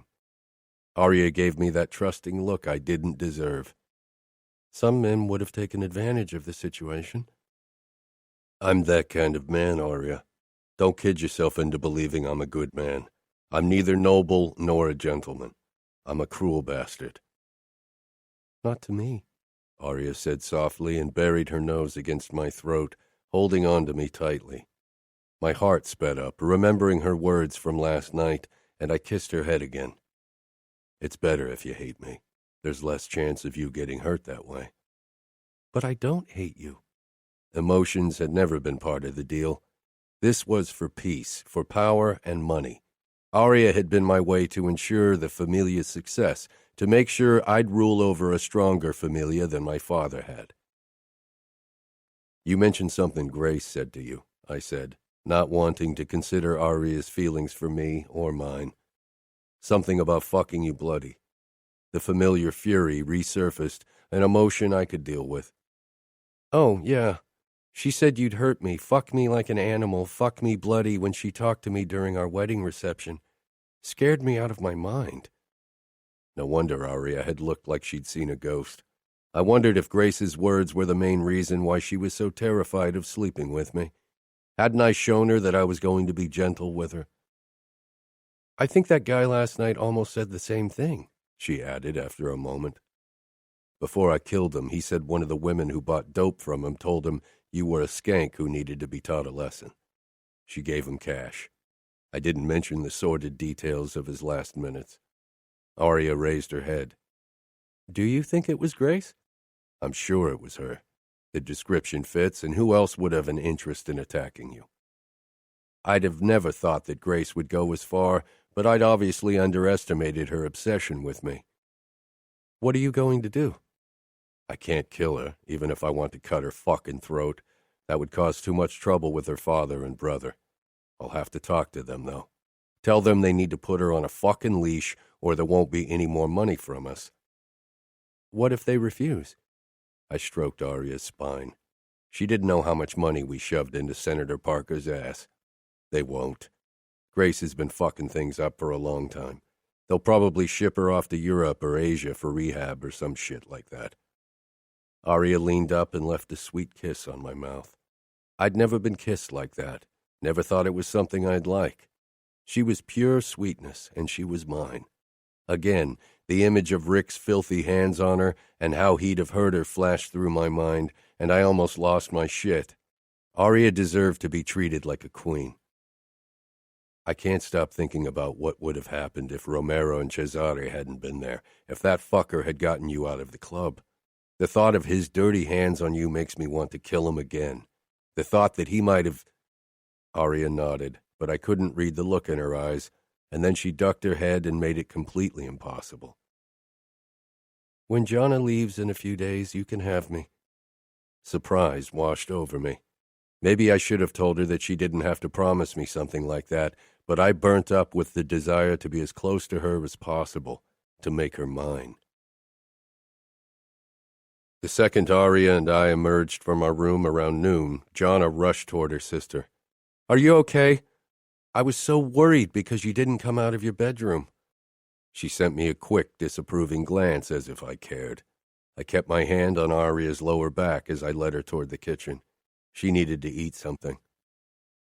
Can you cook? I asked the redhead. Jonna glowered. Because I'm a woman? I cocked an eyebrow. Your sister is living proof that not all women can cook, I said, stroking Aria's back to soften my words. Aria glanced up at me with a small laugh, and I knew I'd burn down the world to protect this woman. I'd start with killing my father, even if it meant ruling over a torn familia until I'd removed every single one of my enemies. Jonna watched us for a moment before she shrugged. I can try to make pancakes or something like that, but I can't promise anything. Jonna wasn't a much better cook, but it was edible. Afterwards, I gave Aria and her sister some privacy and went down to Matteo's apartment while Romero guarded the penthouse. How's Aria? Matteo asked when I sank down on his couch. Better, I said. I need to talk to Senator Parker. He needs to send Grace away. If she stays in New York, I'll kill her. Father won't like it. You know how much he cares about schmoozing the politicians. That was the only thing he still did. Matteo propped his elbows up on his thighs. Have you thought about how to solve the problem? The bratva is always an option. I shook my head. It would make them too confident. Killing a capo is a big deal. The familia would appear weak. Matteo nodded, but I could tell that he considered the bratva our best bet, and he was probably right, but I preferred a less obvious solution. I think we should go the poison route. Many men in Father's family have suffered from strokes or heart attacks. There are poisons that have the same effect. Very few of them are untraceable. Most of our options are only traceable if you look for them specifically. Neither Nina nor we will ask for a thorough exam. Our uncles might, Matteo said with a twisted grin. Then we'll handle them. When? I'd considered our options. I wanted him gone as fast as possible, but we needed to figure out the perfect timing, not to mention that I still wasn't sure who should put the poison in his drink. Father's suspicious. We should wait a few days at least. Maybe we can wait until Gottardo or Ermanno come for a visit. We can blame them if the poison is detected. I assume you don't want to involve Nina. I don't trust her. She hates Father and wants him gone, but once he's dead, she might put the blame on us. Matteo and I discussed a few more details before I grabbed my phone to talk to Father about Grace. As expected, he wasn't fond of the idea of me asking the senator to banish his daughter. I couldn't wait to kill him. Matteo came over for dinner that day, to Jonna's dismay, but she was mostly busy keeping a close eye on her sister. I had to give it to the redhead. She was fiercely protective of Aria. It was one of her few character traits I liked. After dinner, Aria and Jonna disappeared upstairs, only to return a few minutes later in bikinis. Matteo followed his future wife with keen eyes, but I, too, had trouble looking anywhere but at Aria in her tiny pink bikini. I really hope you have your eyes firmly focused on your future wife, I muttered. I knew Matteo would never hit on my wife, but I still hated that he saw her this scantily dressed. I can't process your words. The blood has left my brain, Matteo said with a chuckle. Aria sent me a quick smile before she and Jonna walked out onto the roof terrace and stepped into the jacuzzi. We could join them, Matteo said eagerly. Yeah, right. You and Jana in a jacuzzi half naked together. That's not going to happen. I motioned toward the kitchen. Let's grab an espresso. Matteo reluctantly followed me. I prepared us espresso, but my eyes kept returning to Aria, remembering when we'd been in the jacuzzi. You watch her as if you want to devour her, Matteo said. You're one to talk. You're fucking Jana all day, when she isn't even your wife yet. Aria is your wife, and you still don't get more action than me, Matteo taunted. Trust me, I'm getting more than you can dream of, and soon. I stopped myself, realizing I was talking about sex with Aria with my brother. In the past, we'd always shared our sexual adventures with each other, but Aria was my wife, and I respected her too much to divulge that kind of information. Matteo chuckled. Come on, Luca. You've never been like this. I'm your brother. Tell me, how is it to be with one of our girls? Are they too stuck up for blowjobs? I can't imagine Aria loosening up. She doesn't seem like a woman who'd ever suck a dick unless you forced her, and we both know you can't hurt a single golden hair of hers. Anger shot through me, and I raised a hand in warning. Don't talk about Aria like that, ever. Matteo tilted his head, regarding me curiously. Scowling, I averted my eyes. Fuck it. You're very protective of her, and it's definitely not just possessiveness.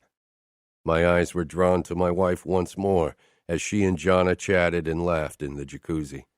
I felt possessive of Aria, there was no denying it, but it definitely wasn't the extent of my feelings, not even close. Chapter 19. I was fucking ecstatic when Jana finally disappeared from view on her way to her plane back to Chicago. Aria looked heartbroken. It gave me a strange sense of unease, because I realized she felt lonely in New York. Aria whirled around and threw herself into my arms, sniffling. I caressed her back, my mind drifting to my plans for the night. They'd hopefully distract Aria from her sadness. I thought we could grab dinner and then have a relaxing evening. Sounds good, she said quietly, but her expression flickered with anxiety. I wasn't sure how to relieve her of her fear. All my life, my purpose had been to terrify others. Soothing someone's fear was completely out of my comfort zone. Aria was tense throughout dinner and hardly touched her food. She was scared of the unexpected, perhaps even still scared of what I'd do, but I had absolutely no intention of being rough with her. Why don't we head inside? I suggested. She gave a small nod. I wasn't a patient man. I'd never had to wait for anything in my life. I knew she was nervous, but I wanted her tonight. My cock was fucking eager to claim her. We stepped inside, and Aria moved toward the liquor cabinet, reaching for the brandy. I grabbed her wrist and pulled her against me. Her eyes widened. Don't, I said quietly. I didn't want her to be drunk when I claimed her. I needed her yes to be real. I lifted her into my arms and carried her upstairs, hardly able to wait. I put her down on the bed, my cock straining against my pants as I climbed on top of her, claiming her lips. She tasted like fucking perfection, and I was the only one who'd ever got to taste her. That knowledge filled me with the desperate need to own her completely. I kissed her harder before I drew back and sucked one perfect, firm nipple into my mouth. Fuck, I was so hard. I helped Aria out of her dress, then moved lower. I let my eyes trail over her body. She was stunning. She was only mine. I lowered my face to her panties and pushed a tongue between her perfect pussy lips. Fuck, perfection. My cock twitched. I drew back, gripped her flimsy panties, and ripped them away before I tasted her pussy again. But my need was too fucking huge. I needed to make her mine alone. I pushed a finger into her, and the thought of how it would feel to have her tight walls squeeze my cock almost sent me over the edge. I stood and got out of my clothes. Aria lay on the bed, blonde hair spread around her, legs parted, revealing her perfect pink pussy. You're mine, I growled. I'd waited so fucking long for this. I moved between her legs and parted them, spreading her open for me and lining my cock up with her hot entrance. The sensation of her pussy against my cock was like a revelation. I'd never had sex without a condom before. Aria's nails sunk into my shoulders, pulling me out of my fog of desire. I glanced down. Her eyes were squeezed shut, her lips pressed together as she waited for pain. I could feel how tense she was against my cock. Aria leaned up and pressed her face into my neck, shaking, taking deep breaths. Her heat beckoned me to bury my cock inside of her, but her trembling body and her tension stopped me. "Aria," I murmured, "look at me." She pulled back and opened her eyes, and fear stared back at me. She was completely terrified, and I pounced on her as if she were some whore. I lowered myself until our bodies were pressed up against each other. "I'm an asshole," I rasped as I kissed her temple and cheek. Those beautiful lips parted in surprise. "Why?" Her voice was a broken whisper. I'd sworn to be gentle with her, sworn I'd protect her, and now when she needed me to be gentle the most, I acted like a fucking caveman. "You're scared, and I almost lost control. I should know better. I should prepare you properly, and instead I almost shoved my cock into you." Aria moved under me and let my tip glide over her opening. She gasped fearfully, and I exhaled sharply because a dark part of me wanted to shift my hips forward and finish what I'd begun. She was mine for the taking, had been for weeks. I closed my eyes, trying to get a grip on myself. That part of me, the monster, wasn't meant for her. This was Aria, my wife, mine to protect. I would treat her like a queen. I opened my eyes and found her watching me with a mix of fear and confusion. I shifted until my head hovered over her perfect breasts and her pussy was pressed up against my abs. "You are my wife," I said. Aria held my gaze and trust shone in her eyes. My fingers closed around her nipples and I tugged lightly the way she liked it. A moan was my reward, but Aria arched at the same time and made her pussy rub against my abs. Too fucking tempting. "Stop squirming," I said roughly. I was teetering on the edge, my darkness so damn close under my skin that it wouldn't take much to unleash it, and that's not something I'd ever do to Aria. I tugged at her nipple, relishing in Aria's moans as I teased her breasts without the previous hurry. Soon she was breathless and shifting beneath me. I trailed my hand down her ribs and waist, worshipping her with my fingertips before my lips did the same. I bit the soft skin over her hip bone possessively as I kneaded her thighs. Aria was starting to relax. I parted her legs, laying her open for me. She was glistening, and I pressed a soft kiss against her folds. She let out a small sigh, quivering. I lightly bit her inner thigh. Aria arched up, gasping, and I wedged my palms under her firm ass. Keeping my eyes on her face, I lifted her pussy to my mouth and planted another kiss to the soft flesh. Aria whimpered, and I repeated the motion. Her eyes opened, and they were filled with need. She enjoyed having her pussy kissed like this. My eyes locked on hers. I parted her a bit more and kissed her tight opening, my lips brushing her soft inner folds. Aria's lips parted in a soft moan. Her heady scent reached my nose, and I spread her open with my thumbs, revealing her juices. I lapped them up, and she trembled with need and rewarded me with another wave of her sweetness. I loved her taste, and I fucking loved that she responded so eagerly. She grew wetter and wetter as I sucked at her lips lightly. I couldn't take my eyes off her as she moaned and whimpered, as she squeezed her eyes shut and jerked her pussy against me. I circled her opening lightly, and her walls clenched. My cock jerked against the mattress, but I needed to be patient, and so I trailed my tongue up, never to her clit. "Luca, please," she begged, lifting her hips, and fuck, I almost lost it. "You want this?" I brushed her clit, and she moaned. "Yes." "Soon," I growled, and eased a finger into her slowly. So damn tight. I ran my tongue around my finger and Aria's entrance, then trailed it up to her nub. Aria moaned as I closed my lips gently around her clit and began to suck. "Tell me when you come," I murmured before I continued my suckling. My fingers slid easier in and out of Aria's channel as she grew wetter. "I'm come." I quickly retracted my finger and pushed 2 fingers in. Fuck, she was tight. Her face flashed with pain and pleasure as her walls clenched around my fingers. I kissed her thigh, then groaned from the grip of her walls on my fingers. "You're so fucking tight, Arya. Your muscles are squeezing the life out of my fingers." Fuck, this shouldn't have excited me as much as it did. Arya peered down at me, face flushed. I slowly pulled my fingers out a bit, but she tensed even more and winced. I slid back in and established a slow, gentle rhythm of my fingers fucking her. "Relax," I said, but she didn't. "I need to widen you, Principessa." If she was already this tense, with only 2 fingers, getting my cock inside her would be a fucking disaster. I circled her clit with my tongue, lightly, until she let out a soft sigh, her walls easing their grip around my fingers as she grew even more aroused. When she relaxed, I pulled my fingers out and moved up, hovering over her.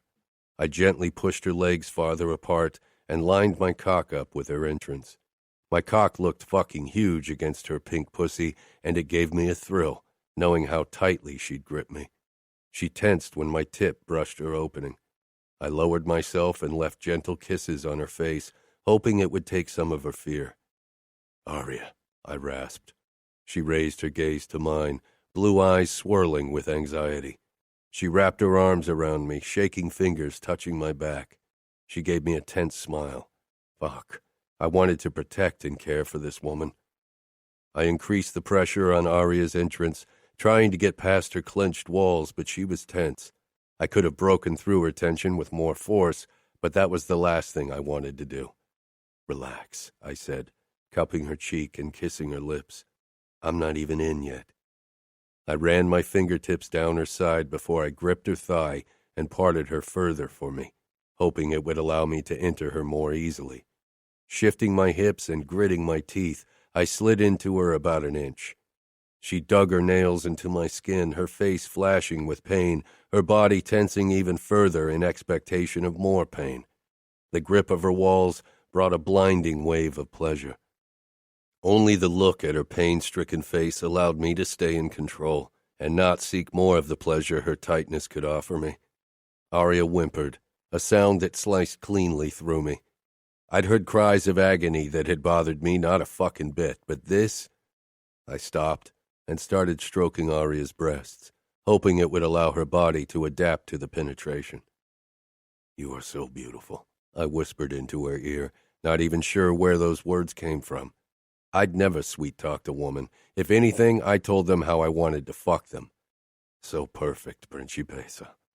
My words finally made Arya relax, and her eyes shone with gratefulness. She shouldn't have felt that way about me, not when it was me who hurt her, who pushed her past her boundaries because I didn't want to wait any longer to lay claim on her. I knew all that, and still I didn't stop.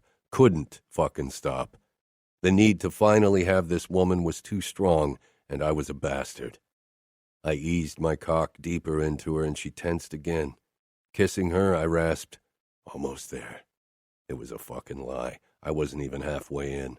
I moved a hand between us and rubbed her clit, hoping to get her to relax with pleasure. Arya released a small huff, her lips parting, and hesitant flickers of pleasure showed on her face. Soon Arya softened around me and let out hesitant moans. I didn't warn her before I thrust the rest of the way into her, breaking through her body's resistance with more force than I'd planned. Arya arched under me, gasping, her eyes closing under the force of the pain. I stilled, overwhelmed by the sensations of her tightness and the look of pain on her face.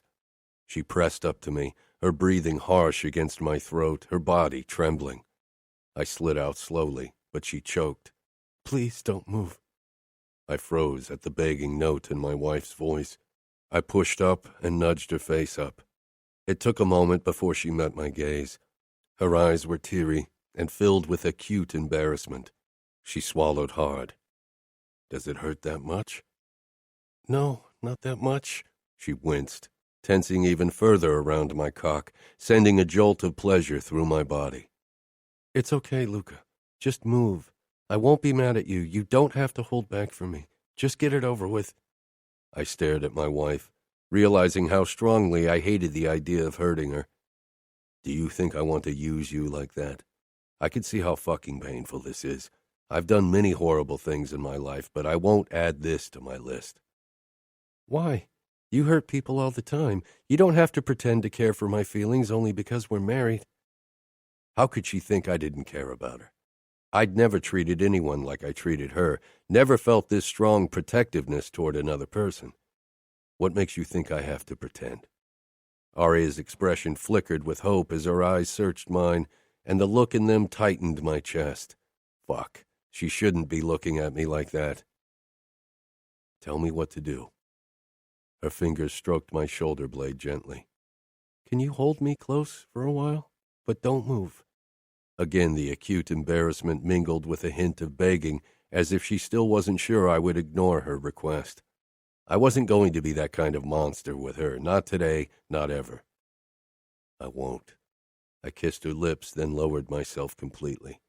The movement caused her walls to cling tightly to my cock, and for a second, I was sure I'd go insane from the force of the sensations.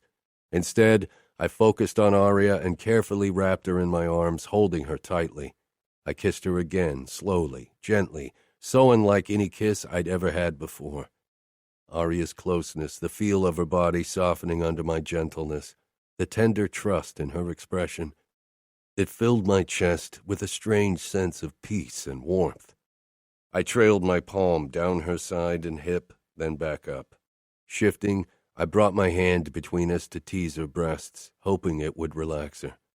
She was beautifully responsive as usual, and I felt her body's gradual softening, growing used to the intrusion. Despite my need to move, to feel Aria's walls sliding around me, I stayed still. Aria arched when I flicked her nipple and she pulled away from my lips. Her breathing was ragged, and her lips were swollen from our kiss. She was so fucking sexy. Aria smiled softly. Can you still... I almost laughed, but stifled the reaction. Instead, I carefully moved my hips, allowing Aria to feel my boner shift inside of her. Surprise crossed her face. I told you I'm not a good man. Even though I know you're hurting, I still have a boner because I'm inside you. I told her because it was the truth. If I were a good man, I wouldn't have pushed her, would have given her all the time she needed. But I was a goddamn bastard, even when I tried not to be one with her. Aria stroked my back. Because you want me, she whispered. There was a hint of uncertainty in her voice. How could she have any doubt about it? I've never wanted anything more in my life. Again, the truth. A truth that I shouldn't have voiced aloud because it gave Aria power, because it showed her how much I burnt up for her closeness, and not just the sex. Fuck, not just the sex. Can we go slow? Aria asked, a small, apologetic smile tugging at her lips, as if she had reason to apologize for that. Of course, Principessa, I said firmly. I regarded her expression closely as I began to move, making sure to keep my motion as controlled and gentle as possible. My muscles quivered from the effort it took. It was something alien to me, something I'd never done before. Aria released a small breath, her brows drawing together. Discomfort, but not as bad as before. I never took my eyes off her as I slid in and out slowly. My pleasure coiled tighter and tighter, causing my leg muscles to quiver. My body screamed at me to go faster, but I shoved down my own need. Another first. Aria wasn't the only one who shared her firsts with me. Only mine were a bit different. I repositioned my knees and shifted the angle. She jerked with a gasp. I fell out of rhythm. Did that hurt? Aria gave a small shake of her head. No, it felt good. Finally. I angled my thrust the same way, then kissed Aria's parted lips, tasting her, needing her even closer when we were already closer than I'd ever been with someone before. The pulsating need in my balls, in my entire body, turned into a low burn of desire. Aria shifted slightly under me, and I could feel her body becoming a bit tenser, and definitely not because she was going to come. Are you okay? I asked. Embarrassment crossed her flushed face. How long until you... Not long, if I go a bit faster. I wasn't sure if Aria's body would be able to handle it. Not that I would slam into her like a fucking animal, but this level of gentle sex wasn't going to make me come. Aria nodded, giving me the permission I needed. I pushed up onto my elbows and sped up, hitting deeper and harder. My balls soon began to clench, the familiar pulse of desire returning. Aria clung to me, her body coiling even tighter, squeezing my cock. Fuck, this felt like paradise. "Aria," I ground out when she flinched after another thrust. "Keep going, please. I want you to come." A goddamn bastard, that's what I was, but I was beyond stopping now. My balls tightened, waves of pleasure radiating out from my cock, and I snapped, groaning, my thrusts becoming jerky as I shot my cum into her. My cock twitched and twitched as if I hadn't had sex in years. A strong wave of possessiveness burnt through me, but beneath it was a warmer emotion that was entirely foreign. I kissed Aria's throat, feeling her pulse race under my lips. Her warm breath fanned over my skin, ragged like mine. Her palms stroked my back, fingers soft and trembling. My wife. The woman I'd protect at any cost, even if it meant killing my father. I closed my eyes for a moment, relishing in the feel of her pliable body under mine, in her sweet scent now mingling with mine, and a darker note of sex. Mine. Goddamn mine. I carefully slid out of her and stretched out on the bed, then tugged her toward me, wrapping my arms around her. I did it without thinking, wanting her close. I knew she would need my closeness now, but when I stroked her flushed face, I realized it wasn't the only reason why I held her in my arms. She wanted to see the good in me when no one had ever bothered, and I wasn't entirely sure there was something inside of me worthy of the label good. Aria's eyes widened, then darted down. In my after-sex stupor, it took me a second to realize why. My cum. Kissing her temple, I slid out of bed. I'll get a washcloth. I moved into the bathroom and my eyes landed on my cock. It was covered in blood. Aria had been so damn tight. It had been thrilling and torturous at once. I cleaned myself and soaked a washcloth with warm water before I returned to the bedroom, finding her staring at the bloodstains on the sheets. "There's so much more blood than the fake scene you created during our wedding night," she whispered. I sank down beside my wife and gently parted her legs. Her pussy was swollen and smeared with blood. The sight tightened my chest because it was another reminder of how painful it had been for her. Giving pain was something I'd always been good at. I pressed the cloth to her sore flesh, earning a gasp. I kissed her knee, fucking relieved that this wasn't our wedding night, that I wouldn't have to present these sheets. "You were a lot tighter than I thought," I said quietly.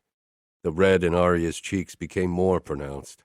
I threw away the washcloth before I pressed my palm against her lower belly. Her muscles contracted under the touch, and I had to resist the urge to slide lower again. Aria wouldn't be ready for sex in a while. "How bad is it?" I asked.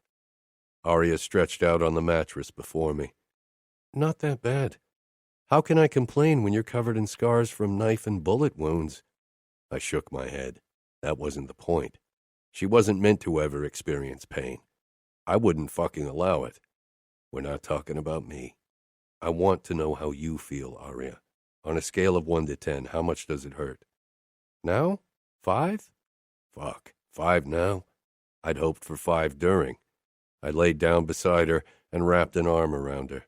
She regarded me with that hint of shyness and a flicker of relief.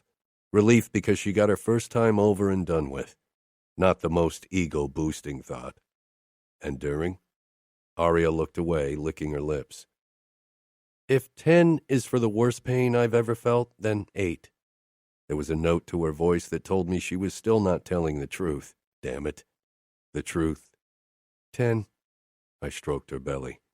Aria's admittance didn't sit well with me, even if I reminded myself that she had a different pain level than I did. I never wanted to be the one who caused her that much pain. Next time will be better. I hoped it would be. I wasn't sure how to make this easier for her. She was petite and nervous, and I was an asshole that burned with the need to have her. Aria gave me an apologetic look. I don't think I can again so soon. I didn't mean now. You'll be sore for a while. I still wanted her, maybe more than ever. Claiming her definitely hadn't sated my desire for her or the need to have her as close as possible. It was unnerving. On a scale of 1 to 10, how fast and hard did you go? The truth, Arya asked in a teasing voice. I considered lying, but for some reason I didn't want to. I wanted Arya to know the truth about every aspect of me, the bad, the worst. I wasn't even sure why. I'd never bothered sharing anything with anyone except for Matteo. 2, I said, watching her closely as I did. She tensed, shock flashing across her face. I'd gone as gentle with her as I was capable of. I'd never been this close to someone while sex, never gone as slow, or tried to pay attention to a woman's facial expressions to make sure she was okay. 2? We have time. I'll go as gentle as you need me to. Fuck, and it was the honest-to-God truth. If Arya needed me to, I'd go the vanilla route for months. Arya smiled in a way that went straight through me. It was a look I wanted to see as often as possible. I can't believe Luca the Vice Vitiello said gentle. My men wouldn't believe it if anyone told them I could be gentle. And my father, my fucking father, he'd lose his shit. He'd demand I fucking grow a pair and beat my wife into submission. He'd never understand that it didn't show strength to abuse someone who couldn't protect themselves, someone meant to be under your protection. A man should know whom to treat with care and whom to crush.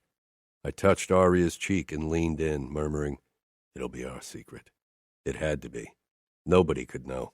If my father considered Arya a risk to my ruthlessness, he'd kill her immediately. I'd end his miserable life, would show him that the same sadistic streak he had ran deeply in my veins. But it wouldn't save Arya. Nothing would ever happen to her. Not as long as I was alive. I'd kill anyone who dared to consider hurting her. Arya nodded, her expression softening. Thanks for being gentle. I never thought you would be. Believe me, nobody's more surprised about this than me, I said. Gentleness wasn't in my nature, never had been, and I doubted it would ever be something anyone else but Arya would get to experience. Arya turned to me and pressed against my side, her head on my shoulder. I tightened my hold on her. She let out a small sigh, as if I'd given her a fucking gift for allowing closeness. I lightly stroked the soft skin of her waist, feeling a sense of calm. You've never been gentle to someone? I'd racked my brain for a moment in my life when I'd shown a softer side of me, but the only memory I came up with was when I was a boy of 5. I'd found my mother crying in her bed and had walked over to her even though I wasn't allowed in her bedroom. I had been scared by her wailing and had touched her hand to stop her. My mother had jerked her hand away and Father had come in a moment later. He'd dragged me out and beaten me for trying to cater to the silly whims of a woman. No. Our father taught Matteo and me that any kind of gentleness was a weakness, and there was never any room in my life for it, I said. All the sentimental baggage from my past wasn't something I wanted to lay in the open, not even to my wife. What about the girls you were with? Arya asked. Her voice shook with a hint of worry and jealousy. I peered down at her blonde crown, her naked body stretched out beside mine, elegant, breathtakingly gorgeous. Mine. It was understandable that she worried about other women after the Grace incident, but I didn't have the slightest intention to ever touch another woman again, and all the women of my past had meant nothing. I didn't even remember most of their names or faces. They were a means to an end. I wanted to fuck, so I looked for a girl and fucked her. It was hard and fast, definitely not gentle. I mostly fucked them from behind so I didn't have to look them in the eyes and pretend I gave a shit about them. Arya surprised me by kissing my familia tattoo, her lips soft.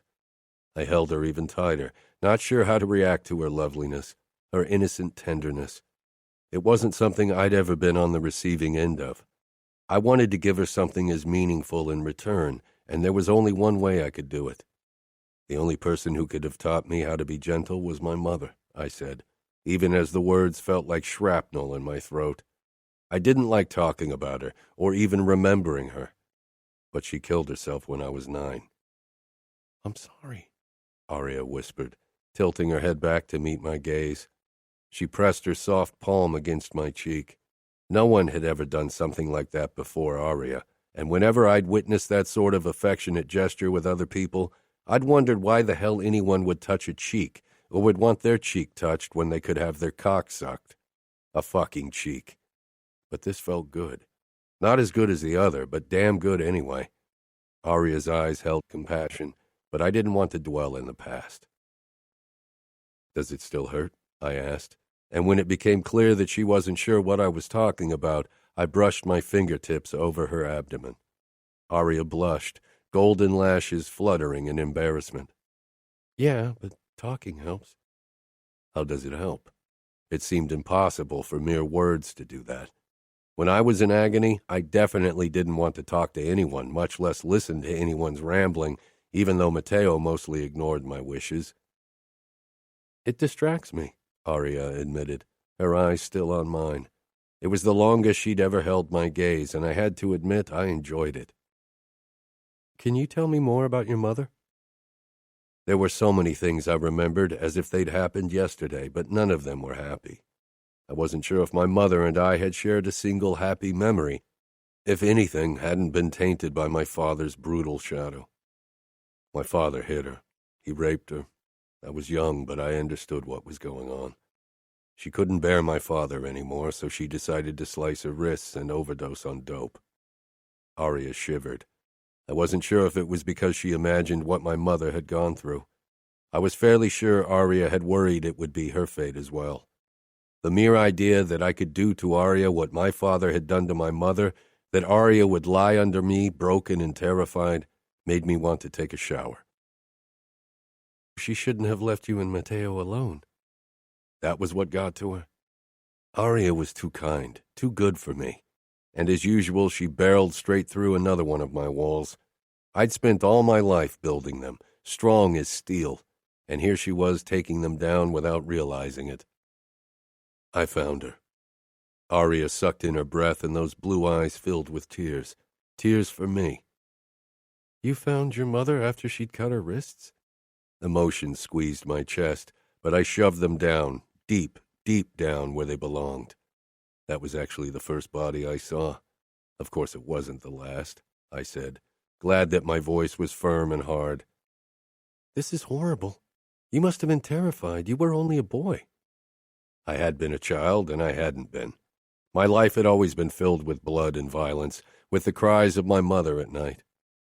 It made me tough. At some point, every boy has to lose his innocence. The Mafia isn't a place for the weak. "Emotions aren't a weakness." I searched Aria's eyes. The softness and compassion in them were already a risk. Those were emotions I couldn't risk, definitely not in public, and even behind closed doors they weren't wise. I needed to be tough as steel, feared and brutal if I wanted to rule over the Familia one day, and until then I had to keep my bastard of a father off my back. Yes, they are. Enemies always aim where they can hurt you most. Father would use Aria against me in his fucking mind games if he thought she was more to me than a pretty fuck thing I could dominate and brutalize. He posed as much of a risk for my wife as the Bratva. Maybe more, because my options to protect her from him were limited for now. "And where would the Bratva aim if they wanted to hurt you?" Aria asked softly, sounding hopeful and curious at once. My gaze traced the tender lines of her face. Since Matteo was strong enough to defend himself, there had been no one my enemies could have used as leverage against me. They knew I didn't give a fuck about anyone, only the Familia. My life was devoted to the Mafia, my only goal in life to become capo. I had been raised with only this purpose. Everything else was supposed to be irrelevant, especially a woman. Women could be replaced. That's what Father had taught Matteo and me, and it was something he'd lived by. It hadn't taken him long to replace Mother with Nina.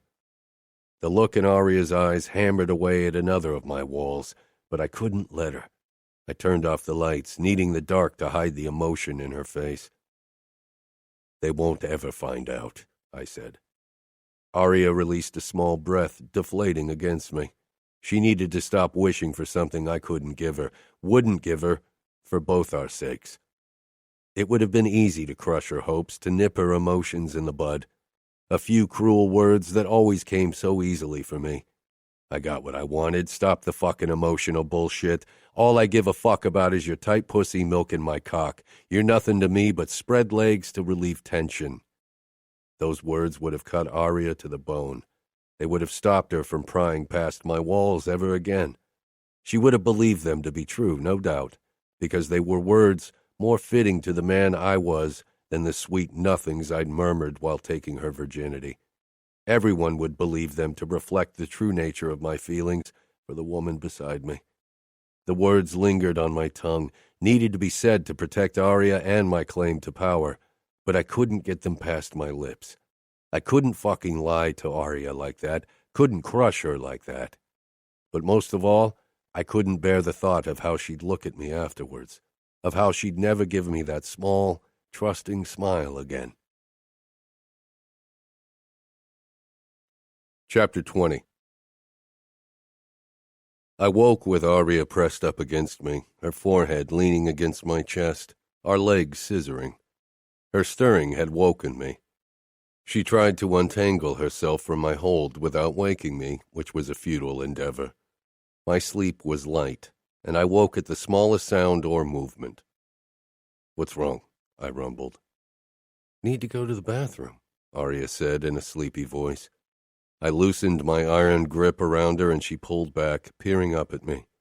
I watched her through half-closed eyes. Aria bit her lip, smiling uncertainly. She was shy because of what we'd done last night. I rubbed my thumb over her swollen lips, watching the blush bloom on her cheeks. Slowly she climbed out of bed, her movements stiff. My eyes followed her beautiful ass as she walked toward the bathroom. Her gait was slightly off from discomfort. I was glad for the reminder because my cock was already erecting a tent with the covers. Groaning, I reached for my phone on the nightstand. It was only 8, and Romero was supposed to arrive at 9 to guard Aria.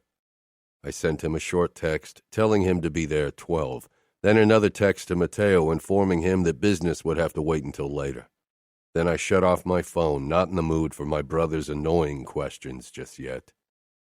Aria returned 10 minutes later, her face twisting occasionally. "Sore?" I asked, even if it was a rhetorical question. Even someone less familiar with the signs of pain would have seen that she was in discomfort. Aria stopped in front of the bed, nose crinkling in shame. "Yeah, I'm sorry." "Why are you sorry?" Aria stretched out beside me, her eyes briefly darting down to my groin, then back to my face. There was no way I could have hidden my desire for her, but that didn't mean I'd disregard her body's needs. "I thought you might want to do it again, but I don't think I can." I caressed her ribs and sighed. "I know. I didn't expect you to be ready so soon." Aria's skin pimpled under my ministrations. I stroked her belly, then the edge of her lovely blonde triangle. She held her breath. "I could lick you if you're up for it." Desire consumed my insides at the idea of burying myself between her thighs. Aria swallowed. "I don't think that's a good idea." I leaned back, but I didn't take my eyes off her. Her nipples puckered under my attention. Aria leaned over me, her gaze lingering on my chest and abdomen. Her expression wasn't sexual, so she wasn't admiring my muscles, but I knew they turned her on, just like Aria's body drove me raving mad with desire. I reached up and stroked the pad of my thumb over her pink nipple. Every inch of Aria was perfection, not just the outside, but also her sweet persona.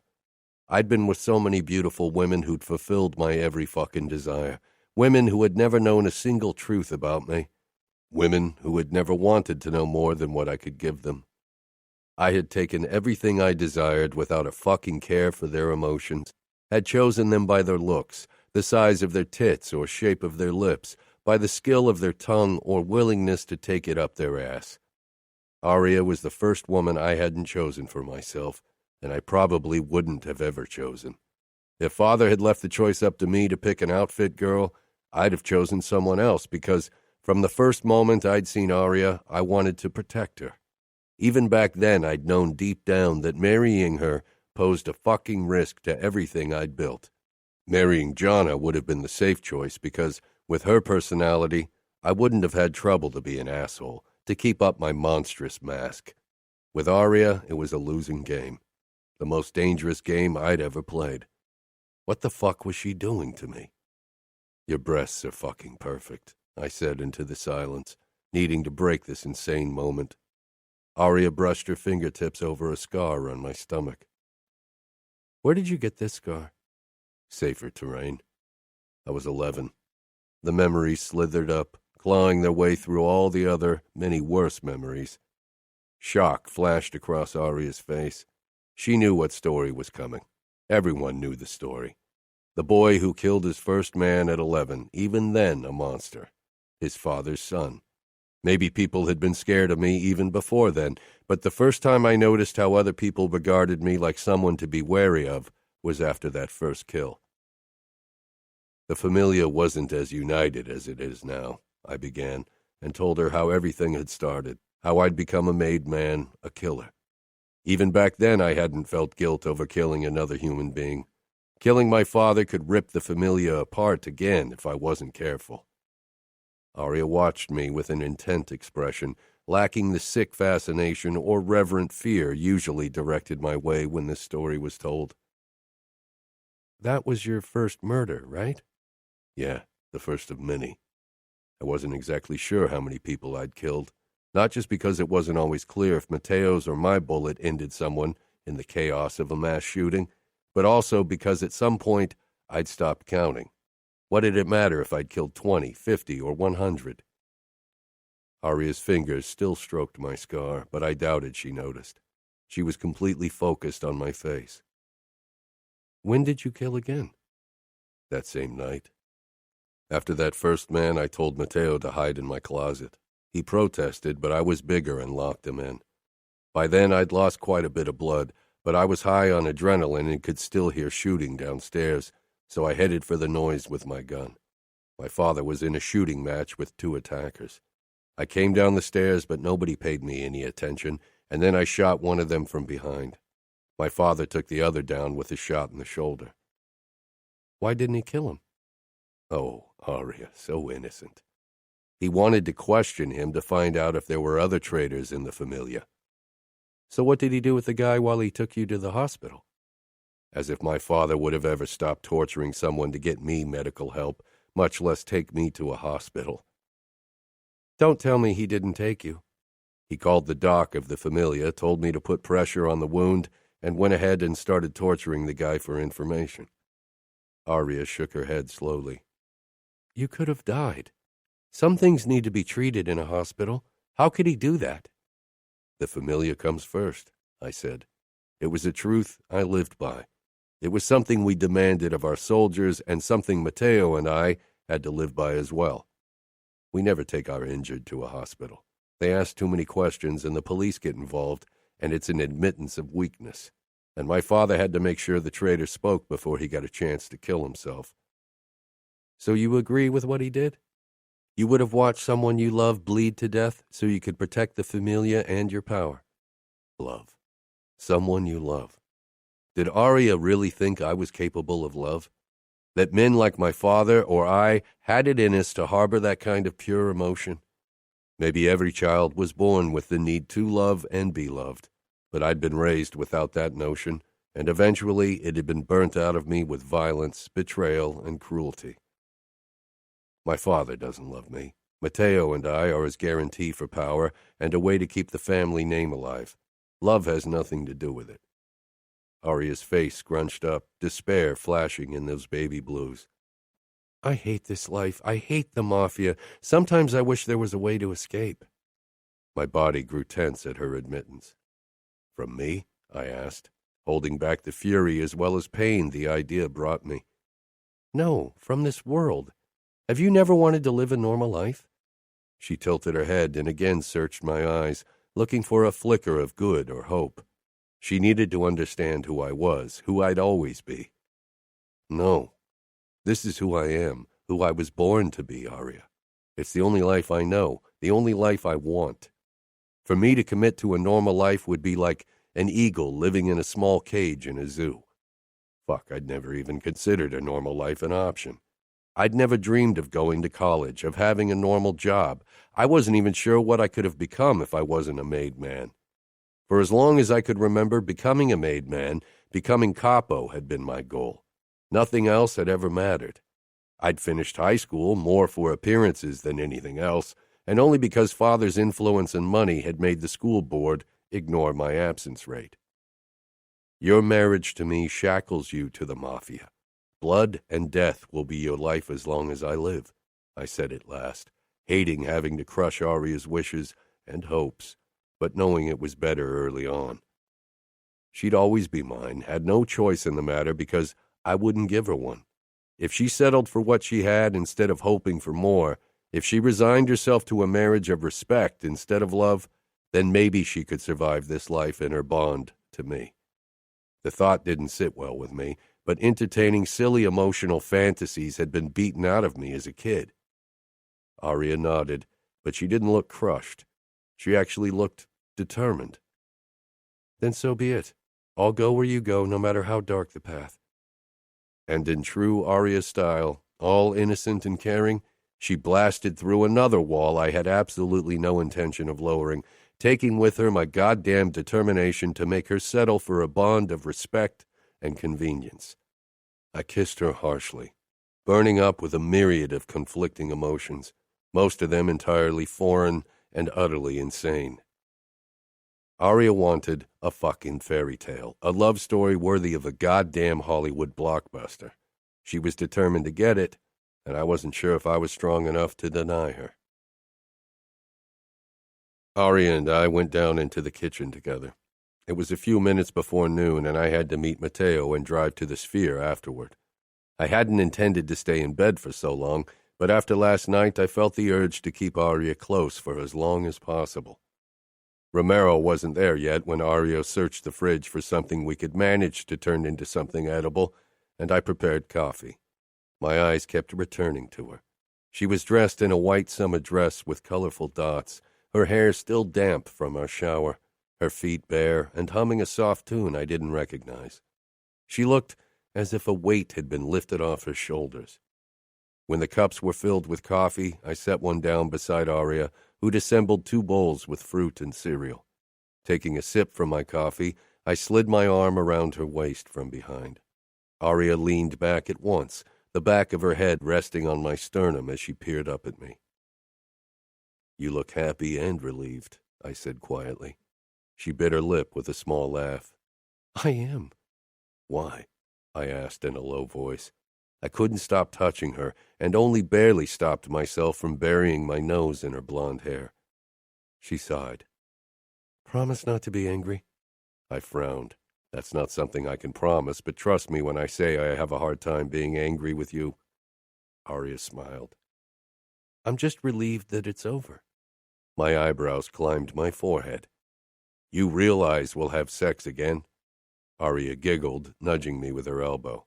I know, but I'm relieved that you finally made me yours. Her voice dipped, her eyes flitting down to my nose in embarrassment. That made 2 of us, but coming from Aria, it sounded as if she'd survived a painful medical treatment, not sex. My confusion must have been plain as day because Aria continued without prompting. I was so scared because I wasn't sure what to expect. Scared of the unknown, especially because I wasn't sure if you'd be gentle with me. But now I know I don't have to be scared of being with you. I cupped her face and kissed her. You won't ever have to be scared of me, Aria, not in bed and not outside of it. I'll always be gentle with you. I was utterly fucked. The elevator binged. My eyes darted to the clock in the fridge. Point noon. Romero was on time as always. I stepped back from Aria, straightened, and took another sip from my coffee. When the doors to the elevator slipped open and Romero stepped out, followed by my pain-in-the-ass brother, my face was back to my emotionless mask. Aria watched me, then took her own coffee and walked over to the bar stool. Her gait was slightly off, and of course both Romero and Matteo noticed. We had been taught by years as made men to notice the slightest shift in demeanor of others because it usually meant danger. Aria noticed their attention and turned bright red, her eyes darting to me, then quickly down to her hands clutching the cup. A smirk curled my lips. She was too fucking cute when she was embarrassed. Romero narrowed his eyes in confusion, but Mateo gave me his fucking shark grin. "I see you finally took a stroll through undiscovered land," he said. Aria set her cup down with a clang, her expression falling in open horror. I was going to kill Mateo. "Why don't you keep your fucking mouth shut?" I growled. Seething, I regarded Romero, trying to gauge if he'd understood Mateo's stupid comment. Romero's expression was carefully blank, but he wasn't fooling me. He knew exactly what Mateo meant, especially considering Aria's behavior. Damn it. "Will you have breakfast?" Aria asked into the tense silence, nodding towards the bowl with cereal. "No time," I snapped, regretting the sharpness in my tone when Aria jumped. My anger wasn't directed at her. Fuck. And in front of Romero and Mateo, I couldn't even make it up to her. I walked over to her, barring her from view with my body, then bent down. Mateo and Romero would only see me acting all possessive and kissing my young wife after I'd claimed her. "We'll have dinner tonight," I murmured in her ear, lightly rubbing her lips with my thumb before I pulled back. Aria gave a small nod. My expression was stone when I turned back to Romero and my brother. Mateo looked like he was close to bursting out laughing. One day, I was going to drown him in the Hudson River. With a last glance at Romero, knowing I'd have to confront him later, I stalked into the elevator. Mateo leaned beside me, and the second the door closed us in, his mouth pulled wide. "Aria finally allowed you to pop her cherry?" I glowered. He shrugged. "Come on. The way she acted, it was so obvious you dipped your cock into virgin waters." "Careful," I warned. He shook his head with a disbelieving laugh. "No sharing naughty tidbits. Protective husband mode, and waiting for your virgin bride to be ready before you claim her. If I didn't know you, I'd say you have a soft spot for your little wife." "Why don't you scream it from the fucking rooftops, or better yet, announce it to our goddamn father so he can use Aria to keep me in check? He'll think I'm growing soft, or that I care about her, and we both know he'll make sure that doesn't happen." "And do you?" Mateo asked carefully. "Do I what?" I growled, all my defenses shooting up into place. "Care for her. We both know there's no way you're going soft. You're a brutal fucker." Staring Mateo down was futile. Everyone else would have cowered under the force of my anger, but he held my gaze. The elevator doors slid open and I staggered into the parking garage.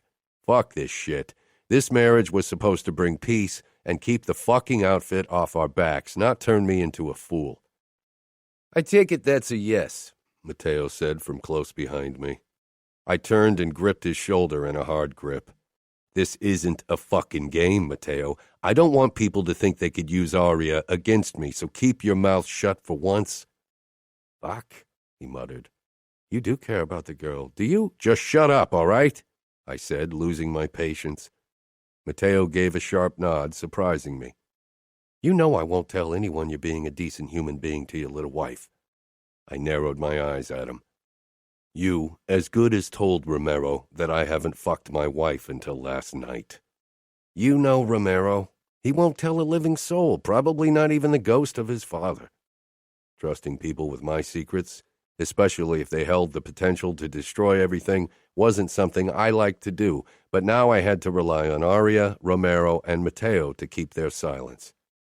Mateo hit my shoulder. "Stop being a pussy. Everything's going to work out. People fear you too much to even consider the possibility that those sheets were faked. You are the vice." His grin made me sigh, but the knot in my chest loosened. "And now tell me, how was it?" I gave him a look. "I'll pretend you didn't ask that." "I can ask again." I went around my car and got in. "Give me at least some pointers for when I'll have to deflower Jana," Mateo bellowed, then laughed. I gave him the finger, then revved the engine and drove off. He could take his fucking bike. Mateo kept trying to extract information from me about my night with Aria all day, but he eventually gave up when I ignored him. Threats and anger only spurred him on. When I returned home that night, Aria and Romero were sitting outside on the roof terrace playing cards. I motioned at Romero to come inside, and he did so at once. I want a word with you." Romero nodded, his expression carefully blank. I was fairly sure he knew why I cornered him. "It's about what Mateo said this morning. You know me. But some people might not understand that I'll kill every fucker who takes me for weak."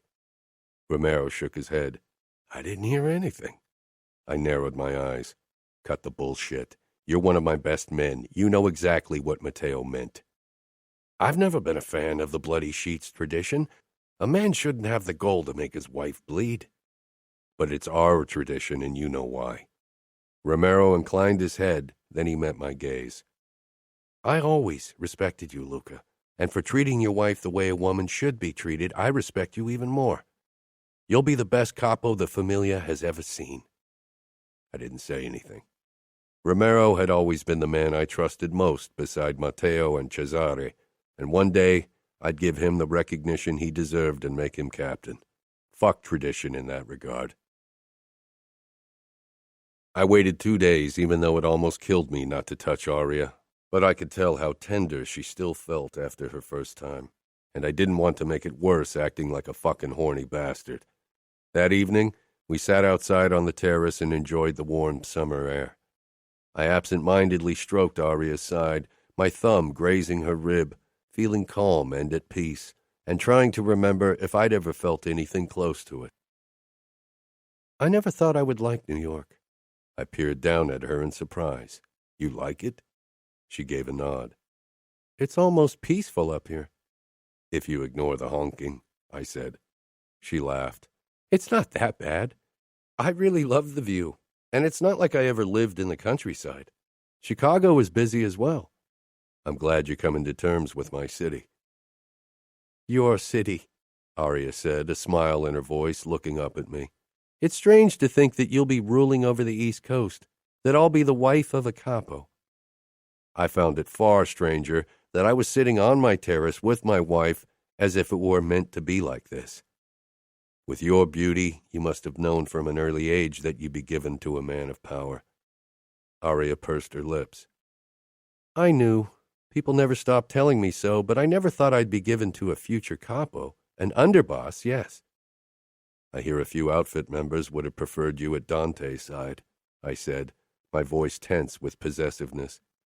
Aria laughed. "The golden couple rumor." She shook her head.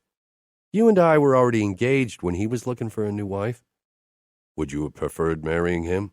I couldn't keep the jealousy from my voice. Aria blinked, and then she burst out laughing in earnest. My own mouth pulled into a smile watching her. "No," she got out.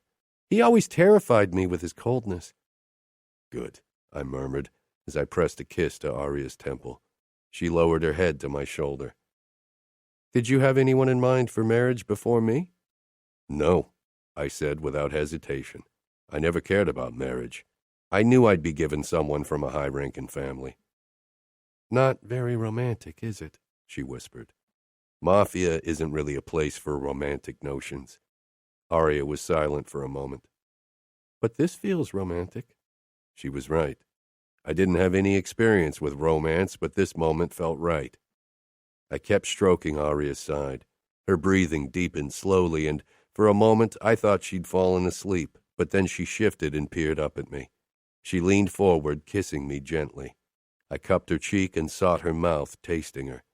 Our kiss was slow and deep, our tongues sliding over each other without hurry. Soon Aria began rocking her hips, almost imperceptibly, and my cock stood to attention. "Let's go inside," I rasped. Aria nodded, biting her lip. I caught the hint of anxiety behind the apparent need. "No sex," I promised.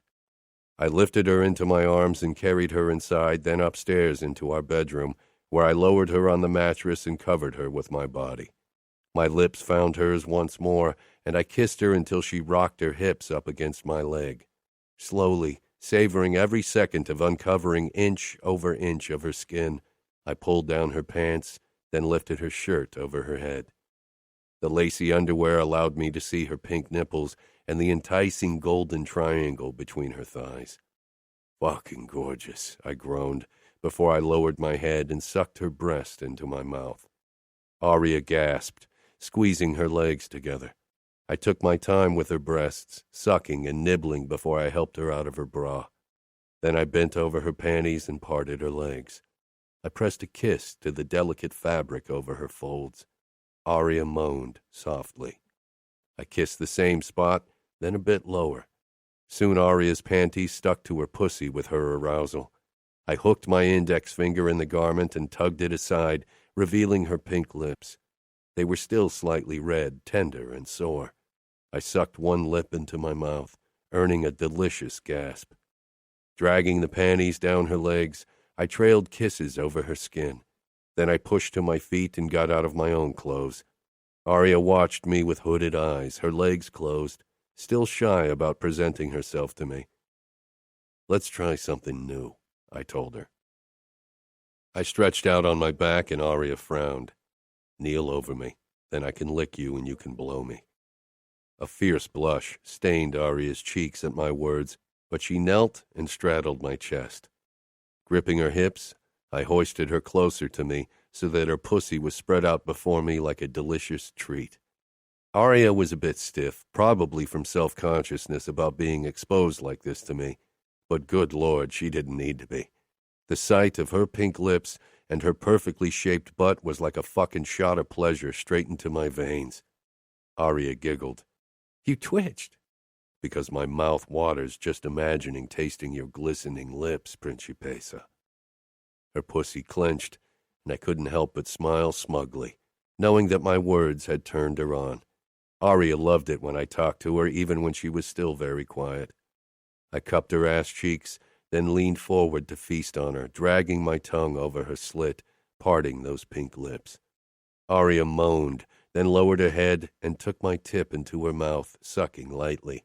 I groaned against her.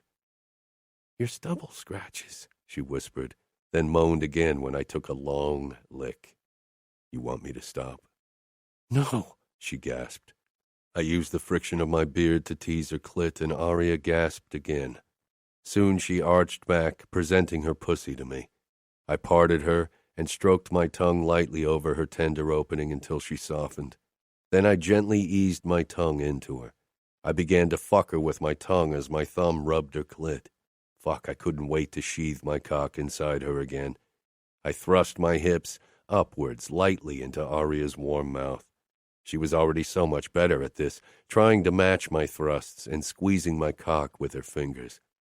Aria tensed when she finally came, thrusting her pussy into my face, and I squeezed her ass encouragingly, loving to see her loosen up.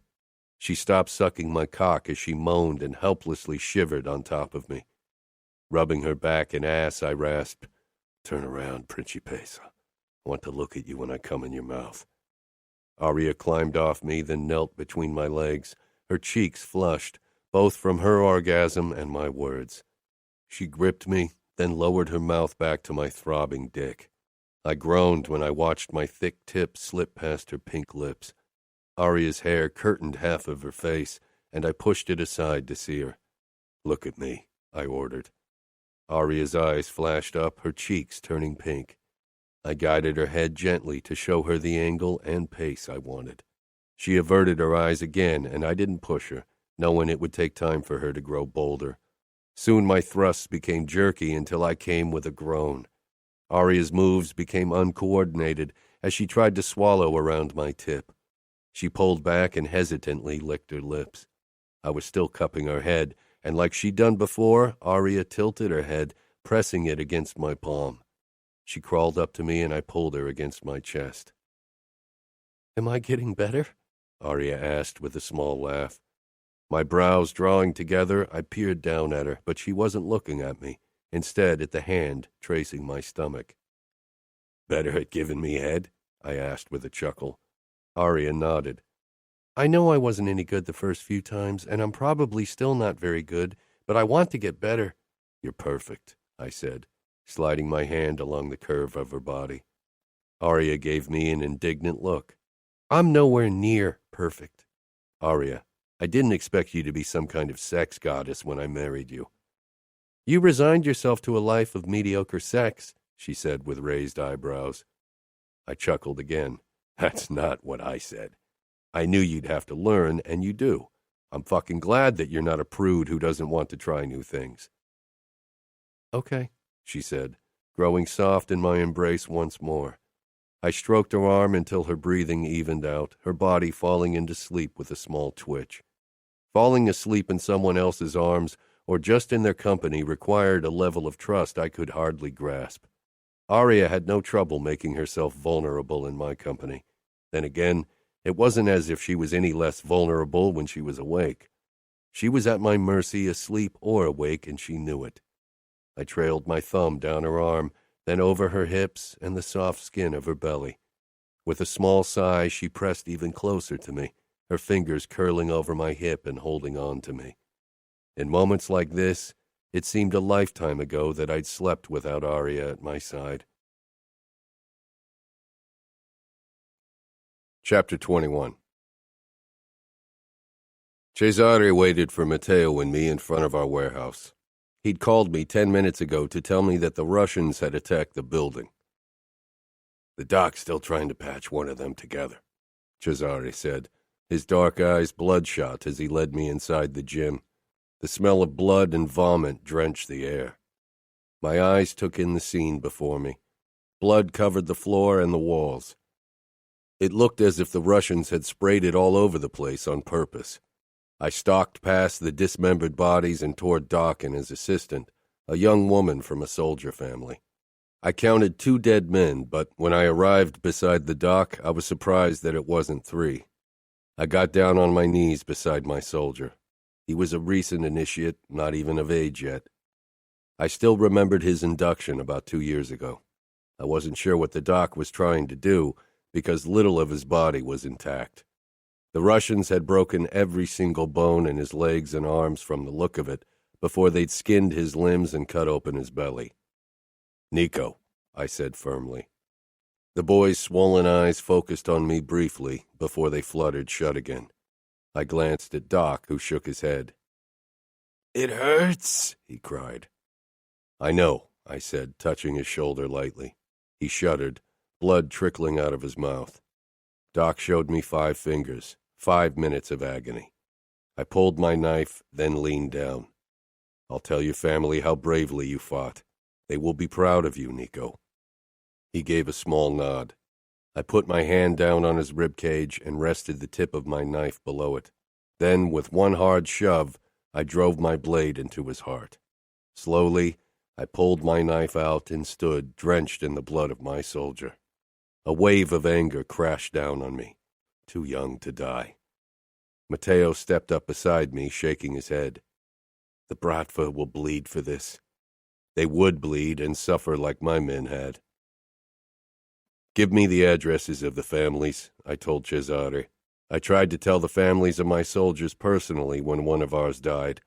They deserve to be told by their capo, the man they fought and died for, but my father didn't give a flying fuck about any of them, so I went in his stead."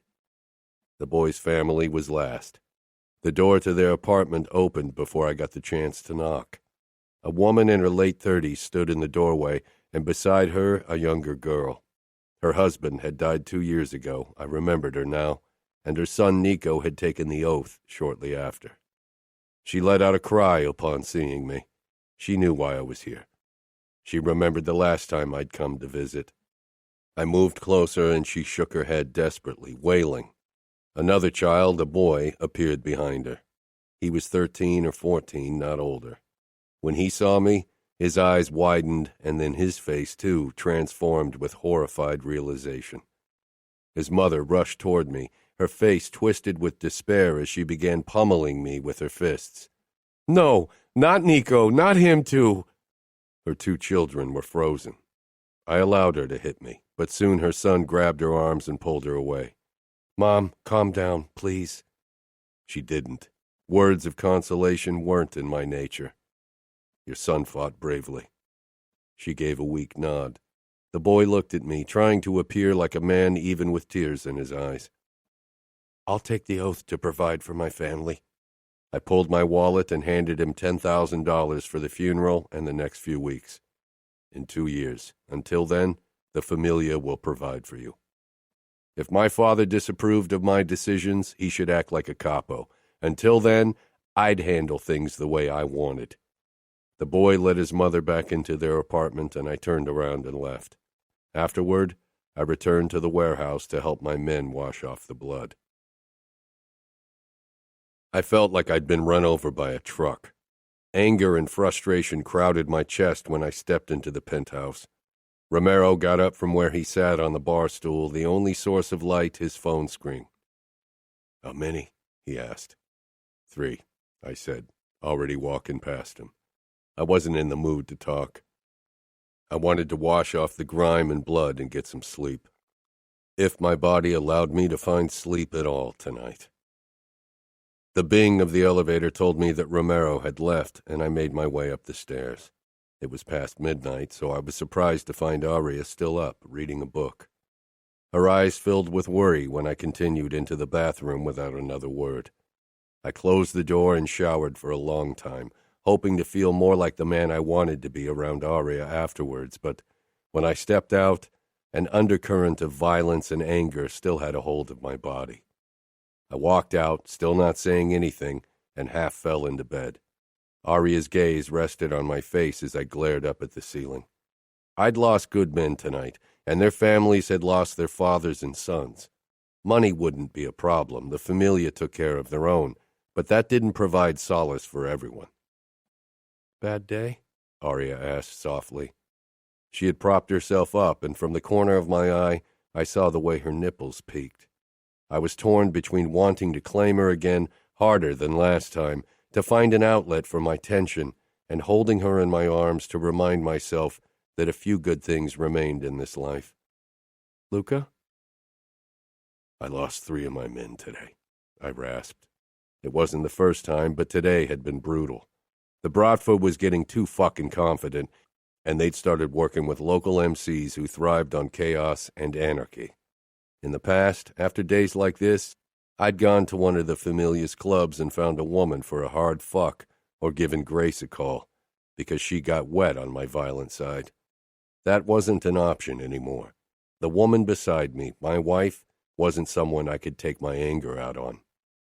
Aria touched my bicep, trying to catch my eyes, but I didn't want to look into her innocent face, and even less for her to see the fucking darkness in mine. "What happened?" The Bratva attacked one of our warehouses.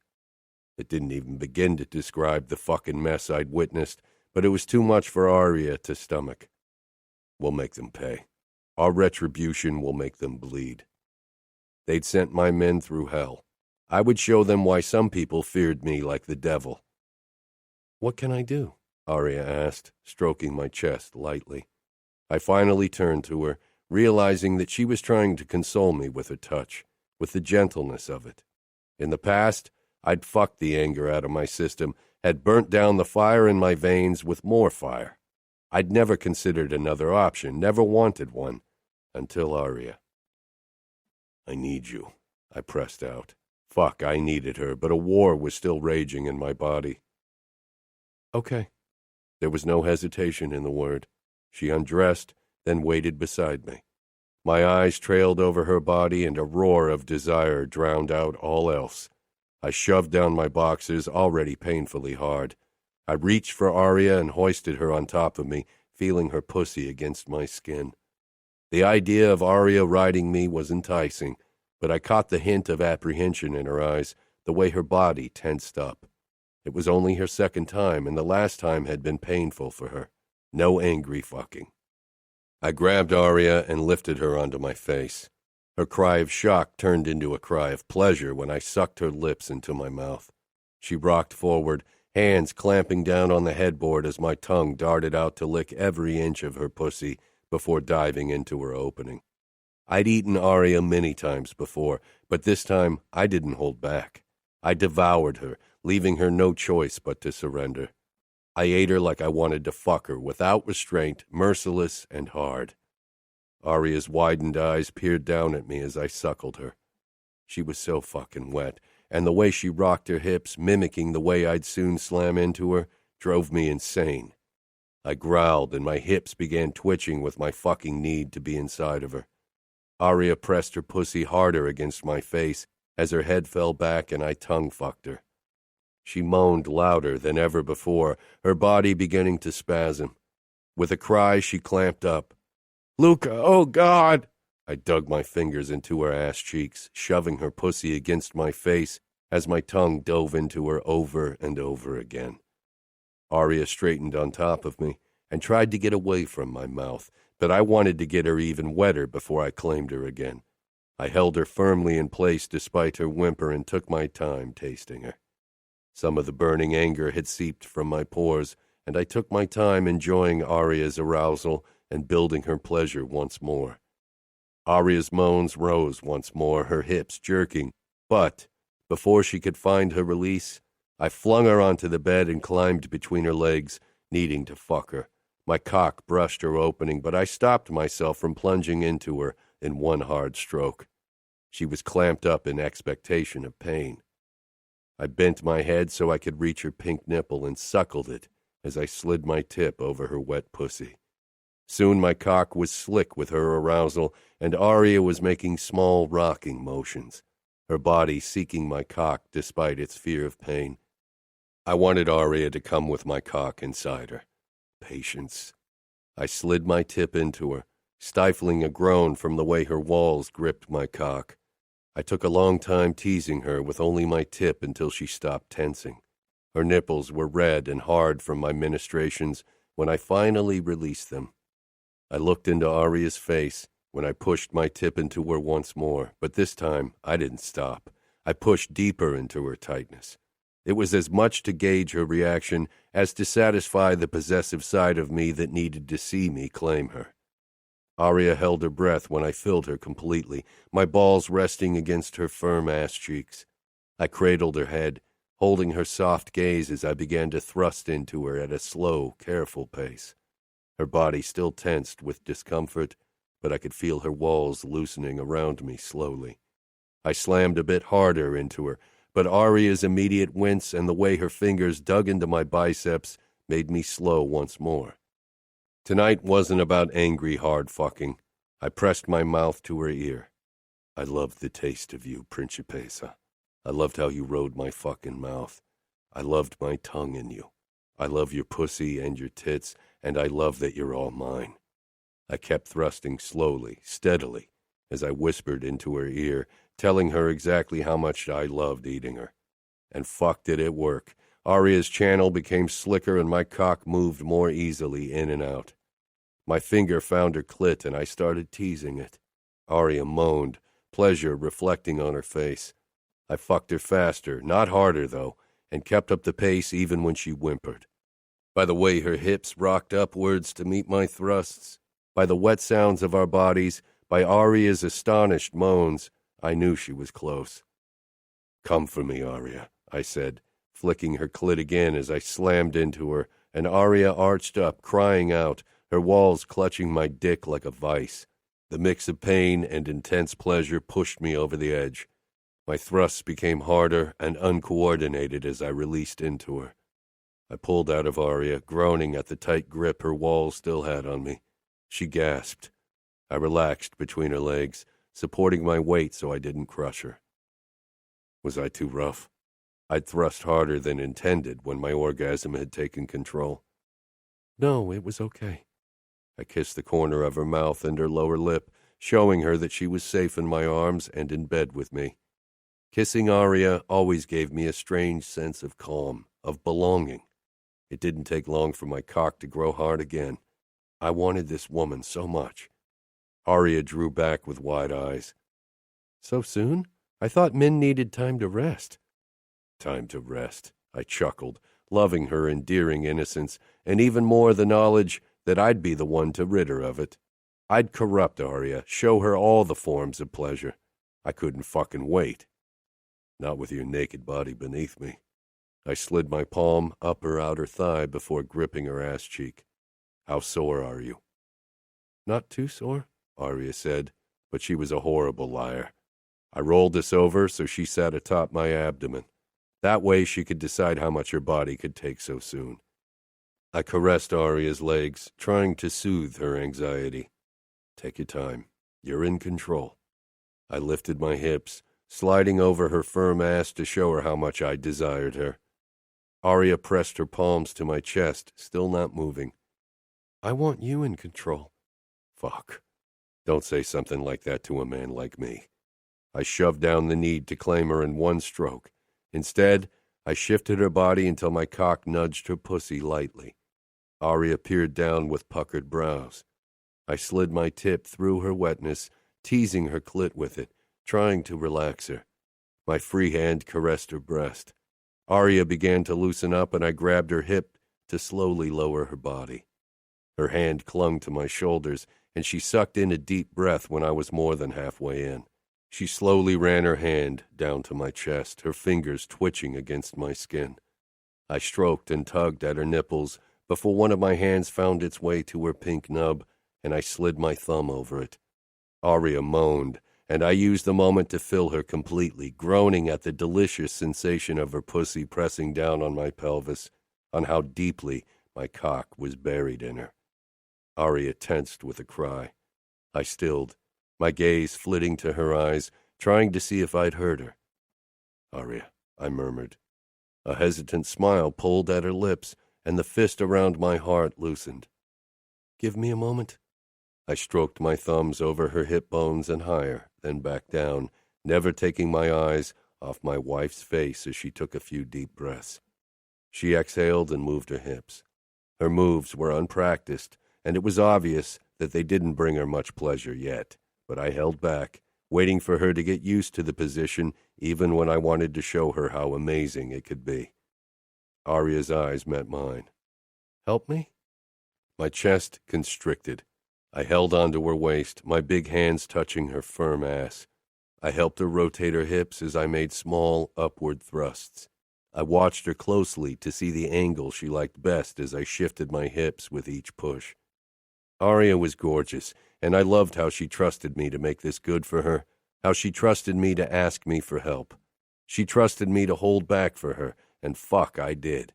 It wasn't the best sex I'd ever had, if you counted only the physical aspect, but by God, it beat everything else anyway, because by taking care of Arya, by shoving down my own needs, I felt a different kind of satisfaction I'd never felt before. It would have been easy to seek the ultimate pleasure with Arya, to take more than her body was capable of giving just yet. Arya might have denied me in our wedding night, but deep down, I knew that something had changed, that she'd yield to my demands now, no matter what I asked. And that was exactly why I would be twice as careful to honor her own needs. And when Arya finally came on top of me, her body loose with pleasure, her blonde strands trailing like silk down her back, and my own body tightened with release, I wondered how I'd ever enjoyed the senseless fucking, the uncaring pleasure-seeking of the past. Arya fell forward, kissed my lips, then clung to my neck, and I held her tightly, feeling my heart speed up for no good reason at all, and overcome with something I could only describe as fear, an emotion I'd rarely felt since becoming a made man, and even less in recent years. I won't lose you, I rasped, confused by the chaos churning my insides. You won't. Arya didn't understand how much danger she was in. The Bratva is closing in. How can I protect you? The Bratva would target my weakest point, and every day it became more apparent that Arya was that weakness, because I cared for her when I'd never cared for anything but the familia. Protecting her would be difficult. You will find a way, Arya said firmly. Again, that unfailing trust in me, a trust I was bound to break at some point. Chapter 22. My days in the next 2 weeks were filled with countless discussions with my father about possible ways to make the Bratva pay. We targeted another of their drug labs and killed a few of their dealers, because father was convinced that losing money would hurt them the most. The only light in my day was when I returned to my wife, saw her beautiful smile, and worshipped her body. Today, it became clear the moment I entered the penthouse that I wouldn't be on the receiving end of her smile. Arya's face was a mask of fury when she rushed inside from the roof terrace. She didn't slow down until she was right in front of me and hit my chest with her fists, catching me off guard. What the hell had gotten into her? I snatched up her wrists, holding her tightly. Aria, what? Aria jerked her knee upwards, but I managed to evade a direct hit by jumping back. Get out, I growled at Romero, who disappeared in the elevator at once. Aria glared up at me and actually tried to ram her knee into my balls again. Anger surged through me, and I shoved her down on the sofa before I held her down with my body. For God's sake, Aria, what's gotten into you?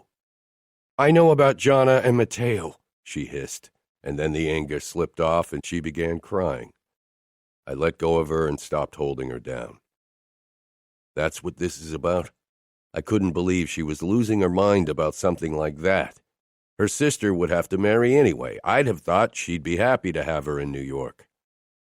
Of course, you don't understand because you never loved anyone more than your own life. You can't possibly understand how it is to feel your own heart breaking at the thought of the person you love getting hurt. I would die for the people I love. I'd give my fucking life for Aria, wouldn't even hesitate to do it, but she didn't know that. I got to my feet. You're right, I don't understand. Aria pushed up from the sofa as well. Why didn't you tell me? You've known for weeks. Because I knew you wouldn't like it. You knew I'd be mad at you and you didn't want to ruin your chances of fucking me. Fuck her? She thought I had only fucked her? Of course I wanted to fuck you, but I got the impression you enjoyed our fucking sessions. Aria's face twisted with anger. And you worried I wasn't a good enough actress to fool everyone after our little trick on our wedding night, but it turns out I even fooled you. I made you believe I actually enjoyed it. Some wives pretended they enjoyed their husband's touch and his company, like Nina, because it was the only way to survive a marriage to a man like my father. I'd tried not to be that kind of man with Aria, and yet she made me feel like I was. I smiled cruelly. Don't lie to me. I've fucked enough whores to know an orgasm when I see one. Aria flinched, eyes growing wide. Some women even experience an orgasm when they're being raped. It's not because they're enjoying it, it's their body's way of coping. She didn't have to tell me anything about rape. I'd seen what it did to women, what it had done to Mother and still did to Nina. Fury slithered under my skin, wanting to be unleashed, but I shoved it down. Your sister should be happy that Matteo wants her. Few men can stand her gab, I said coldly. Aria shook her head with a look of disgust as she peered up at me.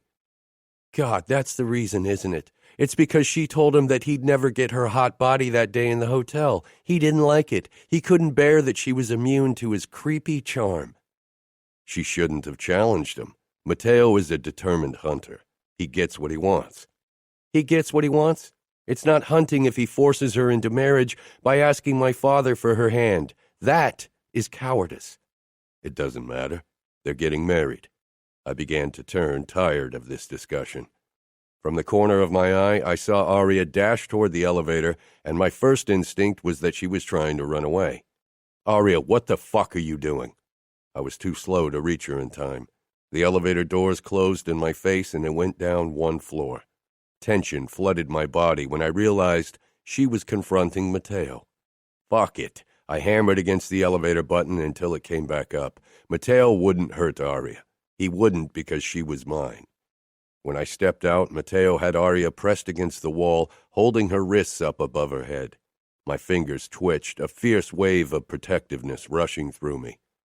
Let her go, I demanded.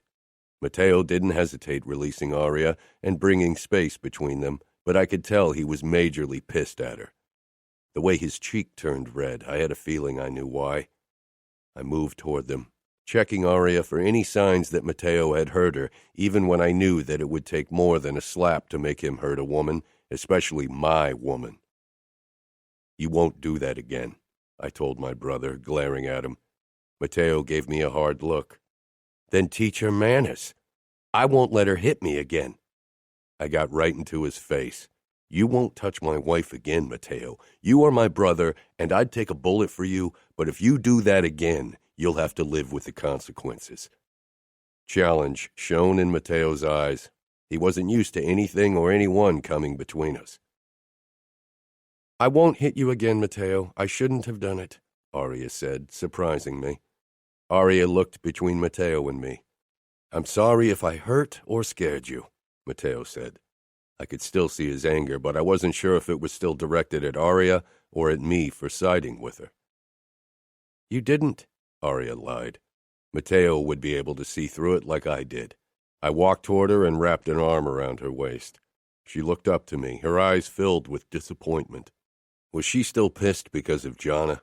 For God's sake, her sister would have to marry anyway, and Matteo was definitely not the worst choice. He wouldn't abuse Gianna, no matter how much of a bitch she was. Arya faced Matteo once more. Don't marry Gianna. I squeezed her waist in warning, but Arya continued. She doesn't want to marry you. You didn't want to marry Luca either, yet here you are, Matteo said, nodding toward us. It was true, but he wasn't taking Gianna's character into consideration. She wouldn't be as sensible as Arya. Gianna isn't like me. She won't come to terms with an arranged marriage. I regarded Arya, wondering if this was only accepting the unavoidable, or if this marriage was really more to her, if her words about love could really be true and not her way to make this easier for her. But more than that, I wondered why the hell I cared. She will become my wife the moment she turns 18. No power in this universe will stop me from making her mine, Matteo said. Arya shook her head. You disgust me. You all do. She walked past me, but I didn't follow her, not even when she took the elevator back up to our apartment. And you say Gianna is trouble, Matteo muttered, rubbing his cheek. Your wife is quite a handful. I made a non-committal noise. Arya was growing more confident, and even though part of me was annoyed by her outburst, I couldn't help but be relieved that she wasn't so painfully submissive around me anymore. I loved her fiery side as much as the rest of her. I loved every little thing about her, even her frustrating emotionality. Love. I loved Arya. You look as if you'd had a stroke, Matteo said. Love was a risk, a weakness, something I shouldn't entertain. Luca. I shook my head at him and at myself. I wasn't capable of love. Chapter 23. I avoided Arya over the next 3 days, hoping that my feelings would wane if I kept my distance, but they didn't. It was torture lying beside her at night without kissing and touching her, but even worse was not seeing her smile. I spent even more time in the sphere, determined to drive Arya out of my system with sheer work overload, but even that wasn't working. Matteo and I were on our way back home when Cesare called. I knew at once that something was wrong. I'd seen him only 2 hours ago for a quick fight workout. If there was something he had to say, he could have done it then. I picked up. The Bratva shot your father, Cesare grunted, sounding out of breath. For a moment, I was sure I hadn't heard him right. Only Matteo's wide-eyed stare confirmed the words. What? He was out with his mistress and was hit by several bullets. I'm on my way there. It's in his favorite restaurant. He's still alive. The doc will be there in a few minutes. Should I call an ambulance? No ambulance. You know the rules, I said, then hung up. I jerked the steering wheel around and did a U-turn before hitting the gas and speeding toward the restaurant. Fuck, Matteo breathed. Maybe that's it. Maybe someone took him off our hands. He's not dead yet, I gritted out. And the Bratva are the last people I want involved in his death. They'll get overconfident. We arrived at the restaurant within 5 minutes. I jumped out of the car. A few men were gathered inside and outside the restaurant, most of them soldiers who lived close by. The police hadn't arrived yet. Everyone in this area knew what kind of restaurant this was. Calling the police was out of the question. I jogged into the restaurant. The familiar soldiers had their guns pulled, and Cesare stood beside the doc who was bent over father. The ground was covered with broken glass and blood. A young woman with a hole in her forehead was sprawled out beside an overturned chair. Matteo and I headed for our father. The doc was pressing down on a wound in father's stomach while his assistant held up a transfusion bag. Father was clutching the doc's arm in a desperate grip, sucking in one rattling breath after the other, and staring at us wide-eyed. For as long as I could remember, I'd wondered how it would feel to see my father like this, to watch him taking his last breaths. Occasionally I'd feared I'd feel regret or sadness, but there was nothing, only relief. I knelt beside him and Matteo on his other side. "I can't help him. If we call an ambulance, he might survive," Doc said, his weathered, wrinkly face solemn. Father grasped my hand, bulging eyes on me, begging me. Didn't he remember how he'd beaten and cut any hint of compassion out of me? He was trying to say something. I leaned down. "Hospital. Take me, hospital." I met his gaze and gave a nod. Then I turned to the doc, motioning for him to stand. He staggered to his feet, and so did his assistant. "Leave and tell the others," I told them. "Father doesn't want his men to witness his last moments. He wants to be remembered as the strong capo that he was." Doc and his assistant headed toward the front of the restaurant. From the corner of my eye, I caught Matteo pressing down on a wound in Father's side to stop the words he wanted to say and turn them into a pained gurgle. He wouldn't be saved tonight. The remaining men left with bowed heads until only Matteo and I remained with our father. I got down on my knees beside them again. Father gasped in a ragged breath, growing paler and paler. You traitors." Matteo ripped the transfusion needle out, and we both bent over our father. The man who tortured us and his wives, who'd driven our mother into suicide, he'd finally disappear. "We would have killed you with poison soon. It would have been painless," Matteo murmured, then paused with a twisted grin as he regarded the bullet wound in Father's stomach. "I prefer it like this, with your last moments filled with agony." Father sucked in a rattling breath. He tried to move, to look for help, but Matteo and I barred everyone's view, and I doubted anyone was even watching. They were giving us time to say goodbye. "That whore set you up to this." For a moment I thought he meant Nina, but then it dawned on me whom he was talking about. Aria. "Led you around by your dick," he spat in disgust. Wish I'd fucked her before you." I leaned even closer to him and shoved one of my fingers into the wound in his stomach as fury consumed my veins in a raging fire. Matteo pressed a palm over his mouth to stifle the screams. "You won't ever touch my wife, Father. Aria's a queen, and I'll treat her like one. I won't be like you. Your legacy dies today. Matteo and I will make sure of it." Father's chest heaved more and more, and blood trickled out between Matteo's fingers, still pressed against Father's mouth. "I'll tell Nina you suffered through your last minutes. She'll be ecstatic to hear it. Maybe Matteo and I will toast your death with her with your favorite bottle of wine," I growled. Father's eyes bulged, and he convulsed and then went still. I pulled my finger out of his wound, and Matteo released his mouth, and for a moment everything was silent. Matteo's and my eyes met, our hands covered with our father's blood. Matteo gripped my shoulder. "He's gone. Gone. Finally gone from our lives." My eyes took in the mess in the restaurant. Bullets from Russian guns littered the ground. A traitor must have told the Bratva where to find him. Very few people knew. Probably one of our uncles. Probably. The question is how many men were involved beside them and how to prove it. "Down!" Cesare screamed. Shots rang out. Matteo and I dropped to the ground as bullets barreled through the restaurant. I pulled my gun as I crawled toward the bar. Matteo was close beside me. Outside, my men were shouting and firing. Peering out from behind the bar, I tried to make out our attackers. They must have been waiting for our arrival on nearby rooftops, or someone had alerted them that Matteo and I had come to see our father. A fucking traitor in our ranks. I started firing bullet after bullet in the direction of the shooters, letting my fury consume me, letting it guide my actions. Eventually, the flashing lights of the police filled the dark. I shoved my gun into my pants before I walked out of the restaurant with raised arms, my pulse pounding in my temples. Cesare was trying to talk with the police, but they had their guns drawn. He pointed toward me.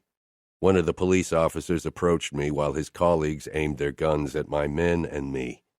"You're in charge?" For a moment, I only stared at the man before reality sank in. Everyone was watching me as I stood covered in blood amidst broken glass. This mess was my responsibility now. My men expected me to find the people responsible, to dish out revenge, to keep the Familia together. I'm capo of the Familia. I barely listened to the officer. This was none of their business. It was mine, and I'd handle it. I'd find the men who worked with the Bratva to kill my father and tried killing Matteo and me again. My anger spiraled higher and higher. Soon the area was swarming with Familia soldiers and police. My father's consigliere Bardoni arrived not long after. "Where's our capo?" I glared down at him. My father's man through and through. "He stands in front of you." Bardoni's eyes widened. Then he plastered that slimy smile on his face. "My condolences. I'm sure you and your brother need time to grieve. I can take over business until you feel ready." I gave him my coldest smile. Did he really think I'd allow him to take control? I didn't trust him one bit, but whom could I really trust at this point? My eyes took in the men around me. Matteo, always. Cesare, maybe. But everyone else could be a traitor. I don't need time. I will rule over the Familia, and Matteo will be my consigliere from this day on. Bardoni took a step back, anger flashing across his face. "But," I gripped his collar, jerking him closer. "I'm your capo. I don't tolerate words of objection. You'd do well to remember that in my father's son. Cruelty runs in my veins, and right now I want nothing more than to spill blood." "I apologize, capo," Bardoni sputtered, and I released him. 2 hours later, I was finally on my way home. My anger had only risen higher. I wasn't even sure why. I felt such a myriad of emotions, but anger was the most familiar option. For years, I dreamed of getting rid of my father, of becoming capo, and today my wish had finally been fulfilled. But it had come through betrayal. The traitors were still among us, waiting for the next chance to remove Matteo and me as well. Someone had betrayed us again, fucking again. Who could I trust? Fury turned my vision into a red haze. Violence burnt in my veins, pounded in my temples, wanting to be unleashed. I staggered out of the elevator. Romero stood from the couch. "I heard what happened." "Did he now?" I stalked toward him. How could I be sure he was trustworthy? Few people knew what my father did. I shoved Romero against the wall. "Who told you?" I growled. "Matteo," he bit out. "So you didn't know before?" Romero tried to unlock my hold on his throat, but I pressed harder into him, so fucking desperate to rip something to shreds. "I would never betray the Familia," Romero choked out, then coughed. "I'm loyal. I'd die for you. If I were a traitor, Aria wouldn't be here safe and unscathed. She'd be in the hands of the Bratva." I released him, and he dropped to the ground, sputtering. Aria came down the stairs in a little nothing. Romero looked her way, and I lost it. "Out, now," I ordered, the rushing in my ears growing in crescendo. I gripped Romero, my body shaking with hardly suppressed rage. I threw him into the elevator, then hit the button. The doors closed, and I locked this floor so nobody would be able to come up. Who knew if the murderer of my father was out for Aria as well? Aria. My body throbbed with a dark hunger, a ferocious burning. Everything around me was utter darkness, except for her. "Are you okay?" Aria asked. I turned my head toward her as she approached me slowly. My eyes took in her nipples straining against her nightgown. My need for blood spill battled with lust in my body. Aria took another step closer, and I snapped, letting my hunger take control. My thoughts turned to static, my body driven by instinct. I grabbed Aria, feeling her heat, smelling her divine scent. Mine, always mine. I needed her, every inch of her. I jerked her forcefully against me and silenced her with a harsh kiss. I turned, discomfort dragging me from sleep. My brain was foggy, my muscles tense and sore, as if I'd worked out for hours. Groaning, I peered up at the ceiling before I realized I wasn't in the bedroom. I jerked, fumbling for my gun, which wasn't there, and sat up. Early morning light streamed into the living room. I was on the floor completely naked. Images from last night, small glimpses, as if taken through a foggy lens, materialized before my inner eye. Father being shot, me returning home in a rage, attacking Romero and Aria. My chest constricted. I looked around, and then my eyes landed on my wife, lying on her side on the wooden floor. She was curled into herself, her body covered in goosebumps. Slowly I got onto my knees and moved closer. Bruises bloomed on her lower back where she must have rubbed over the floor. Bile traveled up my throat at the sight, a sight I remembered from my childhood when Father had violated Mother. What had I done? Fuck, what the hell had I done? I pushed to my feet, staring down at Aria. With shaking hands, I lifted her and found more bruises on her hips, finger-shaped bruises. For a moment, I was sure I'd throw up. I hadn't thrown up in a decade, not even when I had been surrounded by my enemy's blood, bowels, shit, vomit, and piss. I carried Aria into our bedroom and gently lowered her to the bed. Aria didn't stir, deep asleep. And then a new worry shot through me. I carefully felt the back of her head for bumps, but there were none. She let out a small sigh. I sank down on the edge of the bed, feeling drained.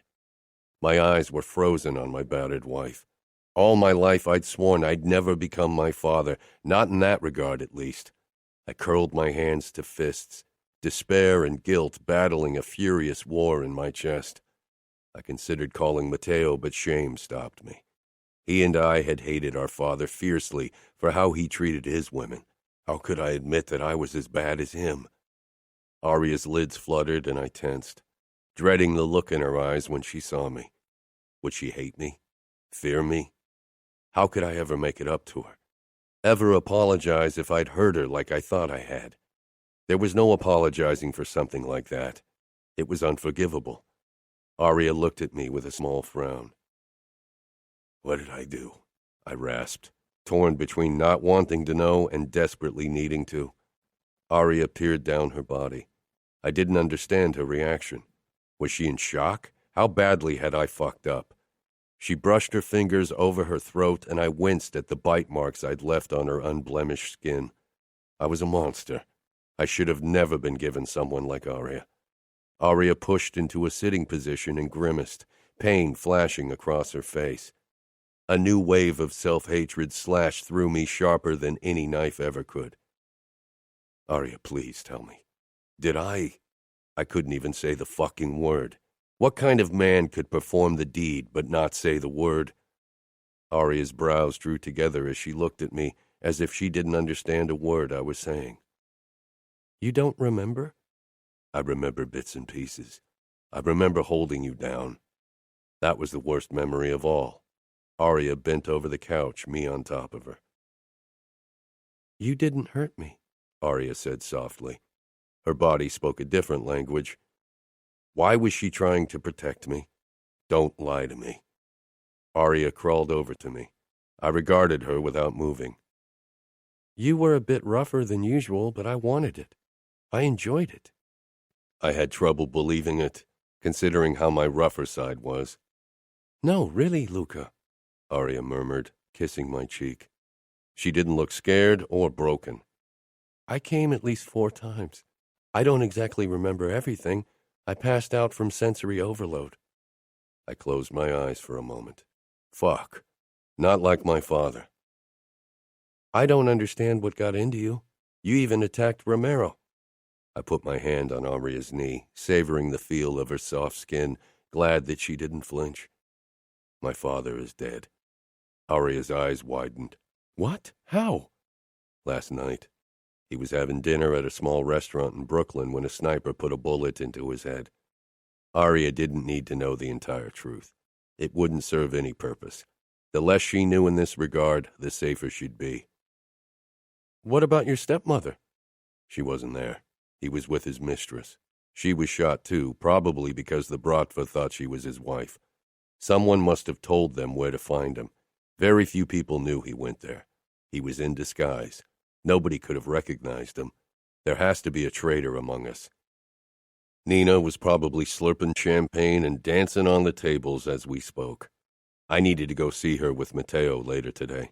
Part of me wondered if maybe she'd been involved in his death. I needed to find out so I could figure out if there was a traitor among our men. I had my suspicions, of course. How do you feel? She touched my chest as if I needed consoling. I hadn't felt an ounce of sadness over my father's death. Seeing him lying in his own blood with open, empty eyes, I hadn't felt a sliver of the emotions the sight of Aria's bruises had evoked in me. I stroked Aria's upper arm, then lightly traced the bite marks on her throat. Relief. Aria tilted her head. Because you're finally capo? Because Father could never hurt Aria, because I wouldn't have to kill the man myself to protect her. He was finally gone, and I would rebuild the Familia to something stronger and better. Yes, I said. I leaned forward and kissed her forehead. I really didn't hurt you. Aria kissed me. You needed me, and I needed you, Luca. The look in Aria's eyes tore at my last wall. I quickly got up. I need to handle the situation. The Familia needs me to take control and uncover the traitors. Aria smiled. You're going to be a great capo. I didn't say anything, only regarded my wife's kind face. She slid out of bed. Can I help you with anything? Should I keep Nina company? I shook my head. Take a bath and relax. I'll handle everything. Aria nodded, but I could tell that she was disappointed, but I didn't want her involved in this mess as long as I didn't know exactly what had happened, and Nina didn't need consolation any more than I did. After a last kiss, I went into the shower. When I was done getting ready, I found her downstairs in a satin bathrobe, sipping coffee. Shouldn't Romero be here by now? Fuck, I breathed. Searching the mess of my bloody clothes on the floor, I finally found my cell. I picked it up. I'd turned it to silent, and I had 10 missed calls and countless messages from Romero and Matteo, as well as Dante and Scuderi. I called Matteo as I unlocked the elevator. Matteo picked up after the second ring. Have you lost your fucking mind? I've been trying to call you for hours. What's your fucking problem? Did something happen? I should ask you that, Matteo said carefully. The elevator began moving up from his floor. Romero is here. Where's Aria? Matteo sounded worried. I glanced at my wife, who held her cup against her lips, watching me worriedly. I gave her a tight smile, which she returned at once. Luca? The elevator doors slid open, and Matteo and Romero got out, both moving carefully, as if they expected the worst. Their eyes found me, then moved behind me. Disapproval flashed across Romero's face, and his mouth tightened, but he didn't say anything. I could imagine what he thought, seeing the marks on Aria's throat. A bruise circled his own throat where I'd held him in a chokehold. That shouldn't have happened, I said, trying to ignore the way Matteo was x-raying me with his gaze. Romero's angry eyes hit me. I can handle it. I straightened. I'd have despised myself forever if I'd hurt Aria the way I'd first thought, but Romero had no right to criticize me, not now, not ever. I am your capo, I said in a low voice, and those words filled me with a new purpose, a strange sense of arriving. If there's something you want to say to me, then do it. Romero looked away eventually, but I could tell that he was still pissed on Aria's behalf. Would you like a coffee? Aria piped up, as usual, saving the day. Yes, Romero said without hesitation and walked over to her. I narrowed my eyes at his antics, even if I had to admit that his protectiveness over Aria was a good thing. Aria hopped off the bar stool and headed for the coffee maker. What about you, Matteo? My brother shook his head, his eyes still focused on me. Aria prepared coffee as Romero stood close beside her, his eyes lingering on the bruises. Aria gave him a smile and said something I didn't catch, and he relaxed. What happened? Matteo asked as he stepped close to me. Is Aria all right? What do you think? I muttered. He searched my eyes. I think that even in a blind rage, you wouldn't hurt your wife. I gave a terse nod. We should head out to Nina and set up a meeting with the underbosses and captains as soon as possible, and someone needs to organize the funeral. It won't be me. For all I care, we can dump the body in the Hudson. We'll give the task to Nina. She'll make a spectacle out of it for appearance's sake, I said. Then I remembered something. Did you tell Dante or Scuderi about our father's death? Matteo shook his head. You're capo, it's your job. We stepped into the elevator, and I showed Matteo my list of missed calls. I have a feeling someone else told them. Then we should find out who it was and have a long talk with them. His lips twitched. I gave a nod. The weight that had been lifted when my father died was replaced by a new weight of responsibility. The familia needed a strong capo. You'll be a better capo than our father, Matteo said. Matteo and I stepped into the Vitiello townhouse. It was oddly quiet. I'd have thought Nina was dancing on the tables by now. Matteo sent me a questioning look. Nina? I called. No reply. We pulled our guns and slowly made our way upstairs. Where are the guards? Matteo muttered. That was what I'd asked myself as well. Nina could still be the target of possible attacks unless she was involved in Father's death. We didn't find her in her bedroom when a choked laugh came from down the corridor. Matteo and I followed the sound toward Father's bedroom and found Nina on the ground amidst shredded clothes. In one hand, she was clutching scissors, and in the other, an almost empty bottle of Father's most expensive scotch. Her flimsy nightgown was splattered with blood from wounds in her hands and forearms. She must have cut herself in her drunken stupor while destroying Father's suits and dress shirts. She peered up at us with teary, unfocused eyes. He's dead? He died in agony, I told her. Nina threw her head back and let out another choked laugh that turned into a sob. She lifted the hand with the scissors to wipe a strand of hair from her forehead. I quickly grabbed her wrist and pried the scissors from her fingers before she lost an eye by accident.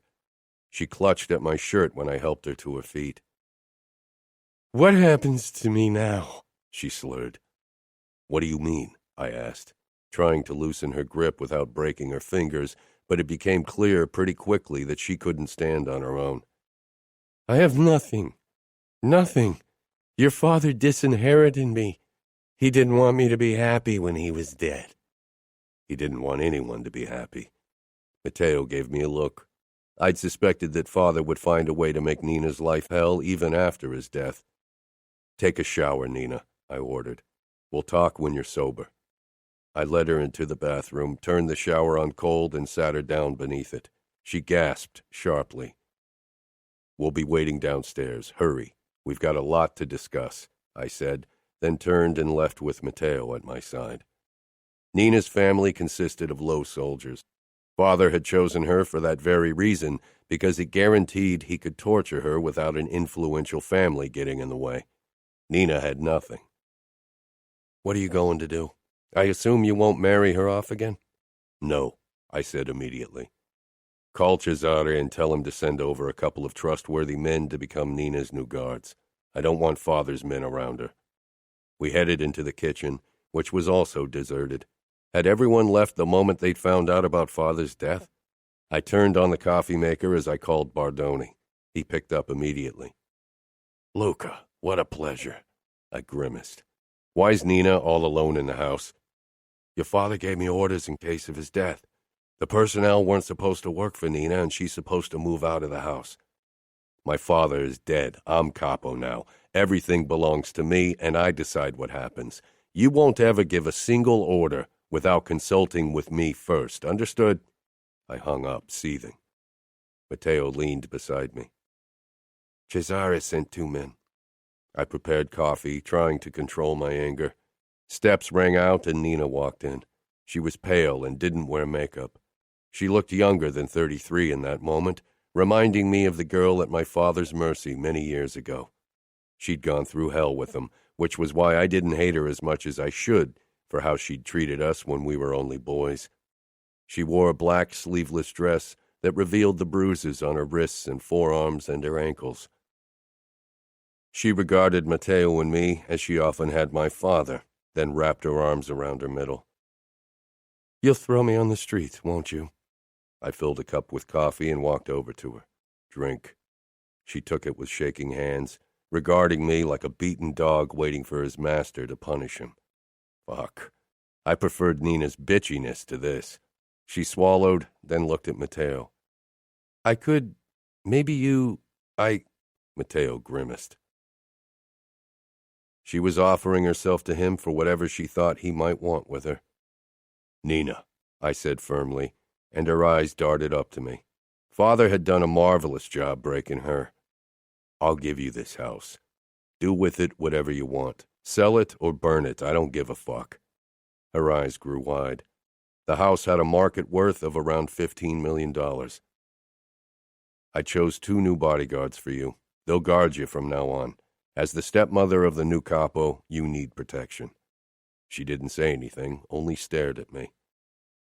Keep your credit card. I'll give you $10,000 per month so you can live comfortably. You are free to live your life within the confines of our rules. She set the cup down on the counter and took a step toward me, then stopped. What do you want in return? The truth about my father's death, and for you to tell me if someone tries to conspire behind my back. She raised her chin. I don't know who killed Salvatore, but I wish I could thank them. I nodded. And? You know your uncles want you and your brother gone, but I don't know anything. They don't talk to me. I'm only a woman. One last thing, I said. Nina tensed, but her face wasn't as submissive anymore. Organize a splendid funeral. We want everyone to believe we're inconsolable about Father's demise. Spend as much money as you need. With that, I left. There was no sense in pretending we were a family or cared about each other. I'd done what honor dictated, and now Nina wasn't my problem anymore. I had more than enough to do. Most importantly, talk to Fiore Cavallaro and make it clear that my father's death didn't weaken the Familia. I'd make sure the Familia got through this and emerged stronger. Chapter 24. Nina had outdone herself. My father was buried in the most expensive mahogany casket money could buy. Everyone who mattered from the Familia and the Chicago outfit gathered at the cemetery, as well as many high-ranking politicians. They had all sought me out in the last few days, wanting to make sure the Familia would keep paying for their campaigns now that I was in power. The same could be said for the captains and underbosses, even my uncles. They'd all come to me to offer their condolences and confirm their positions. This morning I'd officially taken over as capo, had spoken the oath in front of the captains and underbosses, but I knew that didn't mean they'd all accept me without reservations. None of them were sad my father was gone, except for Bardoni, and that was only because he'd lost his position as consigliere. Every pair of eyes rested on me and Matteo, considering us, looking for a flicker of weakness. We were both young, and many would try to weaken us. I doubted they'd wait until the first official meeting of the Familia with me as capo to do so. My uncles had probably already started behind my back. I peered down to Aria when I felt her eyes on me. She regarded me with a hint of worry, as she'd often done these last few days. I resisted the urge to grab her hand or kiss her, and kept my expression cold and hard. She dropped her gaze back down to the casket that was lowered into the ground by 6 made men. Aria thought that, deep down, part of me felt saddened by my father's death. She didn't know I'd planned on killing him myself to protect her, and she never would. He was dead now. That was all that mattered. My uncles kept giving me fake, empathetic smiles, as if any of us would miss him. Afterwards, everyone came to Matteo, me, and Nina to offer their condolences and congratulate me on becoming capo. Nina had perfected her fake tears as she clung to Aunt Cremonella. I tried to keep an eye on the area despite the many guards surrounding the perimeter. I had a feeling the Bratva would try to eliminate Matteo and me again soon. Today was the perfect opportunity to get rid of many important members of the Italian Mafia. I pulled Romero aside during the wake. Take Aria and her siblings to the Hamptons. I don't want them in New York for the meeting tonight. Romero nodded. I assume Umberto will be coming with us? Yes, and Cesare as well, I said. Scuderi wanted his own bodyguards around when his children were in my mansion, and I didn't mind the additional protection. Several hours later, the Cavalleros as well as Scuderi had gathered around the meeting table in the Sphere with Matteo and me to discuss the rising Russian threat, but as usual, they weren't very forthcoming with information about the Bratva and their territory. From the start of our cooperation, we'd always only exchanged the bare minimum of information. After a tense dinner together, Matteo and I were on our way to my car to head home when Cesare called. A feeling of dread settled in my stomach. Cesare? Gunfire sounded in the background. We're under attack. The Bratva's trying to enter the premises. Take Aria to the panic room. Don't let the Russians get her. We'll take the helicopter, I shouted, already running toward the car. What's the matter? Matteo asked as he flung himself into the seat beside me. The Bratva's attacking the mansion. I got out past my tight throat, then called our pilot to get the helicopter ready. Matteo was on the phone with our captains to organize reinforcement. The second we were in the helicopter, I called Aria's cell. It took almost a minute before she finally picked up, moments that felt like eternity. Aria, are you safe?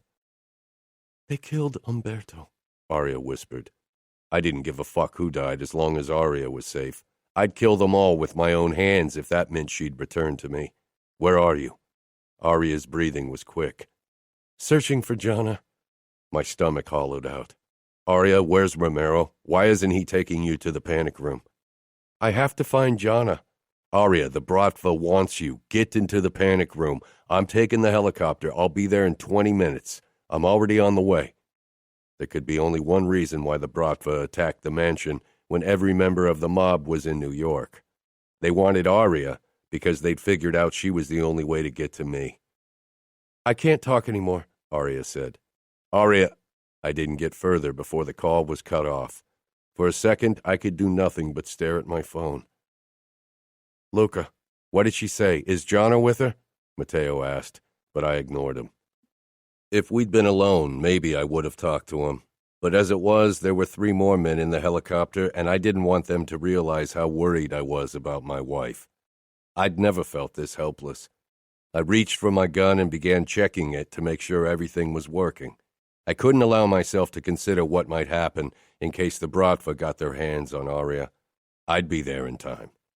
Our pilot brought down the helicopter on the lawn behind the mansion. The second we jumped out of it, bullets soared through the air toward us. We ducked behind one of the Italian marble statues decorating the garden and began firing. Soon, we'd shot our way closer to the house. I motioned for Matteo and my other men to have my back. Then I stormed the house. I shot the first Russian in the head, the second in the throat. We have your wife, Vitiello. If you want to see her in one piece, you'd better stop fighting and drop your weapons, Vitali shouted. Nobody acts until I give an order. Got it? I snarled, fixing my gaze on Matteo. He gave a nod, but I wasn't sure how much it was worth. After all, Gianna was in there as well. Trying to keep my face calm was a losing battle. I could feel fury simmering under my skin, and worse, fear. I focused on the former. Showing fear for Aria's life in front of my enemies would have been the ultimate mistake. Slowly, I walked into the living area of the mansion, guns clutched in my hands. My eyes registered Cesare lying in his own blood on the ground, eyes wide as his chest heaved with every rattling breath. I lifted my gaze. He was lost. Matteo was close behind me, but my eyes focused on Vitali and Aria. He held her against his body, his knife pressed against her throat. I'd dismember him in the cruelest way possible. So this is your wife, Vitiello? Vitali asked with a dirty grin. He pressed his blade against Aria's skin and blood trickled down. My heart sped up, fear spiking hard and fast. One slice of his knife could kill her, could ruin everything. Let her go, Vitali, I growled, furious and terrified. I didn't remember the last time I'd been scared during a confrontation. I didn't fear death, but losing Aria, the thought tore a gaping hole in my chest. Vitali grabbed Aria's throat. Her terrified eyes met mine. I don't think so, he said. You took something that belongs to us, Vitiello, and now I have something that belongs to you. Vitali ran his hand along Aria's cheek, and I almost lost it. If his goddamn head hadn't been so close to Arya's, I would have put a hole in his fucking forehead. I want to know where it is. I rocked forward, wanting to rip him to shreds, but Vitali raised his knife again. Put your guns down, or I'll cut her throat. Arya closed her eyes for a moment, resigning herself to her fate. Did she think I'd refuse Vitali's order because I didn't want to lose face? That I'd give her up to appear strong in front of the Russian asshole? I released my guns. I'd put my life down for Arya. I'd do anything for her. Matteo looked at me as if I'd lost my mind, but I narrowed my eyes until he, too, dropped his weapons. Vitali leered as he licked Arya's face again. Your wife tastes delicious. I wonder if she tastes this delicious everywhere. He forced Arya's face around to him. She looked like she was going to cry when he brought his face closer, and all I could think about was how I could protect her, how I could kill the bastard to keep my wife safe. Arya tried to move back, her expression desperate, and I glanced down at my guns. Vitali licked Arya's chin, and I began shaking with so much rage I was sure it would consume me any second. And then everything happened very quickly. Arya pulled a knife from her back pocket and shoved it into his thigh. He screamed in pain, releasing her. I pulled my own knife from my back holster, barreled toward them, pulled Arya to my side, and slit Vitali's throat open. Blood shot out of his gaping wound and onto my clothes. Shots and screams rang out. I pressed Arya against my body, grabbed guns from the ground, and began firing. Arya bent down and picked up a gun for herself. I aimed at another Russian fucker and split his skull. Dragging Arya toward the asshole, I reached for his gun because one of mine was out of bullets. Luca! Arya screamed. My gaze shot up as another attacker aimed his gun at me. Fuck. Arya jumped in front of me and fired at the same time as the Russian pulled the trigger. The shot rang in my ears, and Arya jerked. Her eyes grew wide, lips parting in an agonized cry, and my entire world seemed to stand still. I wrenched Arya against me once more, but her legs gave away, and that's when I saw the blood soaking her shirt. My heart rate tripled as cold fear speared my insides.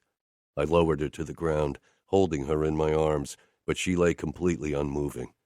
For a second I was sure she was dead, that I'd lost the one person I loved more than my own life. I'd never known love meant being scared all the time, scared of losing someone you couldn't live without. Arya, I rasped, my eyes burning in a way they hadn't in almost 15 years. My fingers brushed her throat, feeling her erratic pulse. Alive. Pure relief burst through me. I pressed down on her wound to stop the bleeding, causing Arya to let out a low moan. She had thrown herself in front of me, had caught a bullet for me. I swallowed, stroked her hair from her forehead. Arya, love, wake up, I murmured, bending low over her pale face. Everything was quiet around us. Luca? I peered at my brother, who held on to Jana. The look in his eyes was one of blatant worry, as if he waited for me to lose my shit. Arya whimpered, and I quickly looked down to her. Due to the pressure I applied to her wound, she'd stopped bleeding, but she was ashen. And then her eyes fluttered open, and those blue eyes that had held power over me from the very first moment met mine. I loved this woman. The words lingered on my tongue, but everyone was watching, and I couldn't say them, not now. You okay? Arya asked in a whisper. She asked me if I was okay. I was the one who'd failed protecting her. I'd have never forgiven myself if Arya had died today. Yes, I pressed out through my tight throat. But you aren't. Arya's expression twisted with pain, but I couldn't loosen my hold on her wound. What about Jana, Lily, and Fabi? Fine, Jana shouted, still pressed up to my brother. Arya's eyes went unfocused once more. She needed treatment, now. I let go of Arya's wound and carefully lifted her into my arms. Her pained cry made me tense, but worse were the tears trailing down her pale cheeks. I carried her into the entrance hall, which was by now crowded with my soldiers. Most of the attackers were dead, and those who weren't would soon wish for death. I'll take you to the hospital, I said. Matteo appeared in front of me. Luca, let the doc handle it. He's been taking care of our business for years. I scowled at my brother. If I wasn't carrying Arya, I would have shoved him out of the way. No, I growled. Arya needs proper care. She's lost too much blood. I can do a blood transfusion, said Doc as he entered the mansion. I narrowed my eyes at him. Arya touched my arm. It's okay, Luca. Let him take care of me. I don't want you to take me to a hospital. It's too dangerous. I searched Arya's face. She was begging me to agree. Arya was too selfless, too good. I nodded slowly, realizing why she did it. She wanted me to appear strong. Arya wasn't a weakness. I tore my eyes away and jerked my head toward the dock. Follow me.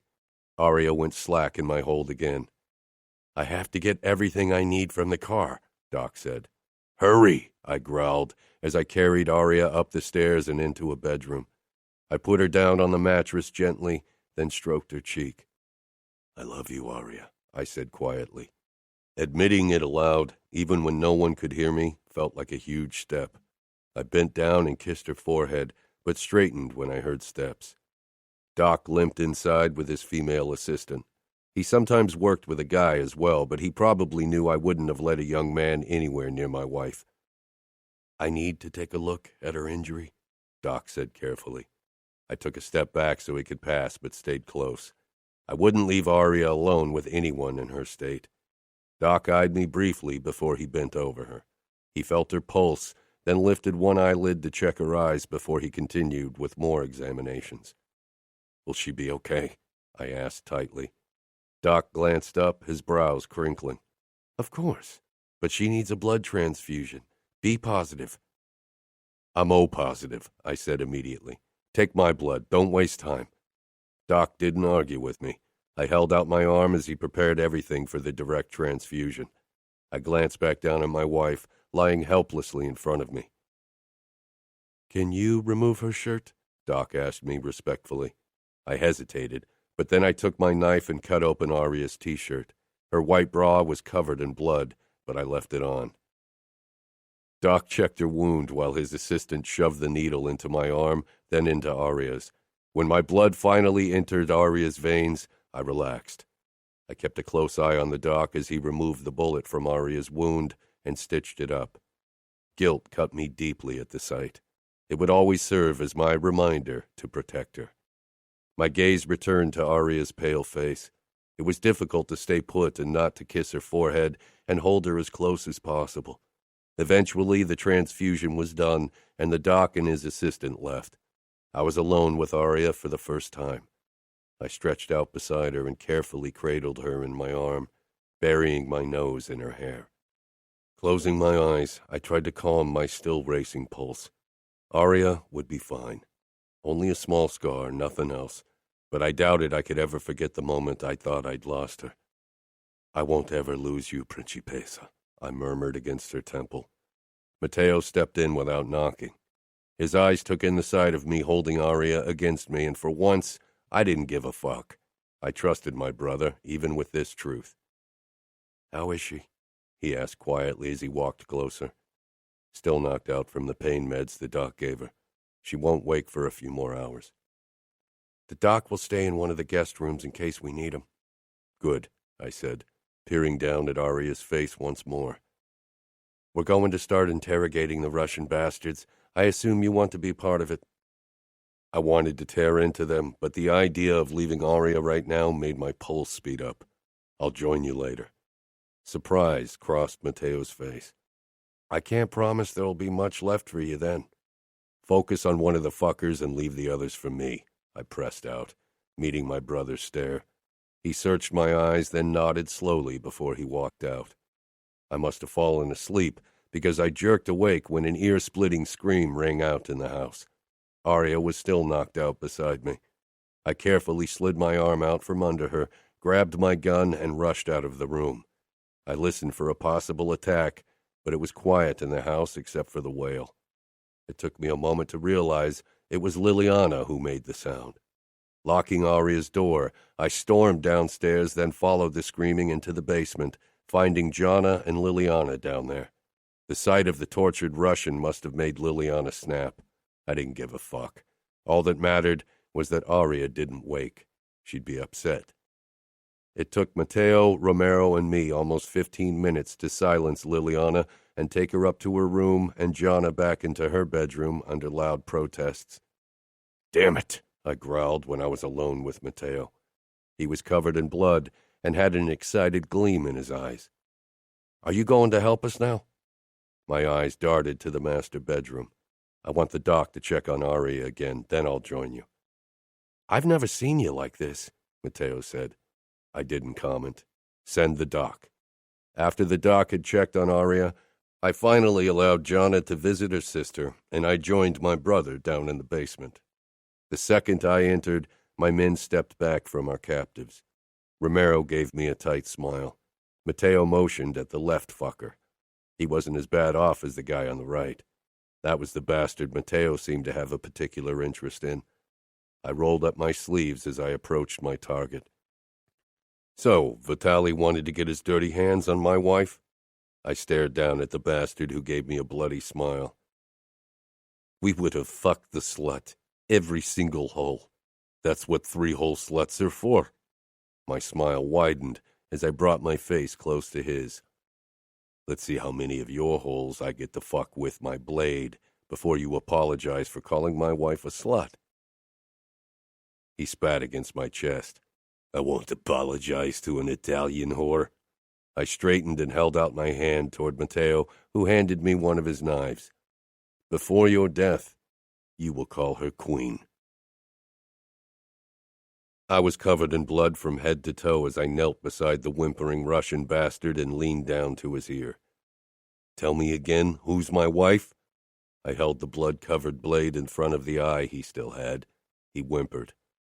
"I can prolong this for at least another hour, maybe more," I said with a smile. She's a queen," he choked out. "That's right." I rammed my blade into his eye, ending his miserable existence. I stepped out of the shower in the guest bedroom when I heard knocking. I quickly wrapped a towel around my waist and hurried toward the door, ripping it open and staring at the redhead. She frowned. "Trying to wash off the blood?"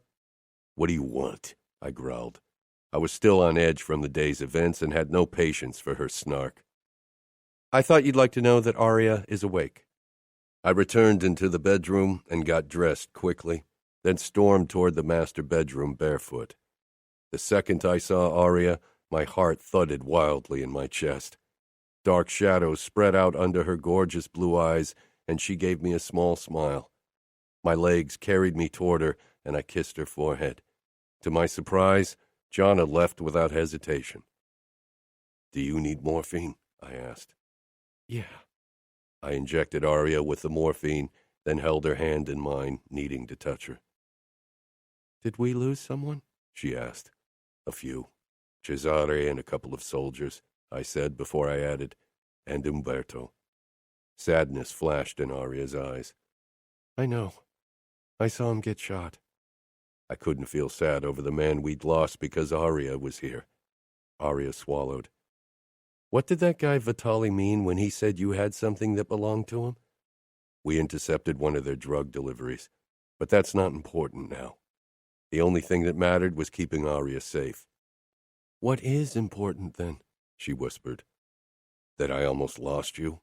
That I saw you get shot," I got out, remembering that moment.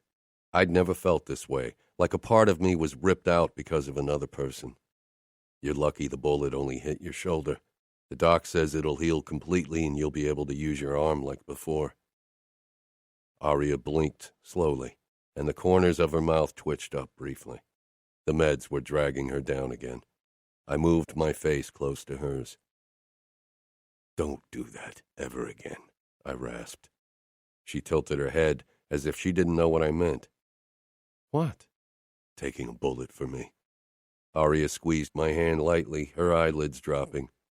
"I'll always take a bullet for you." She fell asleep before I could say another word. I kissed her lips lightly. "I won't allow it. Never again." Chapter 25. Aria slept through most of the day, only waking a few times to talk to her siblings. I tried to visit her as often as possible, But I had to talk to my captains and Dante on the phone. I wouldn't go to New York for a meeting until I could take Aria with me into the city, and she was still too shaky. Things began to calm down a bit when her family left for Chicago, and I'd ordered my captains to wait with attacks on the Bratva until we had the perfect target. I didn't want to lose more men with attacks in blind rage. We needed to hit them where it hurt. After my last call, I made my way back to the master bedroom. Water was running in the bathroom, so I sat down on the bed, waiting for Aria. When she finally emerged, she was fumbling with her nightgown, trying to slip the second strap on her shoulder, but with the injury it was impossible. "Done with business?" she asked with a soft smile as I walked over to her. I led her toward the bed and gently pushed her down. Her eyes were clear and kind, not pain-filled and drug-hazed. My Aria. "I'm fine," Aria said firmly. All the worry and fear I'd been feeling crashed down on me. I knelt before her and pressed my face into her stomach. "I could have lost you 2 days ago." Aria trembled. "But you didn't." I met her soft gaze. "Why did you do this? Why did you take a bullet for me? If she'd died because of me, if I'd lost her, I'd have lost my mind. Even just thinking about it, reliving that moment when I thought she was dead, it ripped a huge black hole into my chest." Aria's eyes became even softer. "Do you really not know why?" Her expression told me why.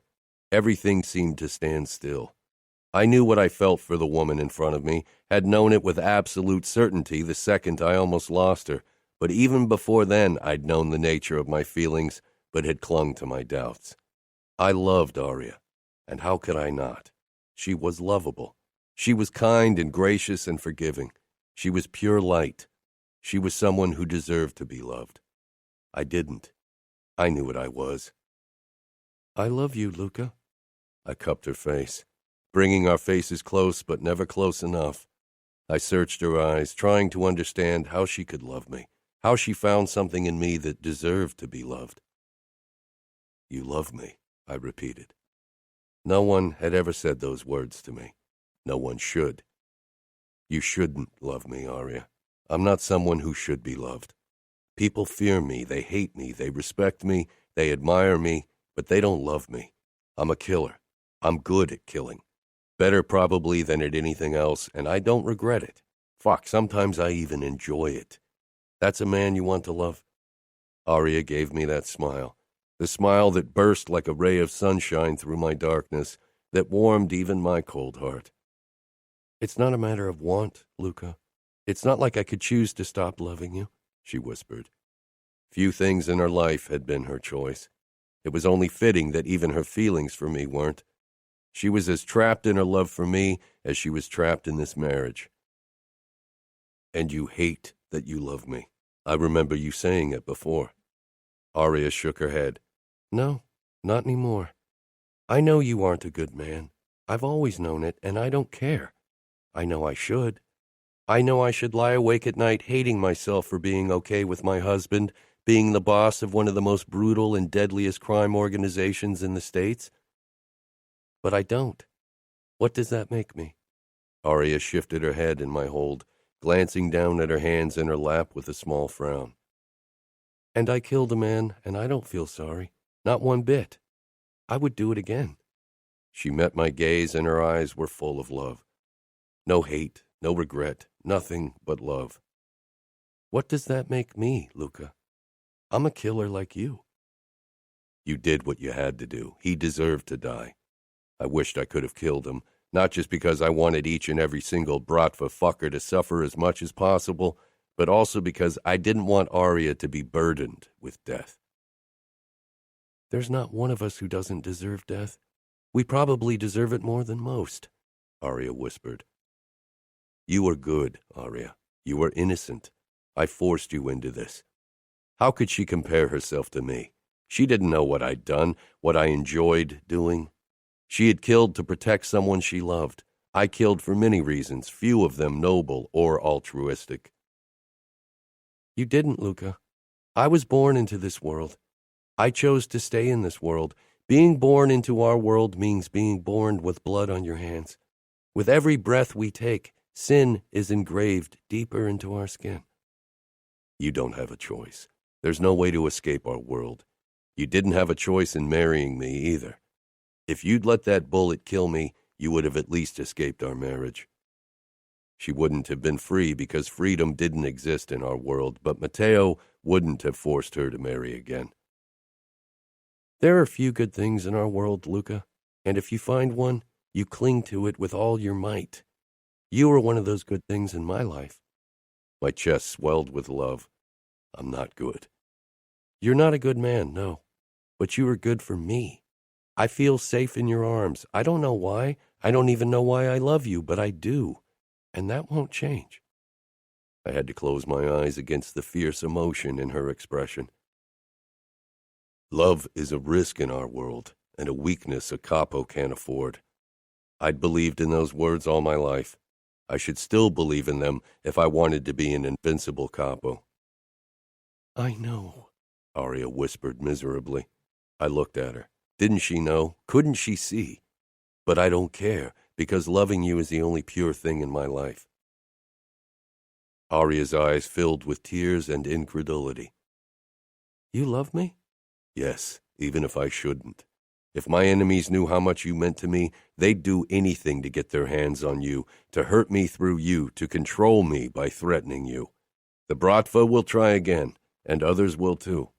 When I became a made man, I swore to put the familia first, and I reinforced that same oath when I became a capo dei capi, even though I knew I was lying. My first choice should always be the familia.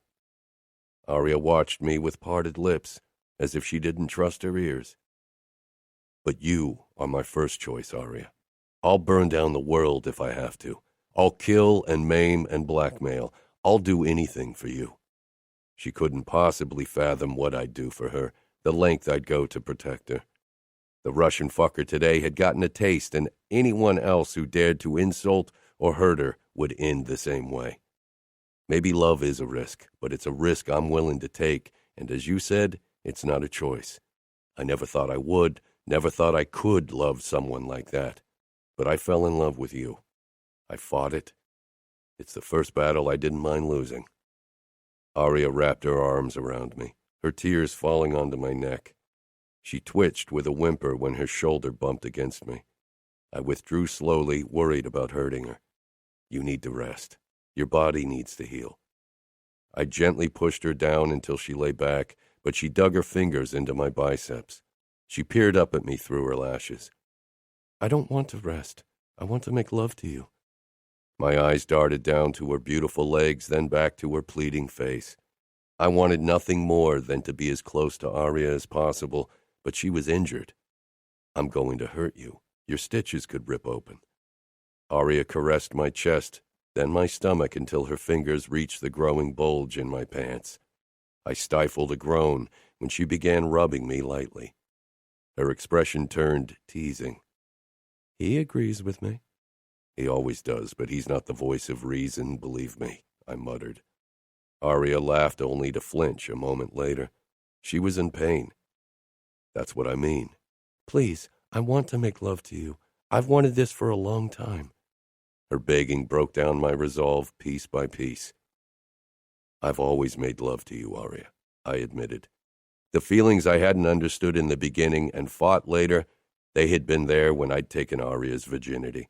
It was the first time I'd made love, and Aria would always be the only woman I'd made love to. Aria rubbed me harder. Don't you want this? I almost laughed. Of course I want it. We almost lost each other. I want nothing more than to be as close to you as possible. Then make love to me, slow and gentle. And my last wall crumbled, as it always did with Aria. Slow and gentle, I agreed. I knelt at the end of the bed and massaged Aria's feet and calves, enjoying the feel of her soft skin. Aria parted her legs and my eyes took her up on the invitation. My cock jerked at the sight of her soaked panties. Groaning, I pressed a kiss to her ankle.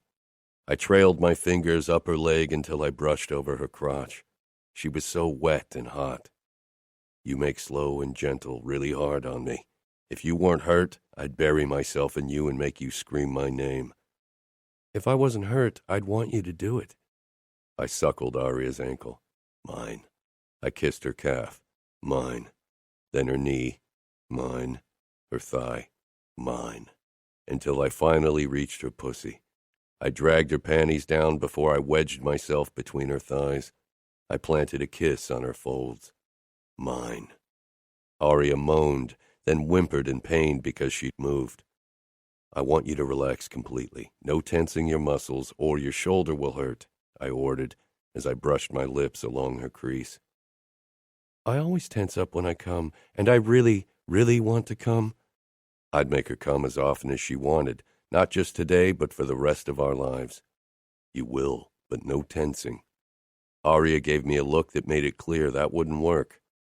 I began pleasuring her with my lips and tongue, keeping my ministrations light and gentle, guiding her slowly toward her release. Aria's breathless moans and her body's arousal spurred me on until it took everything not to dry hump the edge of the mattress. When Aria finally came, her body seemed to go even softer, her legs falling open as she surrendered to pleasure. I got out of my clothes and positioned myself between Aria's legs. I entered her slowly, watching her face as she moaned, low and sweet. Mine, I said, when I was buried all the way inside her. Aria held my gaze as I made love to her, gently. Yours, she whispered, her expression the greatest declaration of love I could imagine. All my life, I'd thought becoming capo would be the biggest triumph of my life, not the happiest day, because I hadn't known true happiness. But now, as I met Aria's loving gaze, I knew that she was my greatest victory. Only she brought happiness into days of blood and violence. Only she could fill my dark world with light. She was my light, my love, my life. With the smile that always got me, she pressed her palm against my familia tattoo right over my heart, a cruel heart that only beat for her. Mine, she said without doubt. I held her gaze. Always. Thank you for listening to Luca Vitiello, written by Cora Reilly, read for you by Sebastian York. Produced by One Night Stand Studios, post by Michael Straza. Text copyright 2019 by Cora Reilly. Production copyright 2019 by Cora Reilly. All rights reserved.